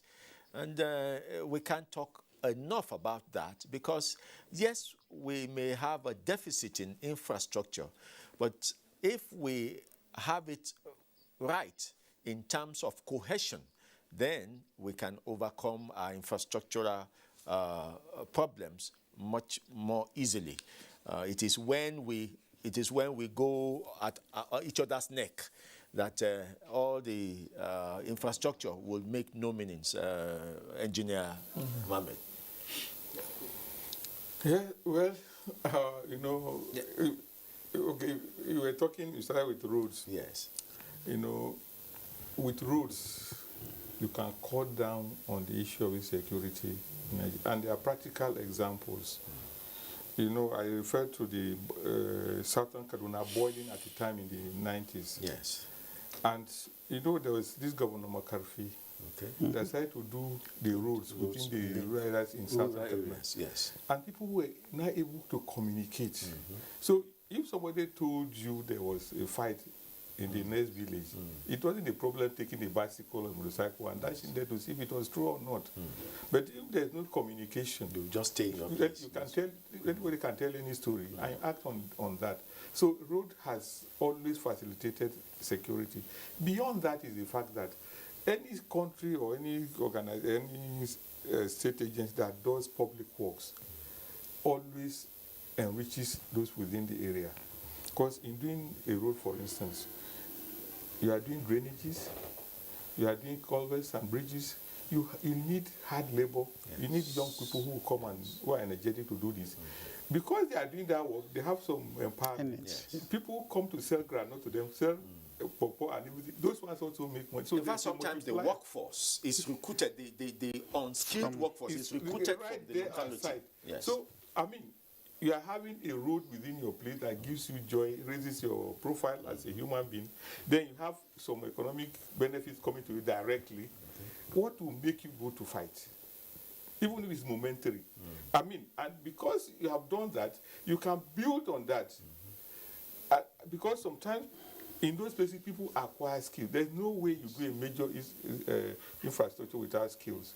Today, there are some women, young girls in this Abuja, who are experts in molding rail track sleepers. Experts. You know, now there's no way because rail projects have come to their area. So tomorrow if you want to do another thing, you don't need to go and start training. You can pick them and then use them. So you build a skill base and that is what, because often we talk about GDP as a measure of our wealth. Yes. What is GDP without the ordinary person? It's when the ordinary person is earning that your GDP will grow. It's not when you have an Aliko. Aliko's contribution is not up to what some individuals who are earning just contribute to the GDP. So for a country to really grow, you need to think about those things, and you need to invest in public infrastructure. Let me take you a bit, take you down to the even after independence, when we hadn't struck oil, when we didn't have money. You know, our roads most of them were lateral roads, unpaved, but they were in good condition. You hear about leaders, you'll be shocked how Sadona will be able to move from Kaduna to Sokoto. From there, he goes to Ankpa, he goes to all the places. How was he going? The roads were not paved, but they were good enough for anybody to drive on. Is it the same thing today? As a young person, I told you I love traveling. We used to leave my car in those days after 9 p.m. My friend, were three of us, Nivu, Michelle, Dr. Abakar, and I, we would drive from there to Yola. Yes. We arrive Yola around 4 a.m. In the morning, we go to Garkida. From then, in the morning, on Sunday, we leave Garkida, go to Gombe. Then start coming down. Those were not necessarily dual carriage. They're not. Why were they in good condition? Yes. Because the governance structure then was effective. You had road camps along the way. A man gets up in the morning, he knows that he has a stretch of just about 1 kilometer to deal with. And anything happens on that road, if there's an accident, you write a report. Dr. Akomas, one of the things that we bring out from that is that the lifespan for our roads are not long anymore now, because we now have trailers, articulated vehicles plying our roads more. The measure of transport, of course, you have also talked about population increase and all that, planning and all that. But then our roads now, they've constructed a road. In the next 1 year, they're talking about the road failing. That was why I led that foundation. We all aspire. The experts that construct the roads are human beings. They aspire. Only God doesn't aspire. The world He created for us, our both spiritual books, all the books have told us that one day, this present one will aspire. So whatever infrastructure is built, you must have it at the back of your mind that it will have a lifespan. And that there is need for maintenance. Yes. I used to see, like you were saying, government had that idea that these roads have a lifespan, but you can improve and enhance that lifespan by resurfacing. So at least every 5 years, between 5 to 10 years, you resurface. In the course of resurfacing, those failed sections of the road and portions, you now maintain. And we had the PWDs. That's what he was referring to. Men living within the communities whose job, they were trained though. Yes. They were trained. Their job was to make sure that every pothole within their own section is filled. And when they fill it for that temporary, they write report and say, this place is this bad, there is need for better maintenance. And people come from the capital to maintain it. That's where we have the structure of the Ministry of Works, where states have controllers of works that can oversee. Do we have those things now? Yes, they are there. Yes. We are paying salaries for people supposedly. I'm not talking of the PWDs. I'm being within the ministries. Yes. But who is nobody is funding them. Nobody sees them as important. So for every infrastructure, we must be ready and willing to improve on that. Look at the National Stadium. It had gone to, until recently, where the CBN partnering with this thing have come to that. Talking about roads, when you do a new road, when you open up a place, you enhance the value of everything in that, including the landed properties. Yes. Now, you come to cities. Some people are connected to the public water supply. Some people are easily connected to the national grid. Others within the cities are the ones providing everything for them, even within the same estate, just as it was mentioned, because the planning stopped at a point. But when it was time to now take it further, knowing that the place was expanding and people know will still continue, that is where we need to do something. Otherwise, the infrastructure decay will continue. The first time I went to Nguru, it was by rail. Yeah. The first time I went to Kano, it was by rail. And it was a joy. Sure. A big joy to do that. So, thank God that is coming back. I now have friends who work here but come from Kaduna. Okay? And people can plan because, you know, the rail system is working. I see that happening between Lagos and Ibadan. And you can imagine the pressure it will take off that road. Yes. Okay? So if we now think of all this and the need to move forward, I have always said, I'm not against borrowing, as long as you apply it to something. Over the years, a lot was left undone, and we need to do something to bring back this. One state I admire, among several, let me not be, is Akwa Ibom. Okay. When Governor Akpan Simeng came on board, he called his brothers. They planned for the place. Then they continued work. They were talking of promised land then. Okay? Now, Obangata came on board. He called his brothers and looked at that plan again and planned, and they are all working. Anybody that comes works into that plan. Go to Akwa Ibom, you see synergy. You see, yes, you come in as a fresh person, but you are working towards a plan.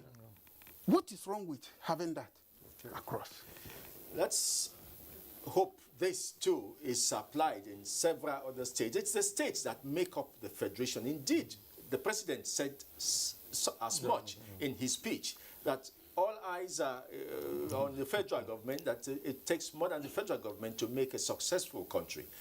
Let's hope that some of the issues that are being discussed are being looked at and worked on. We're going to take a longer break now from our discussions and go to some of our regular programs like the news. But I want to, before we dismiss ourselves, I want to say a particular thank you to Engineer Kashim Ali, former president of the Nigerian Society of Engineers. Thank you very much for your time. And MNI, they didn't write that there, but I can see the badge. Thank you. We also thank the former Deputy Governor of Abia State and Dr. Chris Akumos. Thank you very much, as always, for sparing us your thoughts. Thank you. Now we'll take a break for our news. After the news, our special discussions, special programs continue to mark the 61st independence anniversary of Nigeria. Thank you very much for being part of our segment today. I am Femi Okeowo, and thanking you. Have a beautiful evening ahead of you.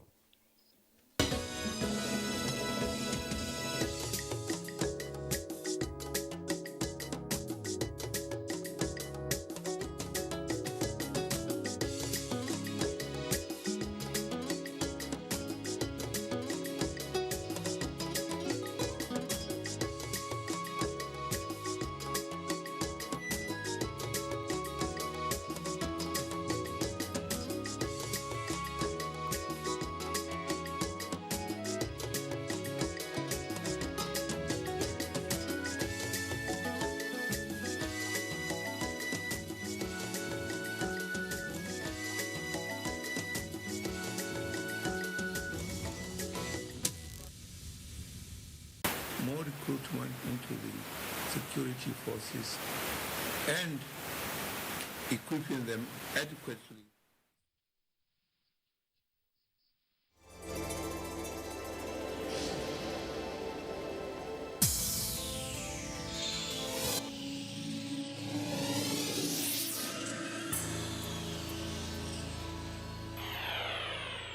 NTA, you can't beat the reach.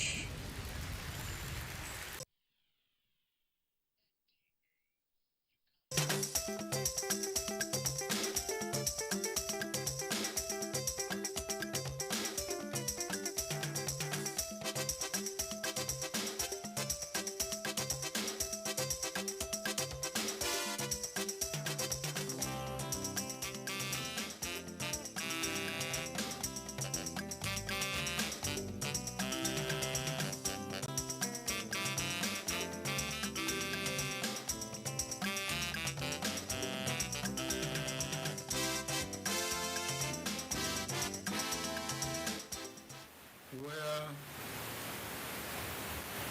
our leaders' concern will be for the welfare of its people and the progress of the nation.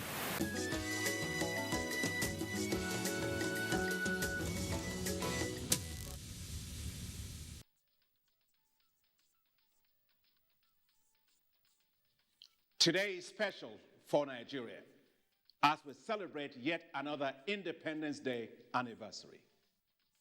We have come a long way in 61 years as a nation. Now I should know, as I was born the same year that Nigeria got its independence in 1960. We are a woven tapestry as a nation with diverse strands, colors, religions, ethnicities, and cultures. The diversity we have is our beauty, and it is a beauty we should adorn and wear with pride.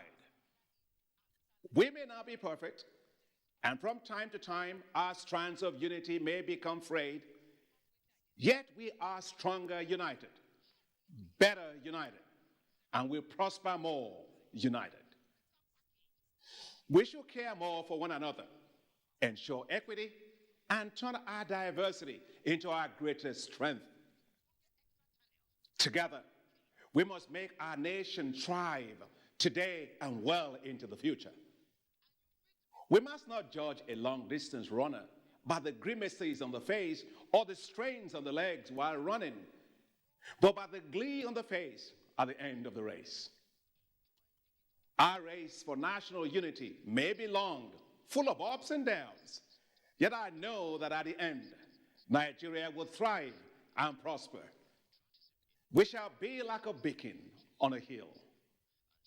The streams of Nigerians' ingenuity, knowledge, entrepreneurship, stretching across the world from its vast diaspora and also at home, will once again water the economic, social, and political plains of our land.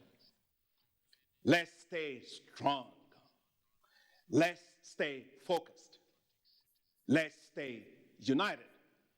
Let's stay the course. The best is yet to come.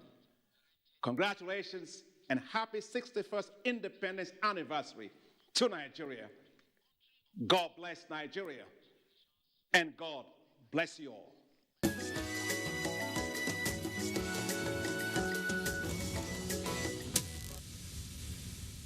My dear compatriots, on behalf of OPEC, we send our warmest greetings and salutations to our fellow Nigerians celebrating Independence Day.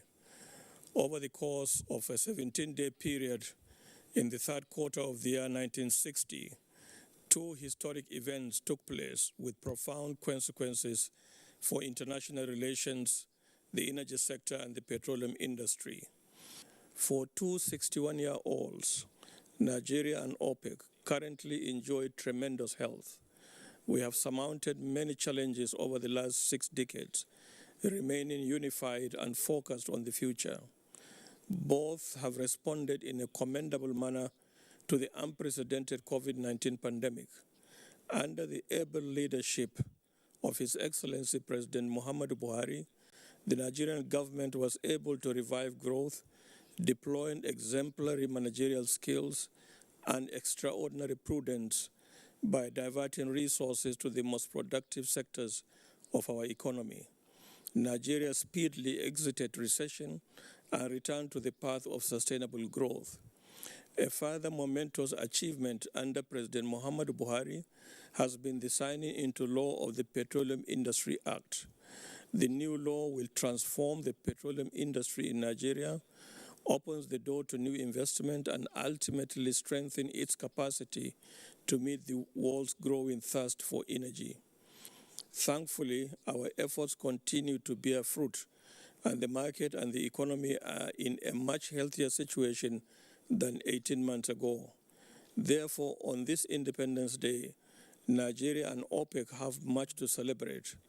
OPEC treasures Nigeria's membership and is proud of what we have achieved together.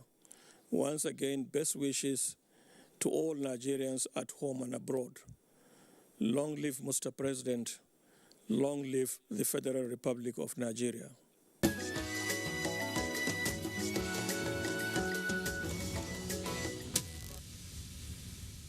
Well, look, I'm an independence baby.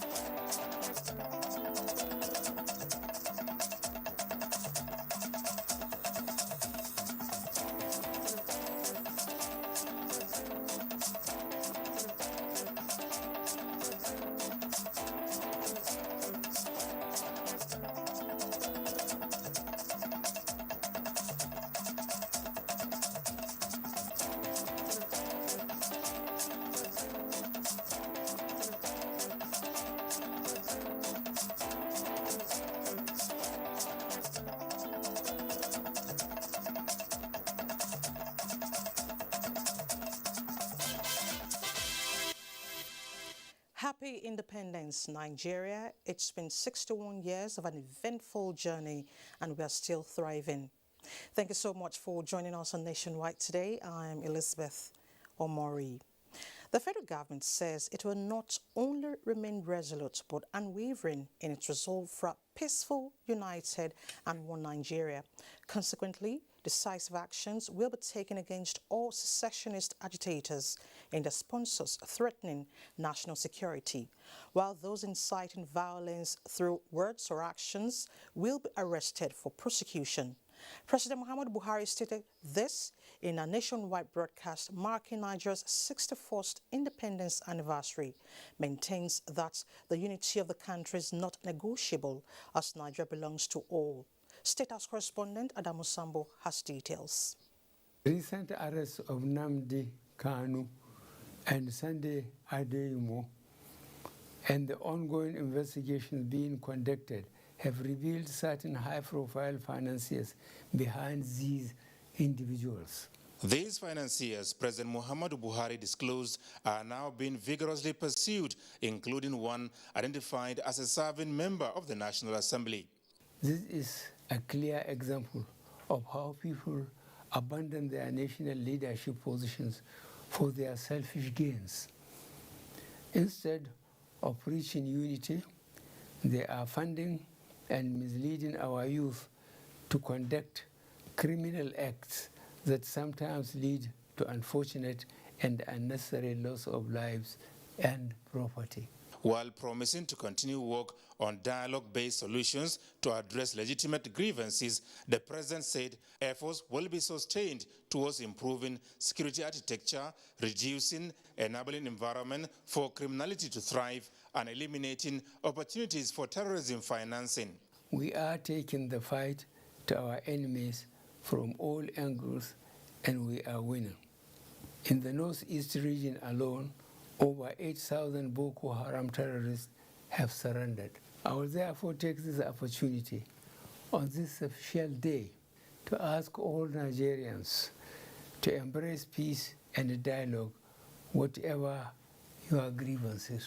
And as Nigerians celebrate 61st independence anniversary of the country, their anxiety is never hidden on the inability of Nigeria to go beyond a potential for becoming a great nation to an actually a great one. But President Buhari said a lot has been achieved in the last 6 years on many fronts. Since coming to power, this administration has tackled our problems head-on in spite of the meager resources. No government since 1999 has done what we have done in 6 years to put Nigeria back on track. But critics misdiagnose incremental progress as stagnation. The past 18 months, he explained, have been some of the most difficult periods in Nigeria's history as a result of the COVID-19 pandemic, saying, however, that following the resolve by Nigerians to come together as one to fight, the doomsday scenario predicted for the country never came. I will take this opportunity to remind the global community that the current state of access to COVID-19 vaccines is unacceptable. We cannot afford a situation where a handful of countries keep the global vaccine supply to themselves at the expense of other nations. We must act now to accelerate equitable distribution of COVID-19 vaccines. Meanwhile, in the spirit of the anniversary celebration, President Muhammadu Buhari directed that the indefinite suspension of Twitter operations in Nigeria be lifted following the company's fulfillment of stipulated conditions by the federal government. As a country, we are committed to ensuring that digital companies use their platform to enhance the lives of our citizens, respect Nigeria's sovereignty, cultural values, and promote online safety. Nigeria, the president concludes, does not start and end with the federal government, rather a great collective where government at all arms and levels, the private sector, and indeed individuals have roles to play. From the State House, Adamu Sambu, NTA News. Meanwhile, President Muhammad Buhari has unveiled a 60 square meters photo book titled Discover Nigeria, put together by his official photographer, Bayo Omoboriwo, as he commended Nigerians for their ingenuity and resilience towards standing firm at ensuring sustainable peace and unity. Aliyu Kabir reports that the book has been recorded as the largest photo book by the Guinness World Record.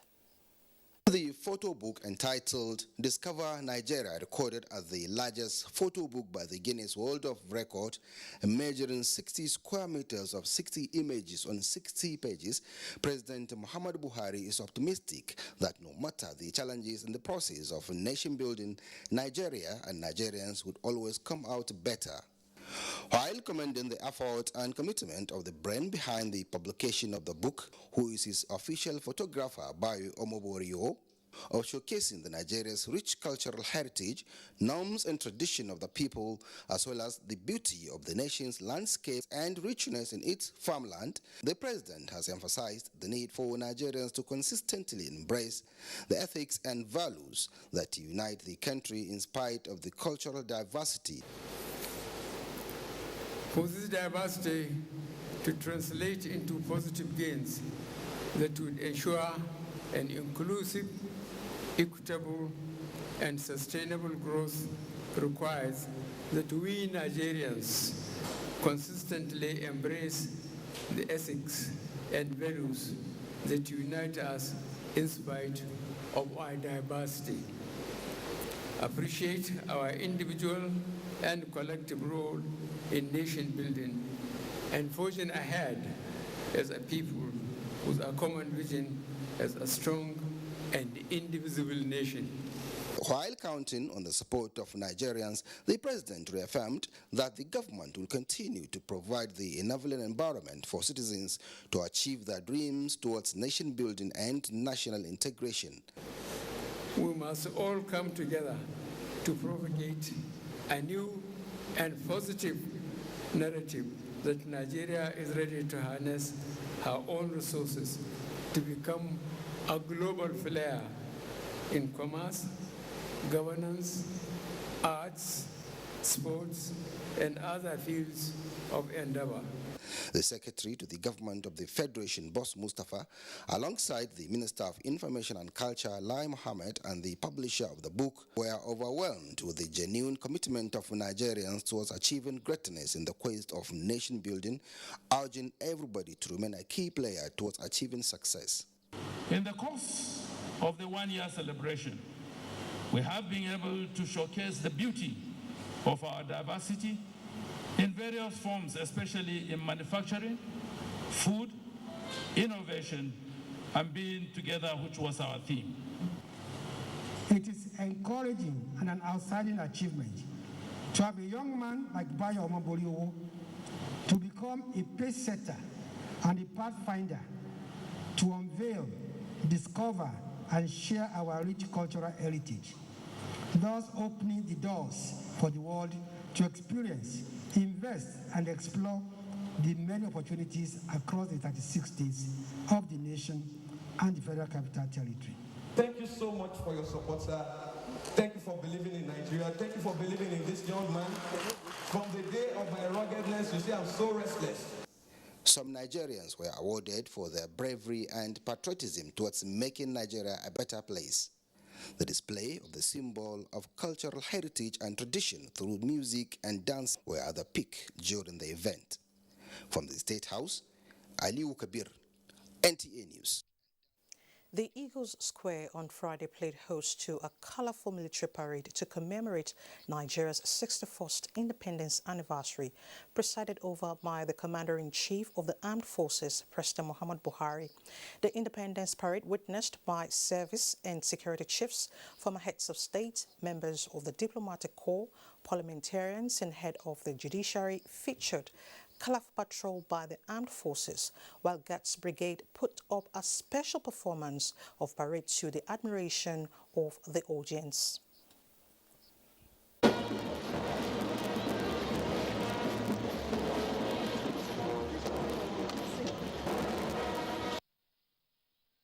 Demands President Buhari inspect the guards before moving to the state box to receive the national salutes.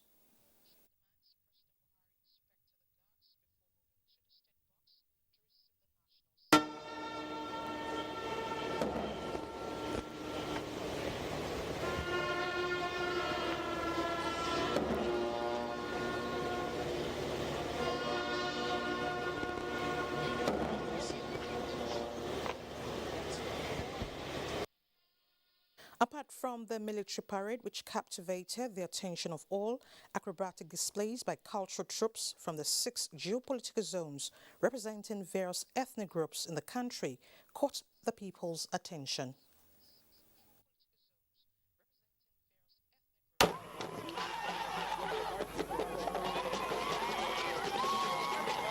As we have seen through the parade and the cultural display and even the military display, you can see that Nigeria is a country that whose strength actually lies in its diversity.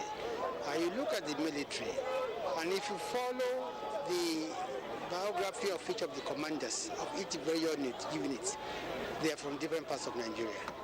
You see, when there's a military is that symbol of unity, because in a time of war, the military don't make a distinction between the man from the south or from the west. He wants to protect the country and protect himself. When you look at our cultural display today, you will see that we're a country of colors, a country of rhythm, a country of music, and all blend together to make one. Yes, we have challenges, we're going to overcome them, but clearly our strength will continue to lie in our unity. The traditional 21 artillery gun salute rented the atmosphere. As Nigeria marks her 61st independence anniversary, notable Nigerians that include the President of the Senate, Ahmed Lawan, have continued to congratulate and express hope in the country as they wish the citizens well. Kenneth Nanim reports. of the Senate, Ahmad Lawan, has urged Nigerians to unite for the progress of the country and continue to keep faith with the fatherland. Senator Lawan explained that the differences in the Electoral Act Amendment Bill will soon be resolved, as members of the National Assembly are confident that it will enhance the improvement that Nigerians have continued to see in the nation's electoral process. Also, the Speaker House of Representatives, Femi Wajabiamila, has called on Nigerians to be more united for the common purpose of building a country that meets the best expectations of all Nigerians as the country marks her 61st independence. In the same vein, the Chairman of Progressives Congress Caretaker and Extraordinary Convention Planning Committee and Governor of Yobe State, Mai Malabuni, says Nigeria's 61 years of independence provides a strong source of unity and strength. In a statement, Mai Malabuni said the long history of integration among the various ethnic and sociocultural groups should be a source of unity in diversity for the country, and encouraged Nigerians to concentrate on issues that unite the country. The APC national leader Asiwaju Ahmed Bola Tinubu has also felicitated with Nigerians as the country marks her 61st independence anniversary. He reminds Nigerians of the sacrifices of the founding fathers and urged all citizens to hold on to factors that bind us together as a nation. He encouraged Nigerians to hold on to the hope for better days and the determination to make the nation work. Also, the Corps Marshal Federal Road Safety Corps, Boboye Oyeyemi, has congratulated Nigerians on her 61st independence anniversary. He prayed that the country continues in steadfast unity, peace, and progress.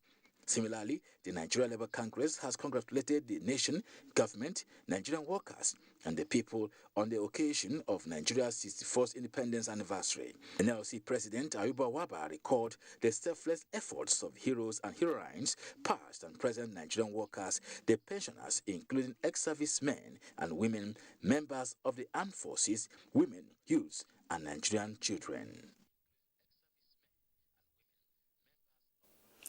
Now let's take a look at some sectoral successes recorded, and we begin with the power sector, which has continued to receive attention from successive administrations with investments to attain energy sufficiency. Joshua Ujito examines Nigeria's journey in the power sector. Just like a mustard seeds, what began with just 60 kilowatts of electricity generated from a power plant in 1896 in Lagos has grown to an electricity market that can now generate 11,000 megawatts of electricity in 2021. That is the story of Nigeria's power sector as the country strives to achieve adequate and reliable power supply. 6 years of investments by the present administration in the power sector is consolidating the gains recorded as 3 inherited hydro dams of Kashimbila, Dadinkowa, and Gurara have been completed and awaiting inauguration, with Zongeru Hydro Dam at appreciable level of completion. The challenge of low voltage and poor supply, federal government says, is being addressed with 22 substations constructed under the National Integrated Power Project, NIPP, in parts of the country. Interventions through renewable energy, powered educational and health institutions, as well as markets, under Energizing Education and Economies Initiative, as hundreds of unserved and underserved rural communities have been connected with solar-powered systems. Electricity has been one of our challenges, but I can assure you that in this community, we have been enjoying this light constantly, all 24 hours. You can enjoy your light. And if the government can really put more effort on this system and expand this system to every other places, I think this will make the country to grow. The issue of light challenge electricity will be a thing of story. The National Mass Metering Program to deliver 6 million meters free to electricity customers in the country is adding value to the electricity market, as key players say issues of revenue losses and estimated billing are being tackled. Under the Power Sector Recovery Program, obsolete transmission infrastructure are being upgraded across the country, with more transformers procured to boost transmission arm of the power value chain, as federal government under Siemens deal for infrastructural realignment is gradually being implemented through the Presidential Power Initiative. We have to have integrity in the system throughout. We have to have competence. Everyone should come together and synergize to ensure that we deliver power to Nigeria and to have it uninterrupted. Key players say as Nigeria celebrates 61 years of nationhood, for the power sector, it is work in progress to deliver sufficient electricity that will reposition the economy to a productive one.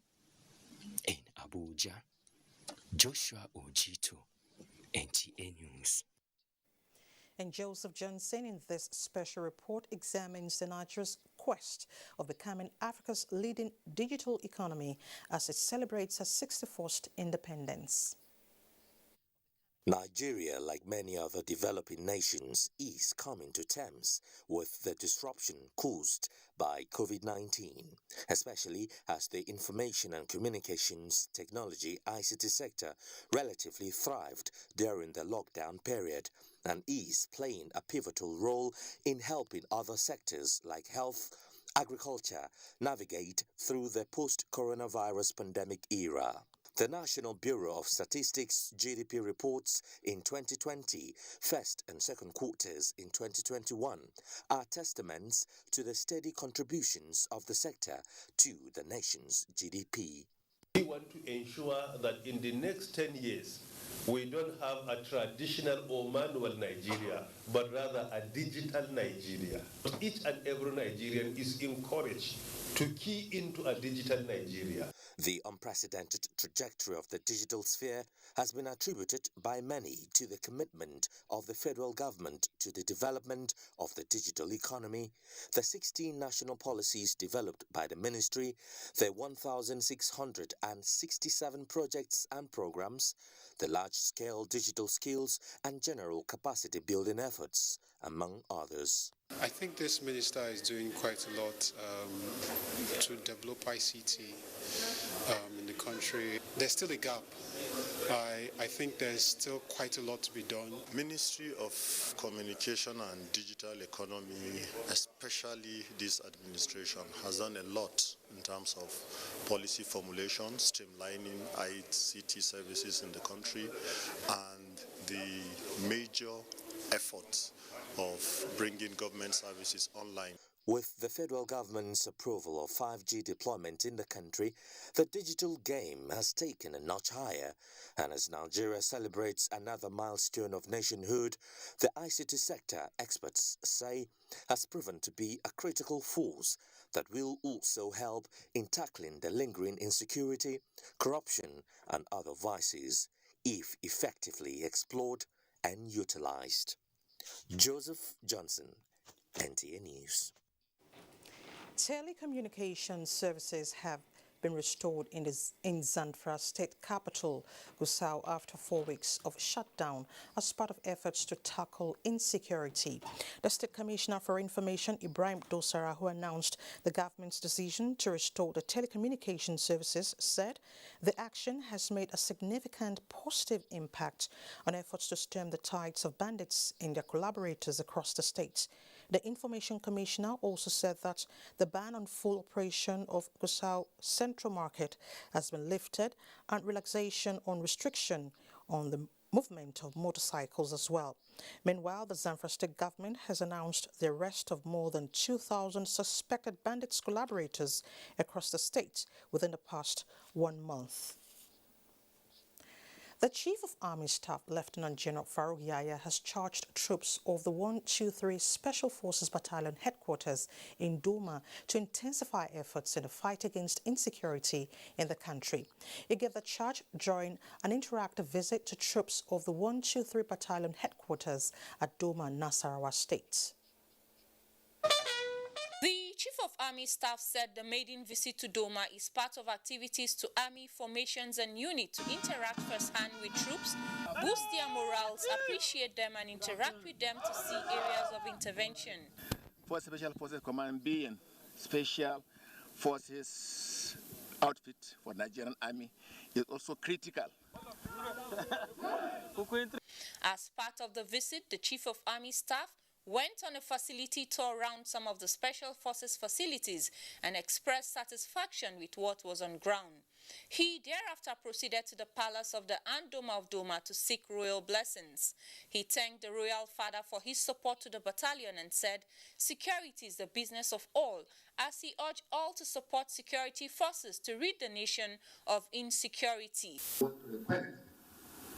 Your Highness to please continue to support us in our drive to ensure peace and The Andoma of Doma expressed appreciation for the visits, reiterating that he will continue to support the troops in the best way he can to nip crime in the bud, in the state and the country at large. We are indebted to your sacrifice to keep the country intact and safe, so that while we sleep, you are wide awake, traversing the nation and making sure there is peace. The visit is his first since assumption of duty as the Chief of Army Staff in May this year. From Doma, Mary Replong Domtur, NTA News. And for more on Independence celebration, let's join Michael in Lagos. Michael, it's nice to see you and happy Independence.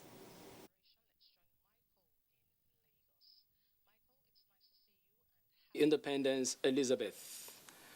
Lagos State government will sustain a continuous review of its security architecture and commitments to productive engagement of the youth population for economic development of the state. This is contained in the independence message of Governor Babajide Sanwo-Olu at a ceremony held in Lagos. Musa Toliat has details. Message of hope and resilience at independence, Governor Babajide Sanwo-Olu said the government is not unmindful of the security challenges and other socio-economic concerns. He stressed that there is renewed efforts to ensure good governance is felt across the metropolis to give assurance of better days ahead. We have no reason to lose hope. More than ever before, it is time for us to close ranks and to view our differences not as a stumbling block, but instead as an energizing force. The need for government at all levels to address youth unemployment, promote peaceful coexistence, and seek divine intervention were also raised. We must be rest assured that that present condition is a sort of impetus for us to be able to forge ahead so that we can get to the promised land. Nigeria will move forward, and Nigeria will succeed, and Nigeria will continue to strive for the glory of God. Nigeria's younger generations also have their say at the Independence Anniversary celebration.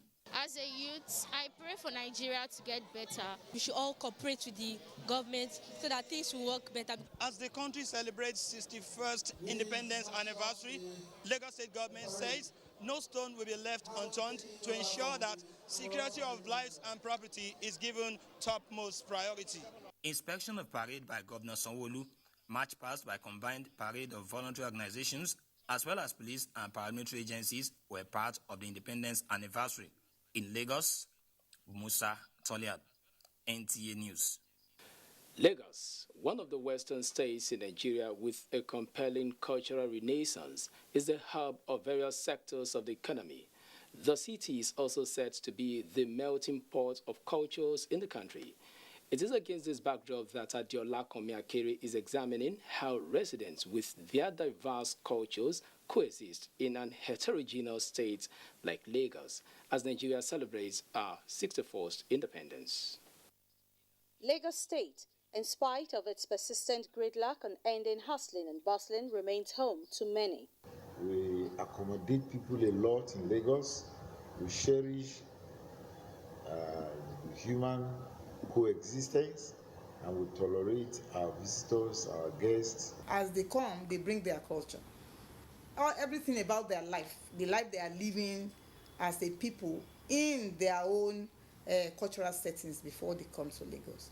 Erelu Abiola Dosumu says Lagos has a culture of peaceful coexistence, which explains the accommodation of people from diverse ethnic groups in Nigeria and races across the globe. Long before the amalgamation, Lagos has been home to various cultures of the world. You had the Portuguese, you had the French, you had the British. They brought in their styles, their religion, their different ways of life. And then, of course, you have other Nigerians from the hinterland all coming to Lagos. History has it that the Portuguese were the earliest settlers in Lagos after the Aworis. They gave the name Lagos, meaning lake, after a Portuguese city because of the bodies of water surrounding it, which was the major attraction in the pre-colonial era.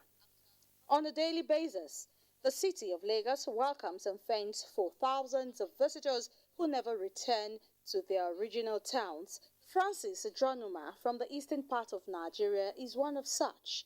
I did my primary school here in Lagos, enjoyed free education, secondary school here in Lagos, my diploma and my university education all here in Lagos, and I have not had any problem. It is hoped that Lagos will continue to play its leadership role in embracing and accommodating people of diverse cultural background to promote unity in diversity, which is clearly spelled out in the national anthem, while also bringing about the much-needed development in the country. In Lagos, Adeola Komiake, NTA News.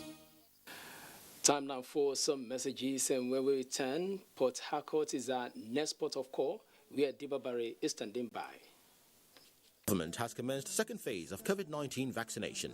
If you are 18 years and above and unvaccinated, register at www.nphcda.vaccination.gov.ng. Visit the nearest vaccination site to receive AstraZeneca or Moderna COVID-19 vaccine as first dose. If you received your first dose of AstraZeneca vaccine before 8th July, get your second dose now. All COVID-19 vaccines are free and certified safe. At the vaccination site, you can check blood pressure and know your diabetes risk status. Children aged 0 to 23 months will receive childhood vaccines and screened for malnutrition. After vaccination, continue to adhere to COVID-19 prevention protocols. For more information, visit www.nphcda.gov.ng or call 0700-220-1122. This message is from the National Primary Healthcare Development Agency. When you think about hospitality and affordable luxury away from home, then you talk about Sharon Ultimate Hotels, a secured and serene environment that offers kingly services such as 24-hour room service, impeccable security with CCTV surveillance, parking lots, free Wi-Fi internet service, free complimentary breakfast, restaurants that offers continental and local dishes, well-equipped fitness center with instructors, swimming pool, 350 capacity multipurpose hall, laundry service, pastry corner, mini mart, and our suites are breathtaking.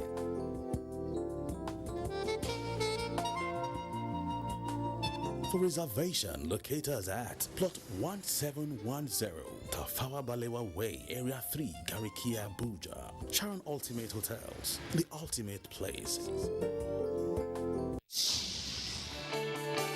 A new edition of TV Guide is out, exclusively with Governor Simon Lalong of Plateau State. Since assuming office, our rescue administration has pursued the path of peace and reconciliation and restored confidence among people of different ethnic, religious, and political persuasions. Peace is back on the plateau. We are building world-class infrastructure in roads and opening up opportunities for innovation. The edition is a compendium of mind-blowing stories for your reading pleasure, ranging from entertainment, economy, sports, media, politics, family, and lots more. Pick up a copy and keep abreast with issues and trending features within our space. TV Guide, very incisive, very educative and comprehensive. Grab a copy at the vendor near you or any NTA station nationwide. TV Guide, your indispensable companion. Friends, in champions when they take on Southampton at Stamford Bridge. Will they succeed? Find out this Saturday on the Premier League Live. It's Chelsea versus Southampton, showing on the network service of the NTA from 2:30 p.m. The Premier League Live is brought to you by Baba Ijebu, empowered by Integral.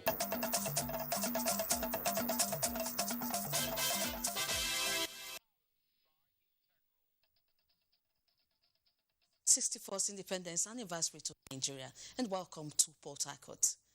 River State Governor Nyesom Wike has sued for the commitment of Nigerian leaders to find sustainable solutions to the challenges of the country and lay groundwork for a new peaceful, united and prosperous Nigeria through national dialogue based on justice and equity. These were the submissions of the governor during the commemoration of the 61st Independence Anniversary in Port Harcourt. Ogedi Yekuri has the report. The inspection of the Guard of Honor by the governor and the subsequent March Past parade by the Nigerian police sets the tone for the commemoration of the 61st Independence Anniversary. Though devoid of the usual hustle and bustle from the pupils and students of primary and post-primary schools in the state, no thanks to COVID-19, some members of the National Youth Service Corps, Boys Brigade and Red Cross Society participated in the parade. Governor Wike says the anniversary celebration calls for a reflection on the state of the nation and the urgent need to redirect the country on the path of sustainable growth. Fellow Nigerians, at this time and on this occasion of the nation's 61st independence, we commit to the service and development of River State with new pledges and aspirations which no challenge or obstacle can prevent us from fulfilling. He maintains that the commitment to one Nigeria by River State government is non-negotiable, but added that it will not cease to demand the remaking of the country to reflect true fiscal federalism, devolution of more powers and resources to the state and local government areas, total reformation of repressive police system to allow for effective governance at the state level. In Port Harcourt, Ogedi Nyekwere, NTA News. Independence Day in Nigeria is celebrated each year with lots of fun and merriment by patriotic citizens across all of 36 states, irrespective of ethnicity, religion, and political leanings. This year's celebration is on a low key in River State as the capital city's parks, shopping malls, streets, and other fun places were devoid of fun seekers, the gridlock, and usual hustle and bustle. Gabriela Munike reports that most residents were going about their normal businesses. October 1st is one of Nigeria's holidays marked with pomp and celebrations, including fireworks, march pasts, and parades by pupils, students, military and paramilitary groups, amongst others across the nation. This year's celebration in River State is on a low key, as the streets, parks, churches, mosques within Port Harcourt metropolis were devoid of any kind of celebration. Some residents attribute the low-key celebration to the challenges confronting the nation, coupled with the effect of the coronavirus pandemic. I love Nigeria. I love Nigeria. As I'm talking to you, I'm celebrating today. I'm not celebrating the leaders. I'm celebrating the country. In those days, both mosques, many people go there happy. Our fathers then go cook food, go kill fowl. What people go there happy, you know, no more today. For independence, that day of independence, we are happy, celebrating it with joy. So even my children now, we're supposed to do independent feed. Now they are in the house, but before, that kind of thing is not happening. Some children captured on camera selling nose masks expressed their reservations. I want to celebrate, but no money first. Well, now when I have money, I can go and celebrate my own. That's why I'm selling now. Some residents who spoke off camera are optimistic that next year's celebration will be better. In Port Harcourt, Gabriel Amonike, NTA News. And that does it from Port Harcourt. It's back to Elizabeth for the rest of the news. Good afternoon. Thank you so much, Dibabari. The Director General of the National Lottery Regulatory Commission, Larry Gbajabiamila, has cleared the air on the report making the rounds on alleged embezzlement of 2 billion naira by the management and Director General of the Commission in some sections of the media. Larry Gbajabiamila described the allegations as unfounded and frivolous while briefing newsmen at the Commission's office in Abuja. Comfort Amodu tells us more. Are you getting involved with a management role? The day-to-day running of the commission lies with management. The Association of Senior Civil Servants on Monday, 27th of September, held a protest picketing the National Lottery Regulatory Commission over alleged embezzlement of 2 billion naira from the Commission's treasury, unfriendly policies, victimization of staff, among other complaints, clearing the air on the allegations of corrupt practices and maladministration against the management of the Commission in some section of the media. The Director General, National Lottery Regulatory Commission, Larry Bajabiamila, refuted the claims. I saw that we were generating 300 million, maybe max 400 million. A national regulator. And I came here and I saw the leakages, and I blocked the leakages. My first 3 months or 4 months of when I resumed office, the commission hit 1 billion. It's on record. That's where my problem started. Because it wasn't business as usual anymore. Larry Bajabiamila explained the cause of the action taken against 2 aggrieved directors of the Commission and denied involvement in the process of investigation. A petition against the former directors of Monitoring and Enforcement and Human Resource Management, Mr. Okechukwu Joshua Oduna and Mr. Robert Blessing Boloko, respectively, had accused them of infractions on their appointment into the service as well as discrepancies in their documentation. The allegations were investigated by Independent Corrupt Practices Commission and the Code of Conduct Bureau, where the directors made confessional statements signed by them, which they confirmed before the investigative committee before the sanctions were prescribed. He urges the staff of the Commission to always seek clarifications rather than allow themselves be used by disgruntled elements to achieve their personal goals of perpetrating illegality within the system. In Abuja, Comfort Amodu, NTA News. And it's time to head to Kaduna, where Sulaiman is standing by with some reports for us. Hello, Sulaiman.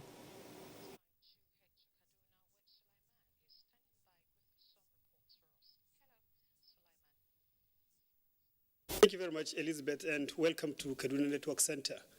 As Nigeria marks 61 years of independence, some elder statesmen in Kaduna State say Nigerians must be proud to celebrate and continue to work together for the progress and unity of the country. Muhammad Umar Ajingi has the details.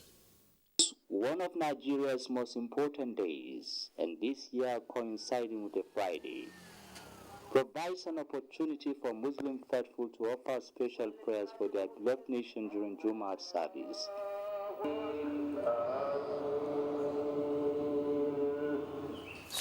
At 61, Nigeria has come a long way. Muhammad Bashir Galma was 15 when the country got her independence in 1960. If we want to progress, at least there's unity. If there's no unity, progress cannot just take place. Justice, equity and patriotism, these elder statements say should be the watchwords as Nigeria marches on. So I wish us cooperation and understanding among ourselves. That is, we should devoid of all difference of religious, ethnic, regional, and others. Let us keep one and continue going as one people. And Nigeria will remain one indivisible nation with no traces of I'm a Yoruba, I'm Hausa, I'm Igbo. Only the generation. Without education, you won't go anywhere. You just be slave to the other people. And we don't want our children and grandchildren to be slaving for anybody. We want them to lead. And tomorrow, you are the leaders of this country. They urge Nigerians to unite towards building a nation that is peaceful and prosperous, in line with the dreams of our founding fathers. In Kaduna, I am Muhammad Umar Ajingi, NTA News. As prelude to special end-of-year patrol, Federal Road Safety Corps Kaduna State Command has flagged off the 2021 Ember Months campaign to sensitize stakeholders on safe motoring culture. Adamu Sunday reports that the exercise was held at the popular Maraban Jos Trailer Park along Kaduna Zaria Highway. Report by the Federal Road Safety Corps shows that the end of the year is usually characterized with high vehicular movement across the country, resulting in overspeeding by motorists and accounting for over 60% of road crashes. To ensure safer motoring and reduce carnage on roads, Federal Road Safety Corps flags off 2021 Ember Months campaign with the theme, maintain safer speed, avoid night travels, and enjoy quality road experience. When they drive at night, there's poor visibility. The probability of being involved in a crash is there. For the other stakeholders, synergy and adherence to safety rules and regulations are key to reducing road crashes in the country. Whoever errs, we have to no option than to arrest such a person, charge him to court. If the drivers refuse to adhere to what the road safety are saying, we have no option than to allow the road safety to apprehend them and charge them to court. As part of activity marking the event, free eye checks were conducted by the Corps to ensure safer sight for motorists. In Kaduna, Adamu Sunday, NTA News. More reports ahead in our Ibadan Network Center, where Kemi is standing by after the break.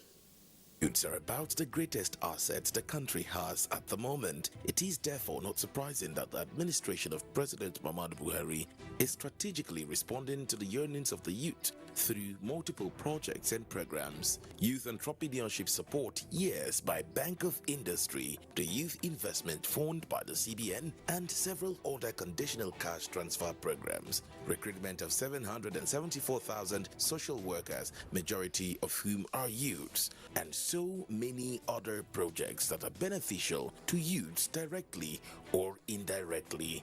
If the administration can do all this, definitely with a degree of patience and time, it can achieve more. Nigerian youths must come together to say no to terrorism, no to vandalism, and no to all disruptive tendencies. Hashtag Youth for Greater Nigeria. Pacifying the youths, unifying the nation. The broadcast media ecosystem is dynamic and requires continuous training for practitioners to perform optimally. NTA TV College JOS invites relevant officers to the following specially packaged training programs. Archival Management System in the Broadcast Media, date 11th October to 29th October 2021, 3 weeks. Intermediate Presentation Techniques, date 11th October to 22nd October 2021, 2 weeks. Digital Satellite, Microwave, and RF Technologies, date 11th October to 15th October 2021, 1 week. Advanced Broadcast Accounting and Auditing, date 25th October to 5th November 2021, 2 weeks. Photojournalism and Photography, date 8th November to 26th November 2021, 3 weeks. Transmitter Operation and Maintenance, date 1st November to 5th November 2021, 1 week. The course fee for the 3-week course is 130,000 naira per participant, while the fee for the 2-week course and the 1-week engineering courses is 100,000 naira only per participant, accommodation inclusive. The venue for all courses is the serene and secure environment of NTA TV College near Old Government House, Rayfield, Jos. For more information, please call 0803-314-4383 or 0806-980-9807. NTA TV College, Jos. Training you to be the best you want to be. I did enjoy Nollywood film, Orisun, PBO, AMC, be my best channel. But ST Nollywood Plus, they show the latest Nollywood blockbuster on top classic bouquet. How I want to watch them? My pikin they enjoy 5 children's channels. About to work on our DreamWorks on top of. I be telenovela lover, and I like ST Novella E and Starlight. But I hear say this series on ST Novella E Plus on top classic bouquet. The Totori person pass waiting I dey see now. And I won't watch them. Sure, I go need pay 800 naira extra. From September 1, Star Times, they summer you better package. But no fear, we no increase price. Join this offer. Make basic bouquet subscribers just pay for 1 month and they go fit to watch 3 Ogbonge extra channels from Classic Bouquet. This awoof never finish. Recharge Classic or Super Bouquet for 1 month and you fit be one of the 400 lucky people them. We go win smartphone. Terms and conditions stay shallow. More value, same price. Star Times. Enjoy digital life. Chelsea will look to bounce back from their loss against defending champions when they take on Southampton at Stamford Bridge. Will they succeed? Find out this Saturday on the Premier League Live. It's Chelsea versus Southampton, showing on the network service of the NTA from 2:30 p.m. The Premier League Live is brought to you by Baba Ijebu, empowered by Integral.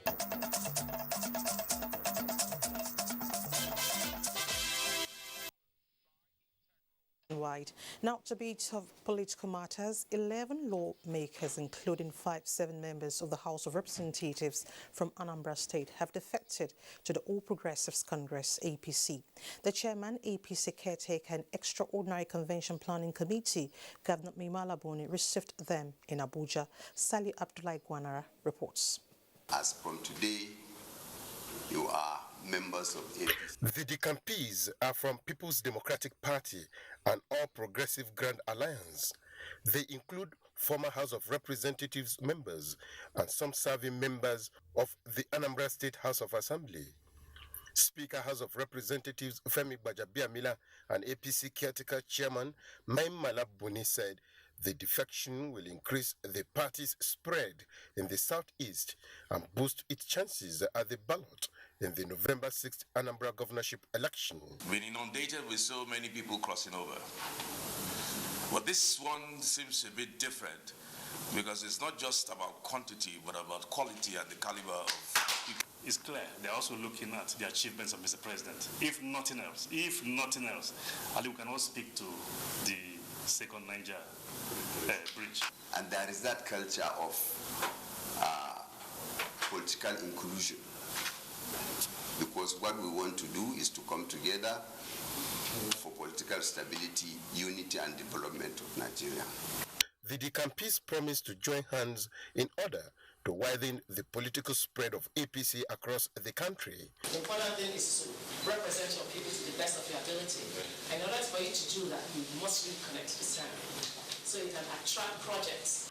The ceremony held at Imo State Governor's Lodge was witnessed by governors of Kebbi, Kano, Jigawa, Kogi, and Imo. In Abuja, Salihu Abdullahi Gwanara, NTA News. The National Zoning Committee of the People's Democratic Party has concluded its sittings in Abuja, zoning the party's chairmanship position to the north. Timothy Yusuf reports that all positions currently occupied by the south are to be swapped. The National Zoning Committee of the People's Democratic Party, chaired by the Governor of Enugu State, Ifeanyi Ugwuanyi, was given the mandate to zone national offices to be contested by eligible and interested members of the PDP at the party's national convention scheduled for October 30 to 31, 2021 by the National Executive Committee. Governor Ugwuanyi, however, disclosed that the mandate of the committee does not include zoning of the offices of the President, Vice President and other executive and legislative offices of the Federal Republic of Nigeria, and that the decision of the committee to zone the party offices does not in any way affect the executive and legislative offices in Nigeria. The current offices being held by officers in the southern zone of the country, namely Southwest, Southeast, and South-South zone, should swap places with offices currently in the northern zone of Nigeria, namely Northwest, Northeast, and North Central zones. Zoning of offices in PDP has traditionally been between the north and south of Nigeria, as the National Committee premised its decision in line with the constitution of the party on zoning and rotation of party and national offices in the interest of justice, equity, and fairness. The committee's recommendations are to be forwarded to the National Executive Committee of the PDP through the National Working Committee. The PDP Governors Forum earlier met in Abuja, where it adopted a similar position through voting. Timothy Yusuf, NTA News. And from politics to aviation, Niger's airspace was activated in 1925 from the landing of the first flight in Kano to the establishment of 22 federal and several other airports. So many developments have taken place. Fasten your seatbelt as our aviation correspondent Emmanuel Ayimiro takes us on board the historic flights as we celebrate Nigeria's 61st independence anniversary. Apollo Grand in the ancient city of Kano played host to the first flight in Nigeria, but flight operations did not start in the country until 1936. Those incitements have continued with the subsequent establishment of a national carrier known as Nigeria Airways in 1958, shortly before the nation's independence. The nation's airspace played a prominent role with the facilitation of world leaders to witness the historic independence in 1960.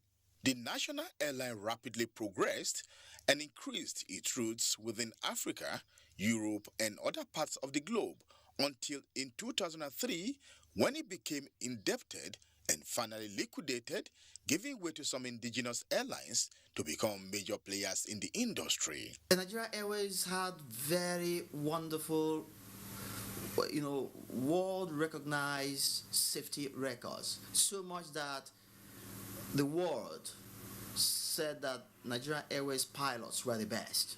In the last 5 years, attention has been paid to infrastructural provision in the sector with the rehabilitation of Abuja Airport runway and 2 new international terminals in Port Harcourt and Abuja, while that of Lagos and Kano are almost ready. This particular government, they have done a lot. The problematic runway at Akanu Ibiom Airport, Enugu, has also been fixed along other facilities in line with best international practices. I never believed this was possible.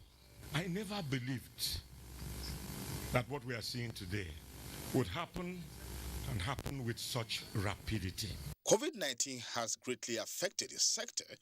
Players derive satisfaction from the fact that the industry played a major role in curtailing the spread of the pandemic by facilitating the distribution of protective and other medical equipment needed to tackle it when land and water transportations were shut down.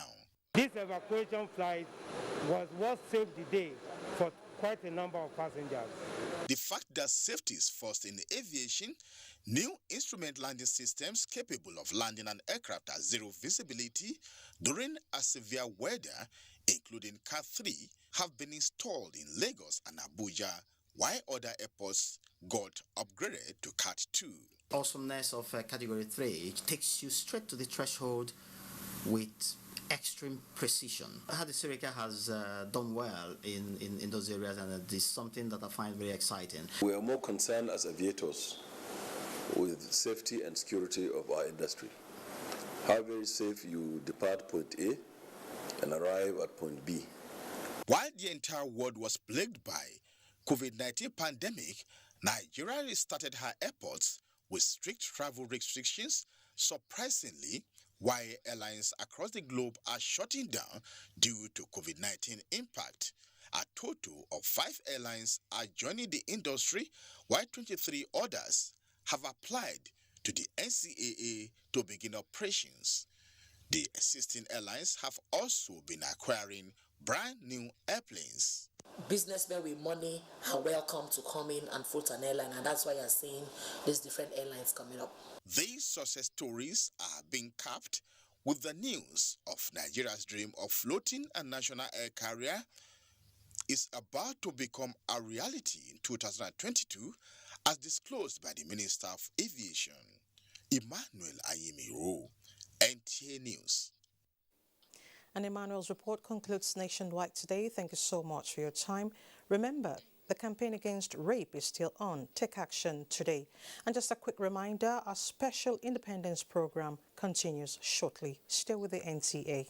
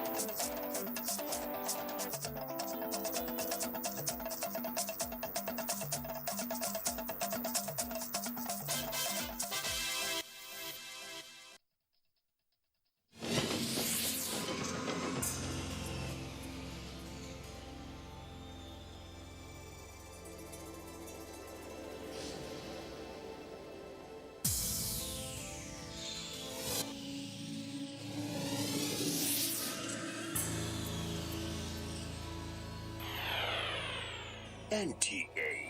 You can't beat the rich.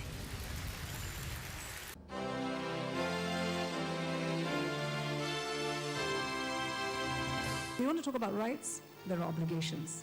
I'm not saying that this government is a saint, it's very far from it. But there are things that we can do to make it better, and that's the challenge I'm throwing to you. You don't want to build this nation? I don't know where else you want to go. If I had a choice, I'll come back. When I stand outside and I hear what you have to say about this country that I know that I can die for as one, then I'm really sad because you're young. You have education. You have tools. You have a huge future ahead of you. And you're condemning yourself before you started on that journey. So please don't do that. Please don't.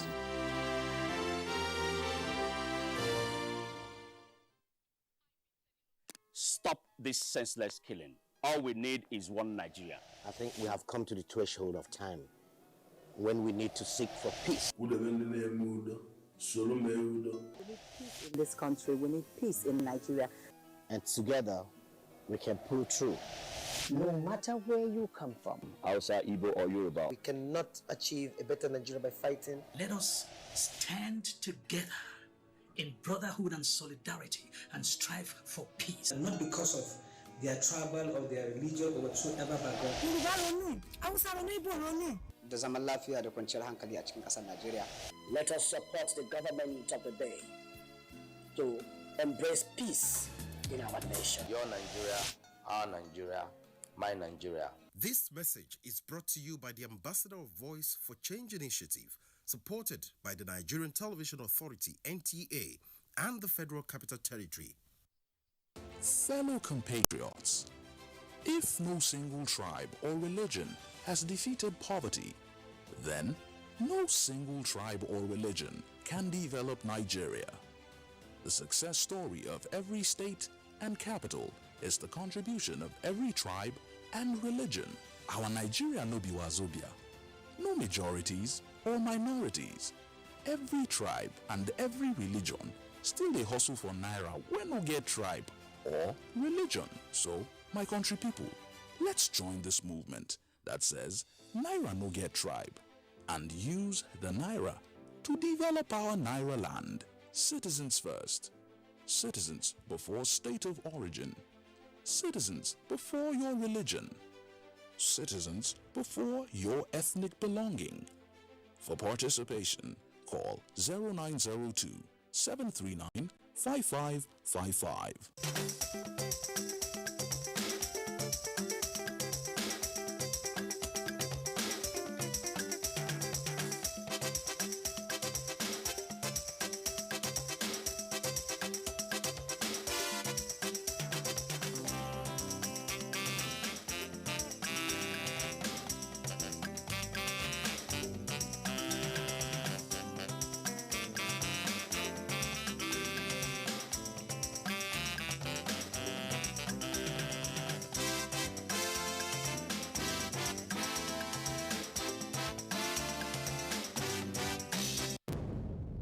Information is power.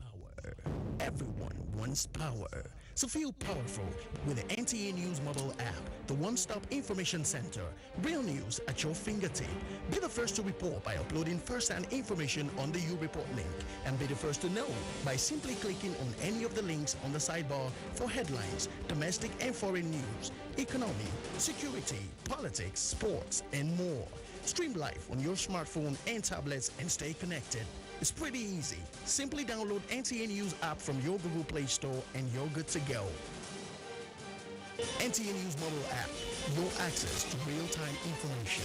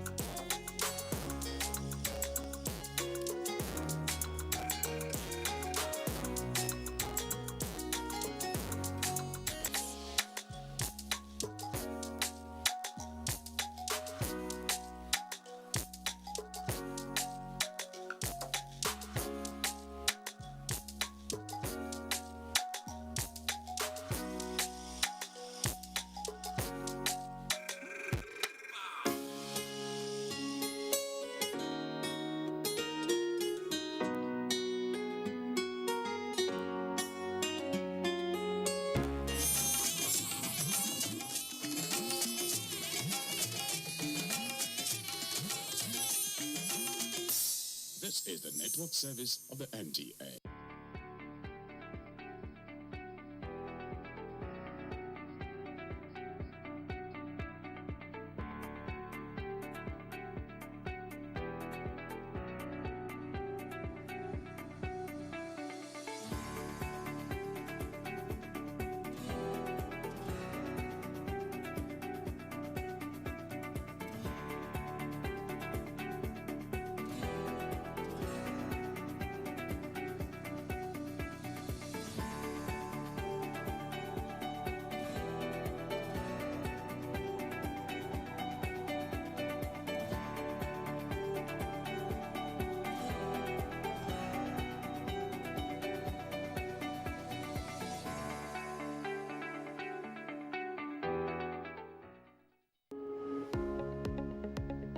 Hello and welcome to revision classes on television. Today, we will be having a session in mathematics. Our guide is Samuel Nnebife, and our focus today is coordinates geometry, a theory exercise from the 2018 SSCE. We take example 1. Find the equation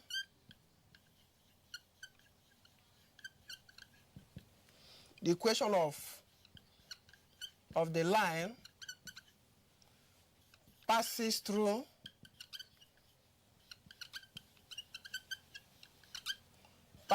the point of and -4, -7. This is the two coordinate. Solution. Coordinate is 2, 5, and the second coordinate is -4 and -7. Inside the first coordinate, we have S1, and then we have Y1. Inside the second coordinate, we have S2 and Y2. And then you can't find the equation of a straight line here. You have to find the distance, rather, you find the what? The gradient. Look at the formula here.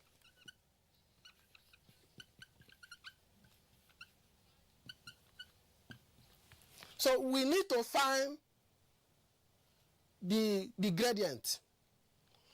If we are looking for the gradient, you use gradient formula.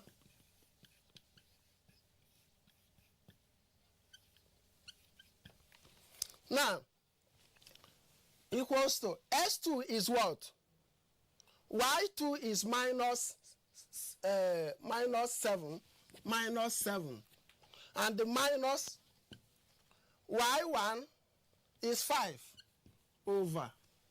Then S2 is -4.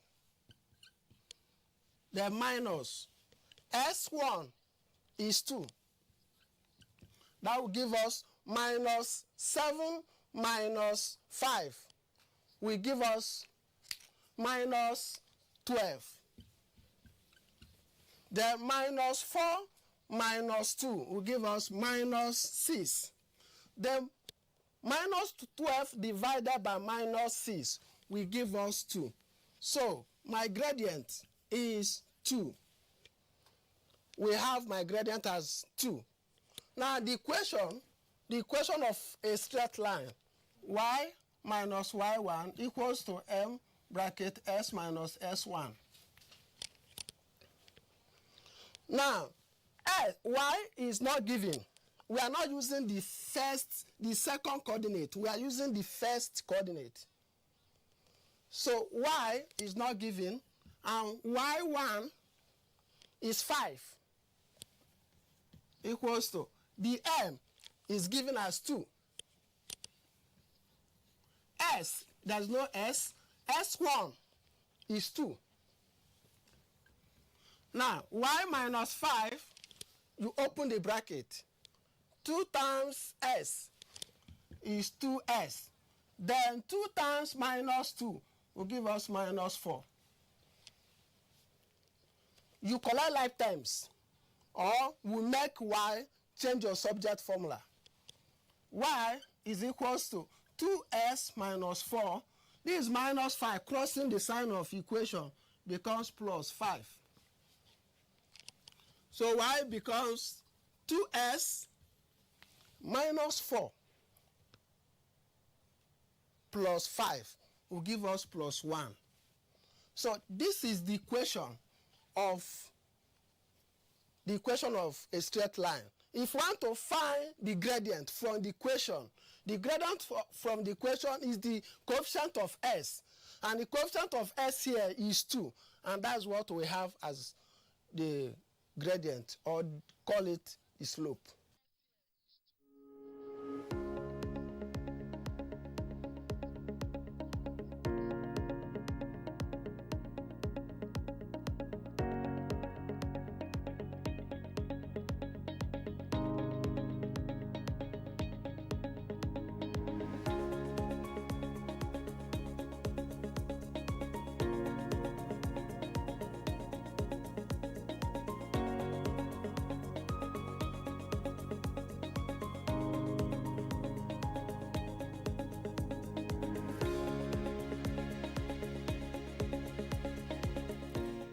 We take example 2. The graph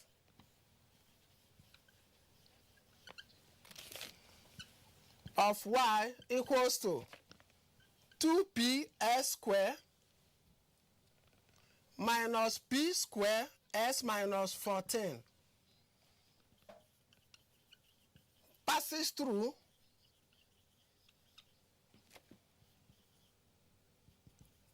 their point.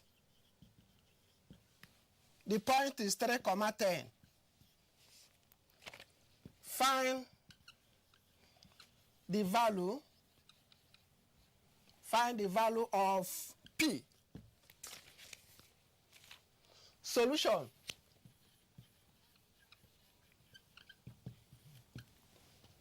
The first coordinate is given as 3 and 10.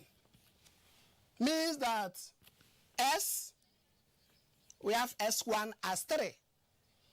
And then Y1 as 10. Then the equation given to us is Y equals to 2P S square minus P square S minus 14. Now the value of Y is given as 10. That is 10 equals to 2P S is given as 3. That is substitution. 3 raised to power 2 minus P square S is 3 minus 14. This is just substitution. So I have 10, bring down the 10. 3 raised to power 2 is 9. 9 times 2, 18. 18, then P. Minus 3 times here will give us minus 3P square minus 14. So the something has 18P minus 3P square minus 14 equals to 10. They are the same. So to make it a quadratic equation, bring down this minus 3P square plus 18P minus 14 equals to 0. Minus 3P square plus 18P minus 14. This 10 will cross here, become minus equals to 0. So minus 3P plus 18P minus 14 minus 10 will give us minus 24 equals to 0. Now, the best thing, I have negative sign and there is square here. So I want to divide both sides by the coefficient of that P square to free the p square. Now divide by minus 3.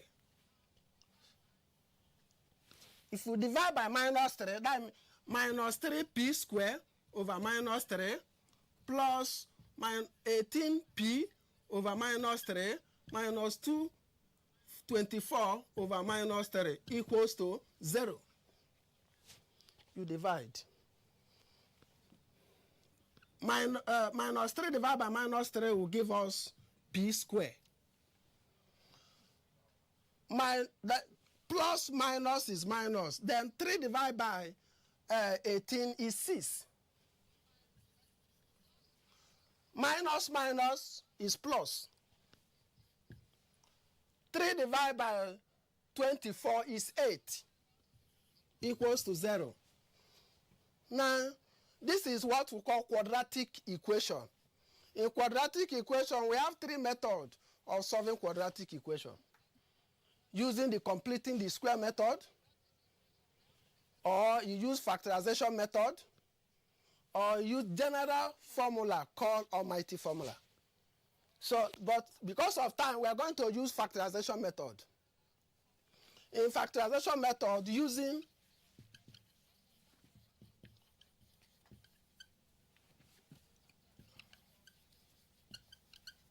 method.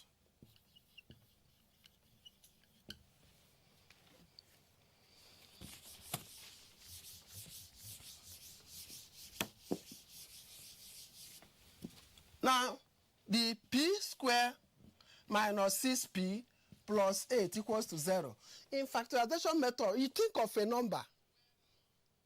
When you multiply together, you have 8. And when you add it up, you get minus 6. So I'm thinking of a number minus 2 and minus 4. Because minus 2 times minus 4 will give us plus 8. That's plus 8. And then minus 2 plus minus 4. Minus 2 minus plus is minus 4. We have minus 6, and that is minus 6. So the two factors I have is minus 2 and minus 4. So I want to remove this center and substitute the value I have. Then I want to call them P and P. Then P square minus 2P minus 4P plus 8 equals to 0.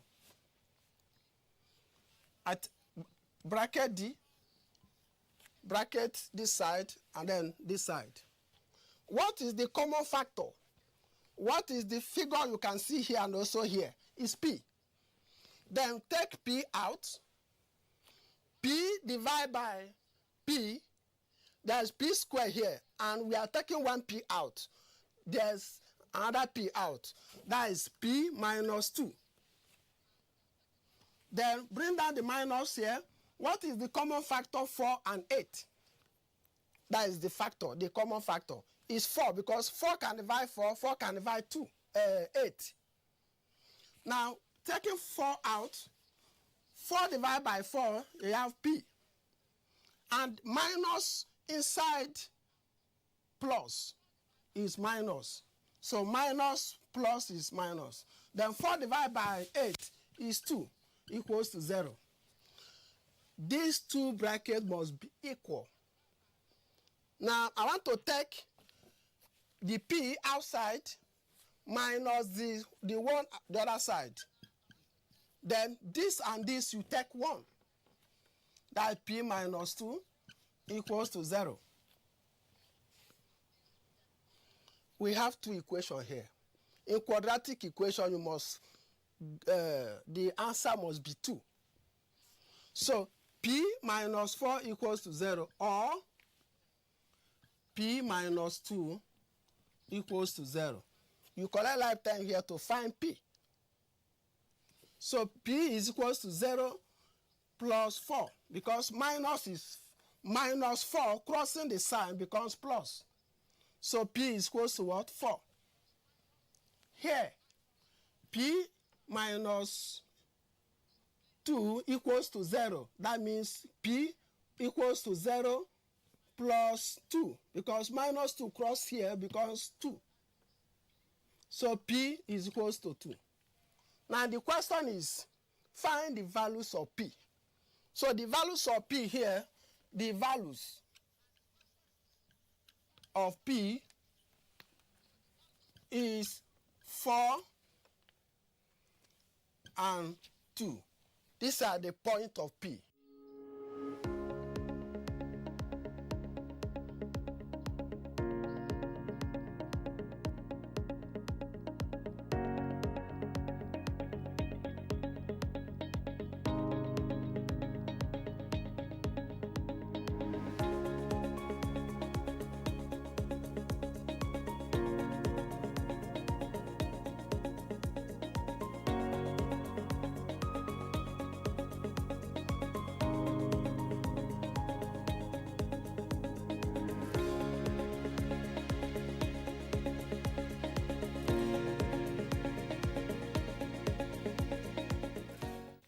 The two lines, 3y minus 2s equals to 21. And the second line, this is the first line, and second line is 4y plus 5s equals to 5, comma.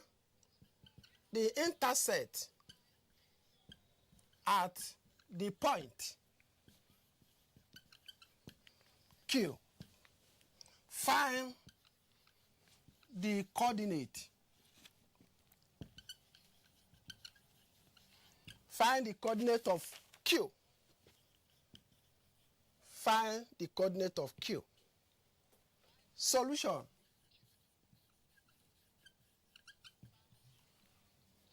The two lines are the first equation and the second equation.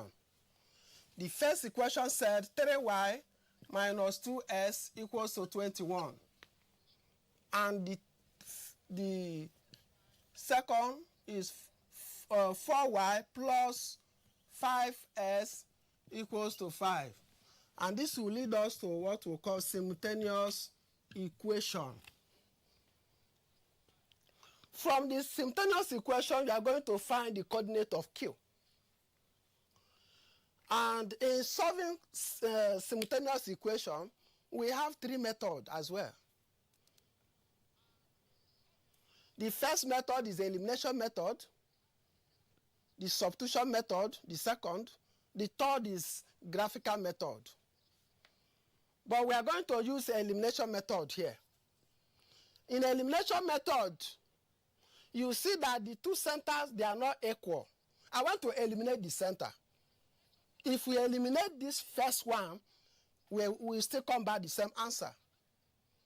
So, but I want to eliminate the center one. But before eliminating the second one, we must make these ones equal. And you can see you have minus 2 and plus 5. So we have to make it equal. How do you make it equal? I want to use 5 to multiply in equation 1. Then use 2, not minus 2. Use 2, the figure, to multiply equation 2. Take it again. To make this center one equal, in elimination method, they must be equal. But in terms of substitution method, you could just make one of the alphabet, change your subject formula. But in elimination, they must be equal. So I want to multiply 5 in equation 1 and then 2 in equation 2. Now, I'm using 5 to multiply all. So 5 times 3y is 15y. 5 times 2 minus 10s. Then 5 times 21 is 105.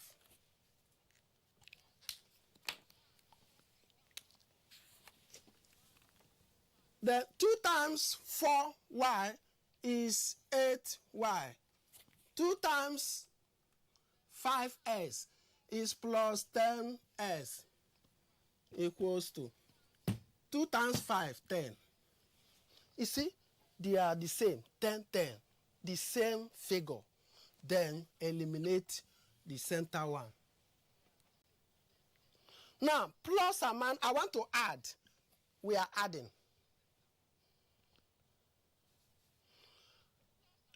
15y plus 8y will give us 23. 23y equals to 105 plus 10 will give us 115.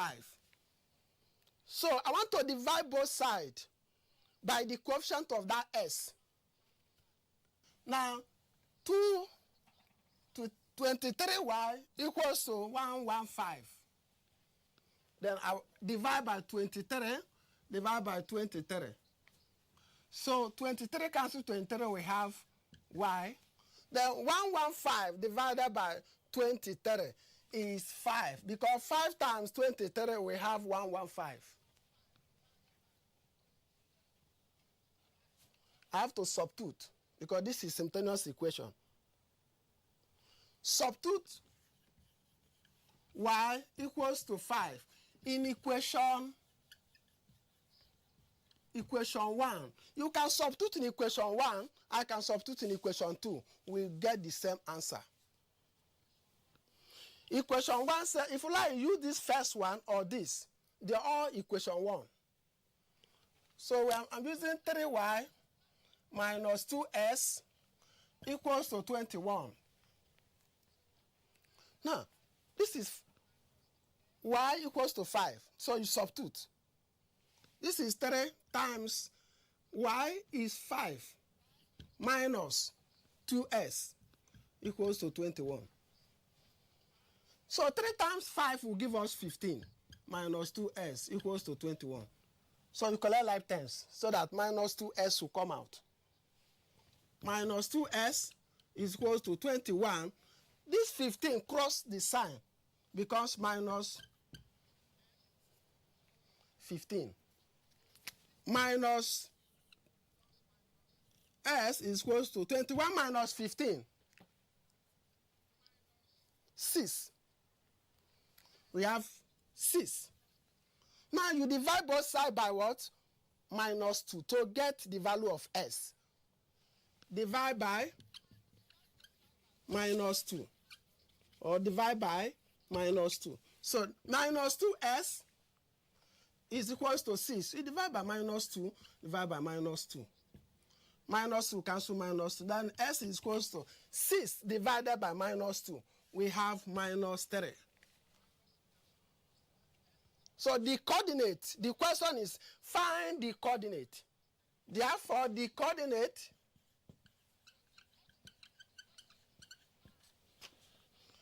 of Q is, see the coordinate. This is the coordinate. The coordinate of s and y is equals to, then the coordinate. S is what? Minus 3. Y is what? 5. So this is the coordinate of Q.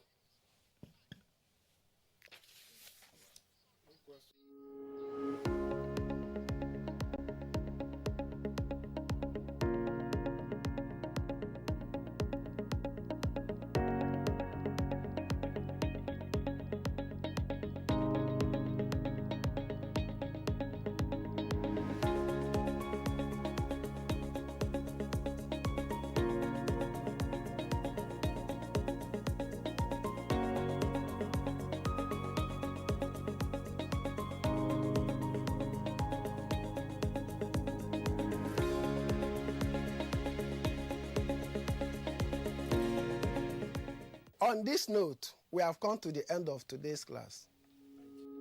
You can subscribe to NTA series on YouTube to watch or download past episodes of revision classes on television. That's the much we can take on the program today.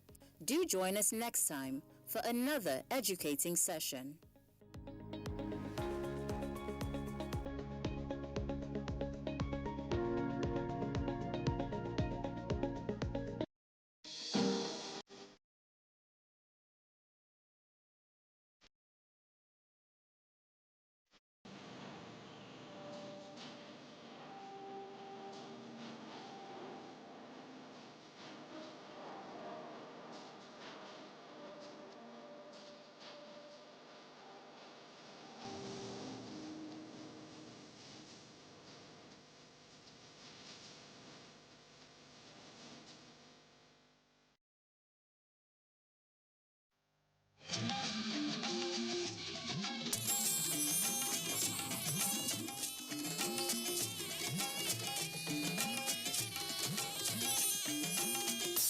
This is the network service of the NTA.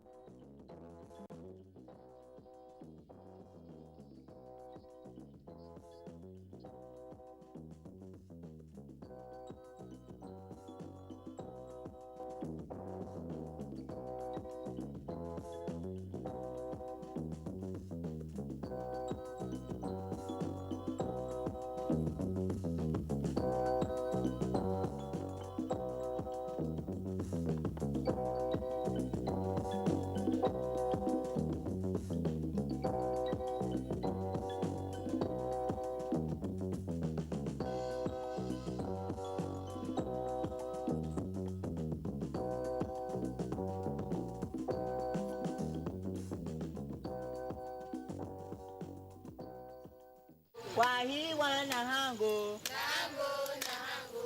Wahi wana hango. Nahango, nahango. Okay, I will tell you a story. The title of my story is The Poor Orphan. Children, repeat after me. The Poor Orphan. Good. A very long time ago, there was a very poor orphan whose name was Wankya. She lived with her wicked auntie, who was named Wabe. Wankya! Wankya! Come, va. Come here, come here, stupid girl. Why is this compound like this? Mama, I'm washing the plate. You're washing which plate? The plate I asked you to wash. Since you're telling me you're washing the plate now. You, this girl, I will kill you in this house. I am going to kill you. You're just like your dead parents. I will deal with you in this house. Now listen to me. Look at me. Idiot. Now listen to me. I am going to the market. And by the time I get back, what did I say?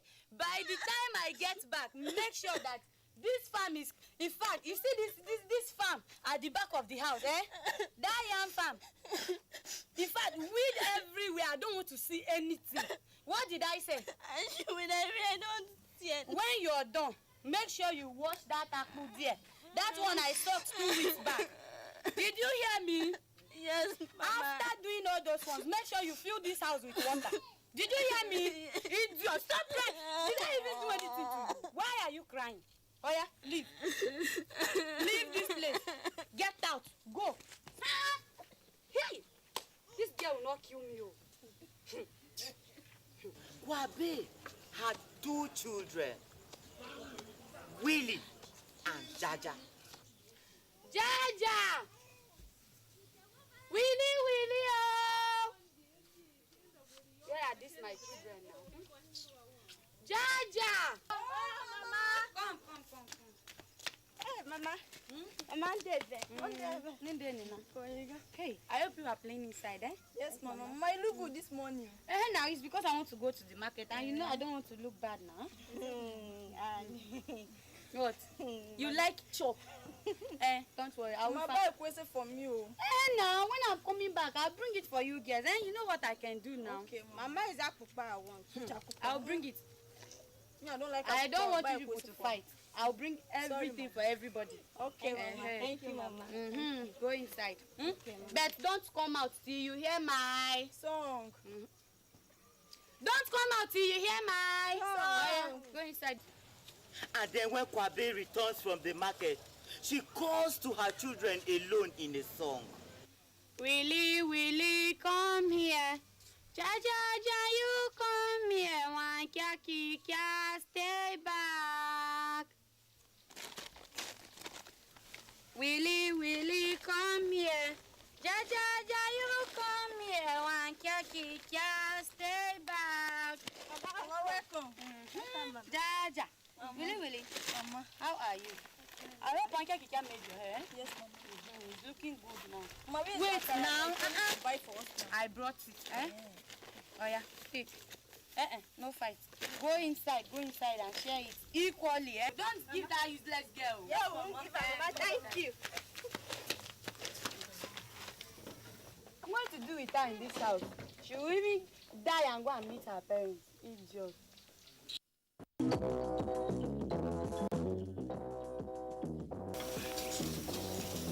Take it up and the red.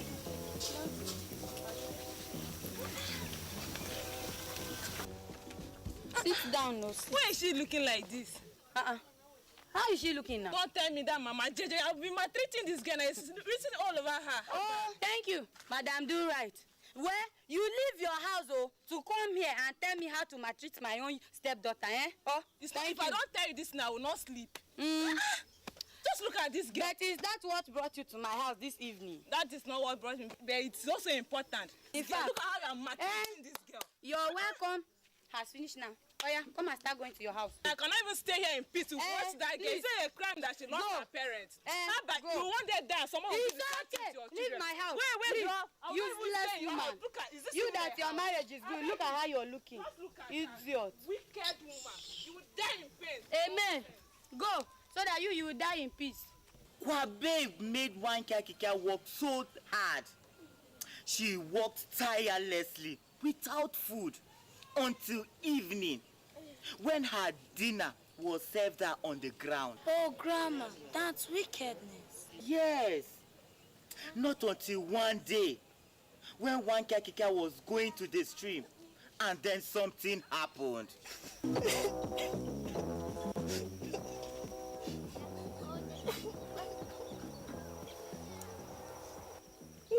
Kikia. Who are you and how do you know my name? Do not be afraid. I am Yesu, the good spirit. I have come to help you. Help me? How?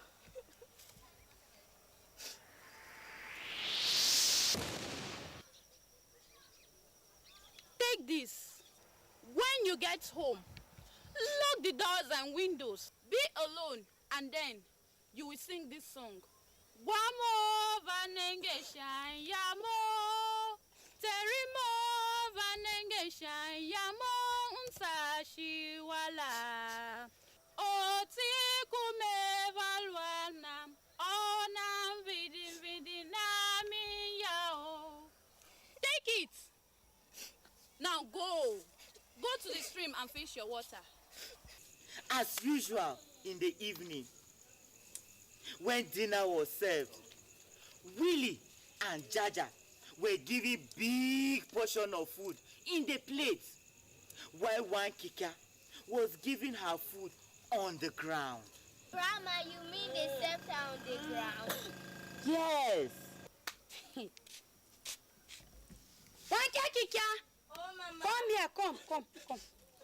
Come now, why didn't you eat this food, Why didn't you eat this food? Why did you decide to just waste my food like this now? Why didn't you eat this food I served you? Mama, I'm not hungry. You have stolen all the food in the kitchen now. And you're not hungry. Oh, come, Kika, who gave you this clothes? So you have started stealing clothes, I don't know. Kika. Mama. As from today, There is no food for you in this house, oh. Eh? No breakfast, no lunch, and no dinner. You will not eat this food, so I am not going to serve you again. Stupid girl. Eh? You want to waste my food? Idiot.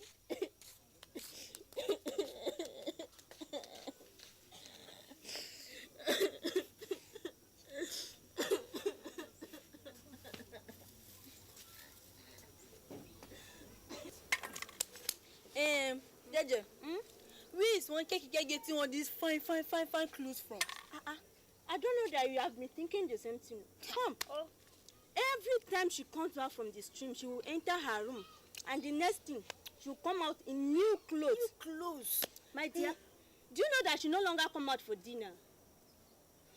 Maybe, maybe she get all these fine clothes on her way to the stream or in her room. So what do you suggest we do now? You suggest now, suggest. I think we should follow her secretly to the stream. No, follow her to the stream. You know that the stream is very dangerous. Mama warned us not to go there except on Keke that is allowed to go there. So what do you want us to do now? See, you know what we'll do? We'll follow her, peep through her window and watch before we know what to do next. What do you think? Are you sure?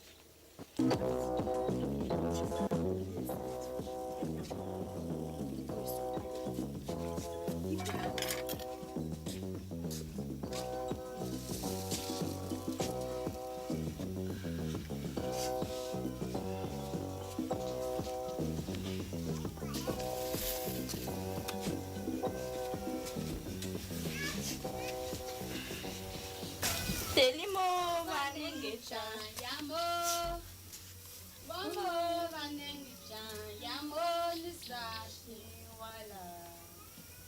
Oti kume walwana konya vindi na me yao. Vamo vanengecha yamo, telimo vanengecha yamo nisashi wala. Oti kume walwana konya vindi na me yao.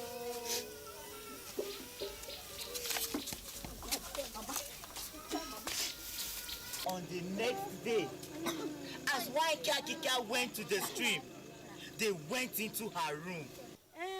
Mama, it's about Wakakekao. What did she do? Mama, you know she has been wearing new and fine clothes. Yes, I'm aware. She doesn't come out to eat dinner. I know. Where is she getting all the clothes from? Mama will peep at her. So where? In her room, Mama. In her room? Yes, Mama. It's not possible. Mama, there's one fine cloth, red color. Very fine, no, Mama. Whenever she hold that tea, Mama, and sing one song like that, you see how fine clothes, food, everything, Mama, God, everything will just be coming out. I don't know where they come from. In this house, and I don't know. Yes, Mama. Let's go to her room so that I'll carry it too. So I'll see the red thing. I'll sing the song. Oh, your sister will sing it. Yes, Mama, I can sing the song for you. I know it very well. Oh, yeah, let's go. Yes, let's go. Let's go, take me there. Yes. Now sing the song for you. Where she gets it. Yes. Bring it out. Bring it here. Come here. Why? Look at it though. Let me see. Careful. No problem, eh? Sing. You too sing.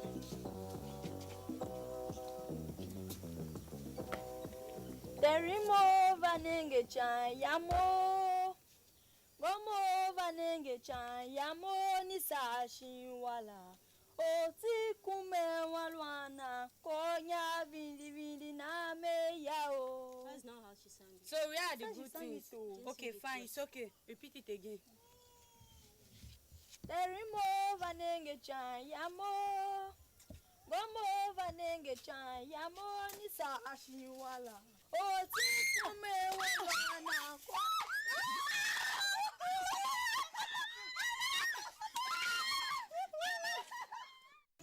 That is the end of my story. Children, did you enjoy the story? Yes, Grandma. What lessons did you learn from the story? That we should not be wicked. Mama, please, can you tell us another story?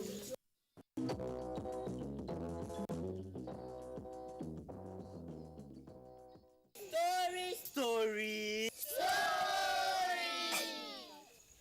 Once upon a time, there was a man whose name was Odumu.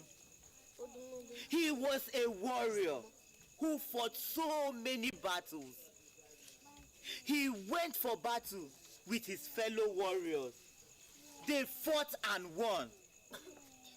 The people in his community sat at the king's palace waiting for them. I am Odumu. Yes, the great warrior of Ogbololo Kingdom. Odum, you're right.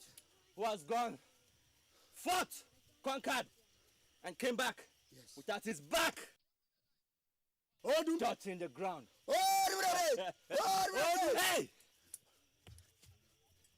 I know our noble king must have heard of our victory. Odum, you're right. We need to go Odum, and let him see us so that we can narrate our ordeal to him. Odum, yes. Odum, you're right. After that, we can go see our wives. Okay, then let's go ahead. Odum, yes. Hey!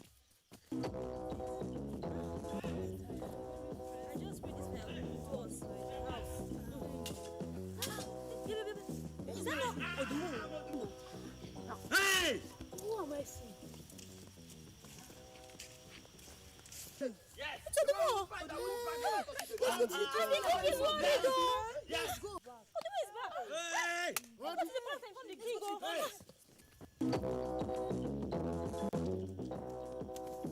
Hey! My elders, it's been long since this young man went to war. I've not seen any of them. I've not heard a word. What is wrong? My king, don't worry. For I, Chief Inalegu, have been in this kingdom quite a long time. I know Odumu. He has never lost a battle. This time, I'm very sure he will certainly come back. My king, I totally subscribe to what Chief Nalegoya just said. See, I know Odumu. He's going to come back. He has done it before. He will do it again. Patience, my king. Patience. Elders of Ogbololo, Our queen. The beautiful my queen king, of my Ogbololo the Kingdom. crown on my head. You're welcome. Please sit. Thank you.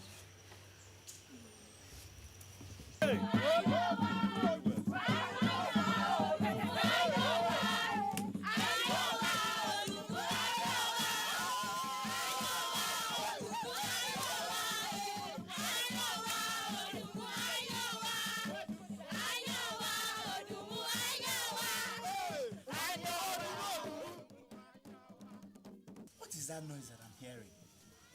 My king, I'm hearing the same noise. I think it must be coming from the village square. For what reason?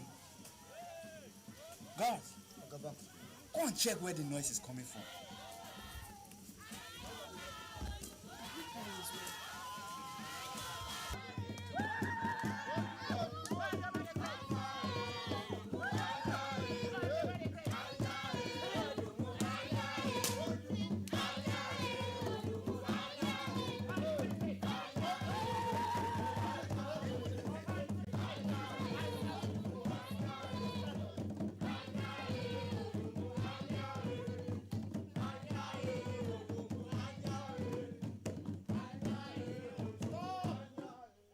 My king. Odumu the Great. My chiefs. My queen. Welcome. I knew you would go and come back victorious. Yes, my king.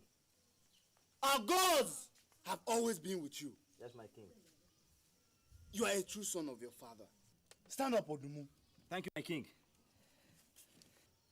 My king. We fought bravely, my king.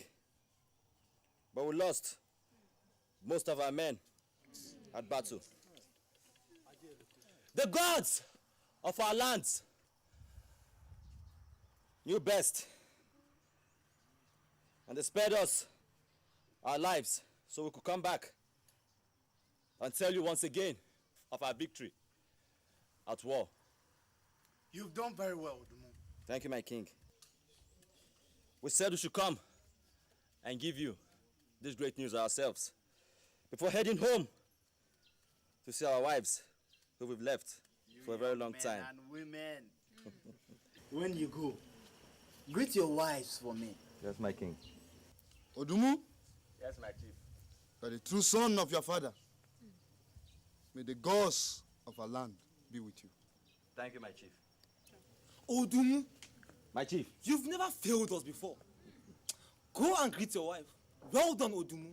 Well done. Thank you, my chief. Anya. Take my greetings to your wife, Otanya. Shoya, my queen. Go well. Thank you, my queen. Long live my elders. My queen. Go well. Go well. Thank you. Blessings to your wife. Show hear my king. Well. Yes, and my may the chief. gods of our land lead you. Sure. Thank you, my chiefs. Odumu the Great! Odumu the Great!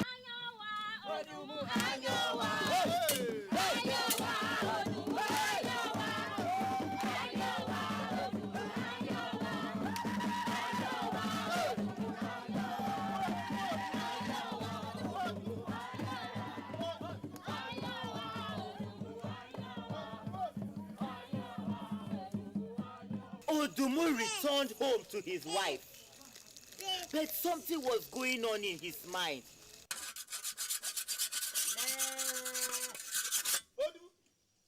Odumu, my only friend. Agaba! Hey, Odumu. Agaba! Odumu.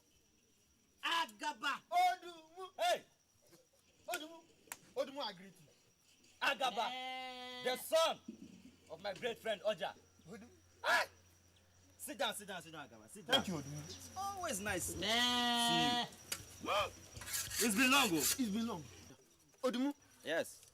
now that you are back from the war, how about what we discussed before you left for the war? Agaba, Yes. you know I tell you everything. You know that. I tell you the truth, Agaba. I don't know how to go about things, so I'm still thinking about it. Odumu, Yeah. you are still thinking. Yes, nah. I'm still thinking. Come. For how long do you want to remain thinking? For how long do you want to remain a warrior? Odumu, I don't like this. Agaba. Now that you are here, tell me, how do you want me to go about things? How? Now you are talking. Oh, wait. Are you the only one at home? Yes. My wife and my daughter, they went to the farm. I'm the only one at home. So, Okay. can you say anything? If you will agree with me, let us kill the king. Calm down. You are a warrior. Don't give me that. You see, killing the king is the only way you can become the next king. Everyone in the Ogbululu community knows your capabilities. Don't give me that. Agaba. Odumu. Agaba. Hey! You are really a wise one. I've always been. Why haven't I thought of this for a very long time now? Hey. Nice Odumu. one. Yes. This my mouth always running like water. I was supposed to do something at home. I forgot. I just rushed to come and give you this message. But concerning what you just discussed, Don't worry. strategize your plans. I know what you can do. Let me be on my way now. Agaba. Odumu. My regards to your wife, My regards to your wife. Okay. Agaba. Hi. It's a very nice plan. Well, let me head. Mama meet that woman before. Hi. Oh.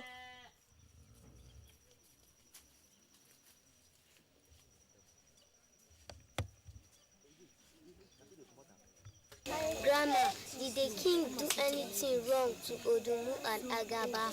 Not at all. It was their pride and arrogance. Did their evil plan work?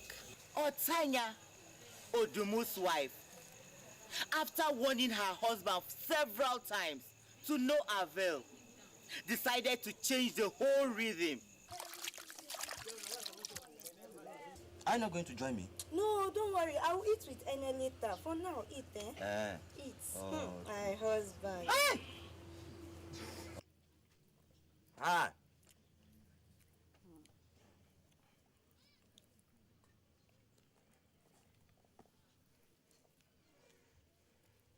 Hi. I bless the gods for giving me such a woman.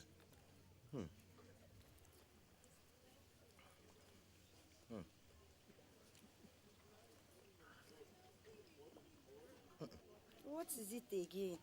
You didn't drink enough water then, eh? It's not water. Hi. What happened now? Hey! Hey! Why am I feeling so strange, my body, woman? I'm sorry, my husband. Hi! Wait. Hey! Why am I so weak? I'm sorry, my husband. Hi! You and I know that your weakness lies in you eating remnants. And the remnant food of last night is what I've given to you. You've killed me, woman! I can't let you be the king. Hey! You go out there, you go to the kingdom and make it look as if it's their fault. So as for you to gain their praise. The king is a good man. He has done nothing to you to deserve it. I overheard you and Agaban's discussion about the king. I'm sorry, but I can't let you kill him. Odumo, become powerless and let our people live long. You've done your worst, woman. I'm sorry, my husband. Please forgive me. I'm sorry for Odumo is finished. Forgive me. Hey! So, children, from that day, Odumo became powerless like a woman. And I hope you learned a lesson from it. Yes, Grandma. What did you learn from the story? Yeah? I learned that we should not be too proud. I learned that we should not think evil towards others. Clap for yourself. It is late now, and I think it's time for bed. Good night, children. Good night, Grandma.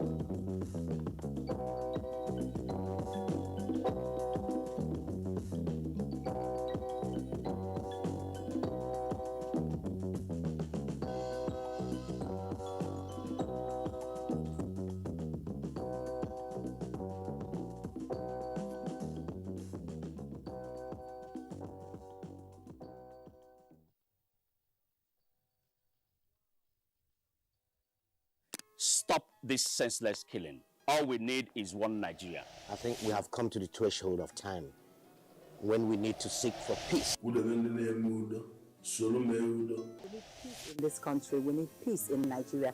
And together, we can pull through.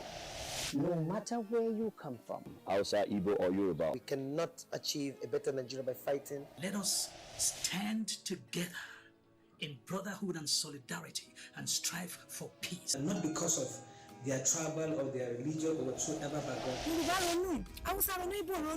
Da zaman lafiya da kwanciyar hankali a cikin ƙasar Najeriya.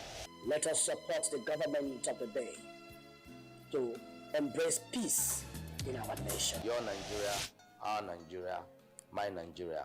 This message is brought to you by the Ambassador of Voice for Change Initiative, supported by the Nigerian Television Authority, NTA, and the Federal Capital Territory.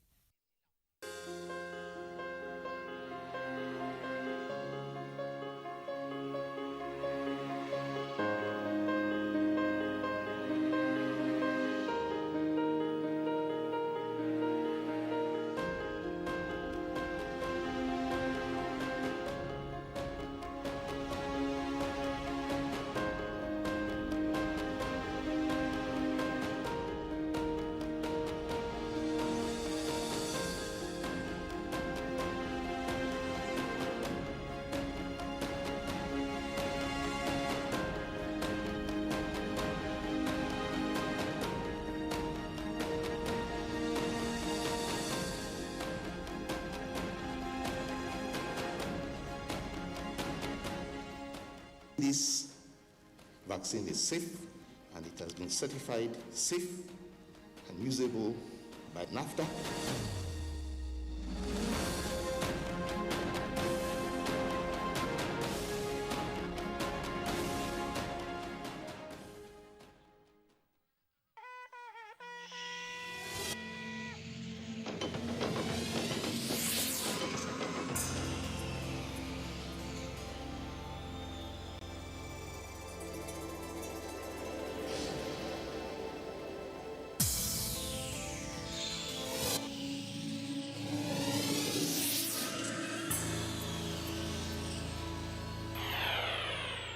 NTA, you can't beat the reach.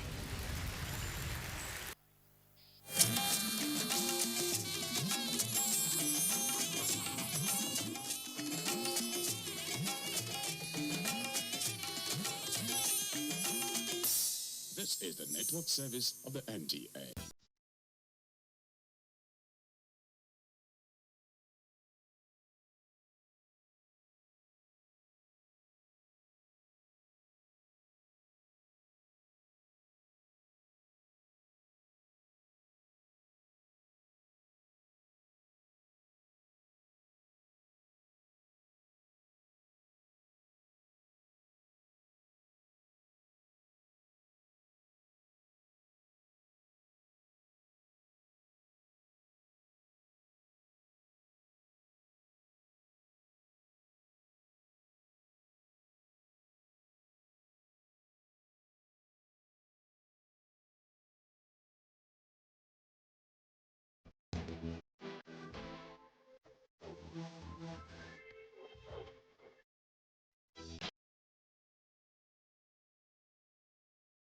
Hope is a powerful force. It is the beacon of light shining through our hearts and making way for us, urging us never ever to give up. Hello, amazing people. Welcome on board the Socialog Express. I am Marianne Ayana, and this is Socialog. Thanks for staying tuned with us once again. See you in a bit. We'll be right back.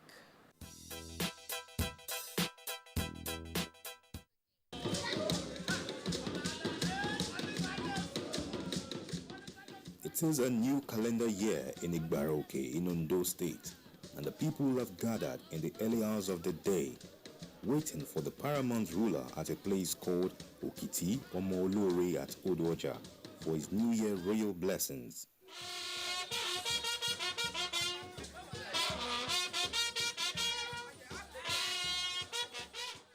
Orikadun Festival is part of our culture in Ibaroke. It has been a culture that has been there since the inception of this kingdom. It's every end of the year, stroke the new year. That's what we call is a New Year Day in Ibaroke. That is, we are thanking God that we're able to see the whole of that year in good health, in happiness, and we're able to bring our family back to a new year. And that new year is where we now celebrate. So that's what we call Orikadun Festival. That's Oriwa Kaudu.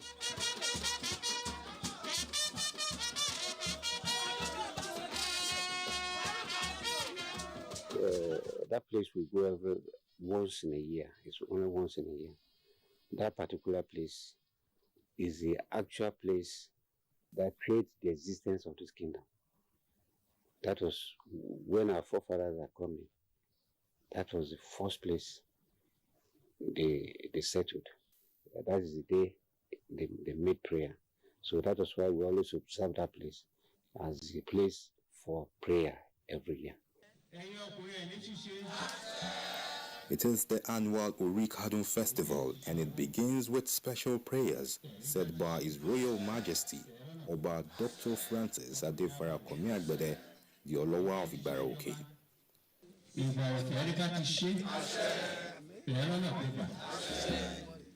Normal calendar runs from January to December. Ours is not like that. So at a particular period of time, they normally count days. They call it Ayajo. So any day it falls in during that time, after we've had all our festivals in the course of the year. So Orikado marks the end of every festival, the end of the year, and the beginning of another year.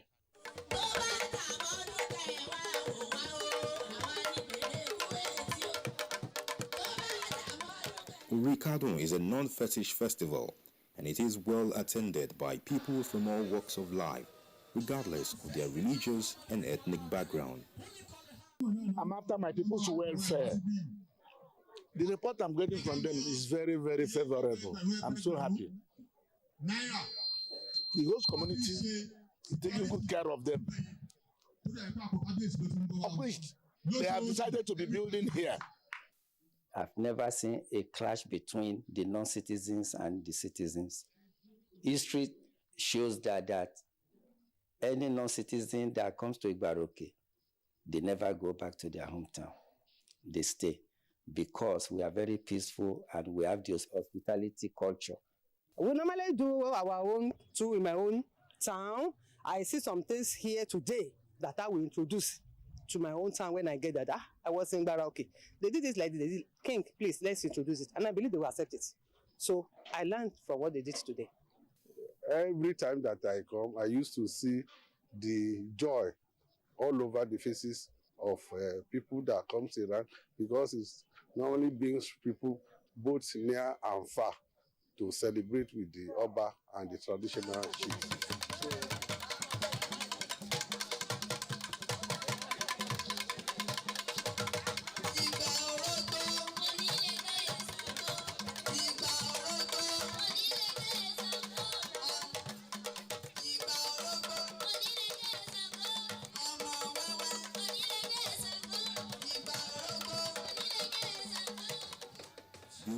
From the three ruling houses, the Omowas, the chiefs and their groups, Bales from the 16 satellite towns and their villages, the 43 Uluri Omos and people from their quarters were all present to pay homage to the Olowa, the paramount ruler of Igbaroke Kingdom, and to reaffirm their loyalty to the throne.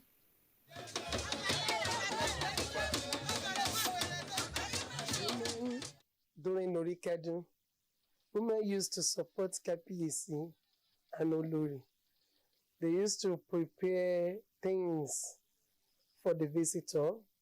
They used to make sure that they didn't go to markets, farm, or do anything that day except coming to Orikadun, dress gorgeous, and make everybody happy. Orikadun Festival is the time where we all gather and then discuss our achievements, our progress within that year. And then we now pray again so that at least we can achieve more. Indeed, it is a festival that unites and binds the people together. Looking forward to another Orikadun festival.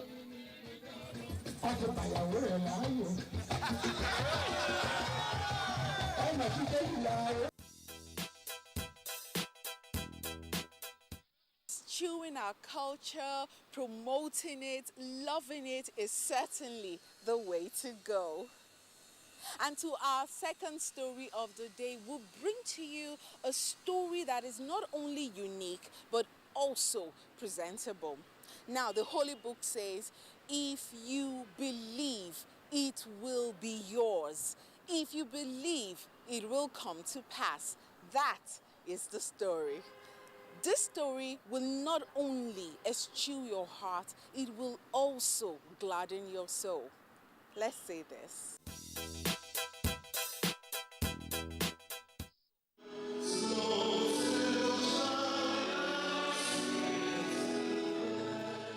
Children are like the rays of sunshine that gently warms their way into the lives of people, creating joy and happiness beyond imagination.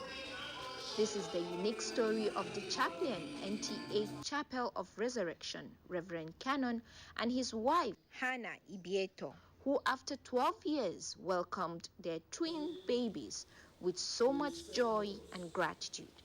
no matter how long it takes, once God has proposed to bless, it will surely come to pass at the time He has destined and He has proposed such to happen. I just thank God for the grace, because me, I'm expecting one, but in God in His mercy just showed me two.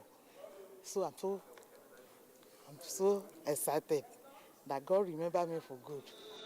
In line with their vow to God, the new parents presented the twins, Taiwo and Kainde, before the Lord to receive the sacrament of baptism, which was conducted by the primate at the Cathedral Church of the Advent, Gwarimpa, Abuja.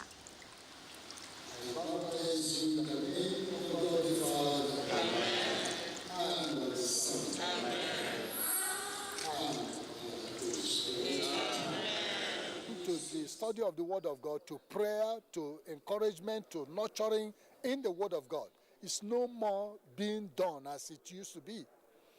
And because of that, children have grown up not having proper guidance and a foundation. And when the foundation is not properly laid, there is nothing the righteous will do. This gift to the couple is a true fulfillment of God's unfailing promise to them, for if truly they believed, God will and can never fail, and He did not.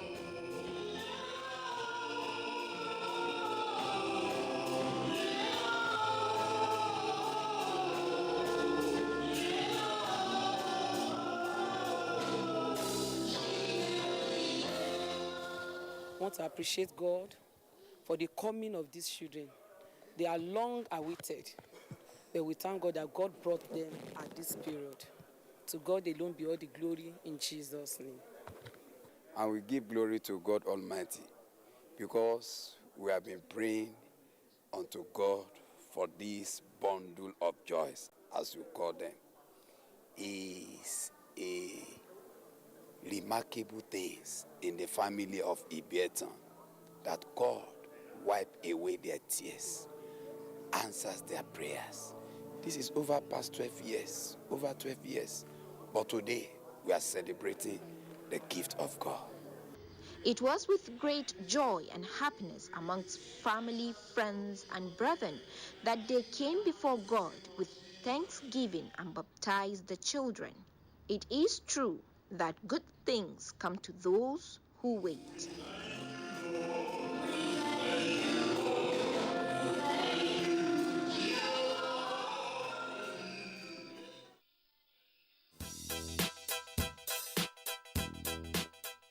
How long it takes.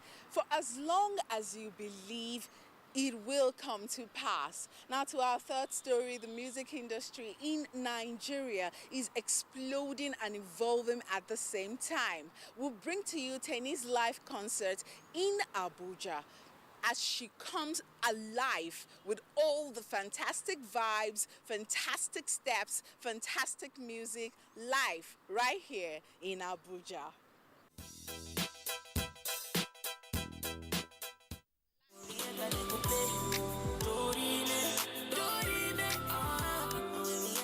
Majority of the guests were millennials, but for inexplicable reasons, most of them were rather weary to take to the red carpet. They were either acting shy or a bit distracted, but there were a few others who dazzled our camera lens and flashlights with their sheer audacity. Peruzzi, Joe Boy, and many other stars were on the lineup of star performances at the Tenny Live show. So aside Tenny, who else are you looking forward to? Oh, Peruzzi. Oh, I see. Is that your kind of guy? You like those guys? What up, Africa? It's your boy T to the O to the SINO to J to the world. It's gonna get lit tonight, man. I know, right? The men weren't so boring after all, at least not Yasir. Made the call no shock on our, but na Niger picking IB. Notwithstanding, the show eventually kicked off at about 10:30 p.m. with performances by the 5 winners of the Yankee Entertainment audition held weeks ago, followed by other acts including Young A1, Andre Mose, and others. No, they did not disappoint. What's on the beat? What you see? Enter my flow. Don't you see? What's on the beat? Get the flow into the beat. Yeah, I got me. What's on the beat? Get the flow to the beat. Won't you go on the what's on the beat? However, this was only a foretaste of what was in the offing. DJ Hipson was the headline DJ of the show. He is increasingly becoming popular in the Abuja entertainment circle for his dexterity on the console. He did not disappoint, banging out all the hits, while popular Abuja hype man Tosin J walked up the crowd, driving them to a frenzy.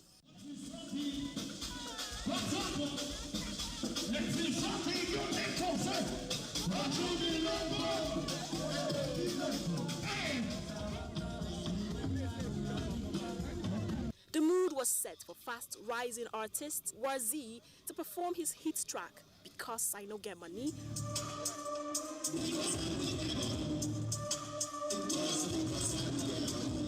followed by Lagos-based upcoming star Lo J with his song Mona Lisa.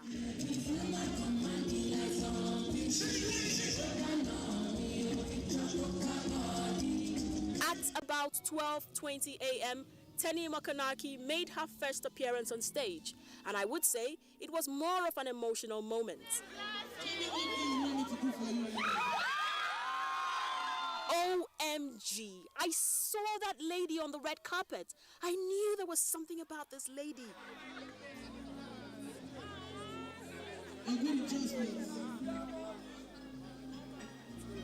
Somebody give my phone. Who's my phone? I need you to transfer this to my phone to you.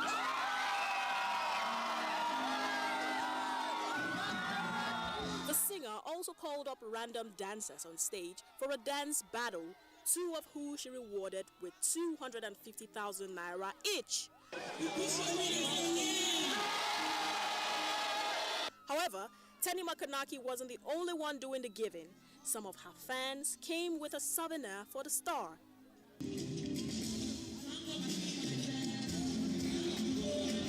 Tenny performed some of her hit songs, including Case, For You, and a few others.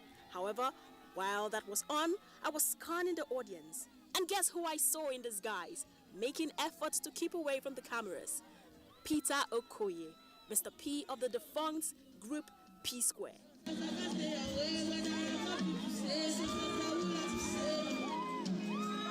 In the crowd were many VIPs and probably VVIPs who came all coded to get a feel of Tenny and catch their fun. Our cameras caught them, though we allowed them to struggle to keep their anonymity.